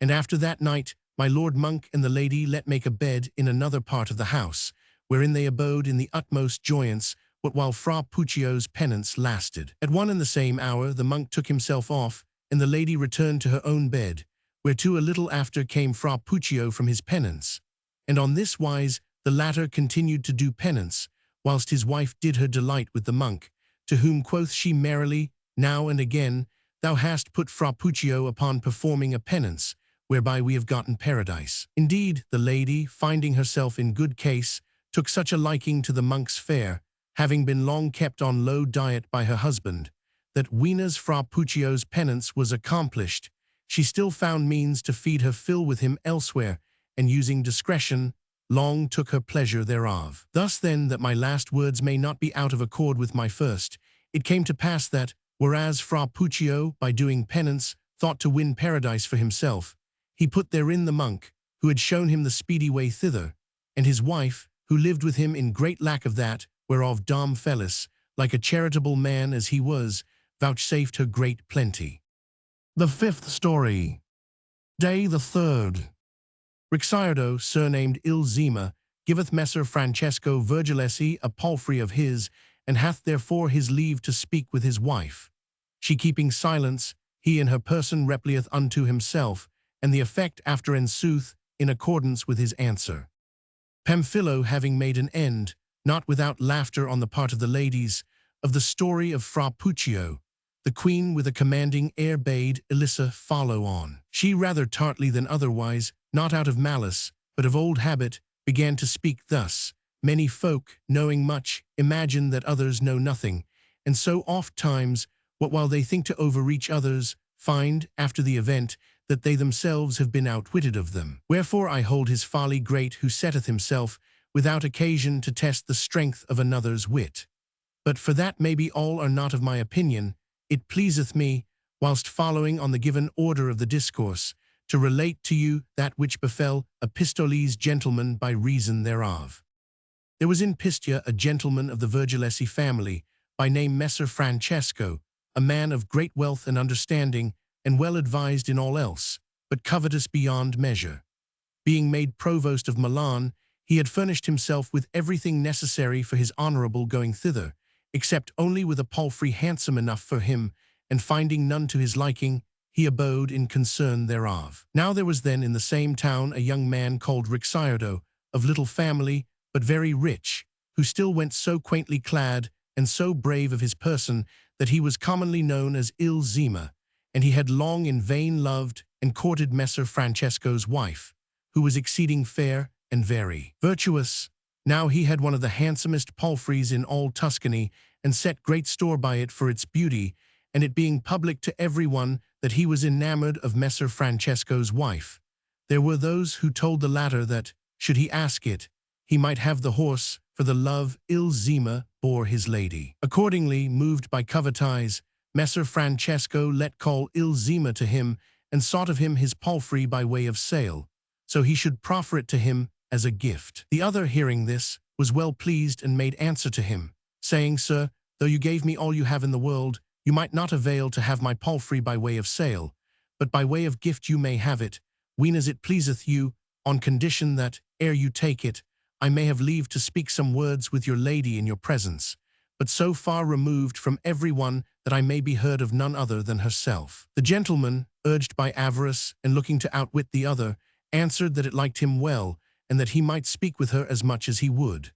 Then, leaving him in the saloon of his palace, he betook himself to the lady's chamber, and telling her how easily he might acquire the palfrey, bade her come hearken to Il Zima, but charged her take good care to answer neither little or much to aught that he should say. To this the lady much demurred, but it behoving her ensue her husband's pleasure, she promised to do his bidding, and followed him to the saloon, to hear what Il Zima should say. The latter, having renewed his covenant with the gentleman, seated himself with the lady in a part of the saloon at a great distance from every one, and began to say thus, Noble lady, meseemeth certain that you have too much wit not to have long since perceived how great a love I have been brought to bear you by your beauty, which far transcendeth that of any woman whom methinketh I ever beheld, to say nothing of the engaging manners and the peerless virtues which be in you, and which might well avail to take the loftiest spirits of mankind.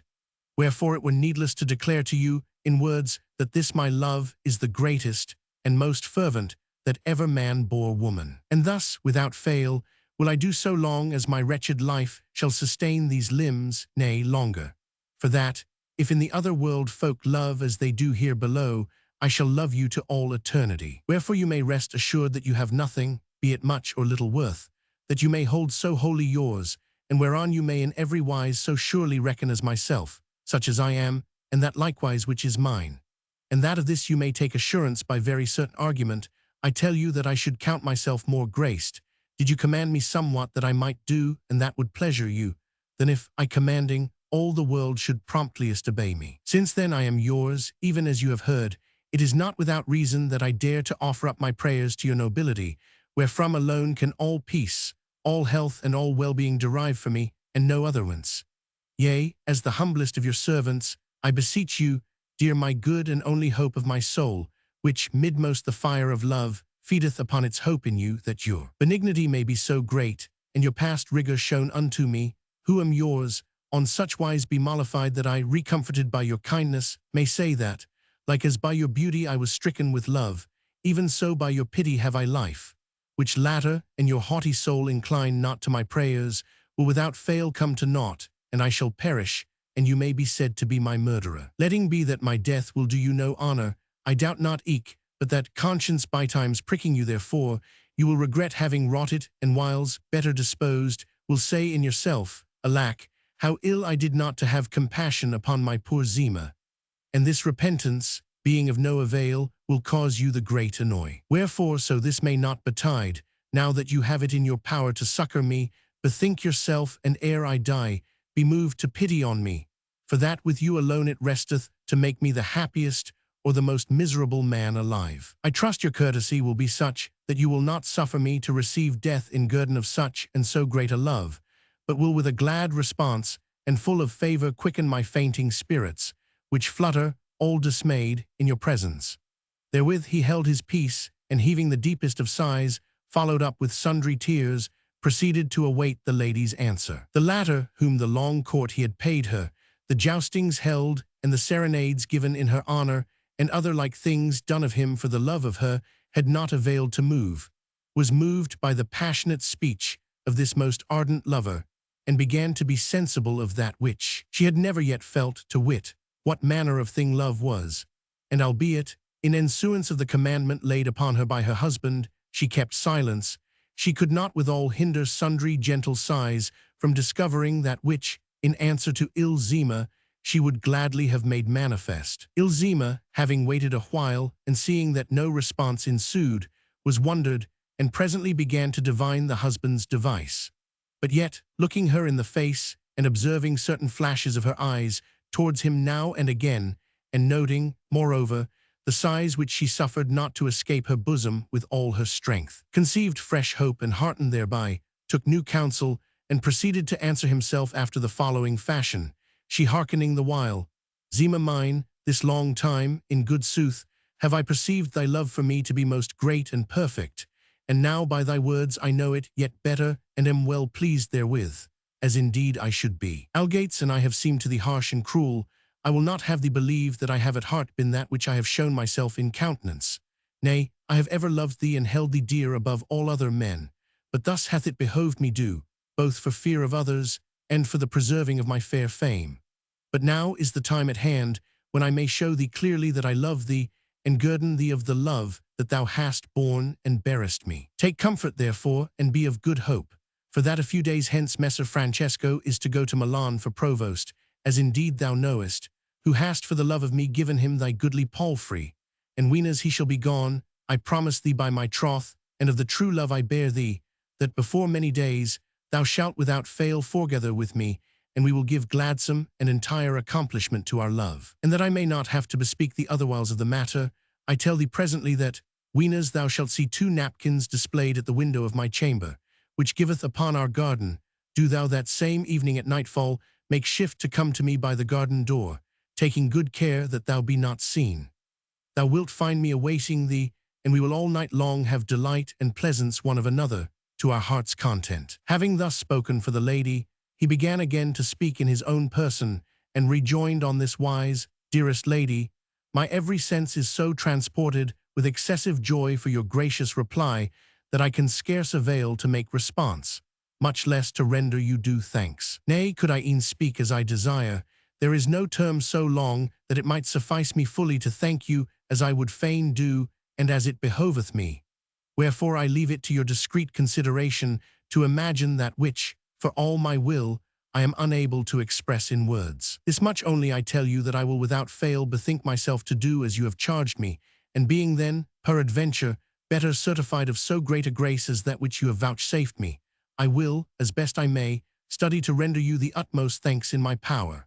For the nonce there abideth no more to say, wherefore, dearest lady mine, God give you that gladness and that weal which you most desire, and so to him I commend you. For all this the lady said not a word, whereupon ill Zema arose and turned towards the husband, who seeing him risen, came up to him and said, laughing, How deemest thou? Have I well performed my promise to thee? Nay, sir, answered ill Zema, for you promised to let me speak with your lady, and you have caused me speak with a marble statue. These words were mighty pleasing to the husband, who, for all he had a good opinion of the lady, conceived of her a yet better, and said, Now is thy palfrey fairly mine. Aye is it, sir, replied ill Zema, but had I thought to reap of this favour received of you such fruit as I have gotten, I had given you the palfrey without asking it of you, and would God I had done it, for that now you have bought the palfrey, and I have not sold it.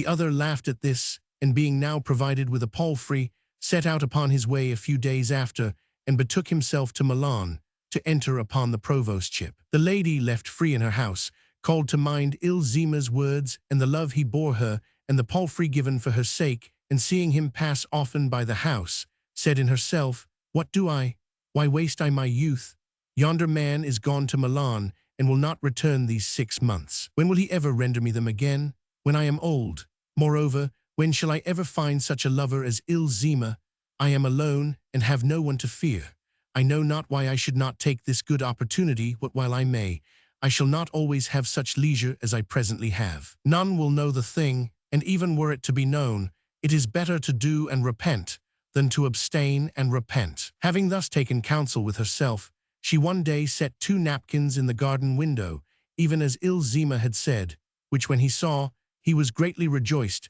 and no sooner was the night come than he betook himself, secretly and alone, to the gate of the lady's garden, and finding it open, passed on to another door that opened into the house, where he found his mistress awaiting him. She, seeing him come, started up to meet him and received him with the utmost joy, whilst he clipped and kissed her 100,000 times, and followed her up the stair to her chamber, where getting them to bed without a moment's delay, they knew the utmost term of amorous delight. Nor was this first time the last, for that, what while the gentleman abode at Milan, and even after his coming back, ill Zima returned thither many another time, to the exceeding satisfaction of both parties. The 6th story. Day the 3rd. Ricciardo Manutolo, being enamored of the wife of Filippello Figinolfi, and knowing her jealousy of her husband, contriveth, by representing that Filippello was on the ensuing day to be with his own wife in a bagno, to bring her to the latter place, where thinking to be with her husband, she findeth that she hath Abaddon with Ricciardo. Elissa having no more to say, the queen, after commending the sagacity of ill Zima, bade Fiammetta proceed with a story, who answered, all smilingly, willingly, madam, and began thus: "It behoveth Sumdel to depart our city which, like as it aboundeth in all things else, is fruitful in instances of every subject, and as Elissa hath done, to recount somewhat of the things that have befallen in other parts of the world. Wherefore, passing over to Naples, I shall tell how one of those Chessaints, who feign themselves so shy of love, was by the ingenuity of a lover of hers brought to taste the fruits of love, ere she had known its flowers, the which will at once teach you circumspection in the things that may hap, and afford you diversion of those already befallen. In Naples, a very ancient city, and as delightful as any in Italy or maybe more so, there was once a young man, illustrious for nobility of blood, and noted for his much wealth, whose name was Ricciardo Manutolo. Albeit he had to wife a very fair and lovesome young lady, he fell in love with one who, according to general opinion, far overpassed in beauty all the other ladies of Naples. Her name was Catella, and she was the wife of another young gentleman of like condition, hight Filippello Figinolfi, whom, like a very virtuous woman as she was, she loved and cherished over all. Ricciardo then, loving this Catella, and doing all those things whereby the love and favor of a lady are commonly to be won, yet for all that availing not to compass aught of his desire, was like to despair, and unknowing or unable to rid him of his passion, he neither knew how to die, nor did it profit him to live. Abiding in this mind, it befell that he was one day urgently exhorted by certain ladies of his kinsfolk to renounce this passion of his, seeing he did but weary himself in vain, for that Catella had none other good than Filippello, of whom she lived in such jealousy that she fancied every bird that flew through the air would take him from her. Ricciardo, hearing of Catella's jealousy, forthright bethought himself how he might compass his wishes, and accordingly proceeded to feign himself in despair of her love, and to have therefore set his mind upon another lady, for whose love he began to make a show of jousting and tourneying, and doing all those things which he had been used to do for Catella. Nor did he do this long before well nigh all the Neapolitans, and, among the rest, the lady herself, were persuaded that he no longer loved Catella, but was ardently enamored of this second lady. And on this wise he persisted until it was so firmly believed not only of others, but of Catella herself, that the latter laid aside a certain reserve with which she was wont to entreat him, by reason of the love he bore her, and coming and going, saluted him familiarly, neighbor-wise, as she did others.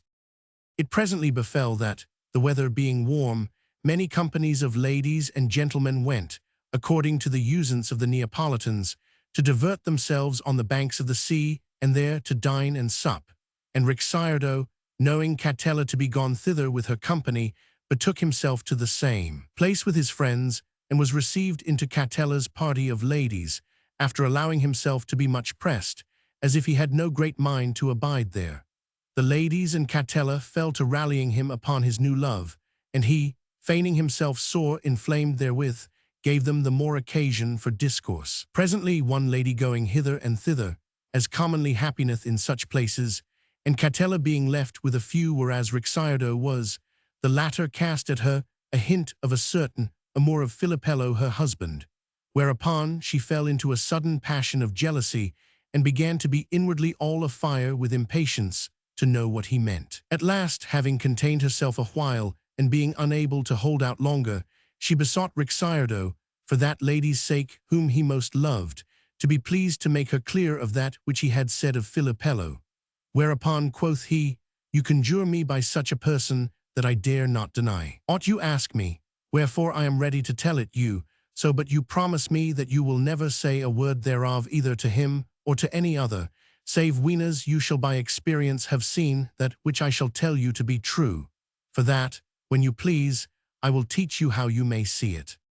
The lady consented to that which he asked, and swore to him never to repeat that which he should tell her, believing it the more to be true. Then withdrawing apart with her, so they might not be overheard of any, he proceeded to say thus, "Madam, and I loved you as once I loved, I should not dare tell you aught which I thought might vex you, but since that love is passed away, I shall be less chary of discovering to you the whole truth. I know not if Filippello have ever taken umbrage at the love I bore you, or have believed that I was ever loved of you. Be this as it may, he hath never personally shown me aught thereof. But now, having peradventure awaited a time weenas, he deemed I should be less suspicious. It seemeth he would fain do unto me that which I misdoubt me he feareth I have done unto him, to wit, he seeketh to have my wife at his pleasure. As I find, he hath for some little time past secretly solicited her with sundry messages, all of which I have known from herself, and she hath made answer thereunto according as I have enjoined her.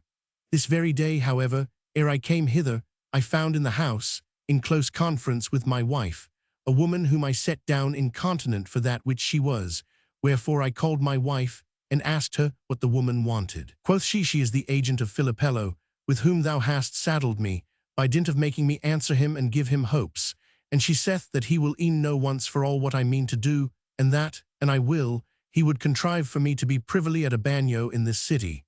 Nay, of this he prayeth and importuneth me, and hadst thou not, I know not why, caused me keep this traffic with him, I would have rid myself of him after such a fashion that he should never more have looked whereas I might be. Thereupon meseemed this was going too far, and that it was no longer to be borne, and I bethought myself to tell it to you, so you might know how he requiteth that entire fidelity of yours, whereby aforetime I was nigh upon death. And so you shall not believe this that I tell you to be words and fables, but may, weenas you have a mind thereto, openly both see and touch it. I caused my wife make this answer to her who awaited it, that she was ready to be at the bagnio in question tomorrow at none, weenas the folk sleep. With which the woman took leave of her, very well pleased. Now methinketh not you believe that I will send my wife thither, but were I in your place, I would contrive that he should find me there in the room of her he thinketh to meet, and weenas I had abaddon with him a while, I would give him to know with whom he had been, and render him such honour thereof as should beseem him. By which means methinketh you would do him such a shame that the affront he would fain put upon yourself, and upon me, would at one blow be avenged." Catella, hearing this, without anywise considering who it was that said it to her or suspecting his design, forthright, after the wont of jealous folk, gave credence to his words, and fell a-fitting to his story certain things that had already befallen. Then, fired with sudden anger, she answered that she would certainly do as he counselled. It was no such great matter, and that assuredly, if Filippello came thither, she would do him such a shame that it should still recur to his mind, as often as he saw a woman. Ricciardo, well pleased at this, and him seeming his device was a good one, and in a fair way of success, confirmed her in her purpose with many other words, and strengthened her belief in his story, praying her, nathless, never to say that she had heard it from him, the which she promised him on her troth. Next morning, Rixardo betook himself to a good woman, who kept the bagnio he had named to Catella, and telling her what he purposed to do, prayed her to further him therein as most she might. The good woman, who was much beholden to him, answered that she would well, and agreed with him what she should do and say. Now in the house where the bagnio was she had a very dark chamber, for that no window gave thereon by which the light might enter. This chamber she made ready and spread a bed there, as best she might, wherein Rixardo, as soon as he had dined, laid himself and proceeded to await Catella. The latter, having heard Rixardo's words, and giving more credence thereto than behoved her, returned in the evening, full of despite, to her house, whither Filippello also returned, and being by chance full of other thought, maybe did not show her his usual fondness. When she saw this, her suspicions rose yet higher, and she said in herself, forsooth, his mind is occupied with yonder lady with whom he thinketh to take his pleasure tomorrow, but of a surety this shall not come to pass. And in this thought she abode well nigh all that night, considering how she should bespeak him, weenas she should be with him in the bagnio. What more need I say? The hour of none come, she took her waiting woman, and without anywise changing counsel, repaired to the bagnio that Rixardo had named to her, and there finding the good woman, asked her if Filippello had been there that day, whereupon quoth the other, who had been duly lessoned by Rixardo, Are you the lady that should come to speak with him? I am I, answered Catella. Then, said the woman, get you in to him. Catella, who went seeking that which she would fain not have found, caused herself to be brought to the chamber where Rixardo was, and entering with covered head, locked herself in. Rixardo, seeing her enter, rose joyfully to his feet, and catching her in his arms, said softly, Welcome, my soul. Whilst she, the better to feign herself other than she was, clipped him and kissed him, and made much of him, without saying a word, fearing to be known of him if she should speak. The chamber was very dark, wherewith each of them was well pleased, nor for long abiding there did the eyes recover more power. Rixardo carried her to the bed, and there, without speaking, lest their voices should betray them, they abode a long while, to the greater delight and pleasance of the one party than the other. But presently, it seeming to Catella time to vent the resentment she felt, she began, all afire with rage and despite, to speak thus, Alas, how wretched is women's lot, and how ill bestowed the love that many of them bear their husbands. I unhappy that I am, these 8 years have I loved thee more than my life, and thou, as I have felt, art all afire and all consumed with love of a strange woman, wicked and perverse man that thou art. Now with whom thinkest thou to have been? Thou hast been with her whom thou hast too long beguiled with thy false blandishments, making a show of love to her, and being enamored elsewhere. I am Catella, not Rixardo's wife, disloyal traitor that thou art. Hearken if thou know my voice. It is indeed I, and it seemeth to me 1,000 years till we be in the light, so I may shame thee as thou deservest, scurvy discredited cur that thou art. Alack, woe is me! To whom have I borne so much love these many years? To this disloyal dog, who, thinking to have a strange woman in his arms, hath lavished on me more caresses and more fondnesses in this little while I have been here with him than in all the rest of the time I have been his. Thou hast been brisk enough today, renegade cur that thou art, that usest at home to show thyself so feeble and forspent and impotent.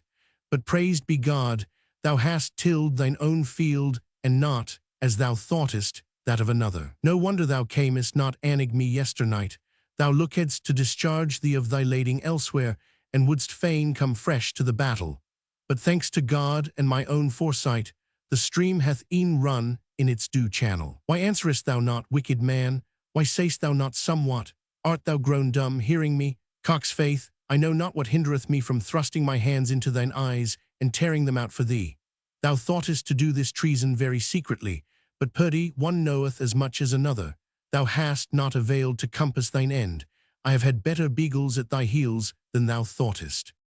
Rixardo inwardly rejoiced at these words, and without making any reply, clipped her and kissed her and fondled her more than ever. Whereupon quoth she, following on her speech, I thou thinkest to cajole me with thy feigned caresses, fascious dog that thou art, and to appease and console me. But thou art mistaken. I shall never be comforted for this, till I have put thee to shame therefore in the presence of all our friends and kinsmen and neighbors. Am I not as fair as Rixardo's wife, thou villain? Am I not as good a gentlewoman? Why dost thou not answer, thou sorry dog? What hath she more than I? Keep thy distance, touch me not. Thou hast done enough feats of arms for today. Now thou knowest who I am well assured that all thou couldst do would be perforce. But so God grant me grace, I will yet cause thee suffer want thereof. And I know not what hindereth me from sending for Rixardo, who hath loved me more than himself, and could never boast that I once even looked at him, nor know I what harm it were to do it. Thou thoughtest to have his wife here, and it is as if thou hadst had her, inasmuch as it is none of thy fault that the thing hath miscarried. Wherefore, were I to have himself, thou couldst not with reason blame me. Brief many were the lady's words, and saw her complaining. However, at last, Rixardo, bethinking himself that, and he let her go in that belief, much ill might ensue thereof, determined to discover himself and undeceive her. Wherefore, catching her in his arms and holding her fast, so she might not get away, he said, Sweet my soul, be not angered. That which I could not have of you by simply loving you, love hath taught me to obtain by practice, and I am your Rixardo. Catella, hearing this and knowing him by the voice, would have thrown herself incontinent out of bed, but could not, whereupon she offered to cry out. But Rixardo stopped her mouth with one hand, and said, Madam, this that hath been may henceforth on no wise be undone, though you should cry all the days of your life. And if you cry out, or cause this ever anywise to be known of any one, two things will come thereof, the one which should. No little concern you will be that your honor and fair fame will be marred. For that, albeit you may avouch that I brought you hither by practice, I shall say that it is not true, nay, that I caused you come hither for moneys and gifts that I promised you, whereof for that I gave you not so largely as you hoped. You waxed angry and made all this talk and this outcry. And you know that folk are more apt to credit ill than good, wherefore I shall more readily be believed than you. Secondly, there will ensue thereof a mortal enmity between your husband and myself, and it may as well happen that I shall kill him as he me, in which case you are never after like to be happy or content. Wherefore, heart of my body, go not about at once to dishonor yourself, and to cast your husband and myself into strife and peril. You are not the first woman, nor will you be the last, who hath been deceived, nor have I in this practiced upon you to bereave you of your own, but for the exceeding love that I bear you and am minded ever to bear you, and to be your most humble servant. And although it is long since I and all that I possess, or can, or am worth have been yours, and at your service, henceforward I purpose that they shall be more than ever so. Now you are well advised in other things, and so I am certain you will be in this. Catella, what while Rixardo spoke thus, wept sore, but albeit she was sore provoked, and complained grievously, nevertheless, her reason allowed so much force to his true words that she knew it to be possible that it should happen as he said. Wherefore quoth she, Rixardo, I know not how God will vouchsafe me strength to suffer the affront, and the cheat thou hast put upon me. I will well to make no outcry here, whither my simplicity and overmuch jealousy have brought me. But of this be assured that I shall never be content till one way or another I see myself avenged of this thou hast done to me. Wherefore, leave me, hold me no longer. Thou hast had that which thou desiredst and hast tumbled me to thy heart's content. It is time to leave me. Let me go, I prithee. Rixardo, seeing her mind yet overmuch disordered, had laid it to heart never to leave her till he had gotten his pardon of her. Wherefore, studying with the softest words to appease her, he so bespoke, and so entreated, and so conjured her that she was prevailed upon to make peace with him. And of like accord they abode together a great while thereafter in the utmost delight. Moreover, Catella, having thus learned how much more savory were the lover's kisses than those of the husband, and her former rigor being changed into kind love-liking for Rixardo, from that day forth she loved him very tenderly, and thereafter, ordering themselves with the utmost discretion, they many a time had joyance of their loves. God grant us to enjoy ours. The seventh story. Day the third. Tedaldo Elise, having fallen out with his mistress, departeth Florence, and returning thither, after a while, in a pilgrim's favour, speaketh with the lady and maketh her cognizant of her error. After which he delivereth her husband, who had been convicted of murdering him, from death, and reconciling him with his brethren, thenceforward discreetly enjoyeth himself with his mistress. Fiametta being now silent, commended of all the queen, to lose no time, forthright committed the burden of discourse to Emilia, who began thus: "It pleaseth me to return to our city, whence it pleased the last two speakers to depart, and to show you how a townsman of ours regained his lost mistress. There was then in Florence a noble youth, whose name was Tedaldo Elisi, and who, being beyond measure enamored of a lady called Madame Ermelina, the wife of one Aldobrandino Palermini, deserved for his praiseworthy fashions to enjoy his desire. However, fortune, the enemy of the happy, denied him this solace, for that, whatever might have been the cause, the lady, after complying a while with Tedaldo's wishes, suddenly altogether withdrew her good graces from him, and not only refused to hearken to any message of his, but would on no wise see him, wherefore he fell into a dire and cruel melancholy. But his love for her had been so hidden that none guessed it to be the cause of his chagrin. After he had in divers ways studied Amen to recover the love him seemed he had lost without his fault, and finding all his labor vain, he resolved to withdraw from the world, that he might not afford her, who was the cause of his ill, the pleasure of seeing him pine away. Wherefore, without saying aught to friend or kinsman, save to a comrade of his, who knew all, he took such moneys as he might avail to have, and departing secretly, came to Ancona, where under the name of Filippo di San Lodzio he made acquaintance with a rich merchant, and taking service with him, accompanied him to Cyprus on board a ship of his. His manners and behavior so pleased the merchant that he not only assigned him a good wage, but made him in part his associate, and put into his hands a great part of his affairs, which he ordered so well and so diligently that in a few years he himself became a rich and famous and considerable merchant.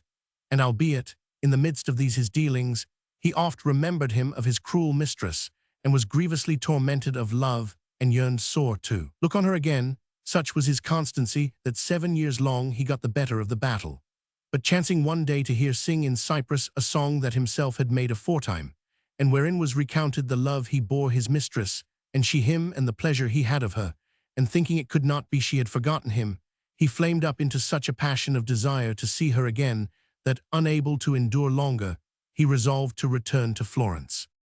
Accordingly, having set all his affairs in order, he betook himself with one only servant to Ancona, and transporting all his good thither, dispatched it to Florence to a friend of the Anconese his partner, whilst he himself, in the disguise of a pilgrim returning from the Holy Sepulchre, followed secretly after with his servant, and coming to Florence, put up at a little hostelry kept by two brothers in the neighborhood of his mistress's house, whereto he repaired first of all to see her, and he might. However, he found the windows and doors and all else closed, wherefore his heart misgave him she was dead or had removed thence, and he betook himself, in great concern, to the house of his brethren, before which he saw 4 of the latter clad all in black. At this he marveled exceedingly, and knowing himself so changed both in habit and person from that which he was used to be, weenas he departed thence, that he might not lightly be recognized, he boldly accosted a cordwainer hard by, and asked him why they were clad in black. Whereto he answered, "Yonder men are clad in black, for that it is not yet a fortnight since a brother of theirs, who had not been here this great while, was murdered, and I understand they have proved to the court that one Aldobrandino Palermini, who is in prison, slew him, for that he was a well-wisher of his wife, and had returned hither unknown to be with her." Tedaldo marveled exceedingly that anyone should so resemble him as to be taken for him, and was grieved for Aldobrandino's ill fortune. Then, having learned that the lady was alive and well, and it being now night, he returned, full of various thoughts, to the inn, and having supped with his servant, was put to sleep well nigh at the top of the house. There, what with the many thoughts that stirred him, and the badness of the bed, and peradventure also by reason of the supper, which had been meagre, half the night passed, whilst he had not yet been able to fall asleep. Wherefore, being awake, him seemed about midnight he heard folk come down into the house from the roof, and after through the chinks of the chamber door he saw a light come up thither. Thereupon he stole softly to the door, and putting his eye to the chink, fell espying what this might mean, and saw a comely enough lass who held the light, whilst 3 men, who had come down from the roof, made towards her. And after some greetings had passed between them, one of them said to the girl, "Henceforth, praised be God, we may abide secure, since we know now for certain that the death of Tedaldo Elisi hath been proved by his brethren against Aldobrandino Palermini, who hath confessed thereto, and judgment is now recorded. Nevertheless, it behoveth to keep strict silence, for that, should it ever become known that it was we who slew him, we shall be in the same danger as is Aldobrandino. Having thus bespoken the woman, who showed herself much rejoiced thereat, they left her, and going below, betook themselves to bed. Tedaldo, hearing this, fell a considering how many and how great are the errors which may befall the minds of men, bethinking him first of his brothers, who had bewept and buried a stranger in his stead, and after of the innocent man accused on false suspicion, and brought by untrue witness to the point of death, no less than of the blind severity of laws and rulers, who oft-times, under cover of diligent investigation of the truth, cause, by their cruelties, prove that which is false, and style themselves ministers of justice and of God, whereas indeed they are executors of iniquity and of the devil. After which he turned his thought to the deliverance of Aldobrandino, and determined in himself what he should do. Accordingly, arising in the morning, he left his servant at the inn, and betook himself alone, when as it seemed to him time, to the house of his mistress, where, chancing to find the door open, he entered in and saw the lady seated, all full of tears and bitterness of soul, in a little ground floor room that was there. At this sight he was like to weep for compassion of her, and drawing near to her, said, Madam, afflict not yourself, your peace is at hand. The lady, hearing this, lifted her eyes and said, Weeping, good man, thou seemest to me a stranger pilgrim. What knowest thou of my peace or of my affliction? Madam, answered Tedaldo, I am of Constantinople, and am but now come hither, being sent of God to turn your tears into laughter, and to deliver your husband from death. Quoth she, And thou be of Constantinople, and newly come hither. How knowest thou who I am, or who is my husband? Thereupon, the pilgrim, beginning from the beginning, recounted to her the whole history of Aldobrandino's troubles, and told her who she was, and how long she had been married, and other things which he very well knew of her affairs. Whereat she marveled exceedingly, and holding him for a prophet, fell on her knees at his feet, beseeching him for God's sake, and he were come for Aldobrandino's salvation, to dispatch, for that the time was short. The pilgrim, feigning himself a very holy man, said, Madam, arise and weep not, but hearken well to that which I shall say to you, and take good care never to tell it to any. According to that which God hath revealed unto me, the tribulation wherein you now are hath betided you, because of a sin committed by you aforetime, which God the Lord hath chosen in part to purge with this present annoy, and will have altogether amended of you. Else will you fall into far greater affliction. Sir, answered the lady, I have many sins, and know not which one more than another God the Lord would have me amend. Wherefore, and you know it, tell me, and I will do what I may to amend it. Madam, rejoined the pilgrim, I know well enough what it is, nor do I question you thereof the better to know it, but to the intent that, telling it yourself, you may have the more remorse thereof. But let us come to the fact. Tell me, do you remember ever to have had a lover? The lady, hearing this, heaved a deep sigh and marveled sore, supposing none had ever known it, albeit, in the days when he was slain who had been buried for Tedaldo, there had been some whispering thereof, for certain words not very discreetly used by Tedaldo's confidant, who knew it. Then answered, I see that God discovereth unto you all men's secrets, wherefore I am resolved not to hide mine own from you. True it is that in my youth I loved over all the ill-fortuned youth, whose death is laid to my husband's charge, which death I have bewept as sore as it was grievous to me, for that, albeit I showed myself harsh and cruel to him before his departure, yet neither his long absence nor his unhappy death hath availed to tear him from my heart.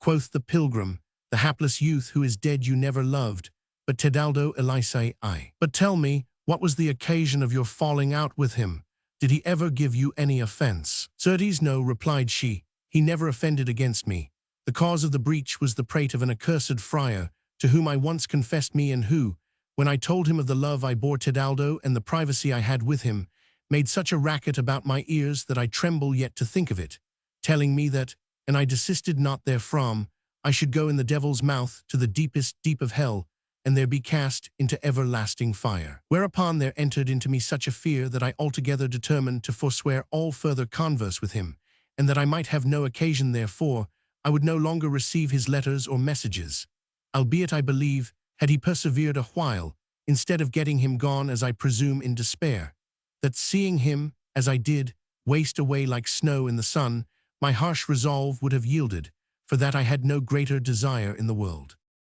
Madam, rejoined the pilgrim, it is this sin alone that now afflicteth you. I know for certain that Tedaldo did you no manner of violence. When as you fell in love with him, you did it of your own free will, for that he pleased you. And as you yourself would have it, he came to you and enjoyed your privacy, wherein both with words and deeds you showed him such complacence that, if he loved you before, you caused his love redouble 1,000-fold. And this being so, as I know it was what cause should have availed to move you so harshly to withdraw yourself from him. These things should be pondered a while beforehand, and if you think you may presently have cause to repent thereof, as of ill-doing, you ought not to do them. You might, at your pleasure, have ordained of him, as of that which belonged to you, that he should no longer be yours. But to go about to deprive him of yourself, you who were his, was a theft and an unseemly thing, whenas it was not his will. Now you must know that I am a friar, and am therefore well acquainted with all their usances, and if I speak somewhat at large of them for your profit, it is not forbidden me, as it were to another. Nay, and it pleaseth me to speak of them, so you may henceforward know them better than you appear to have done in the past. Friars of old were very pious and worthy men, but those who nowadays style themselves friars, and would be held such, have nothing of the monk but the gown. Nor is this latter even that of a true friar, for that, whereas of the founders of the monastic orders they were ordained straight, and poor and of coarse stuff, and demonstrative of the spirit of the wearers, who testified that they held things temporal in contempt whenas they wrapped their bodies in so mean a habit, those of our time have them made full and double and glossy, and of the finest cloth, and have brought them to a quaint pontifical cut, insomuch that they think it no shame to flaunt it with all piquequise in the churches and public places, even as do the laity with their apparel. And like as with the sweepnet the fisher goeth about to take many fishes in the river at one cast, even so these, wrapping themselves about with the amplest of skirts, study to entangle therein great store of prudish maids and widows and many other silly women and men, and this is their chief concern over any other exercise. Wherefore, to speak more plainly, they have not the friar's gown, but only the colours thereof. Moreover, whereas the ancients desired the salvation of mankind, those of our day covet women and riches, and turn their every thought to terrifying the minds of the foolish with clamours and depicturements, and to making believe that sins may be purged with almsdeeds, and masses to the intent that unto themselves who, of poltroonery, not of devoutness, and that they may not suffer fatigue, have, as a last resort, turned friars. One may bring bread, another send wine, and a third give them a dole of money for the souls of their departed friends. Certes, it is true that almsdeeds and prayers purge away sins, but if those who give alms knew on what manner folks they bestow them, they would or keep them for themselves, or cast them before as many hogs. And for that these know that, the fewer the possessors of a great treasure, the more they live at ease, every one of them studieth with clamours and bugbears to detach others from that, whereof he would fain abide sole possessor. They decry lust in men, in order that, they who are chidden desisting from women, the latter may be left to the chiders. They condemn usury and unjust gains, to the intent that, it being entrusted to them to make restitution thereof, they may, with that which they declare must bring to perdition him who hath it, make wide their gowns, and purchase bishoprics, and other great benefices.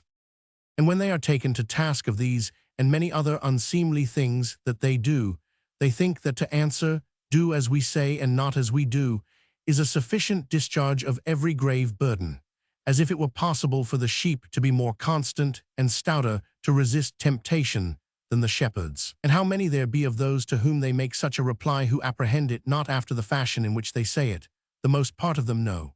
The monks of our day would have you do as they say, to wit, fill their purses with money, trust your secrets to them, observe chastity, practice patience and forgiveness of injuries, and keep yourselves from evil speaking, all things good, seemly, and righteous. But why would they have this? So they may do that, which if the laity did, themselves could not do. Who knoweth not that without money idleness may not endure? And thou expend thy monies in thy pleasures, the friar will not be able to idle it in the monastery. And thou follow after women, there will be no room for him, and except thou be patient, or a forgiver of injuries, he will not dare to come to thy house to corrupt thy family. But why should I hark back after every particular? They condemn themselves in the eyes of the understanding as often as they make this excuse. And they believe not themselves able to abstain and lead a devout life. Why do they not rather abide at home? Or, if they will e'en give themselves unto this, why do they not ensue that other holy saying of the gospel, Christ began to do and to teach?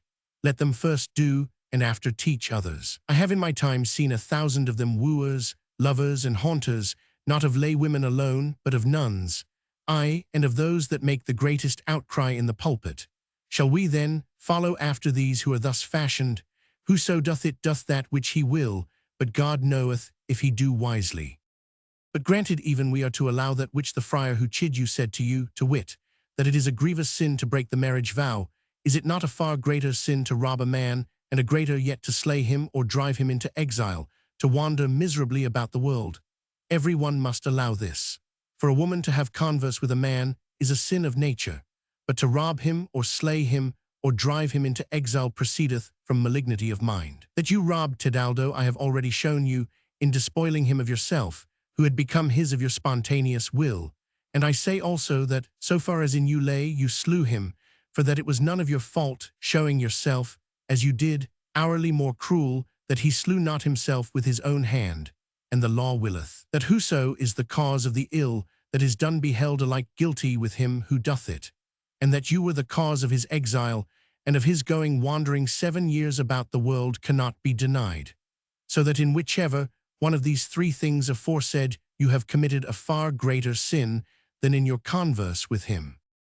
But let us see, maybe Tedaldo deserved this usage. Certes, he did not. You yourself have already confessed it, more by token that I know he loveth you more than himself. No woman was ever so honored, so exalted, so magnified over every other of her sex, as were you by him. Weeners, he found himself where he might fairly speak of you, without engendering suspicion. His every good, his every honor, his every liberty were all committed by him into your hands. Was he not noble and young? Was he not handsome among all his townsmen? Was he not accomplished in such things as pertain unto young men? Was he not loved, cherished, and well seen of every one? You will not say nay to this either. Then how, at the bidding of a scurvy, envious numbskull of a friar, could you take such a cruel resolve against him? I know not what error is that of women who eschew men and hold them in little esteem, weeners, considering what themselves are, and what and how great is the nobility, beyond every other animal, given of God to man. They should rather glory weeners they are loved of any, and prize him over all, and study with all diligence to please him, so he may never desist from loving them.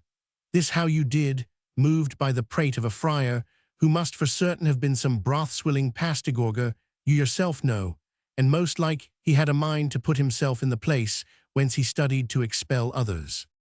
This then is the sin that divine justice, the which with a just balance bringeth all its operations to effect, hath willed not to leave unpunished. And even as you without reason studied to withdraw yourself from Tedaldo, so on likewise hath your husband been, and is yet, without reason, in peril for Tedaldo, and you in tribulation. Wherefrom and you would be delivered, that which it behoveth you to promise, and yet more to do, is this, that, should it ever chance that Tedaldo return hither from his long banishment, you will render him again your favor, your love, your goodwill, and your privacy, and reinstate him in that condition wherein he was, ere you foolishly hearkened to yonder crack-brained friar.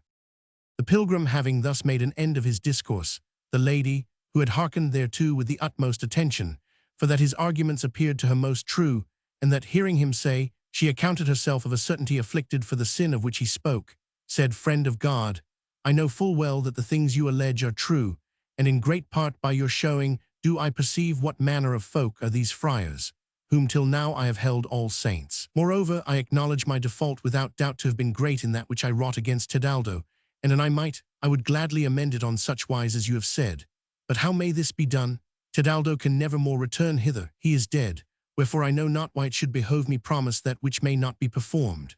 Madam, replied the pilgrim, according to that which God hath revealed unto me, Tedaldo is nowise dead, but alive and well and in good case, so but he had your favor. Quoth the lady, Look what you say. I saw him dead before my door of several knife thrusts, and had him in these arms, and bathed his dead face with many tears, the which it may be gave occasion for that which hath been spoken thereof unseemly. Madam, replied the pilgrim, whatever you may say, I certify you that Tebaldo is alive, and if you will e'en promise me that which I ask, with intent to fulfill your promise, I hope you shall soon see him.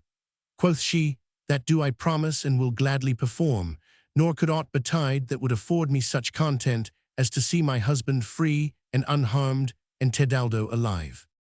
Thereupon it seemed to Tebaldo time to discover himself, and to comfort the lady with more certain hope of her husband, and accordingly he said, Madam, in order that I may comfort you for your husband, it behoveth me reveal to you a secret, which look you discover not unto any, as you value your life. Now they were in a very retired place and alone, the lady having conceived the utmost confidence of the sanctity which her seemed was in the pilgrim. Wherefore Tebaldo, pulling out a ring, which she had given him the last night he had been with her, and which he had kept with the utmost diligence, and showing it to her, said, Madam, know you this? As soon as she saw it, she recognized it, and answered, Aye, sir, I gave it to Tebaldo aforetime. Whereupon the pilgrim, rising to his feet, hastily cast off his palmer's gown and hat, and speaking Florence fashion, said, And know you me? When the lady saw this, she knew him to be Tebaldo, and was all aghast, fearing him as one feareth the dead, and they be seen after death to go as if alive. Wherefore she made not towards him to welcome him, as Tebaldo returned from Cyprus, but would have fled from him in a fright, as he were Tebaldo come back from the tomb. Whereupon, Madam, quoth he, fear not, I am your Tebaldo, alive and well, and have never died nor been slain, whatsoever you and my brothers may believe. The lady, somewhat reassured and knowing his voice, considered him a while longer, and avouched in herself that he was certainly Tebaldo, wherefore she threw herself, weeping, on his neck and kissed him, saying, Welcome back, sweet my Tebaldo. Tebaldo, having kissed and embraced her, said, Madam, it is no time now for closer greetings. I must e'en go take order that Aldobrandino may be restored to you safe and sound, whereof I hope that, ere tomorrow come eventide, you shall hear news that will please you.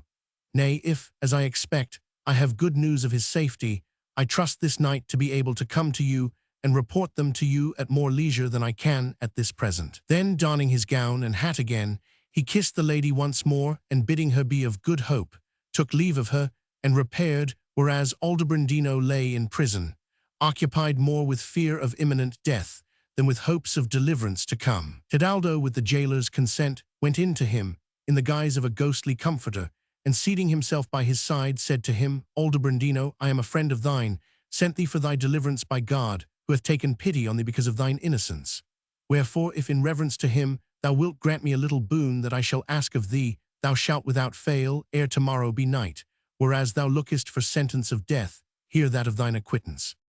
Honest man, replied the prisoner, since thou art solicitous of my deliverance, albeit I know thee not nor mind me ever to have seen thee, needs must thou be a friend, as thou say'st. In truth, the sin, for which they say I am to be doomed to death, I never committed, though others enough have I committed aforetime, which, it may be, have brought me to this pass. But this I say to thee, of reverence to God, and he presently have compassion on me, I will not only promise, but gladly do anything, however great, to say nothing of a little one. Wherefore ask that which pleaseth thee, for without fail, if it come to pass that I escape with life, I will punctually perform it. Then said the pilgrim, What I would have of thee is that thou pardon Tebaldo's 4 brothers, the having brought thee to this pass, believing thee guilty of their brother's death, and have them again for brethren and for friends, weenas they crave thee pardon thereof. Whereto quoth Aldobrandino, None knoweth but he who hath suffered the affront how sweet a thing is vengeance, and with what ardor it is desired. Nevertheless, so God may apply himself to my deliverance, I will freely pardon them. Nay, I pardon them now, and if I come off hence alive and escape, I will in this hold such course as shall be to thy liking. This pleased the pilgrim, and without concerning himself to say more to him, he exhorted him to be of good heart, for that, ere the ensuing day came to an end, he should without fail hear very certain news of his safety. Then taking leave of him, he repaired to the seigneury, and said privily to a gentleman who was in session there, My lord, every one should gladly labor to bring to light the truth of things, and especially those who hold such a room as this of yours, to the end that those may not suffer the penalty who have not committed the crime, and that the guilty may be punished. that which may be brought about, too. Your honor and the bane of those who have merited it, I am come hither to you. As you know, you have rigorously proceeded against Aldobrandino Palermini, and thinking you have found for truth that it was he who slew Tedaldo Elise, are minded to condemn him. But this is most certainly false, as I doubt not to show you, ere midnight betide, by giving into your hands the murderers of the young man in question.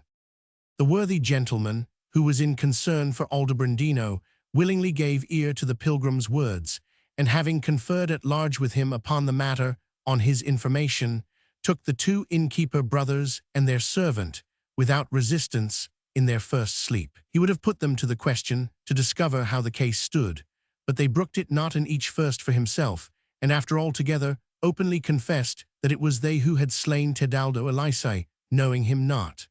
Being questioned of the case, they said that it was for that he had given the wife of one of them sore annoy, what while they were abroad, and would fain have enforced her to do his will. The pilgrim, having heard this, with the magistrate's consent took his leave, and repairing privily to the house of Madame Ermelina, found her alone and awaiting him, all else in the house being gone to sleep, alike desirous of having good news of her husband and of fully reconciling herself with her Tedaldo. He accosted her with a joyful countenance, and said, Dearest lady mine, be of good cheer, for tomorrow thou shalt certainly have thine Aldobrandino here again safe and sound. And to give her more entire assurance thereof, he fully recounted to her that which he had done. Whereupon she, glad as ever woman was of two so sudden and so happy chances, to wit, the having her lover alive again, whom she verily believed to have bewept dead, and the seeing Aldobrandino free from peril, whose death she looked ere many days to have to mourn, affectionately embraced and kissed Tedaldo.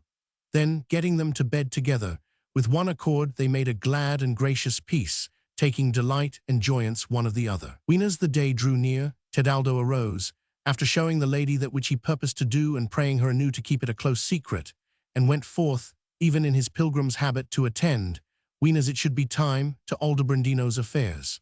The day come, it appearing to the Signory that they had full information of the matter, they straightway discharged Aldobrandino, and a few days after let strike off the murderers' heads, whereas they had committed the crime.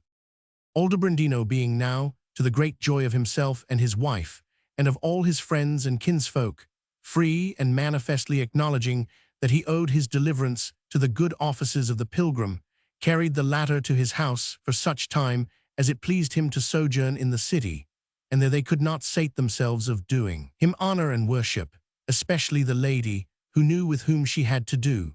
After a while, deeming it time to bring his brothers to an accord with Aldobrandino, and knowing that they were not only put to shame by the latter's acquittance, but went armed for fear of his resentment, he demanded of his host the fulfillment of his promise. Aldobrandino freely answered that he was ready, whereupon the pilgrim caused him prepare against the morrow a goodly banquet, whereat he told him he would have him and his kinsmen and kinswomen entertain the four brothers and their ladies, adding that he himself would go incontinent and bid the latter on his part to peace and his banquet. Aldobrandino consenting to all that like the pilgrim, the latter forthright betook himself to the four brothers, and plying them with store of such words as behoved unto the matter, in fine, with irrepugnable arguments, brought them easily enough to consent to regain Aldobrandino's friendship by asking pardon. Which done, he invited them and their ladies to dinner with Aldobrandino next morning, and they, being certified of his good faith,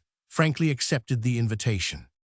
Accordingly, on the morrow, towards dinner time, Tedaldo's four brothers, clad all in black as they were, came with sundry of their friends to the house of Aldobrandino, who stayed for them,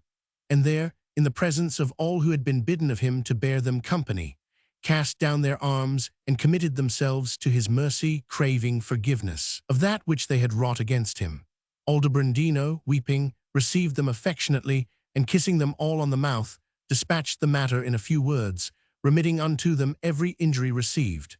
After them came their wives and sisters, clad all in sad-colored raiment, and were graciously received by Madame Ermelina and the other ladies. Then were all, ladies and men alike, magnificently entertained at the banquet, nor was there aught in the entertainment other than commendable, except it were the taciturnity occasioned by the yet fresh sorrow expressed in the sombre raiment of Tedaldo's kinsfolk. Now on this account the pilgrim's device of the banquet had been blamed of some, and he had observed it. Wherefore, the time being come to do away with the constraint aforesaid, he rose to his feet, according as he had foreordained in himself, what while the rest still ate of the fruits, and said, Nothing hath lacked to this entertainment that should make it joyful, save only Tedaldo himself, whom since having had him continually with you, you have not known him, I will e'en discover to you.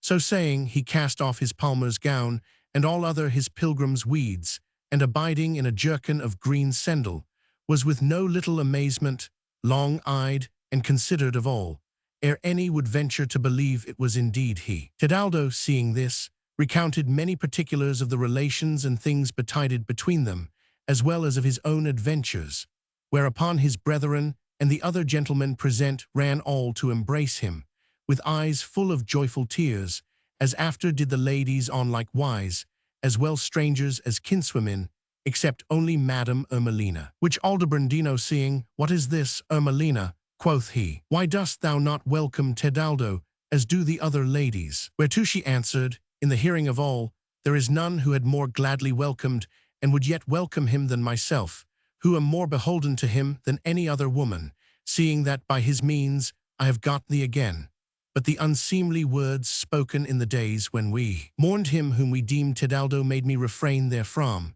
Quoth her husband, Go to, thinkest thou I believe in the howlers? He hath right well shown their prate to be false, by procuring my deliverance, more by token that I never believed it. Quick, rise and go and embrace him.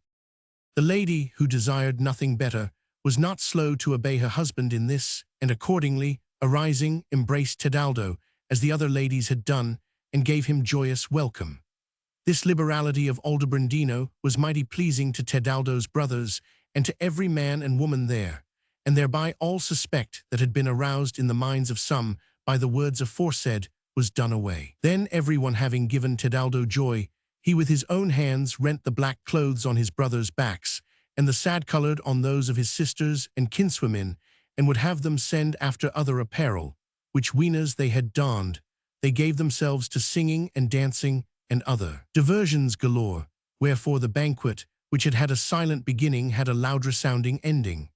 Thereafter, with the utmost mirth, they one and all repaired, even as they were, to Tedaldo's house, where they supped that night, and on this wise they continued to feast several days longer.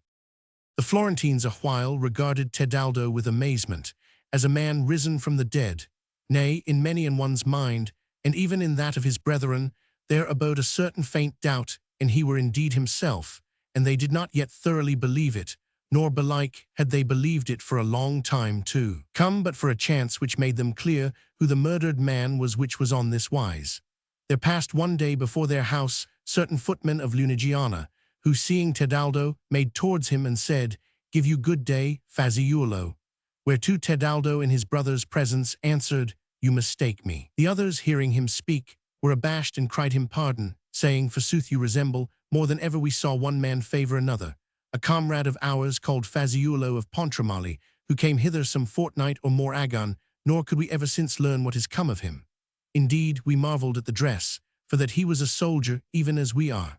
Tedaldo's elder brother, hearing this, came forward and inquired how this Faziuolo had been clad. They told him, and it was found to have been punctually as they said. Wherefore, what with these and what with other tokens, it was known for certain that he who had been slain was Faziuolo and not Tedaldo, and all doubt of the latter accordingly departed the minds of his brothers and of every other.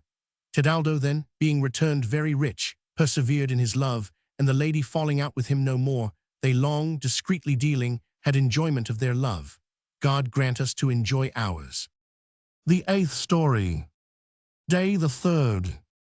Ferrando, having swallowed a certain powder, is entombed for dead, and being taken forth of the sepulchre by the abbot, who enjoyeth his wife the while, is put in prison and given to believe that he is in purgatory. After which, being raised up again, he reareth for his own a child, begotten of the abbot on his wife.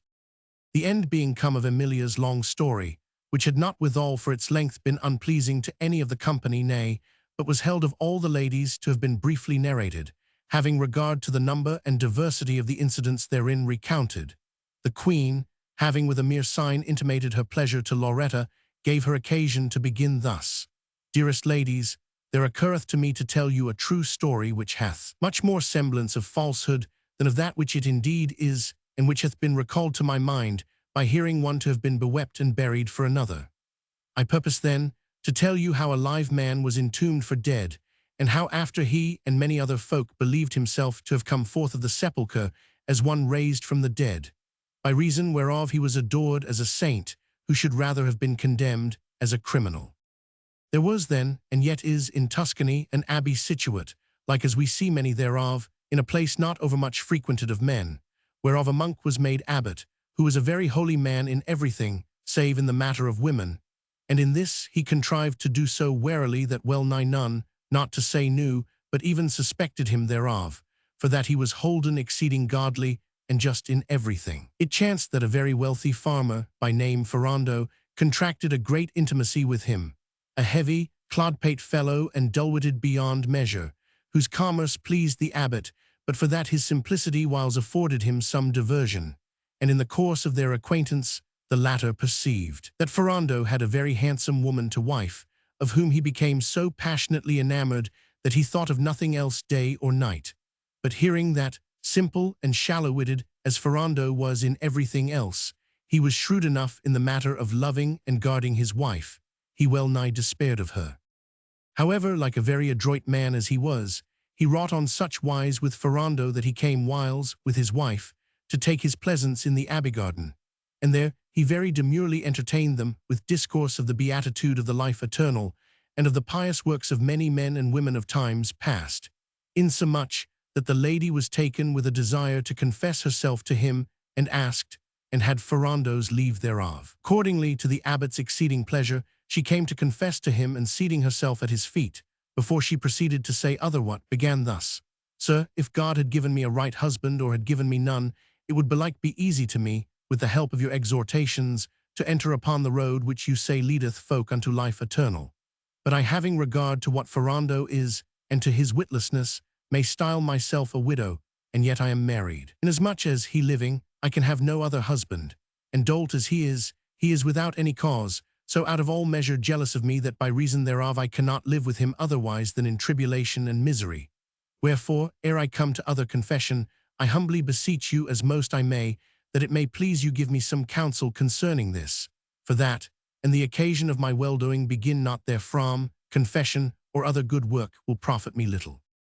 This speech gave the abbot great satisfaction, and him seemed fortune had opened him the way to his chief desire. Wherefore, daughter, quoth he, I can well believe that it must be a sore annoy for a fair and dainty dame, such as you are, to have a blockhead to husband, but a much greater meseemeth to have a jealous man. Wherefore, you having both the one and the other, I can lightly credit that which you avouch of your tribulation. But for this, speaking briefly, I see neither counsel nor remedy save one, the which is that Ferrando be cured of this jealousy. The medicine that will cure him I know very well how to make, provided you have the heart to keep secret that which I shall tell you. Father mine, answered the lady, have no fear of that, for I would liefer suffer death than tell any that which you bid me not repeat. But how may this be done? Quoth the abbot, and we would have him cured. It behoveth of necessity that he go to purgatory. But how, asked she, can he go thither alive? Needs must he die, replied the abbot, and so go thither. And weenas he shall have suffered such penance as shall suffice to purge him of his jealousy. We will pray God, with certain orisons, that he restore him to this life, and he will do it. Then said the lady, I am to become a widow. I, answered the abbot, for a certain time, wherein you must look well you suffer not yourself to be married again, for that God would take it in ill part, and weenas Ferrando returned hither, it would behove you return to him, and he would then be more jealous than ever. Quoth she, provided he be but cured of this calamity, so it may not behove me abide in prison all my life, I am content, do as it pleaseth you. And I will do it, rejoined he, but what guerdon am I to have of you for such a service? Father, answered the lady, you shall have whatsoever pleaseth you, so but it be in my power. But what can the like of me that may befit such a man as yourself? Madam, replied the abbot, you can do no less for me than that which I undertake to do for you. For that, like as I am disposed to do that which is to be your weal and your solacement, even so can you do that which will be the saving and assainment of my life. Quoth she, and it be so, I am ready. Then, said the abbot, you must give me your love and vouchsafe me satisfaction of yourself, for whom I am all afire with love and languishment. The lady, hearing this, was all aghast, and answered, Alack, father mine, what is this you ask? Methought you were a saint. Doth it beseem holy men to require women, who come to them for counsel, of such things? Fair my soul, rejoined the abbot, marvel not, for that sanctity nowise abateth by this, seeing it hath its seat in the soul, and that which I ask of you is a sin of the body. But be that as it may, your ravishing beauty hath had such might that love constraineth me to do thus. And I tell you that you may glory in your charms over all other women, considering that they please holy men who are used to look upon the beauties of heaven. Moreover, abbot though I be, I am a man like another, and am, as you see, not yet old. Nor should this that I ask be grievous to you to do. Nay, you should rather desire it, for that, what while Ferrando sojourneth in purgatory, I will bear you company by night, and render you that solacement which he should give you. Nor shall any ever come to know of this,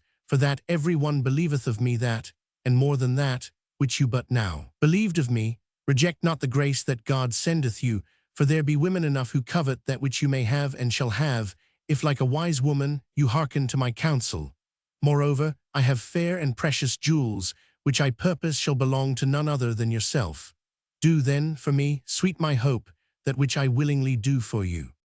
The lady hung her head, knowing not how to deny him, whilst her seemed it were ill done to grant him what he asked. But the abbot, seeing that she hearkened, and hesitated to reply, and him seeming he had already half converted her, followed up his first words with many others, and stayed not till he had persuaded her that she would do well to comply with him. Accordingly she said, blushing, that she was ready to do his every commandment, but might not avail thereto till such time as Ferrando should be gone to purgatory. Whereupon quoth the abbot, exceeding well pleased, and we will make shift to send him thither incontinent. Do you but contrive that he come hither tomorrow or next day to sojourn with me. So saying, he privily put a very handsome ring into her hand, and dismissed her.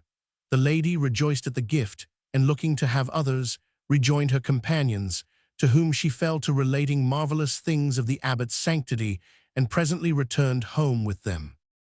A few days after Ferrando repaired to the abbey, whom, weenas the abbot saw, he cast about to send him to purgatory. Accordingly, he sought out a powder of marvelous virtue, which he had gotten in the parts of the Levant of a great prince, who avouched it to be that which was wont to be used of the old man of the mountain, weenas he would fain send anyone, sleeping, into his paradise or bring him forth thereof, and that, according as more or less thereof was given, without doing any hurt, it made him who took it sleep more or less time on such wise that, whilst its virtue lasted, none would say he had life in him. Of this he took as much as might suffice to make a man sleep 3 days, and putting it in a beaker of wine that was not yet well cleared, gave it to Ferrando to drink in his cell, without the latter suspecting aught. After which he carried him into the cloister, and there with some of his monks fell to making sport of him and his dunceries. Nor was it long before, the powder working, Ferrando was taken with so sudden and overpowering a drowsiness, that he slumbered as yet he stood afoot, and presently fell down fast asleep. The abbot made a show of being concerned at this accident, and letting untruss him, caused fetch cold water and cast it in his face, and essay many other remedies of his fashion, as if he would recall the strayed life and senses from the oppression of some fumosity of the stomach, or what not like affection that had usurped them. The monks, seeing that for all this he came not to himself, and feeling his pulse, but finding no sign of life in him, all held it for certain that he was dead. Accordingly they sent to tell his wife and his kinsfolk, who all came thither forthright, and the lady having bewept him a while with her kinswomen, the abbot caused lay him, clad as he was, in a tomb, whilst the lady returned to her house, and giving out that she meant never to part from a little son, whom she had had by her husband, abode at home, and occupied herself with the governance of the child and of the wealth which had been Ferrando's. Meanwhile the abbot arose stealthily in the night, and with the aid of a Bolognese monk, in whom he much trusted, and who was that day come thither from Bologna, took up Ferrando out of the tomb, and carried him into a vault, in which there was no light to be seen, and which had been made for prison of such of the monks as should make default in aught. There they pulled off his garments, and clothing him monk fashion, laid him on a truss of straw, and there left him against he should recover his senses, whilst the Bolognese monk, having been instructed by the abbot of that which he had to do, without any else knowing aught thereof, proceeded to await his coming to himself.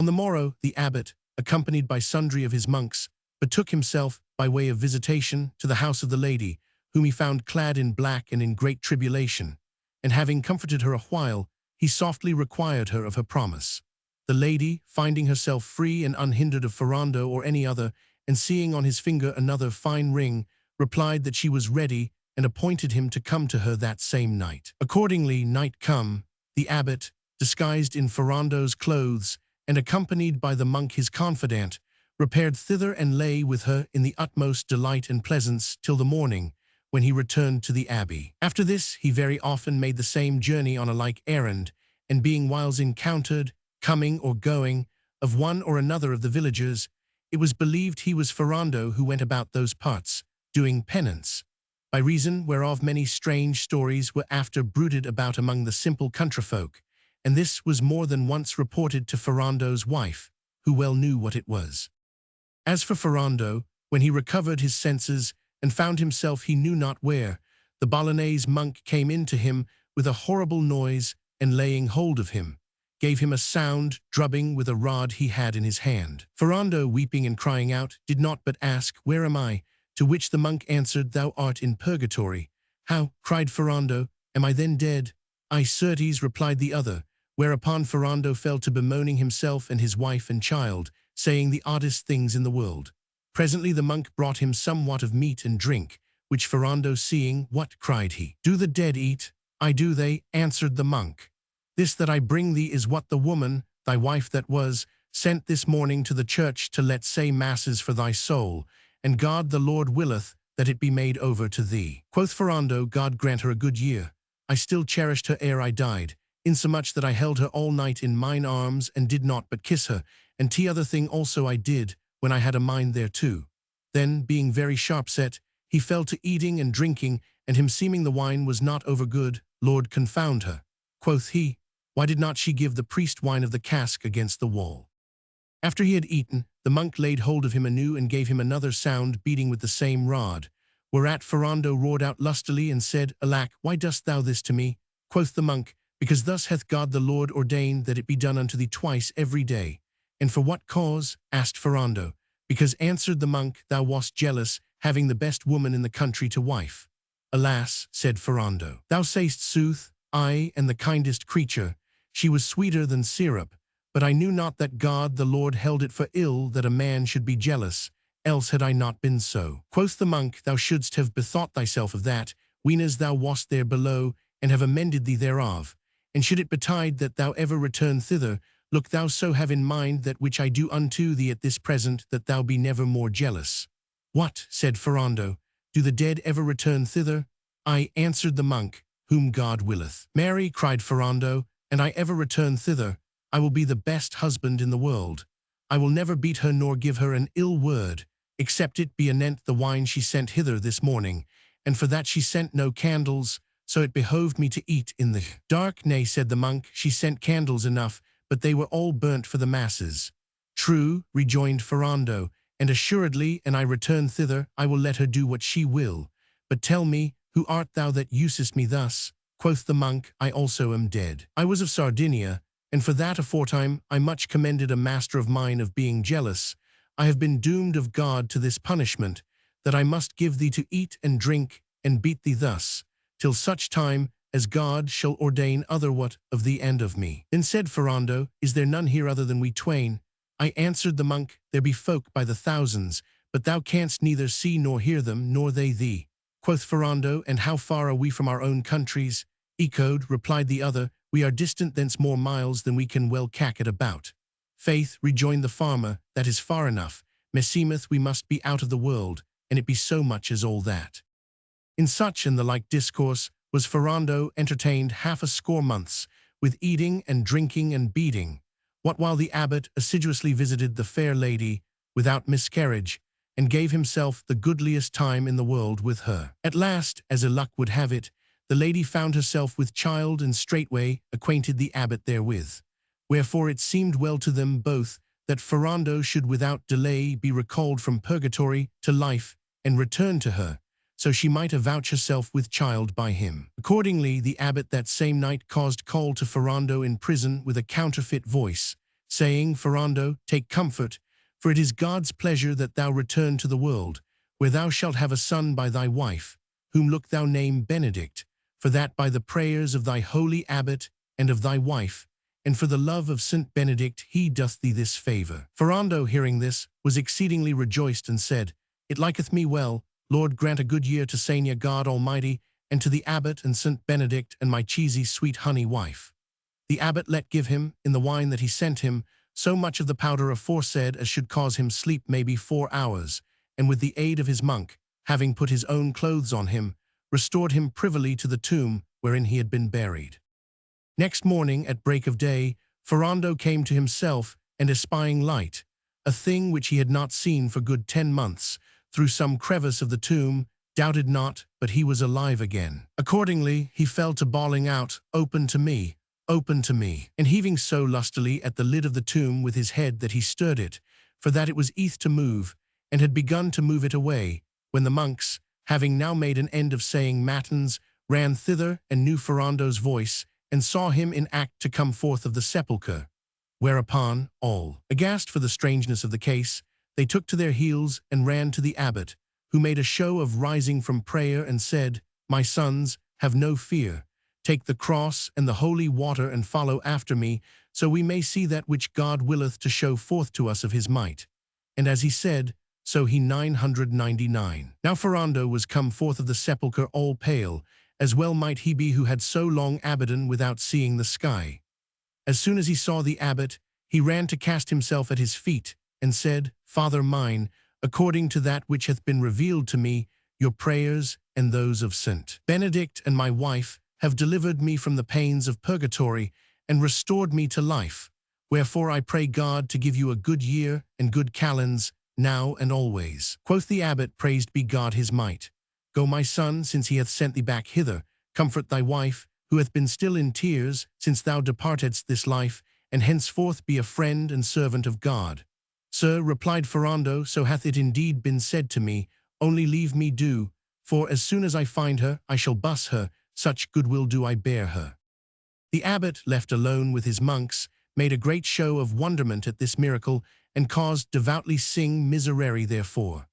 As for Ferrando, he returned to his village, where all who saw him fled, as men used to do from things frightful, but he called them back, and avouched himself to be raised up again. His wife on like wise feigned to be adread of him, but after the folk were somewhat reassured anent him, and saw that he was indeed alive, they questioned him of many things, and he, as it were he had returned wise, made answer to all and gave them news of the souls of their kinsfolk, making up, of his own motion, the finest fables in the world of the affairs of purgatory and recounting, in full assembly the revelation made him by the mouth of the angel Bragiel, ere he was raised up again. Then, returning to his house and entering again into possession of his goods, he got his wife, as he thought, with child, and by chance it befell that, in due time, to the thinking of the fools who believe that women go just 9 months with child, the lady gave birth to a boy, who was called Benedict Ferrandi. Ferrando's return and his talk, well nigh every one believing him to have risen from the dead, added infinitely to the renown of the abbot's sanctity, and he himself, as if cured of his jealousy by the many beatings he had received therefore, thenceforward, according to the promise made by the abbot to the lady, was no more jealous, whereat she was well pleased and lived honestly with him, as of her wont, save indeed that, ween as she conveniently might, she willingly foregathered with the holy abbot, who had so well and diligently served her in her greatest needs. The 9th story. Day the 3rd. Juliette de Narbonne recovereth the king of France of a fistula, and demandeth for her husband Bertrand de Roussillon, who marrieth her against his will, and betaketh him for despite to Florence, where he paying court to a young lady, Juliette, in the person of the latter, lieth with him, and hath by him 2 sons. Wherefore after, holding her dear, he entertaineth her for his wife. Loretta's story being now ended, it rested but with the queen to tell, and she would not infringe upon Dionio's privilege. Wherefore, without waiting to be solicited by her companions, she began all blithesomely to speak thus. Who shall tell a story that may appear goodly, now we have heard that of Loretta? Certes, it was well for us that hers was not the first, for that few of the others would have pleased after it, as I misdoubt me will betide of those which are yet to tell this day. Nathless, be that as it may, I will e'en recount to you that which occurreth to me upon the proposed theme. There was in the kingdom of France a gentleman called Isnard, Count of Roussillon, who, for that he was scant of health, still entertained about his person a physician, by name Master Gerard de Narbonne. The said count had one little son, and no more, hight Bertrand, who was exceeding handsome and agreeable, and with him other children of his own age were brought up. Among these latter was a daughter of the aforesaid physician, by name Gillette, who vowed to the said Bertrand an infinite love and fervent more than pertained unto her tender years. The count dying and leaving his son in the hands of the king, it behoved him betake himself to Paris, whereof the damsel abode sore disconsolate, and her own father dying no great while after, she would fain, and she might have had a seemly occasion, have gone to Paris to see Bertrand, but being straitly guarded, for that she was left rich and alone, she saw no honorable way thereto, and being now of age for a husband, and having never been able to forget Bertrand, she had, without reason assigned, refused many to whom her kinsfolk would have married her. Now it befell that, what while she burned more than ever for love of Bertrand, for that she heard he was grown a very goodly gentleman, news came to her how the King of France, by an imposthume which he had had in his breast, and which had been ill tended, had gotten a fistula, which occasioned him the utmost anguish and annoy, nor had he yet been able to find a physician who might avail to recover him thereof, albeit many had essayed it, but all had aggravated the ill, wherefore the king, despairing of cure, would have no more counsel nor aid of any. Hereof the young lady was beyond measure content, and bethought herself that not only would this furnish her with a legitimate occasion of going to Paris, but that, should the king's ailment be such as she believed, she might lightly avail to have Bertrand to husband. Accordingly, having aforetime learned many things of her father, she made a powder of certain simples useful for such an infirmity as she conceived the king's to be, and taking horse, repaired to Paris. Before aught else she studied to see Bertrand, and next, presenting herself before the king, she prayed him of his favor to show her his ailment. The king, seeing her a fair and engaging damsel, knew not how to deny her, and showed her that which ailed him. When as she saw it, she was certified incontinent that she could heal it, and accordingly said, My lord, an it please you, I hope in God to make you whole of this your infirmity in 8 days' time, without annoy or fatigue on your part. The king scoffed in himself at her words, saying, That which the best physicians in the world have availed not neither known to do, how shall a young woman know? Accordingly, he thanked her for her good will, and answered that he was resolved no more to follow the counsel of physicians. Whereupon quoth the damsel, My lord, you make light of my skill, for that I am young and a woman, but I would have you bear in mind that I medicine not of mine own science, but with the aid of God and the science of Master Gerard de Narbonne, who was my father and a famous physician whilst he lived. The king, hearing this, said in himself, It may be this woman is sent me of God. Why should I not make proof of her knowledge, since she saith she will, without annoy of mine, cure me in little time? Accordingly, being resolved to essay her, he said, Damsel, and if you cure us not, after causing us break our resolution, what will you have ensue to you therefore? My lord, answered she, set a guard upon me, and if I cure you not within 8 days, let burn me alive. But if I cure you, what reward shall I have? Quoth the king, You seem as yet unhusbanded. If you do this, we will marry you well and worshipfully. My lord, replied the young lady, I am well pleased that you should marry me, but I will have a husband such as I shall ask of you, excepting always any one of your sons or of the royal house. He readily promised her that which she sought, whereupon she began her cure, and in brief, before the term limited, she brought him back to health. The king, feeling himself healed, said, Damsel, you have well earned your husband. Whereto she answered, Then, my lord, I have earned Bertrand de Roussillon, whom I began to love even in the days of my childhood, and have ever since loved over all. The king deemed it a grave matter to give him to her. Nevertheless, having promised her and unwilling to fail of his faith, he let call the count to himself and bespoke him thus, Bertrand, you are now of age, and accomplished in all that behoveth unto man's estate. Wherefore it is our pleasure that you return to govern your county and carry with you a damsel, whom we have given you to wife." "And who is the damsel, my lord?" asked Bertrand, to which the king answered, "It is she who hath with her medicines restored to us our health." Bertrand, who had seen and recognized Gillette, knowing her albeit she seemed to him very fair to be of no such lineage as sorted with his quality, said all disdainfully, "My lord, will you then marry me to a Shelich? Now God forbid I should ever take such an one to wife." Then said the king, "Will you have us fail of our faith, the which, to have our health again, we pledged to the damsel, who in guerdon thereof demanded you to husband?" "My lord," answered Bertrand, "you may and you will take from me whatsoever I possess, or as your liegeman bestow me upon whoso pleaseth you. But of this I certify you, that I will never be a consenting party unto such a marriage." "Nay," rejoined the king, "but you shall, for that the damsel is fair and wise and loveth you dear, wherefore we doubt not but you will have a far happier life with her than with a lady of higher lineage." Bertrand held his peace, and the king let make great preparations for the celebration of the marriage.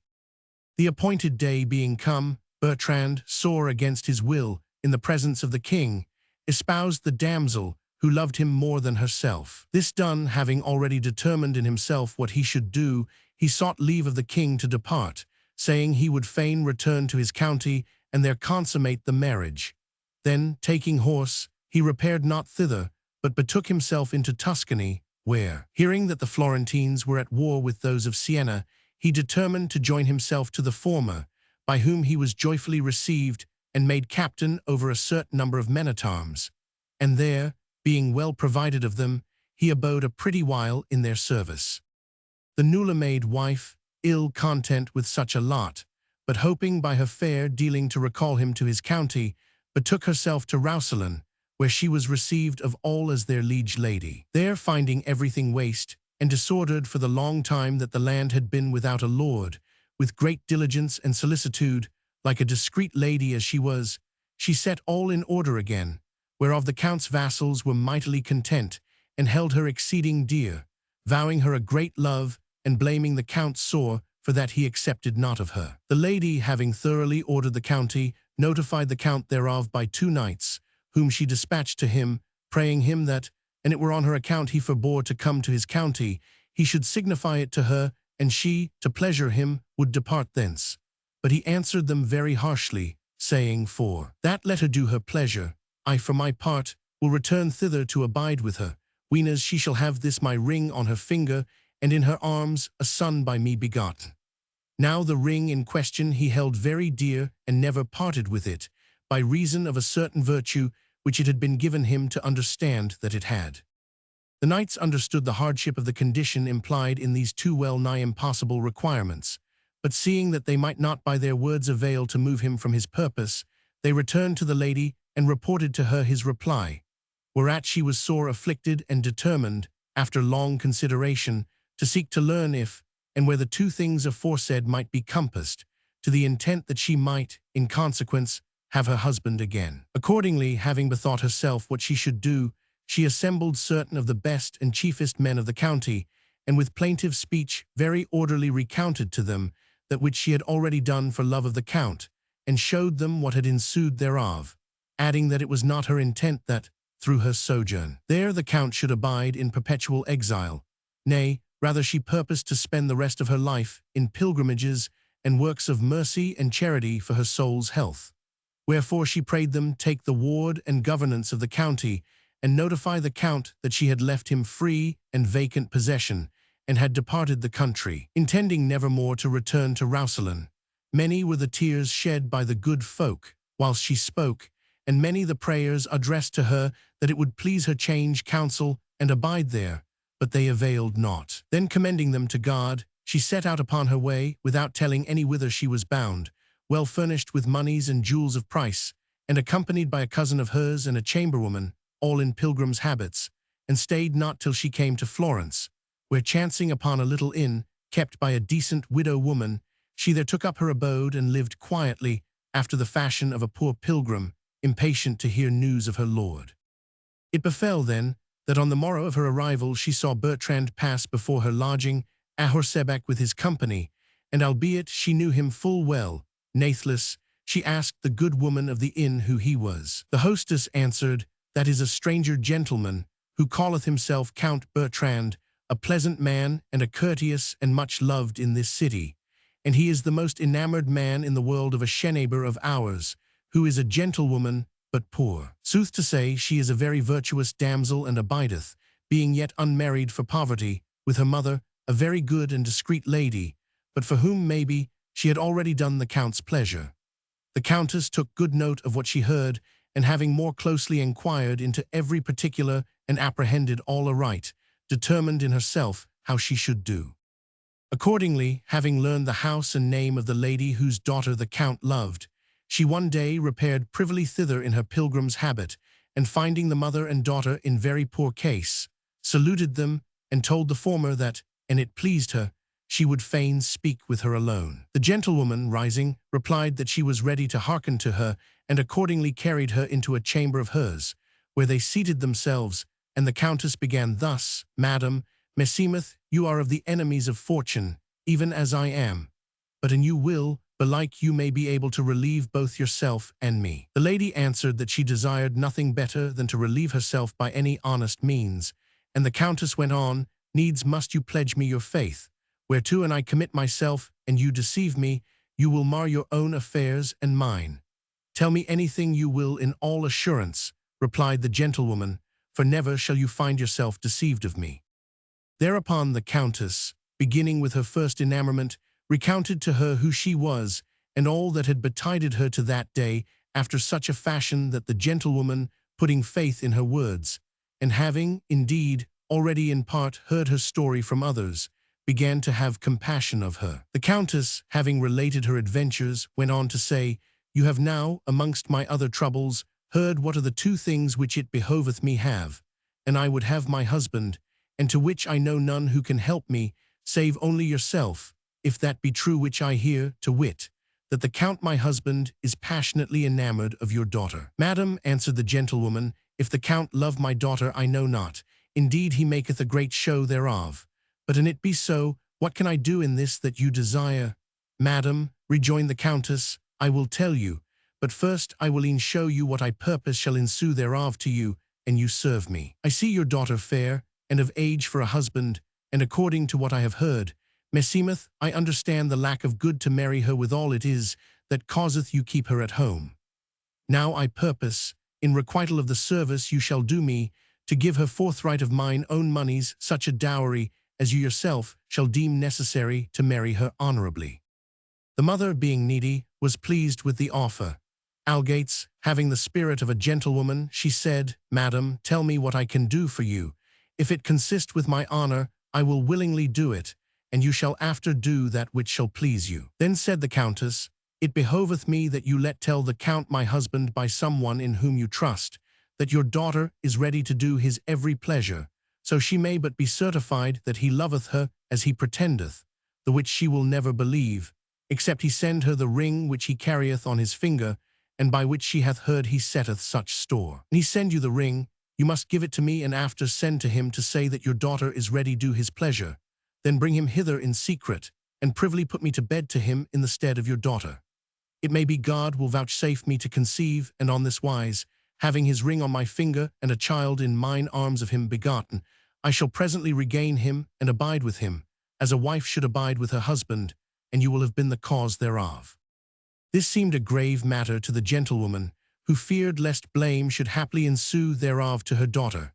Nevertheless, bethinking her it were honorably done to help the poor lady recover her husband, and that she went about to do this to a worthy end, and trusting in the good and honest intention of the Countess, she not only promised her to do it, but before many days, dealing with prudence and secrecy, in accordance with the latter's instructions, she both got the ring, albeit this seemed somewhat grievous to the Count, and adroitly put her to bed with her husband, in the place of her own daughter. In these first embracements, most ardently sought of the Count, the lady, by God's pleasure, became with child of 2 sons, as her delivery in due time made manifest. Nor once only, but many times, did the gentlewoman gratify the Countess with her husband's embraces, contriving so secretly that never was a word known of the matter, whilst the Count still believed himself to have been, not with his wife, but with her whom he loved. And when as he came to take leave of a morning, he gave her, at one time and another,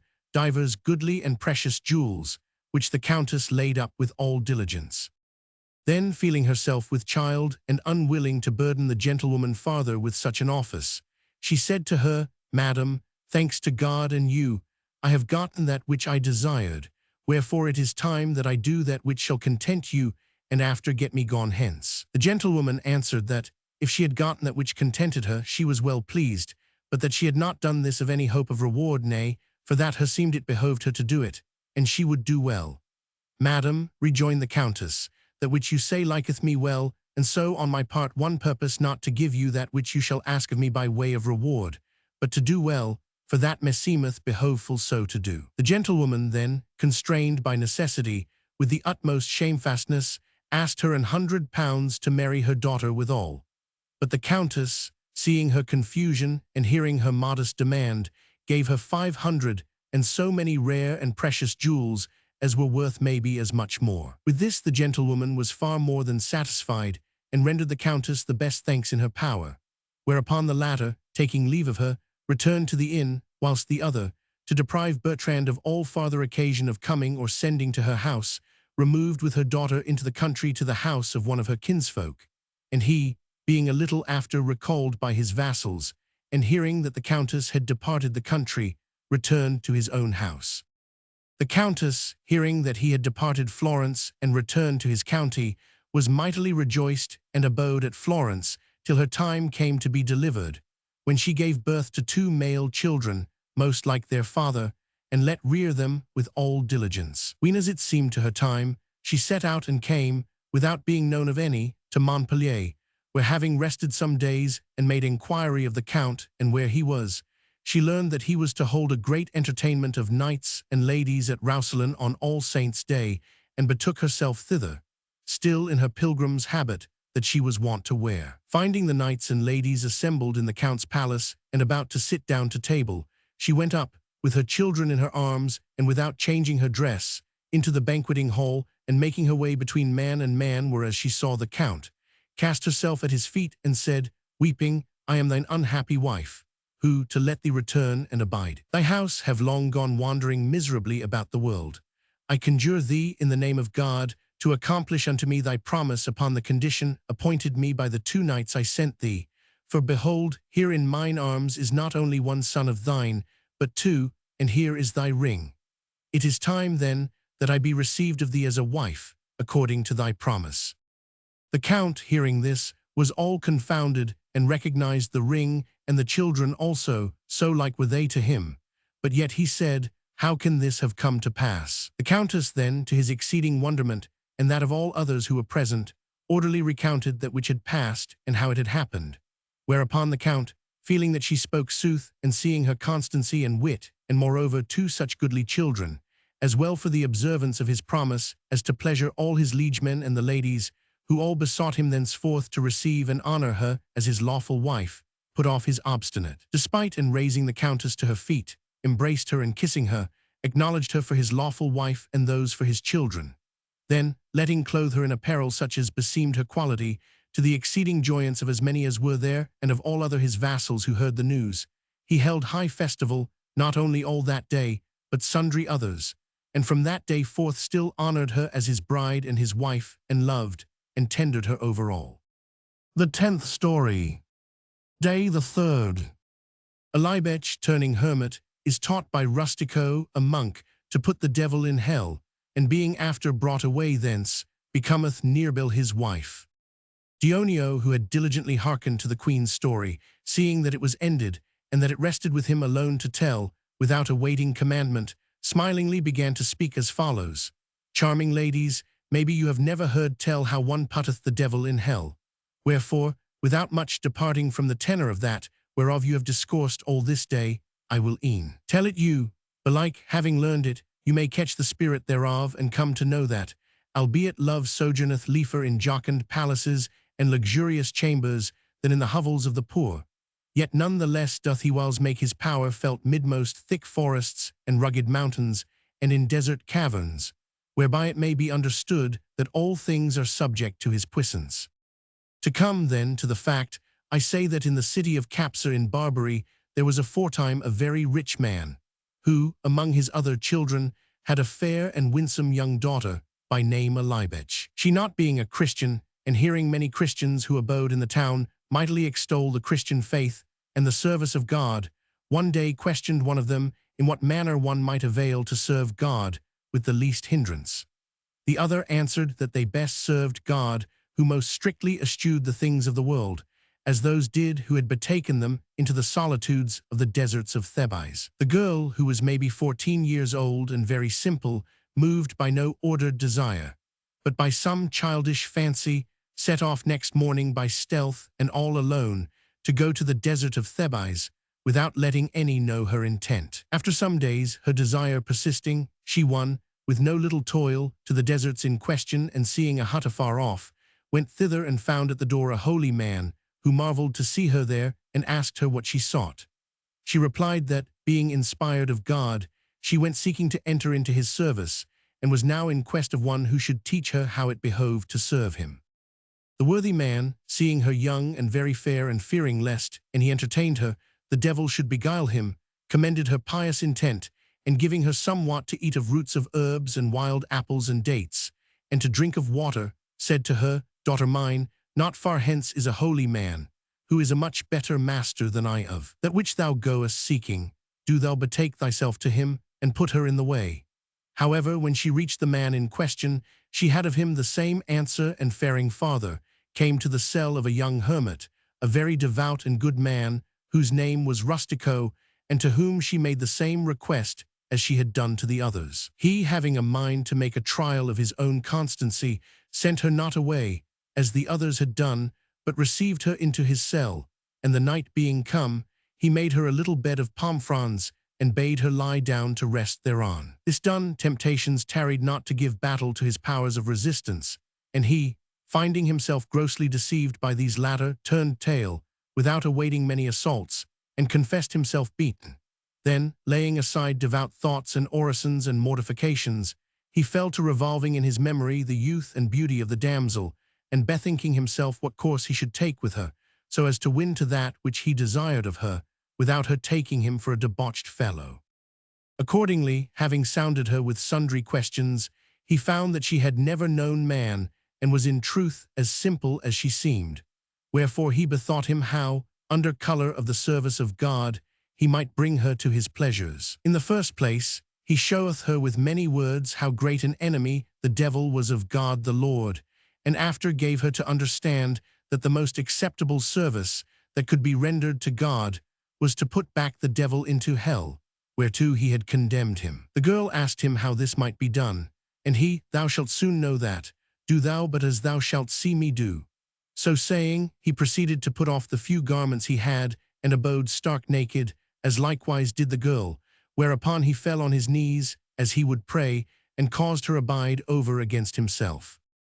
I cosi stando, essendo rustico pucimai, nel suo desidero exceso, per lo veder la cosi bella, venu la resurrezione della carne, la quale riguardando Elibetch, I maravigliasti di sé. Rustico quella ci cosa io ti veggio, ci cosi si pin in fuori, I non el hoio. O figliuola mia, disse Rustico, questo il diavolo, di io ti ho parlato, I vedi tu or, egli mi de grandissima molestia, tanta io appena la passo soffrire. Allora disse la giovane, o la dato ja idio io veggio io sto meglio ci non stai tu, io non ho cod sto diavolo io. Disse Rustico tu di vero, ma tu hai un'altra cosa, ci non el hoio, et hail in scambio di questo. Disse Elibetch, o ci, a cui Rustico disse, hai all'inferno, I decodi, io mi credo, ci dio ti abbia qui mandata per la salute dell'anima mia, per siac si questo diavolo per mi dare questa noia, ov tu coglia verdimi tanta pieta, I soffriria, io in inferno il rimetta, tu mi dare grandissima consolazione,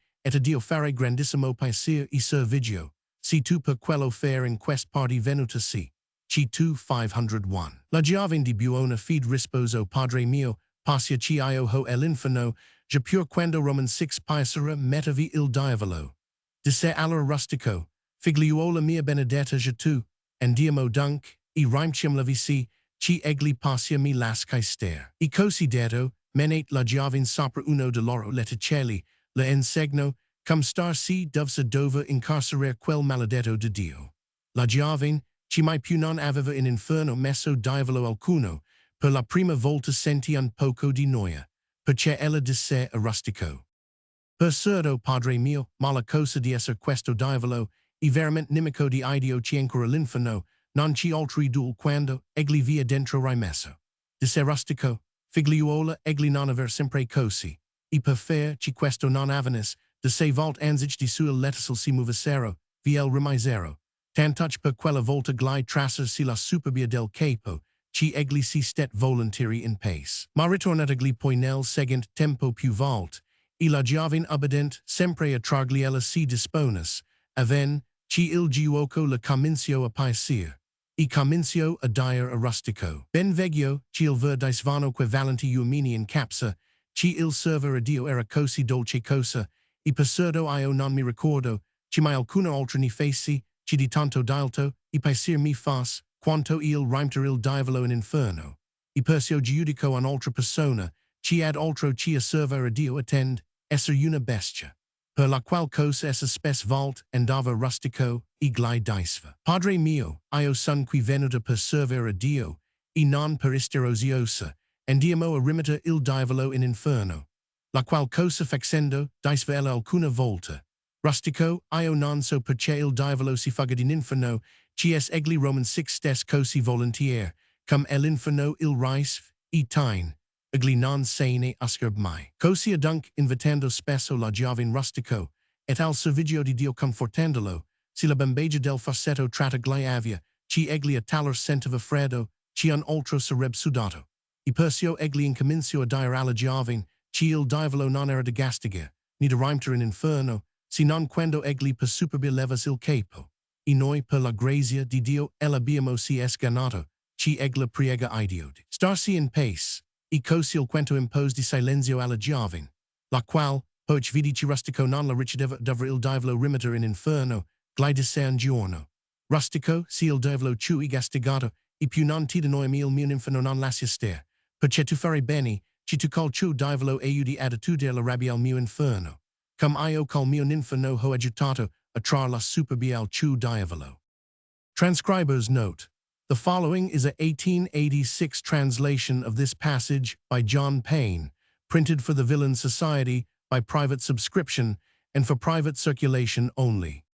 Matters standing thus, and Rustico being more than ever inflamed in his desires to see her so fair, there came the resurrection of the flesh, which a Libech observing and marvelling, Rustico, quoth she, what is that I see on thee which thrusteth forth thus, and which I have not? Faith, daughter mine, answered he, this is the devil whereof I bespoke thee, and see now, he giveth me such sore annoy that I can scarce put up with it. Then said the girl, now praised be God, I see I fare better than thou, in that I have none of yonder devil. True, rejoined Rustico, but thou hast other what that I have not, and thou hast it instead of this. What is that? asked Alibech. And he, thou hast hell, and I tell thee methinketh God hath sent thee hither for my soul's health. For that, weenas this devil doth me this annoy, and it please thee have so much compassion on me, as to suffer me put him back into hell, thou wilt give me the utmost solacement, and wilt do God a very great pleasure and service. So indeed thou be come into these parts to do as thou sayst. The girl answered in good faith, Mary, father mine, since I have hell, be it whensoever it pleaseth thee. Whereupon quoth Rustico, daughter, blessed be thou, let us go then and put him back there, so he may after leave me in peace. So saying, he laid her on one of their little beds, and taught her how she should do to imprison that accursed one of God. The girl, who had never yet put any devil in hell, for the first time felt some little pain, wherefore she said to Rustico, certes, father mine, this same devil must be an ill thing, and an enemy in very deed of God, for that it irketh hell itself, let be other what, when he is put back therein. Daughter, answered Rustico, it will not always happen thus, and to the end that this should not happen, 6 times, or ever they stirred from the bed, they put him in hell again, insomuch that for the nonce they so took the conceit out of his head that he willingly abode at peace. But it returning to him again and again the ensuing days, and the obedient girl still lending herself to take it out of him, it befell that the sport began to please her, and she said to Rustico, I see now that those good people in Capsa spoke sooth, when they avouched that it was so sweet a thing to serve God. For certes, I remember me not to have ever done aught that afforded me such pleasance and delight as putting the devil in hell. Wherefore methinketh that whoso applieth himself unto aught other than God, his service is a fool. Accordingly she came ofttimes to Rustico, and said to him, Father mine, I came here to serve God, and not to abide idle. Let us go put the devil in hell.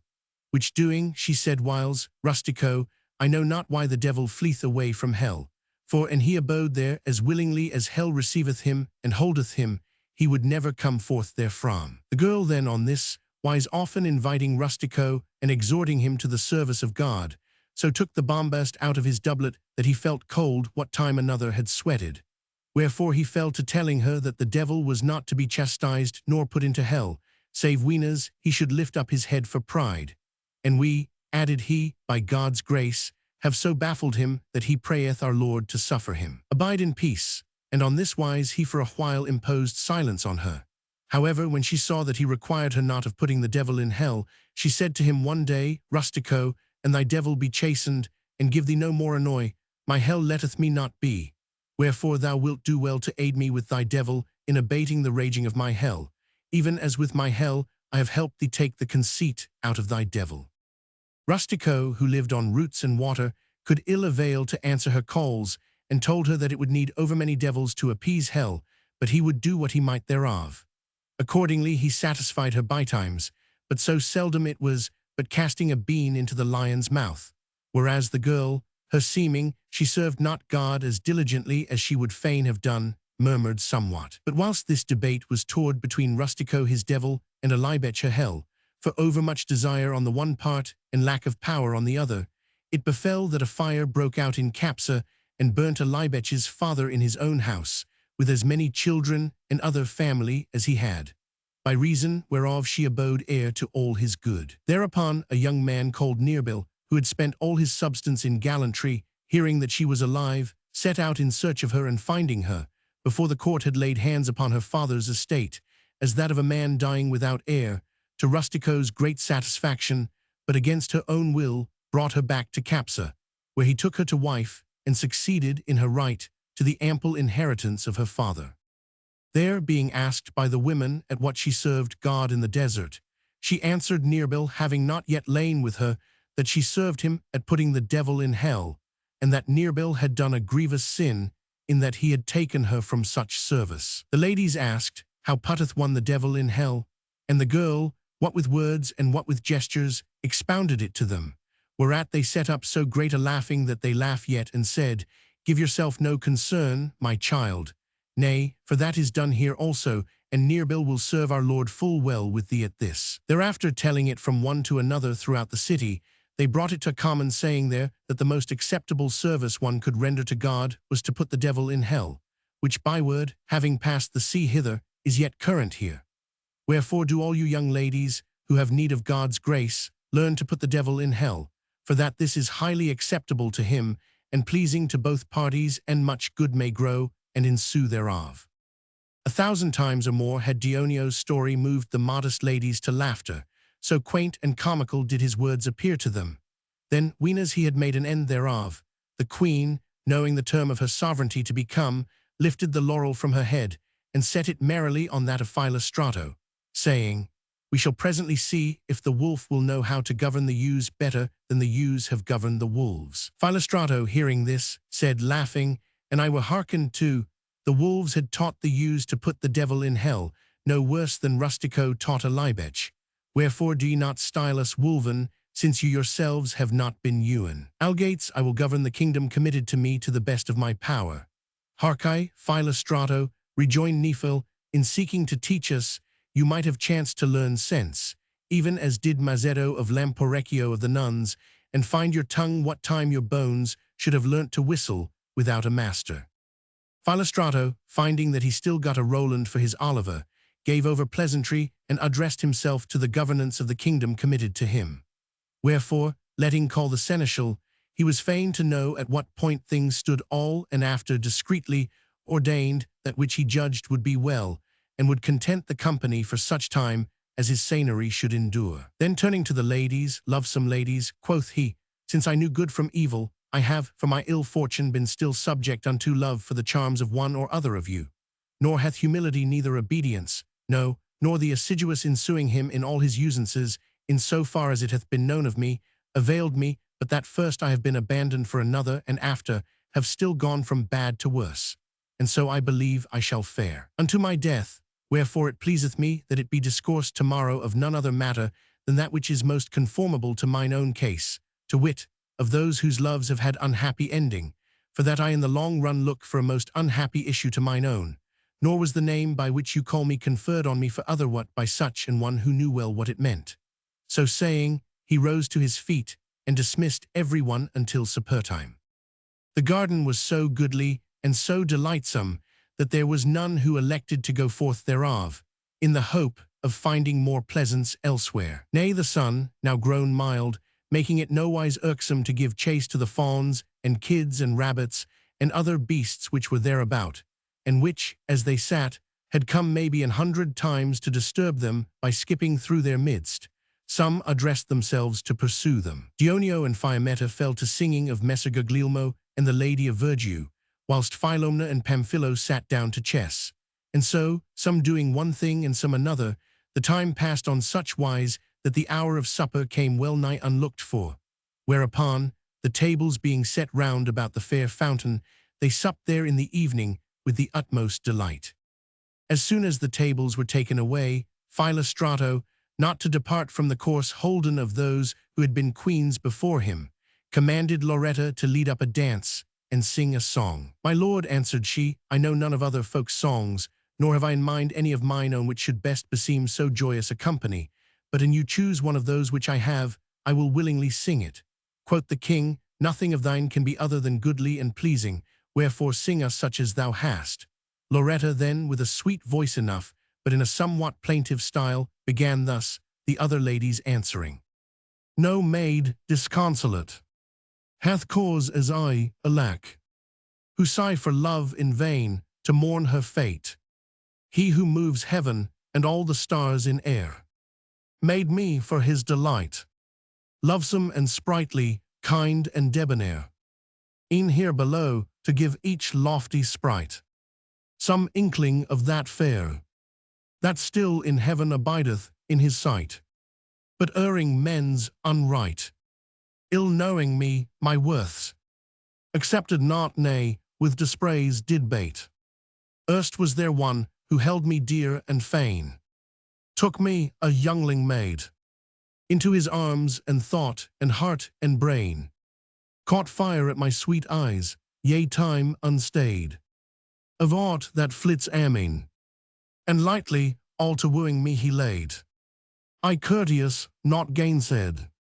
and held him worthy me. But now woe's me, of him I am desolate. Then unto me there did himself present, a youngling proud and hot, renowning him for valorous and gent. He took and holds me, and with erring thought, to jealousy is bent, whence I, alack, nigh to despair am wrought, as knowing myself brought into this world for good, of many and one, engrossed of one soul mate. The luckless hour I curse, in very deed, when I, alas, said yea, vesture to change, so fair in that dusk weed. I was and glad, whereas in this more gay, a weary life I led, far less than erst held honest, well away. Ah, dolorous bridal day! Would God I had been dead, or ere I proved thee in such ill estate. O lover dear, with whom well pleased was I,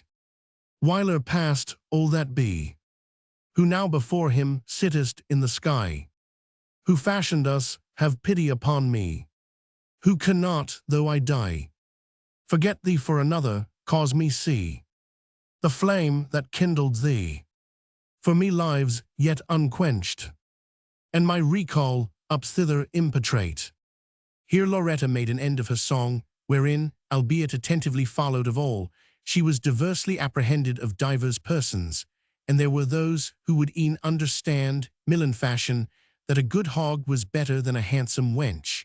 but others were of a loftier and better and truer apprehension, whereof it booteth not to tell at this present. Thereafter the king let kindle store of flambeaux upon the grass and among the flowers, and caused sing divers other songs, until every star began to decline that was above the horizon, when, deeming it time for sleep, he bade all with a good night betake themselves to their chambers. Here endeth the 3rd day of the Decameron. Day the 4th. Here beginneth the 4th day of the Decameron, wherein, under the governance of Philostrato, is discoursed of those whose loves have had unhappy endings. Dearest ladies, as well by words of wise men heard as by things many a time both seen and read of myself, I had conceived that the boisterous and burning blast of envy was apt to smite none but lofty towers or the highest summits of the trees. But I find myself mistaken in my conceit, for that fleeing, as I have still studied to flee from the cruel onslaught of that raging wind, I have striven to go, not only in the plains, but in the very deepest of the valleys, as many manifestly enough appear to whoso considereth these present stories, the which have been written by me, not only in vulgar Florentine, and in prose and without author's name, but eke in as humble and sober a style as might be. Yet for all this have I not availed to escape being cruelly shaken, nay, well nigh uprooted, of the aforesaid wind, and all torn of the fangs of envy. Wherefore I can very manifestly understand that to be true which the wise used to say, to wit, that misery alone in things present is without envy. There are then, discreet ladies, some who, reading these stories, have said that you please me overmuch, and that it is not a seemly thing that I should take so much delight in pleasuring and solacing you, and some have said yet worse of commending you as I do. Others, making a show of wishing to speak more maturely, have said that it sorteth ill with mine age henceforth to follow after things of this kind, to wit, to discourse of women, or to study to please them. And many, feigning themselves mighty tender of my repute, avouch that I should do more wisely to abide with the muses on Parnassus than to busy myself among you with these toys. Again, there be some who, speaking more despitefully than advisedly, have said that I should do more discreetly to consider whence I might get me bread than to go peddling after these baubles, feeding upon wind. And certain others, in disparagement of my pains, study to prove the things recounted by me to have been otherwise than as I present them to you.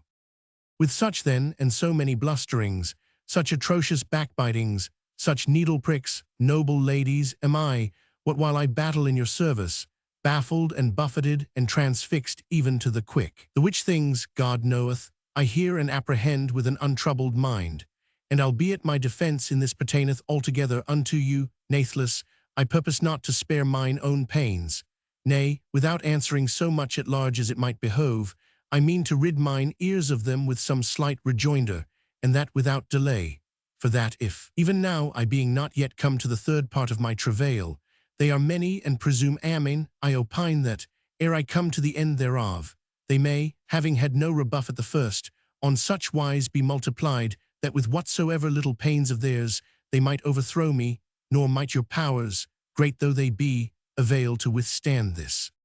But ere I come to make answer to any of them, it pleaseth me in mine own defence to relate not an entire story, lest it should seem I would fain mingle mine own stories with those of so commendable a company as that which I have presented to you, but a part of one, that so its very default of completeness may attest that it is none of those. And accordingly, speaking to my assailants, I say that in our city, a good while agone, there was a townsman, by name Philip Balducci, a man of mean enough extraction, but rich and well addressed and versed in such matters as his condition comported. He had a wife, whom he loved with an exceeding love as she him, and they lived a peaceful life together, studying nothing so much as wholly to please one another.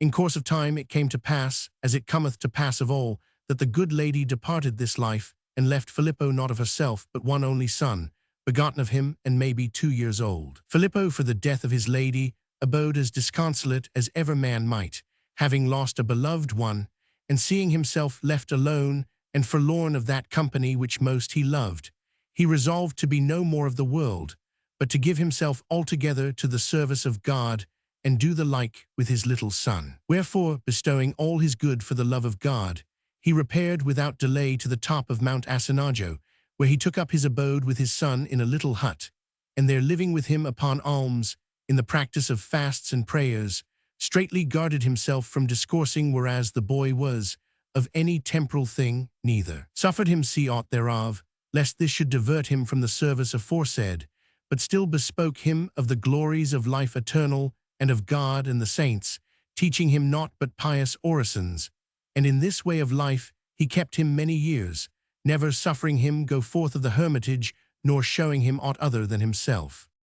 Now the good man was used to come whiles into Florence, where being succoured, according to his occasions, of the friends of God, he returned to his hut, and it chanced one day that, his son being now 18 years old, and Filippo an old man, the lad asked him whither he went. Filippo told him, and the boy said, Father mine, you are now an old man, and can ill endure fatigue. Why do you not whiles carry me to Florence, and bring me to know the friends and devotees of God and yourself, to the end that I, who am young and better able to toil than you, may after, ween as it pleaseth you, go to Florence for our occasions, whilst you abide here. The worthy man, considering that his son was now grown to man's estate, and thinking him so inured to the service of God, that the things of this world might thenceforth uneath allure him to themselves, said in himself, the lad saith well, and accordingly, having occasion to go thither, he carried him with him. There the youth, seeing the palaces, the houses, the churches, and all the other things whereof one seeth all the city full, began, as one who had never to his recollection beheld the like, to marvel amain, and questioned his father of many things what they were, and how they were called. Filippo told him, and he, hearing him, abode content, and questioned of somewhat else. As they went thus, the son asking and the father answering, they encountered by chance a company of pretty and well-dressed young women, coming from a wedding, whom as soon as the young man saw, he asked his father what manner of things these were. My son, answered Filippo, cast your eyes on the ground and look not at them, for that they are an ill thing. Quoth the son, and how are they called? The father, not to awaken in the lad's mind a carnal appetite less than useful, would not name them by the proper name, to wit women, but said, they are called green geese. Whereupon, marvellous to relate, he who have never seen a woman, and who recked not of palaces, nor oxen, nor horses, nor asses, nor monies, nor of aught else he had seen, said suddenly, Father mine, I prithee get me one of these green geese. Alack, my son, replied the father, hold thy peace. I tell thee they are an ill thing. How, asked the youth, are ill things then made after this fashion? And Filippo answered, Aye. Then said the son, I know not what you would say, nor why these are an ill thing. For my part, meseemeth I never yet saw aught goodly or pleasing as are these. They are fairer than the painted angels you have shown me whiles. For God's sake, and you reck of me, contrive that we may carry one of yonder green geese back with us up yonder, and I will give it to eat. Nay, answered the father, I will not. Thou knowest not whereon they feed. And he understood incontinent that nature was stronger than his wit, and repented him of having brought the youth to Florence. But I will have it suffice me to have told this much of the present story, and return to those for whose behoof I have related it. Some, then, of my censurers say that I do ill, young ladies, in studying overmuch to please you, and that you please me overmuch. Which things I do most openly confess, to wit, that you please me, and that I study to please you, and I ask them if they marvel thereat, considering let be the having known the dulcet kisses, and amorous embracements, and delightsome couplings that are of you, most sweet ladies, often gotten only my having seen, and still seeing your dainty manners and lovesome beauty and sprightly grace, and above all your womanly courtesy, weenas he who had been reared and bred on a wild and solitary mountain, and within the bounds of a little cell, without other company than his father, no sooner set eyes on you than you alone were desired of him, you alone sought, you alone followed with the eagerness of passion. Will they then blame me, backbite me, rend me with their tongues if I, whose body heaven created all apt to love you, I who from my childhood vowed my soul to you, feeling the potency of the light of your eyes, and the sweetness of your honeyed words, and the flame enkindled by your piteous sighs. If I say, you please me, or if I study to please you, seeing that you over all else pleased a hermitaling, a lad without understanding, nay, rather, a wild animal. Certes, it is only those, who, having neither sense nor cognizance of the pleasures and potency of natural affection, love you not nor desire to be loved of you, that chide me thus, and of these I reck little. As for those who go railing anent mine age, it would seem they know ill that, for all the lake hath a white head, the tail thereof is green. But to these, laying aside pleasantry, I answer that never, no, not to the extreme limit of my life, shall I repute it to myself for shame to seek to please those whom Guido Cavalcanti and Dante Alighieri, when already stricken in years, and Messer Sino de Pistoia, when a very old man, held in honor and whose approof was dear to them. And were it not to depart from the wonted usance of discourse, I would cite history in support, and show it to be all full of stories of ancient and noble men who in their ripest years have still above all studied to please the ladies, the which and they know not, let them go learn. That I should abide with the Muses on Parnassus, I confess to be good counsel.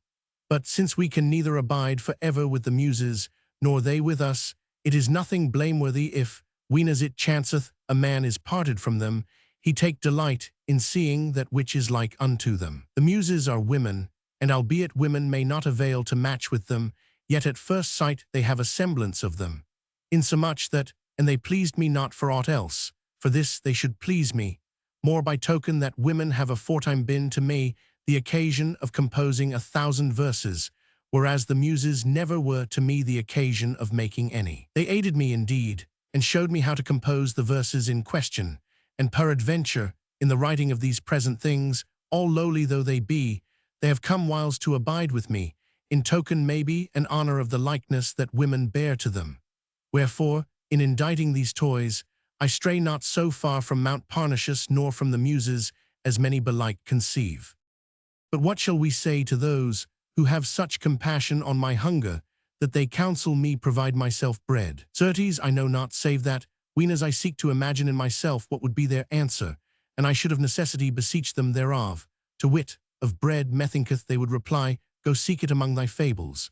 Indeed, aforetime poets have found more thereof among their fables than many a rich man among his treasures, and many, following after their fables, have caused their age to flourish. Whereas, on the contrary, many, in seeking to have more bread than they needed, have perished miserably. What more shall I say? Let them drive me forth, whenas I ask it of them, not that, God a mercy, I have yet need thereof, and even should need betide, I know with the Apostle Paul both how to abound and suffer need. Wherefore let none be more careful of me than I am of myself. For those who say that these things have not been such as I have here set them down, I would fain have them produce the originals, and in these latter accord not with that of which I write, I will confess their objection for just, and will study to amend myself. But till other what than words appeareth, I will leave them to their opinion, and follow mine own, saying of them that which they say of me.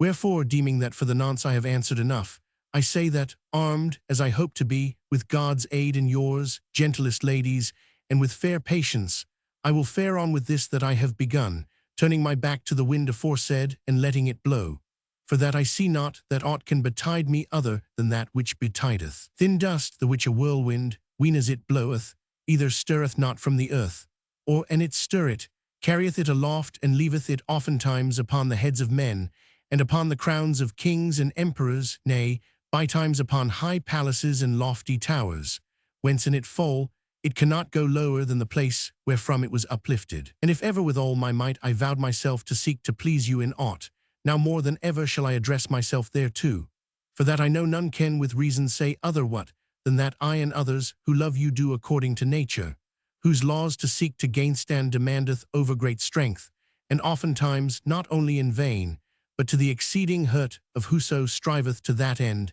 is this strength employed. Such strength, I confess, I have not nor ever desired in this to have, and an I had it, I had liefer lend it to others than use it for myself. Wherefore, let the carpers be silent, and an they avail not to warm themselves, let them live star-stricken and abiding in their delights or rather their corrupt appetites, leave me to abide in mine for this brief life that is appointed me. But now, fair ladies, for that we have strayed enough, needs must we return whence we set out, and ensue the ordinance commenced. The sun had already banished every star from the sky, and had driven from the earth the humid vapors of the night, when Philostrato, arising, caused all his company arise, and with them betook himself to the fair garden, where they all proceeded to disport themselves, and the eating hour come, they dined whereas they had supped on the foregoing evening. Then, after having slept, what time the sun was at its highest, they seated themselves, after the wonted fashion, hard by the fair fountain, and Philostrato bade Fiametta give beginning to the storytelling, whereupon, without awaiting further commandment, she began with womanly grace as follows. The first story. Day the 4th. Tancred, prince of Salerno, slayeth his daughter's lover, and sendeth her his heart in a bowl of gold. Whereupon, pouring poisoned water over it, she drinketh thereof, and dieth. Our king hath this day appointed us a woeful subject of discourse, considering that, whereas we came hither to make merry, needs must we tell of others' tears, the which may not be recounted without moving both those who tell and those who hearken to compassion thereof. He hath mayhap done this somedeal to temper the mirth of the foregoing days. But whatsoever may have moved him thereto, since it pertaineth not to me to change his pleasure, I will relate a piteous chance, nay, an ill-fortuned, and a worthy of your tears. Tancred, lord of Salerno, was a humane prince and benign enough of nature, had he not in his old age imbrued his hands in lovers' blood, who in all the course of his life had but one daughter, and happier had he been if he had none. She was of him as tenderly loved as ever daughter of father, and knowing not, by reason of this his tender love for her, how to part with her, he married her not till she had long overpassed the age when she should have had a husband. At last he gave her to wife to a son of the Duke of Capua, with whom having abidden a little while, she was left a widow and returned to her father. Now she was most fair of form and favour, as ever was woman, and young and sprightly, and learned perchance more than is required of a lady. Abiding then with her father in all ease and luxury, like a great lady as she was, and seeing that, for the love he bore her, he recked little of marrying her again, nor did it seem to her a seemly thing to require him thereof, she bethought herself to seek, and it might be, to get her privily a worthy lover. She saw men galore, gentle and simple, frequent her father's court, and considering the manners and fashions of many, a young servingman of her father's, Guiscardo by name, a man of humble enough extraction, but nobler of worth and manners than whatsoever other, pleased her over all and of him. Seeing him often, she became in secret ardently enamored, approving more and more his fashions every hour, whilst the young man, who was no dullard, perceiving her liking for him, received her into his heart, on such wise that his mind was thereby diverted from well-nigh everything other than the love of her. Each then thus secretly tendering the other, the young lady, who desired nothing so much as to foregather with him, but had no mind to make anyone a confidant of her passion, bethought herself of a rare device to apprise him of the means. To wit, she wrote him a letter, wherein she showed him how he should do to foregather with her on the ensuing day, and placing it in the hollow of a cane, gave the letter jestingly to Guiscardo, saying, "Make the bellows thereof for thy serving maid, wherewith she may blow up the fire tonight." Guiscardo took the cane, and bethinking himself that she would not have given it him nor spoken thus, without some cause, took his leave, and returned therewith to his lodging. There he examined the cane, and seeing it to be cleft, opened it and found therein the letter, which having read and well apprehended that which he had to do, he was the joyfullest man alive, and set about taking order how he might go to her, according to the fashion appointed him of her. There was beside the prince's palace a grotto hewn out of the rock, and made in days long agone, and to this grotto some little light was given by a tunnel by art wrought in the mountain, which latter, for that the grotto was abandoned, was well nigh blocked at its mouth with briars and weeds that had overgrown it. Into this grotto one might go by a privy stair, which was in one of the ground floor rooms of the lady's apartment in the palace, and which was shut in by a very strong door. This stair was so out of all folks' minds, for that it had been unused from time immemorial, that well nigh none remembered it to be there. But love, to whose eyes there is nothing so secret but it winneth, had recalled it to the memory of the enamoured lady, who, that none should get wind of the matter, had laboured sore many days with such tools as she might command, ere she could make shift to open the door. Then, going down alone thereby into the grotto, and seeing the tunnel, she sent to bid Guiscardo study to come to her thereby, and acquainted him with the height, which her seemed should be from the mouth thereof to the ground. To this end Guiscardo promptly made ready a rope with certain knots and loops, whereby he might avail to descend and ascend, and donning a leathern suit, that might defend him from the briars, he on the ensuing night repaired, without letting any know aught of the matter, to the mouth of the tunnel. There making one end of the rope fast to a stout tree stump that had grown up in the mouth, he let himself down thereby into the grotto, and there awaited the lady, who, on the morrow, feigning a desire to sleep, dismissed her women, and shut herself up alone in her chamber. Then, opening the privy door, she descended into the grotto, where she found Guiscardo. They greeted one another with marvelous joy and betook themselves to her chamber, where they abode great part of the day in the utmost delight. And after they had taken order together for the discreet conduct of their loves, so they might abide secret, Guiscardo returned to the grotto, whilst she shut the privy door and went forth to her women.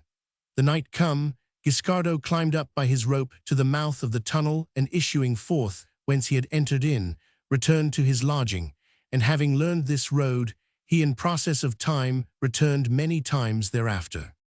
But fortune, jealous of so long and so great a delight, with a woeful chance changed the gladness of the two lovers into mourning and sorrow, and it befell on this wise. Tancred was wont to come by times all alone into his daughter's chamber, and there abide with her, and converse a while, and after go away. Accordingly, one day after dinner he came thither, what time the lady whose name was Gismonda was in a garden of hers with all her women, and willing not to take her from her diversion, he entered her chamber, without being seen or heard of any. Finding the windows closed and the curtains let down over the bed, he sat down in a corner on a hassock at the bed-foot and leant his head against the bed. Then, drawing the curtain over himself, as if he had studied to hide himself there, he fell asleep. As he slept thus, Gismonda, who, as ill chance would have it, had appointed her lover to come thither that day, softly entered the chamber, leaving her women in the garden, and having shut herself in, without perceiving that there was some one there, opened the secret door to Guiscardo, who awaited her. They straightway betook themselves to bed, as of their wont, and what while they sported and solaced themselves together, it befell that Tancred awoke and heard, and saw that which Guiscardo and his daughter did. Whereat beyond measure grieved, at first he would have cried out at them, but after bethought himself to keep silence and abide, and he might, hidden, so with more secrecy and less shame to himself, he might avail to do that which had already occurred to his mind. The two lovers abode a great while together, according to their usance, without observing Tancred, and coming down from the bed, when as it seemed to them time, Guiscardo returned to the grotto, and she departed the chamber. Whereupon Tancred, for all he was an old man, let himself down into the garden by a window, and returned, unseen of any, to his own chamber, sorrowful unto death. That same night, at the time of the first sleep, Guiscardo, by his orders, was seized by two men, as he came forth of the tunnel, and carried secretly, trussed as he was in his suit of leather, to Tancred, who, when as he saw him, said, "Well nigh weeping, Guiscardo, my kindness to thee merited not the outrage and the shame thou hast done me in mine own flesh and blood, as I have this day seen with my very eyes." Whereto Guiscardo answered nothing but this, "Love can far more than either you or one." Tancred then commanded that he should be kept secretly under guard, and in one of the chambers of the palace, and so was it done. On the morrow, having meanwhile revolved in himself many and divers devices, he betook himself, after eating, as of his wont, to his daughter's chamber, and sending for the lady, who as yet knew nothing of these things, shut himself up with her, and proceeded, with tears in his eyes, to bespeak her thus: "Gismonda, meseemed I knew thy virtue and thine honesty, nor might it ever have occurred to my mind, though it were told me, had I not seen it with mine own eyes, that thou wouldst, even so much as in thought, have abandoned thyself to any man, except he were thy husband.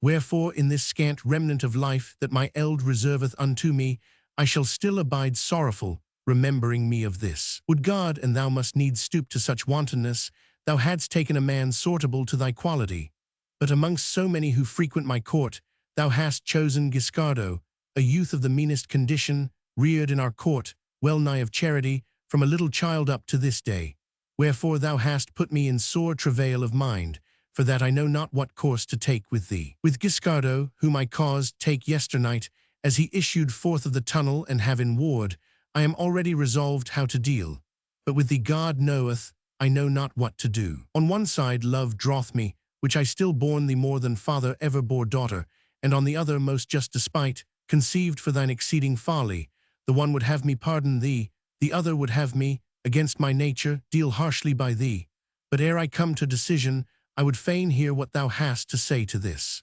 So saying, he bowed his head and wept sore as would a beaten child. Gismonda, hearing her father's words, and seeing that not only was her secret love discovered, But Guiscardo, taken, felt an inexpressible chagrin, and came many a time near upon showing it with outcry and tears, as women mostly do.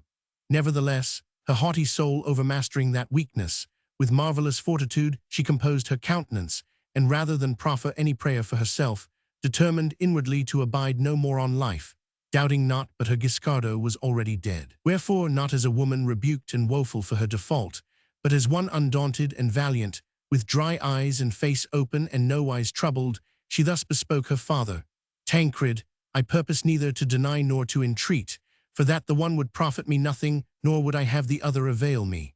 More by token that I am nowise minded to seek to render thy mansuetude and thine affection favourable to me, but rather, confessing the truth, first with true arguments to vindicate mine honour, and after with deeds right resolutely to ensue the greatness of my soul. True is it I have loved and loved Guiscardo, and what while I live, which will be little, I shall love him, nor, if folk live after death, shall I ever leave loving him. But unto this, it was not so much my feminine frailty that moved me as thy little solicitude to remarry me and his own worth.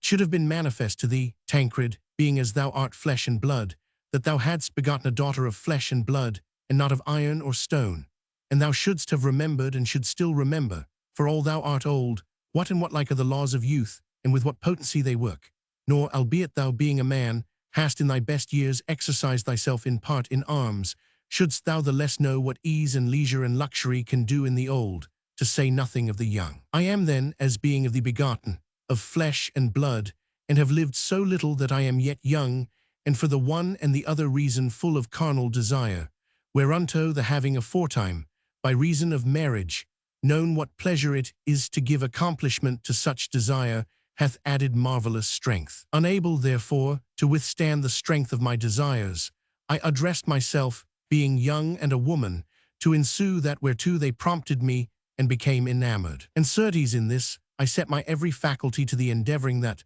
so far as in me lay, no shame should ensue either to thee or to me through this, to which natural frailty moved me. To this end, compassionate love and favouring fortune found and showed me a very occult way, whereby, unknown of any, I won to my desire, and this, whoever it be discovered it to thee or howsoever thou knowest it, I nowise deny. Guiscardo I took not at hazard, as many women do. Nay, of deliberate counsel I chose him before every other, and with advisement prepense drew him to me, and by dint of perseverance and discretion on my part and on his, I have long had enjoyment of my desire. Whereof it seemeth that thou, ensuing rather vulgar prejudice than truth, reproachest me with more bitterness than of having sinned by way of love, saying as if thou shouldst not have been chagrined, had I chosen therefore a man of gentle birth, that I have committed myself with a man of mean condition. Wherein thou seest not that thou blamest not my default, but that of fortune, which too often advanceth the unworthy to high estate, leaving the worthiest alow.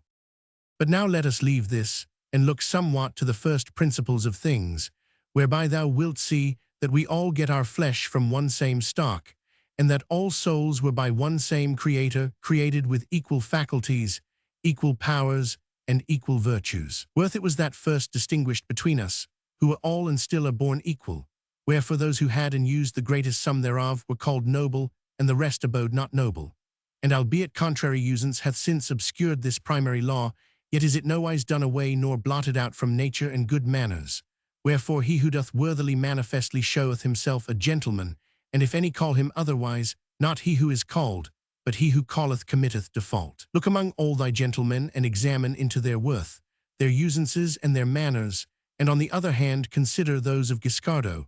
If thou wilt consent to judge without animosity, thou wilt say that he is most noble, and that these thy nobles are all churls. With regard to his worth and virtue, I trusted not to the judgment of any other, but to that of thy words and of mine own eyes. Whoever so commended him as thou didst in all those praiseworthy things wherefore a man of worth should be commended, and certes not without reason, for if mine eyes deceived me not, there was no praise given him of the which I saw him not justify by deeds, and that more admirably than thy words availed to express. And even had I suffered any deceit in this, it is by thyself I should have been deceived. And then thou say that I have committed myself with a man of mean condition, thou sayst not sooth. But shouldst thou say with a poor man, it might peradventure be conceded thee, to thy shame who hast so ill known to put a servant of thine and a man of worth in good case. Yet poverty bereaveth not any of gentleness, nay, rather, wealth it is that doth this. Many kings, many great princes were once poor, and many who delve and tend sheep were once very rich. The last doubt that thou broachest, to wit, what thou shouldst do with me, drive it away altogether. And thou in thine extreme old age be disposed to do that which thou usedst not, being young, namely, to deal cruelly, wreak thy cruelty upon me, who am minded to proffer no prayer unto thee, as being the prime cause of this sin, if sin it be. For of this I certify thee, that whatsoever thou hast done or shalt do with Guiscardo, and thou do not the like with me, mine own hands shall do it. Now begone, go shed tears with women, and waxing cruel, slay him and me with one same blow, and it seem to thee we have deserved it. The prince knew the greatness of his daughter's soul, but notwithstanding believed her not altogether so firmly resolved, as she said unto that which her words gave out. Wherefore, taking leave of her, and having laid aside all intent of using rigor against her person, he thought to cool her fervent love with others' suffering, and accordingly bade Guiscardo's 2 guardians strangle him without noise that same night, and taking out his heart, bring it to him. They did even as it was commanded them. And on the morrow the prince let bring a great and goodly bowl of gold, and setting therein Guiscardo's heart, dispatched it to his daughter by the hands of a very privy servant of his, bidding him say, Weenas he gave it her, thy father sendeth thee this, to solace thee of the thing thou most lovest, even as thou hast solaced him of that which he loved most. Now Gismonda, unmoved from her stern purpose, had, after her father's departure, let bring poisonous herbs and roots, and distilled, and reduced them in water, so she might have it at hand, and that she feared should come to pass. The servingman coming to her with the prince's present and message, she took the cup with a steadfast countenance, and uncovered it. Weenas she saw the heart, and apprehended the words of the message. She was throughly certified that this was Guiscardo's heart, and turning her eyes upon the messenger, said to him, No sepulchre less of worth than one of gold had beseemed a heart such as this. And in this my father hath done discreetly. So saying, she set the heart to her lips, and kissing it, said, Still in everything, and even to this extreme limit of my life, have I found my father's love most tender towards me, but now more than ever. Wherefore do than render him on my part, for so great a gift, the last thanks I shall ever have to give him.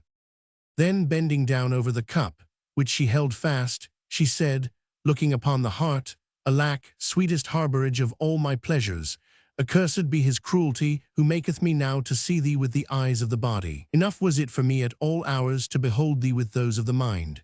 Thou hast finished thy course, and hast acquitted thyself on such wise as was vouchsafed thee of fortune. Thou art come to the end, whereunto each runneth. Thou hast left the toils and miseries of the world, and of thy very enemy thou hast that sepulchre which thy worth hath merited. There lacked naught to thee to make thy funeral rites complete save her tears whom in life thou so lovedst, the which that thou mightest have. God put it into the heart of my unnatural father to send thee to me, and I will give them to thee. Albeit, I had purposed to die with dry eyes and visage undismayed of aught. And having given them to thee, I will without delay so do that my soul, thou working it, shall rejoin that soul which thou erst so dearly guardedst. And in what company could I betake me more contentedly, or with better assurance to the regions unknown than with it? Certain am I that it abideth yet herewithin, and vieweth the seats of its delights and mine, and as that which I am assured still loveth me, awaiteth my soul, whereof it is over all beloved. So saying, no otherwise than as she had a fountain of water in her head, bowing herself over the bowl, without making any womanly outcry, she began, lamenting, to shed so many and such tears that they were a marvel to behold, kissing the dead heart the while an infinite number of times. Her women, who stood about her, understood not what this heart was nor what her words meant, but overcome with compassion, wept all and in vain, questioned her affectionately of the cause of her lament, and studied yet more, as best they knew and might, to comfort her. The lady, having wept as much as her seemed fit, raised her head, and drying her eyes, said, O much-loved heart, I have accomplished mine every office towards thee, nor is there left me aught else to do save to come with my soul and bear thine company. So saying, she called for the vial, wherein was the water she had made the day before, and poured the latter into the bowl where was the heart bathed with so many of her tears. Then, setting her mouth thereto without any fear, she drank it all off, and having drunken, mounted, with the cup in her hand, upon the bed, where composing her body as most decently she might, she pressed her dead lover's heart to her own, and without saying aught, awaited death.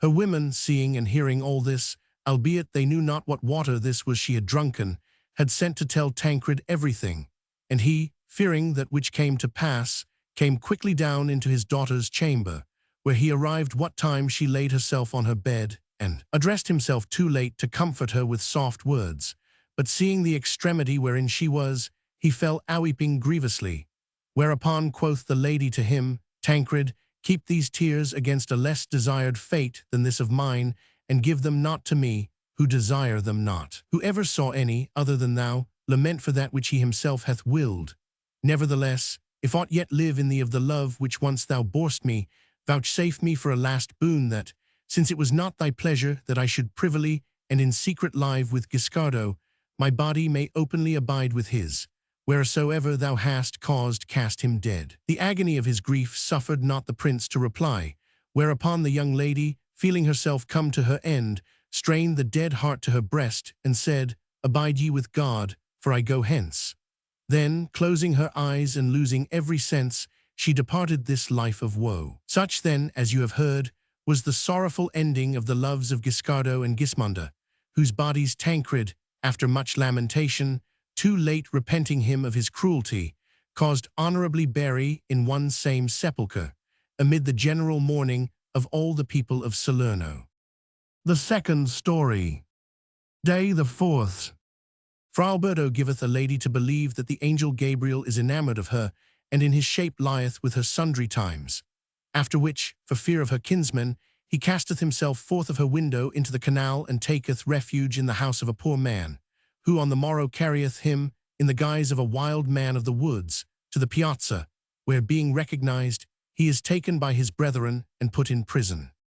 The story told by Fiammetta had more than once brought the tears to the eyes of the ladies her companions, but it being now finished, the king with a stern countenance said, My life would seem to me a little price to give for half the delight that Guiscardo had with Gismonda, nor should any of you ladies marvel thereat, seeing that every hour of my life I suffer 1,000 deaths, nor for all that is a single particle of delight vouchsafed me. But leaving be my affairs for the present, it is my pleasure that Pampinea follow on the order of the discourse, with some story of woeful chances and fortunes, in part like to mine own, which if she ensue like as Fiammetta hath begun, I shall doubtless begin to feel some dew fallen upon my fire. Pampinea, hearing the order laid upon her, more by her affection apprehended the mind of the ladies her companions than that of Philostrato by his words, wherefore, being more disposed to give them some diversion than to content the king, farther than in the mere letter of his commandment, she bethought herself to tell a story that should, without departing from the proposed theme, give occasion for laughter, and accordingly began as follows.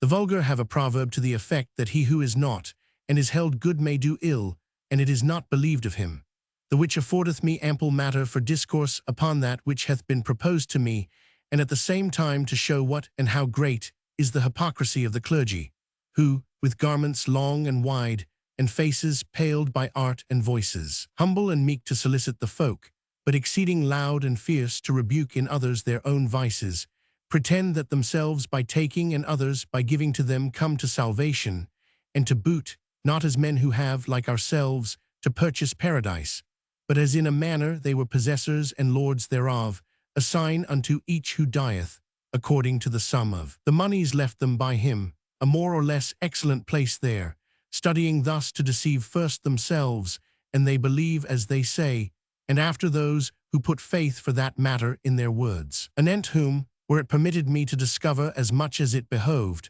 I would quickly make clear to many simple folk that which they keep hidden under those huge wide gowns of theirs. But would God it might betide them all of their cozening tricks, as it betided a certain minor friar, and he no youngling, but held one of the first casuists in Venice, of whom it especially pleaseth me to tell you, so as peradventure somewhat to cheer your hearts, that are full of compassion for the death of Gismonda, with laughter and pleasance.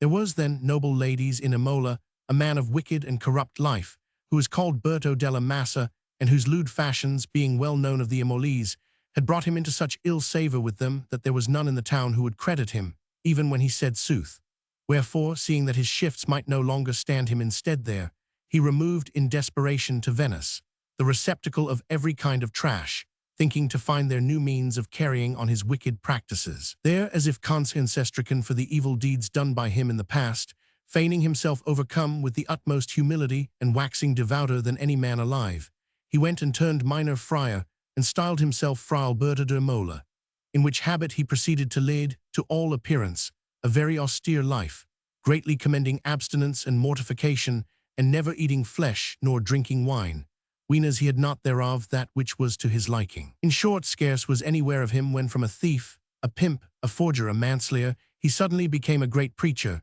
without having for all that forsworn the vices aforesaid, weenas he might secretly put them in practice.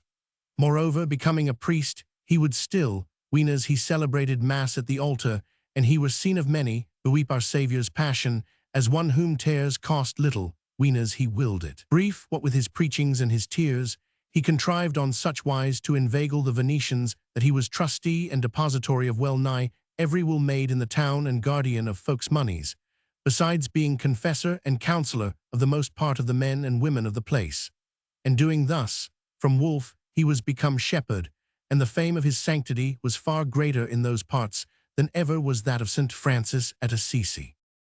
It chanced one day that a vain, simple young lady, by name Madame Lisetta de Coquirino, wife of a great merchant who was gone with the galleys into Flanders, came with other ladies to confess to this same holy friar, at whose feet kneeling, and having, like a true daughter of Venice, as she was where the women are all. Featherbrain told him part of her affairs. She was asked of him if she had a lover, whereto she answered, with an offended air, "Good lack, Sir Friar, have you no eyes in your head? Seem my charms to you such as those of yonder others? I might have lovers, and to spare, and I would, but my beauties are not for this one nor that. How many women do you see whose charms are such as mine, who would be fair in paradise?" Brief, she said so many things of this beauty of hers that it was a weariness to hear. Fra Alberto, incontinent, perceived that she savoured of folly, and him seeming she was a fit soil for his tools, he fell suddenly and beyond measure in love with her.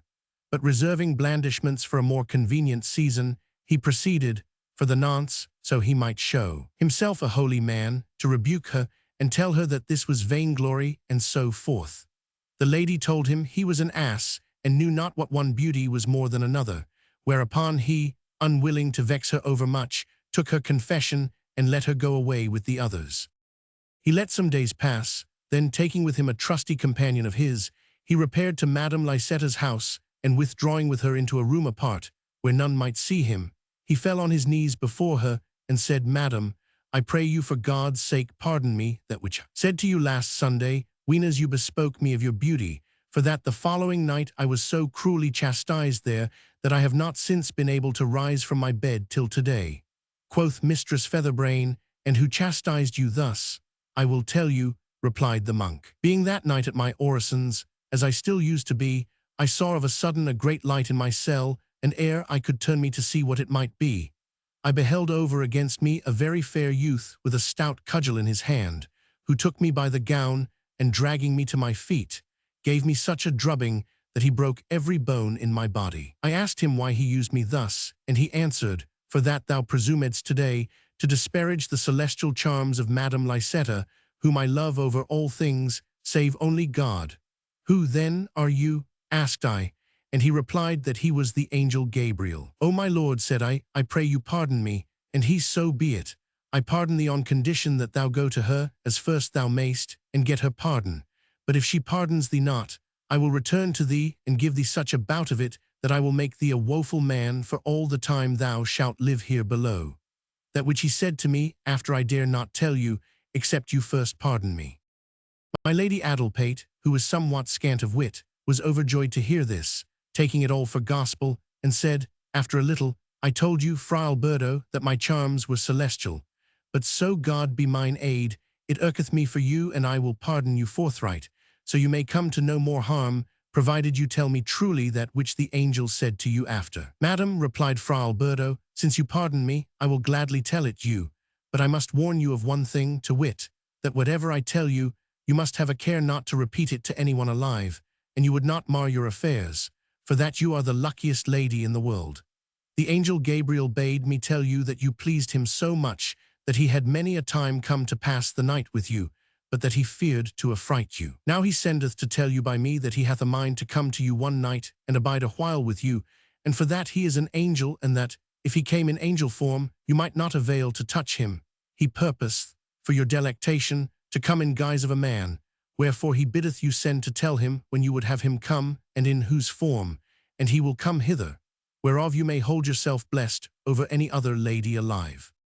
My Lady Conceit answered that it liked her well that the angel Gabriel loved her, seeing she loved him well, nor ever failed to light a candle of a groat before him, whereas she saw him depictured, and that what time soever he chose to come to her, he should be dearly welcome, and would find her all alone in her chamber, but on this condition, that he should not leave her for the Virgin Mary, whose great well-wisher it was said he was, as indeed appeareth, inasmuch as in every place where she saw him limbed, he was on his knees before her.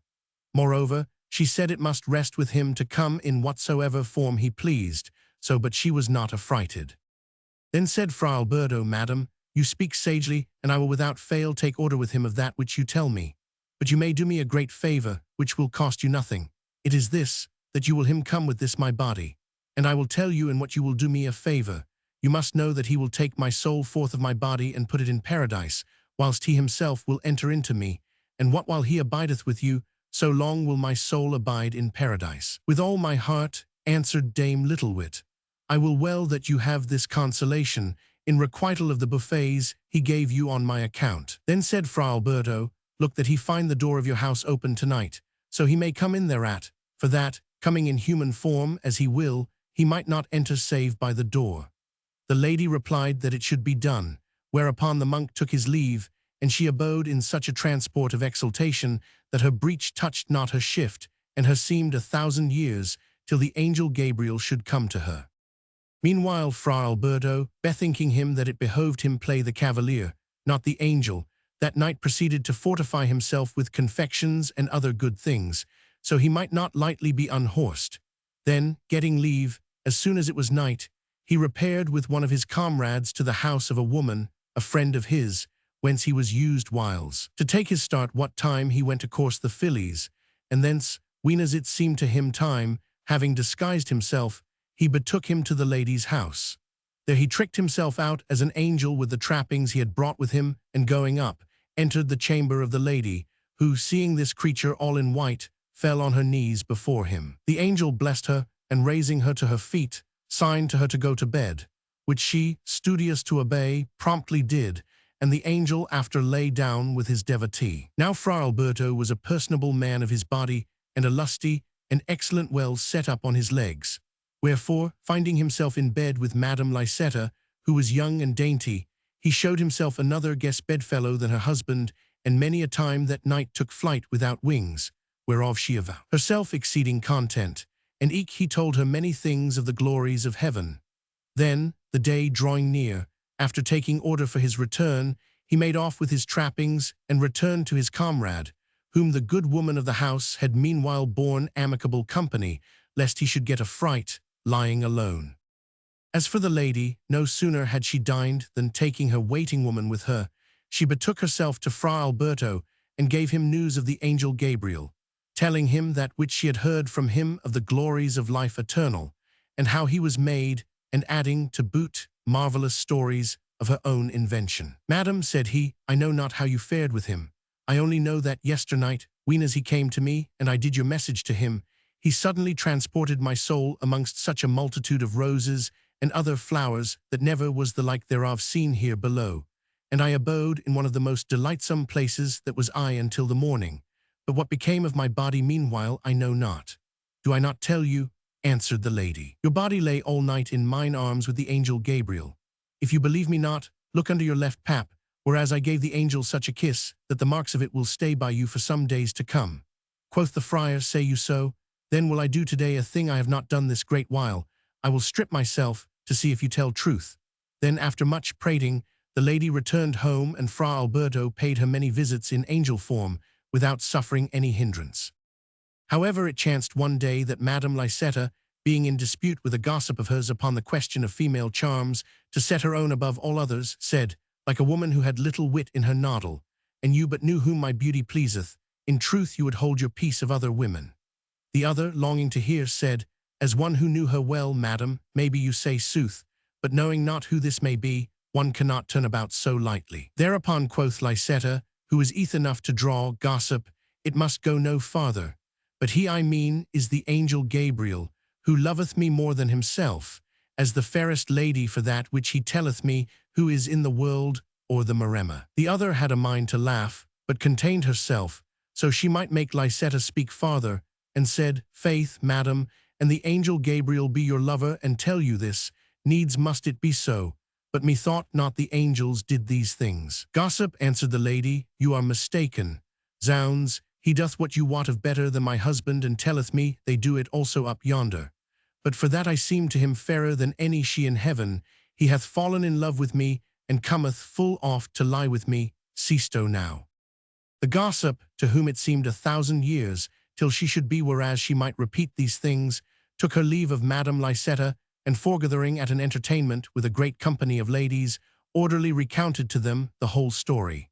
They told it again to their husbands and other ladies, and these to yet others, and so in less than 2 days Venice was all full of it. Among others to whose ears the thing came were Lycetta's brothers-in-law, who, without saying aught to her, bethought themselves to find the angel in question and see if he knew how to fly, and to this end they lay several nights in wait for him. As chance would have it, some inkling of the matter came to the ears of Fra Alberto, who accordingly repaired one night to the lady's house, to reprove her, but hardly had he put off his clothes ere her brothers-in-law, who had seen him come, were at the door of her chamber to open it.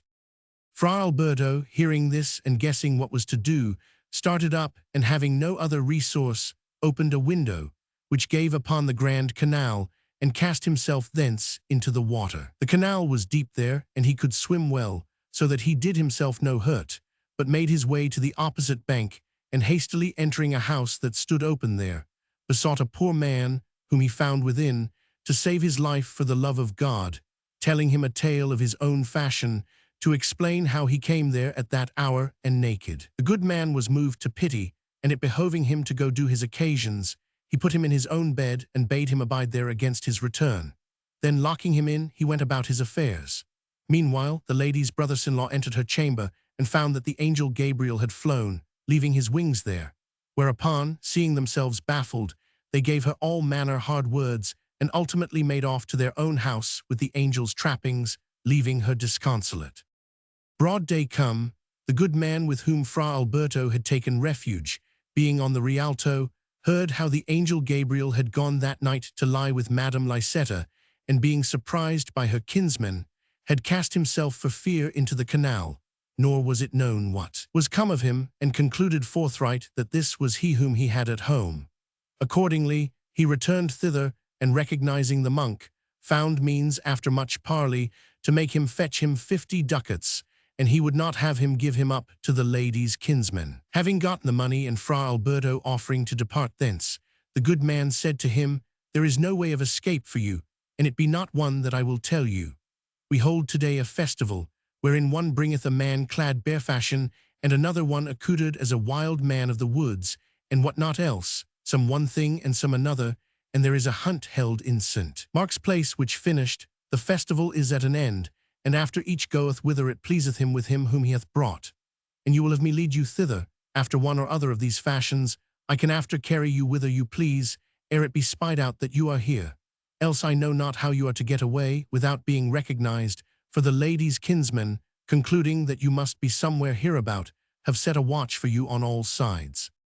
Hard as it seemed to Fra Alberto to go on such wise, nevertheless, of the fear he had of the lady's kinsmen, he resigned himself thereto, and told his host whither he would be carried, leaving the manor to him. Accordingly, the other, having smeared him all over with honey, and covered him with down, clapped a chain about his neck, and a mask on his face.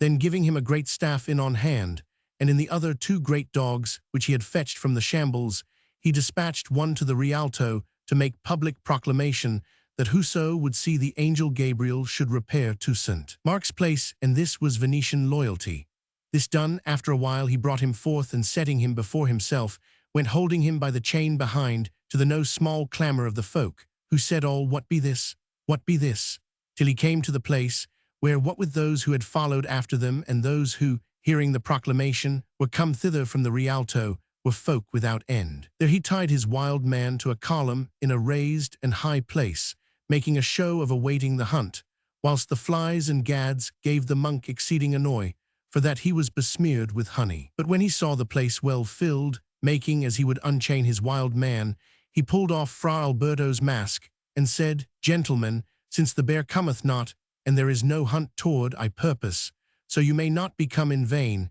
that you shall see the angel Gabriel, who cometh down from heaven to earth annats, to comfort the Venetian ladies." No sooner was the mask off than Fra Alberto was incontinent recognized of all, who raised a general outcry against him, giving him the scurviest words, and the soundest rating was ever given a canting knave. Moreover, they cast in his face, one this kind of filth and another that, and so they baited him a great while, till the news came by chance to his brethren, whereupon 6 of them sallied forth, and coming thither, unchained him, and threw a gown over him. Then with a general hue and cry behind them, they carried him off to the convent, where it is believed he died in prison after a wretched life.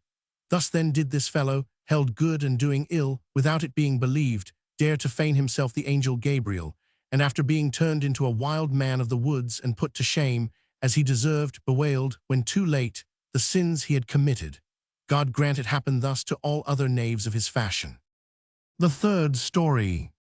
Day the 4th. 3 young men love 3 sisters and flee with them into Crete, where the eldest sister for jealousy slayeth her lover. The second, yielding herself to the Duke of Crete, saveth her sister from death, whereupon her own lover slayeth her and fleeth with the eldest sister. Meanwhile the third lover and the youngest sister are accused of the new murder, and being taken, confess it. Then for fear of death, they corrupt their keepers with money and flee to Rhodes, where they die in poverty. Philostrato, having heard the end of Pampinia's story, bethought himself a while, and presently, turning to her, said, "There was some little that was good, and that pleased me in the ending of your story. But there was overmuch before that which gave occasion for laughter, and which I would not have had there." Then, turning to Lauretta, "Lady," said he, "ensue you with a better, and it may be." Quoth she, laughing, "You are too cruel towards lovers, and you desire of them only an ill end. But to obey you, I will tell a story of 3 who all ended equally ill, having had scant enjoyment of their loves." So saying, she began thus: "Young ladies, as you should manifestly know, every vice may turn to the grievous hurt of whoso practiseth it, and often of other folk also. But of all others, that which with the slackest rein carrieth us away to our peril, meseemeth is anger, which is none other what than a sudden and unconsidered emotion, aroused by an affront suffered, and which, banishing all reason, and overclouding the eyes of the understanding with darkness, kindleth the soul to the hottest fury. And although this often cometh to pass in men, and more in one than in another, yet hath it been seen aforetime to work greater mischiefs in women, for that it is lightlier enkindled in these latter, and burneth in them with a fiercer flame, and urgeth them with less restraint. Nor is this to be marvelled at, for that, and we choose to consider, we may see that fire, of its nature, catcheth quicklier to light and delicate things than to those which are denser and more ponderous. And we women, indeed, let men not take it ill, are more delicately fashioned than they, and far more mobile. Wherefore, seeing that we are naturally inclined thereunto, and considering, after how our mansuetude and our loving kindness are of repose and pleasance to the men with whom we have to do, and how big with harm and peril our anger and fury, I purpose, to the intent that we may with a more steadfast mind keep ourselves from these latter, to show you by my story how the loves of 3 young men, and as many ladies came, as I said before, to an ill end, becoming through the ire of one of the latter, from happy most unhappy. Marseille is, as you know, a very ancient and noble city, situate in Provence on the seashore, and was once more abounding in rich and great merchants than it is nowadays. Among the latter was one called Narnold Clouada, a man of mean extraction, but of renowned good faith, and a loyal merchant, rich beyond measure in lands and moneys, who had by a wife of his several children, whereof the 3 eldest were daughters. 2 of these latter, born at a birth, were 15, and the third 14 years old, nor was aught awaited by their kinsfolk to marry them but the return of Narnold, who was gone into Spain with his merchandise. The names of the 2 elder were the one Ninetta, and the other Madilna, and the third called Bertella. Of Ninetta, a young man of gentle birth, though poor, called Ristagnon, was enamored as much as man might be, and she of him, and they had contrived to do on such wise that, without any knowing it, they had enjoyment of their loves. They had already a pretty while enjoyed this satisfaction when it chanced that 2 young companions, named the one Falco and the other Ughedo, whose fathers were dead, leaving them very rich, fell in love, the one with Madilna and the other with Bertella. Ristagnon, noting this, it having been shown him of Ninetta, bethought himself that he might make shift to supply his own lack by means of the newcomer's love. Accordingly, he clapped up an acquaintance with them, so that now one, now the other of them accompanied him to visit their mistresses and his, and when him seemed he was grown privy enough with them and much their friend, he called them one day into his house, and said to them, "Dearest youths, our commerce should have certified you how great is the love I bear you, and that I would do for you that which I would do for myself. And for that I love you greatly, I purpose to discover to you that which hath occurred to my mind, and you and I together will after take such counsel thereof as shall seem to you best. You and your words lie not, and for that to boot which meseemeth I have apprehended by your deeds, both daily and nightly, burn with an exceeding passion for the 2 young ladies beloved of you, as do I for the third their sister. And to this ardor, and you will consent thereunto, my heart giveth me to find a very sweet and pleasing remedy, the which is as follows. You are both very rich, which I am not. Now, if you will agree to bring your riches into a common stock, making me a third sharer with you therein, and determine in which part of the world we shall go lead a merry life with our mistresses, my heart warranteth me I can without fail so do that the 3 sisters, with a great part of their father's good, will go with us whithersoever we shall please, and there, each with his wench, like 3 brothers, we may live the happiest lives of any men in the world. It resteth with you now to determine whether you will go about to solace yourself in this, or leave it be." 2 young men, who were beyond measure inflamed, hearing that they were to have their lasses, were not long in making up their minds, but answered that, so this should ensue, they were ready to do as he said. Ristagnon, having gotten this answer from the young men, found means a few days after to foregather with Ninetta, to whom he could not come without great unease, and after he had abidden with her a while, he told her what he had proposed to the others, and with many arguments studied to commend the emprise to her. This was little uneath to him, seeing that she was yet more desirous than himself to be with him without suspect, wherefore she answered him frankly that it liked her well, and that her sisters would do whatever she wished, especially in this, and bade him make ready everything needful therefore as quickly as he might. Ristagnon accordingly returned to the 2 young men, who still importuned him aiming to do that whereof he had bespoken them, and told them that, so far as concerned their mistresses, the matter was settled.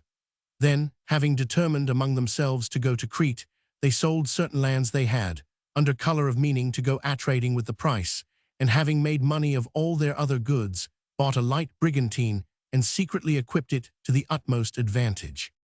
Meanwhile Ninetta, who well enough knew her sister's mind, with soft words inflamed them with such a liking for the venture that them seemed they might not live to see the thing accomplished.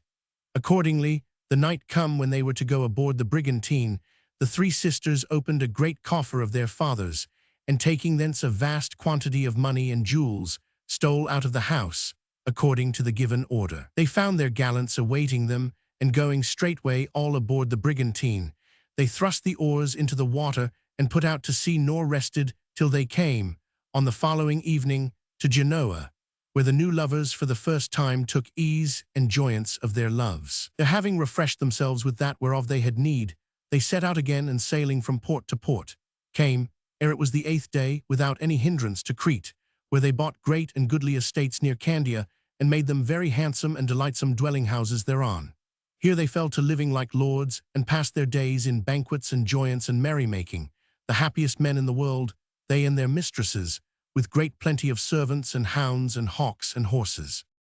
Abiding on this wise, it befell even as we see it happen all day long that, how much soever things may please, they grow irksome, and one have overgreat plenty thereof that Ristagnan, who had much loved Ninetta, being now able to have her at his every pleasure, without let or hindrance, began to weary of her, and consequently his love for her began to wane. Having seen at entertainment a damsel of the country, a fair and noble young lady, who pleased him exceedingly, he fell to courting her with all his might, giving marvelous entertainments in her honor, and plying her with all manner gallantries. Which Ninetta coming to know, she fell into such a jealousy that he could not go a step, but she heard of it, and after harassed both him and herself with words and reproaches on account thereof. But like as overabundance of aught begetteth weariness, even so doth the denial of a thing desired redouble the appetite. Accordingly, Ninetta's reproaches did but fan the flame of Ristagnon's new love, and in process of time it came to pass that, whether he had the favors of the lady he loved or not, Ninetta held it for certain whoever it was reported it to her, wherefore she fell into such a passion of grief, and thence passed into such a fit of rage, and despite that the love which she bore Ristagnon was changed to bitter hatred, and blinded by her wrath, she bethought herself to avenge, by his death, the affront which her seemed she had received. Accordingly, betaking herself to an old Greek woman, a past mistress in the art of compounding poisons, she induced her with gifts and promises to make her a death-dealing water, which she, without considering farther, gave Ristagnon one evening to drink, he being heated, and misdoubting him not thereof. And such was the potency of the poison that, ere morning came, it had slain him. Falco and Oghetto and their mistresses, hearing of his death, and knowing not of what poison he had died, bewept him bitterly, together with Ninetta, and caused bury him honorably. But not many days after it chanced that the old woman, who had compounded the poisoned water for Ninetta, was taken for some other misdeed, and being put to the torture, confessed to this amongst her other crimes, fully declaring that which had betided by reason thereof. Whereupon the Duke of Crete, without saying aught of the matter, beset Falco's palace by surprise one night, and without any noise or gainsale carried off Ninetta prisoner, from whom, without putting her to the torture, he readily got what he would know of the death of Ristagnon.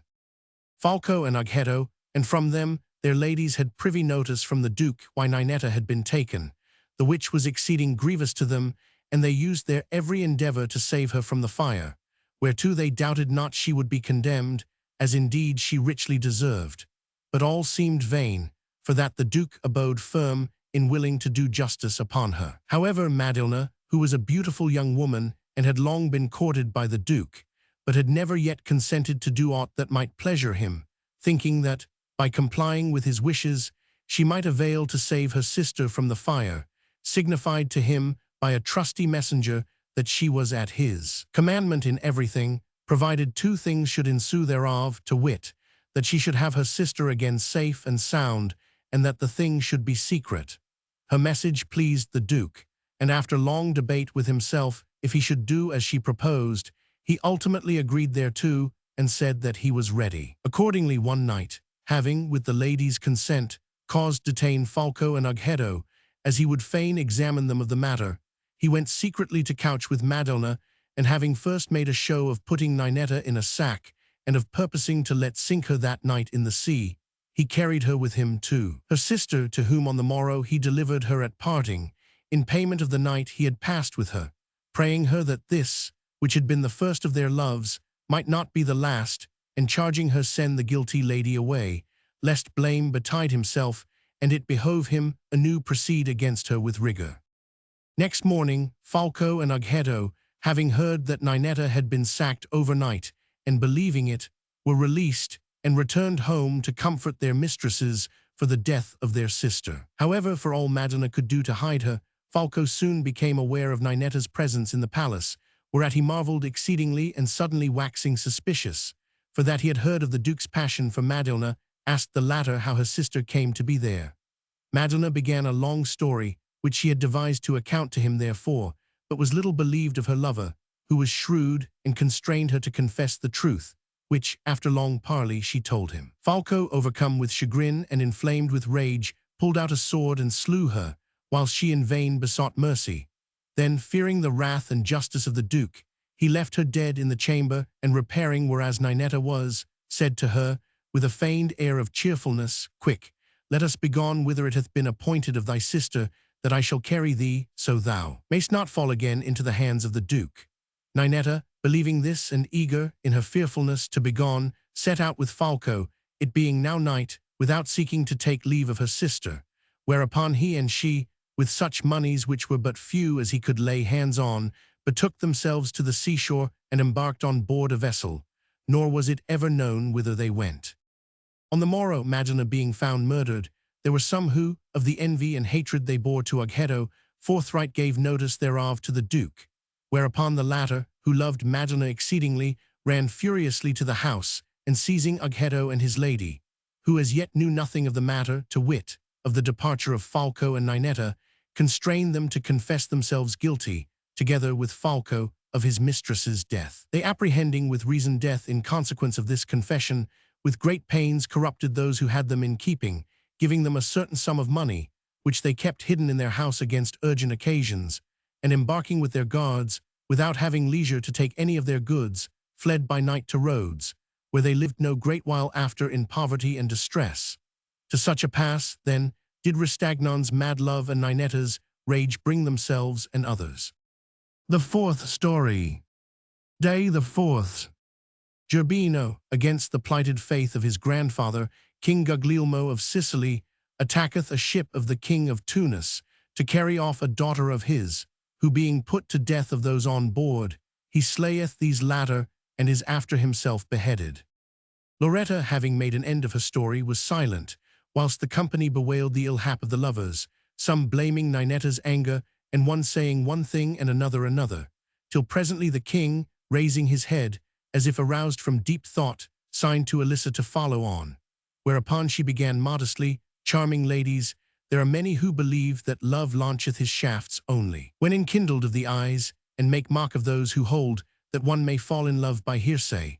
but that these are mistaken will very manifestly appear in a story that I purpose to relate, wherein you will see that report not only wrought this, without the lovers having ever set eyes on each other, but it will be made manifest to you that it brought both the one and the other to a miserable death.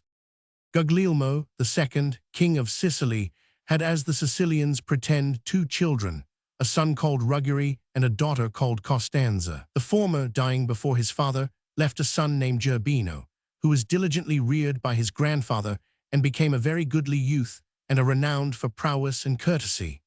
Nor did his fame abide confined within the limits of Sicily, but resounding in various parts of the world, was nowhere more glorious than in Barbary, which in those days was tributary to the king of Sicily. Amongst the rest to whose ears came the magnificent fame of Gerbino's valor and courtesy was a daughter of the king of Tunis, who, according to the report of all who had seen her, was one of the fairest creatures ever fashioned by nature and the best bred, and of a noble and great soul. She, delighting to hear tell of men of valor, with such good will received the tales recounted by one and another of the deeds valiantly done of Gerbino, and they so pleased her that, picturing to herself the prince's fashion, she became ardently enamored of him and discoursed more willingly of him than of any other, and hearkened to whoso spoke of him.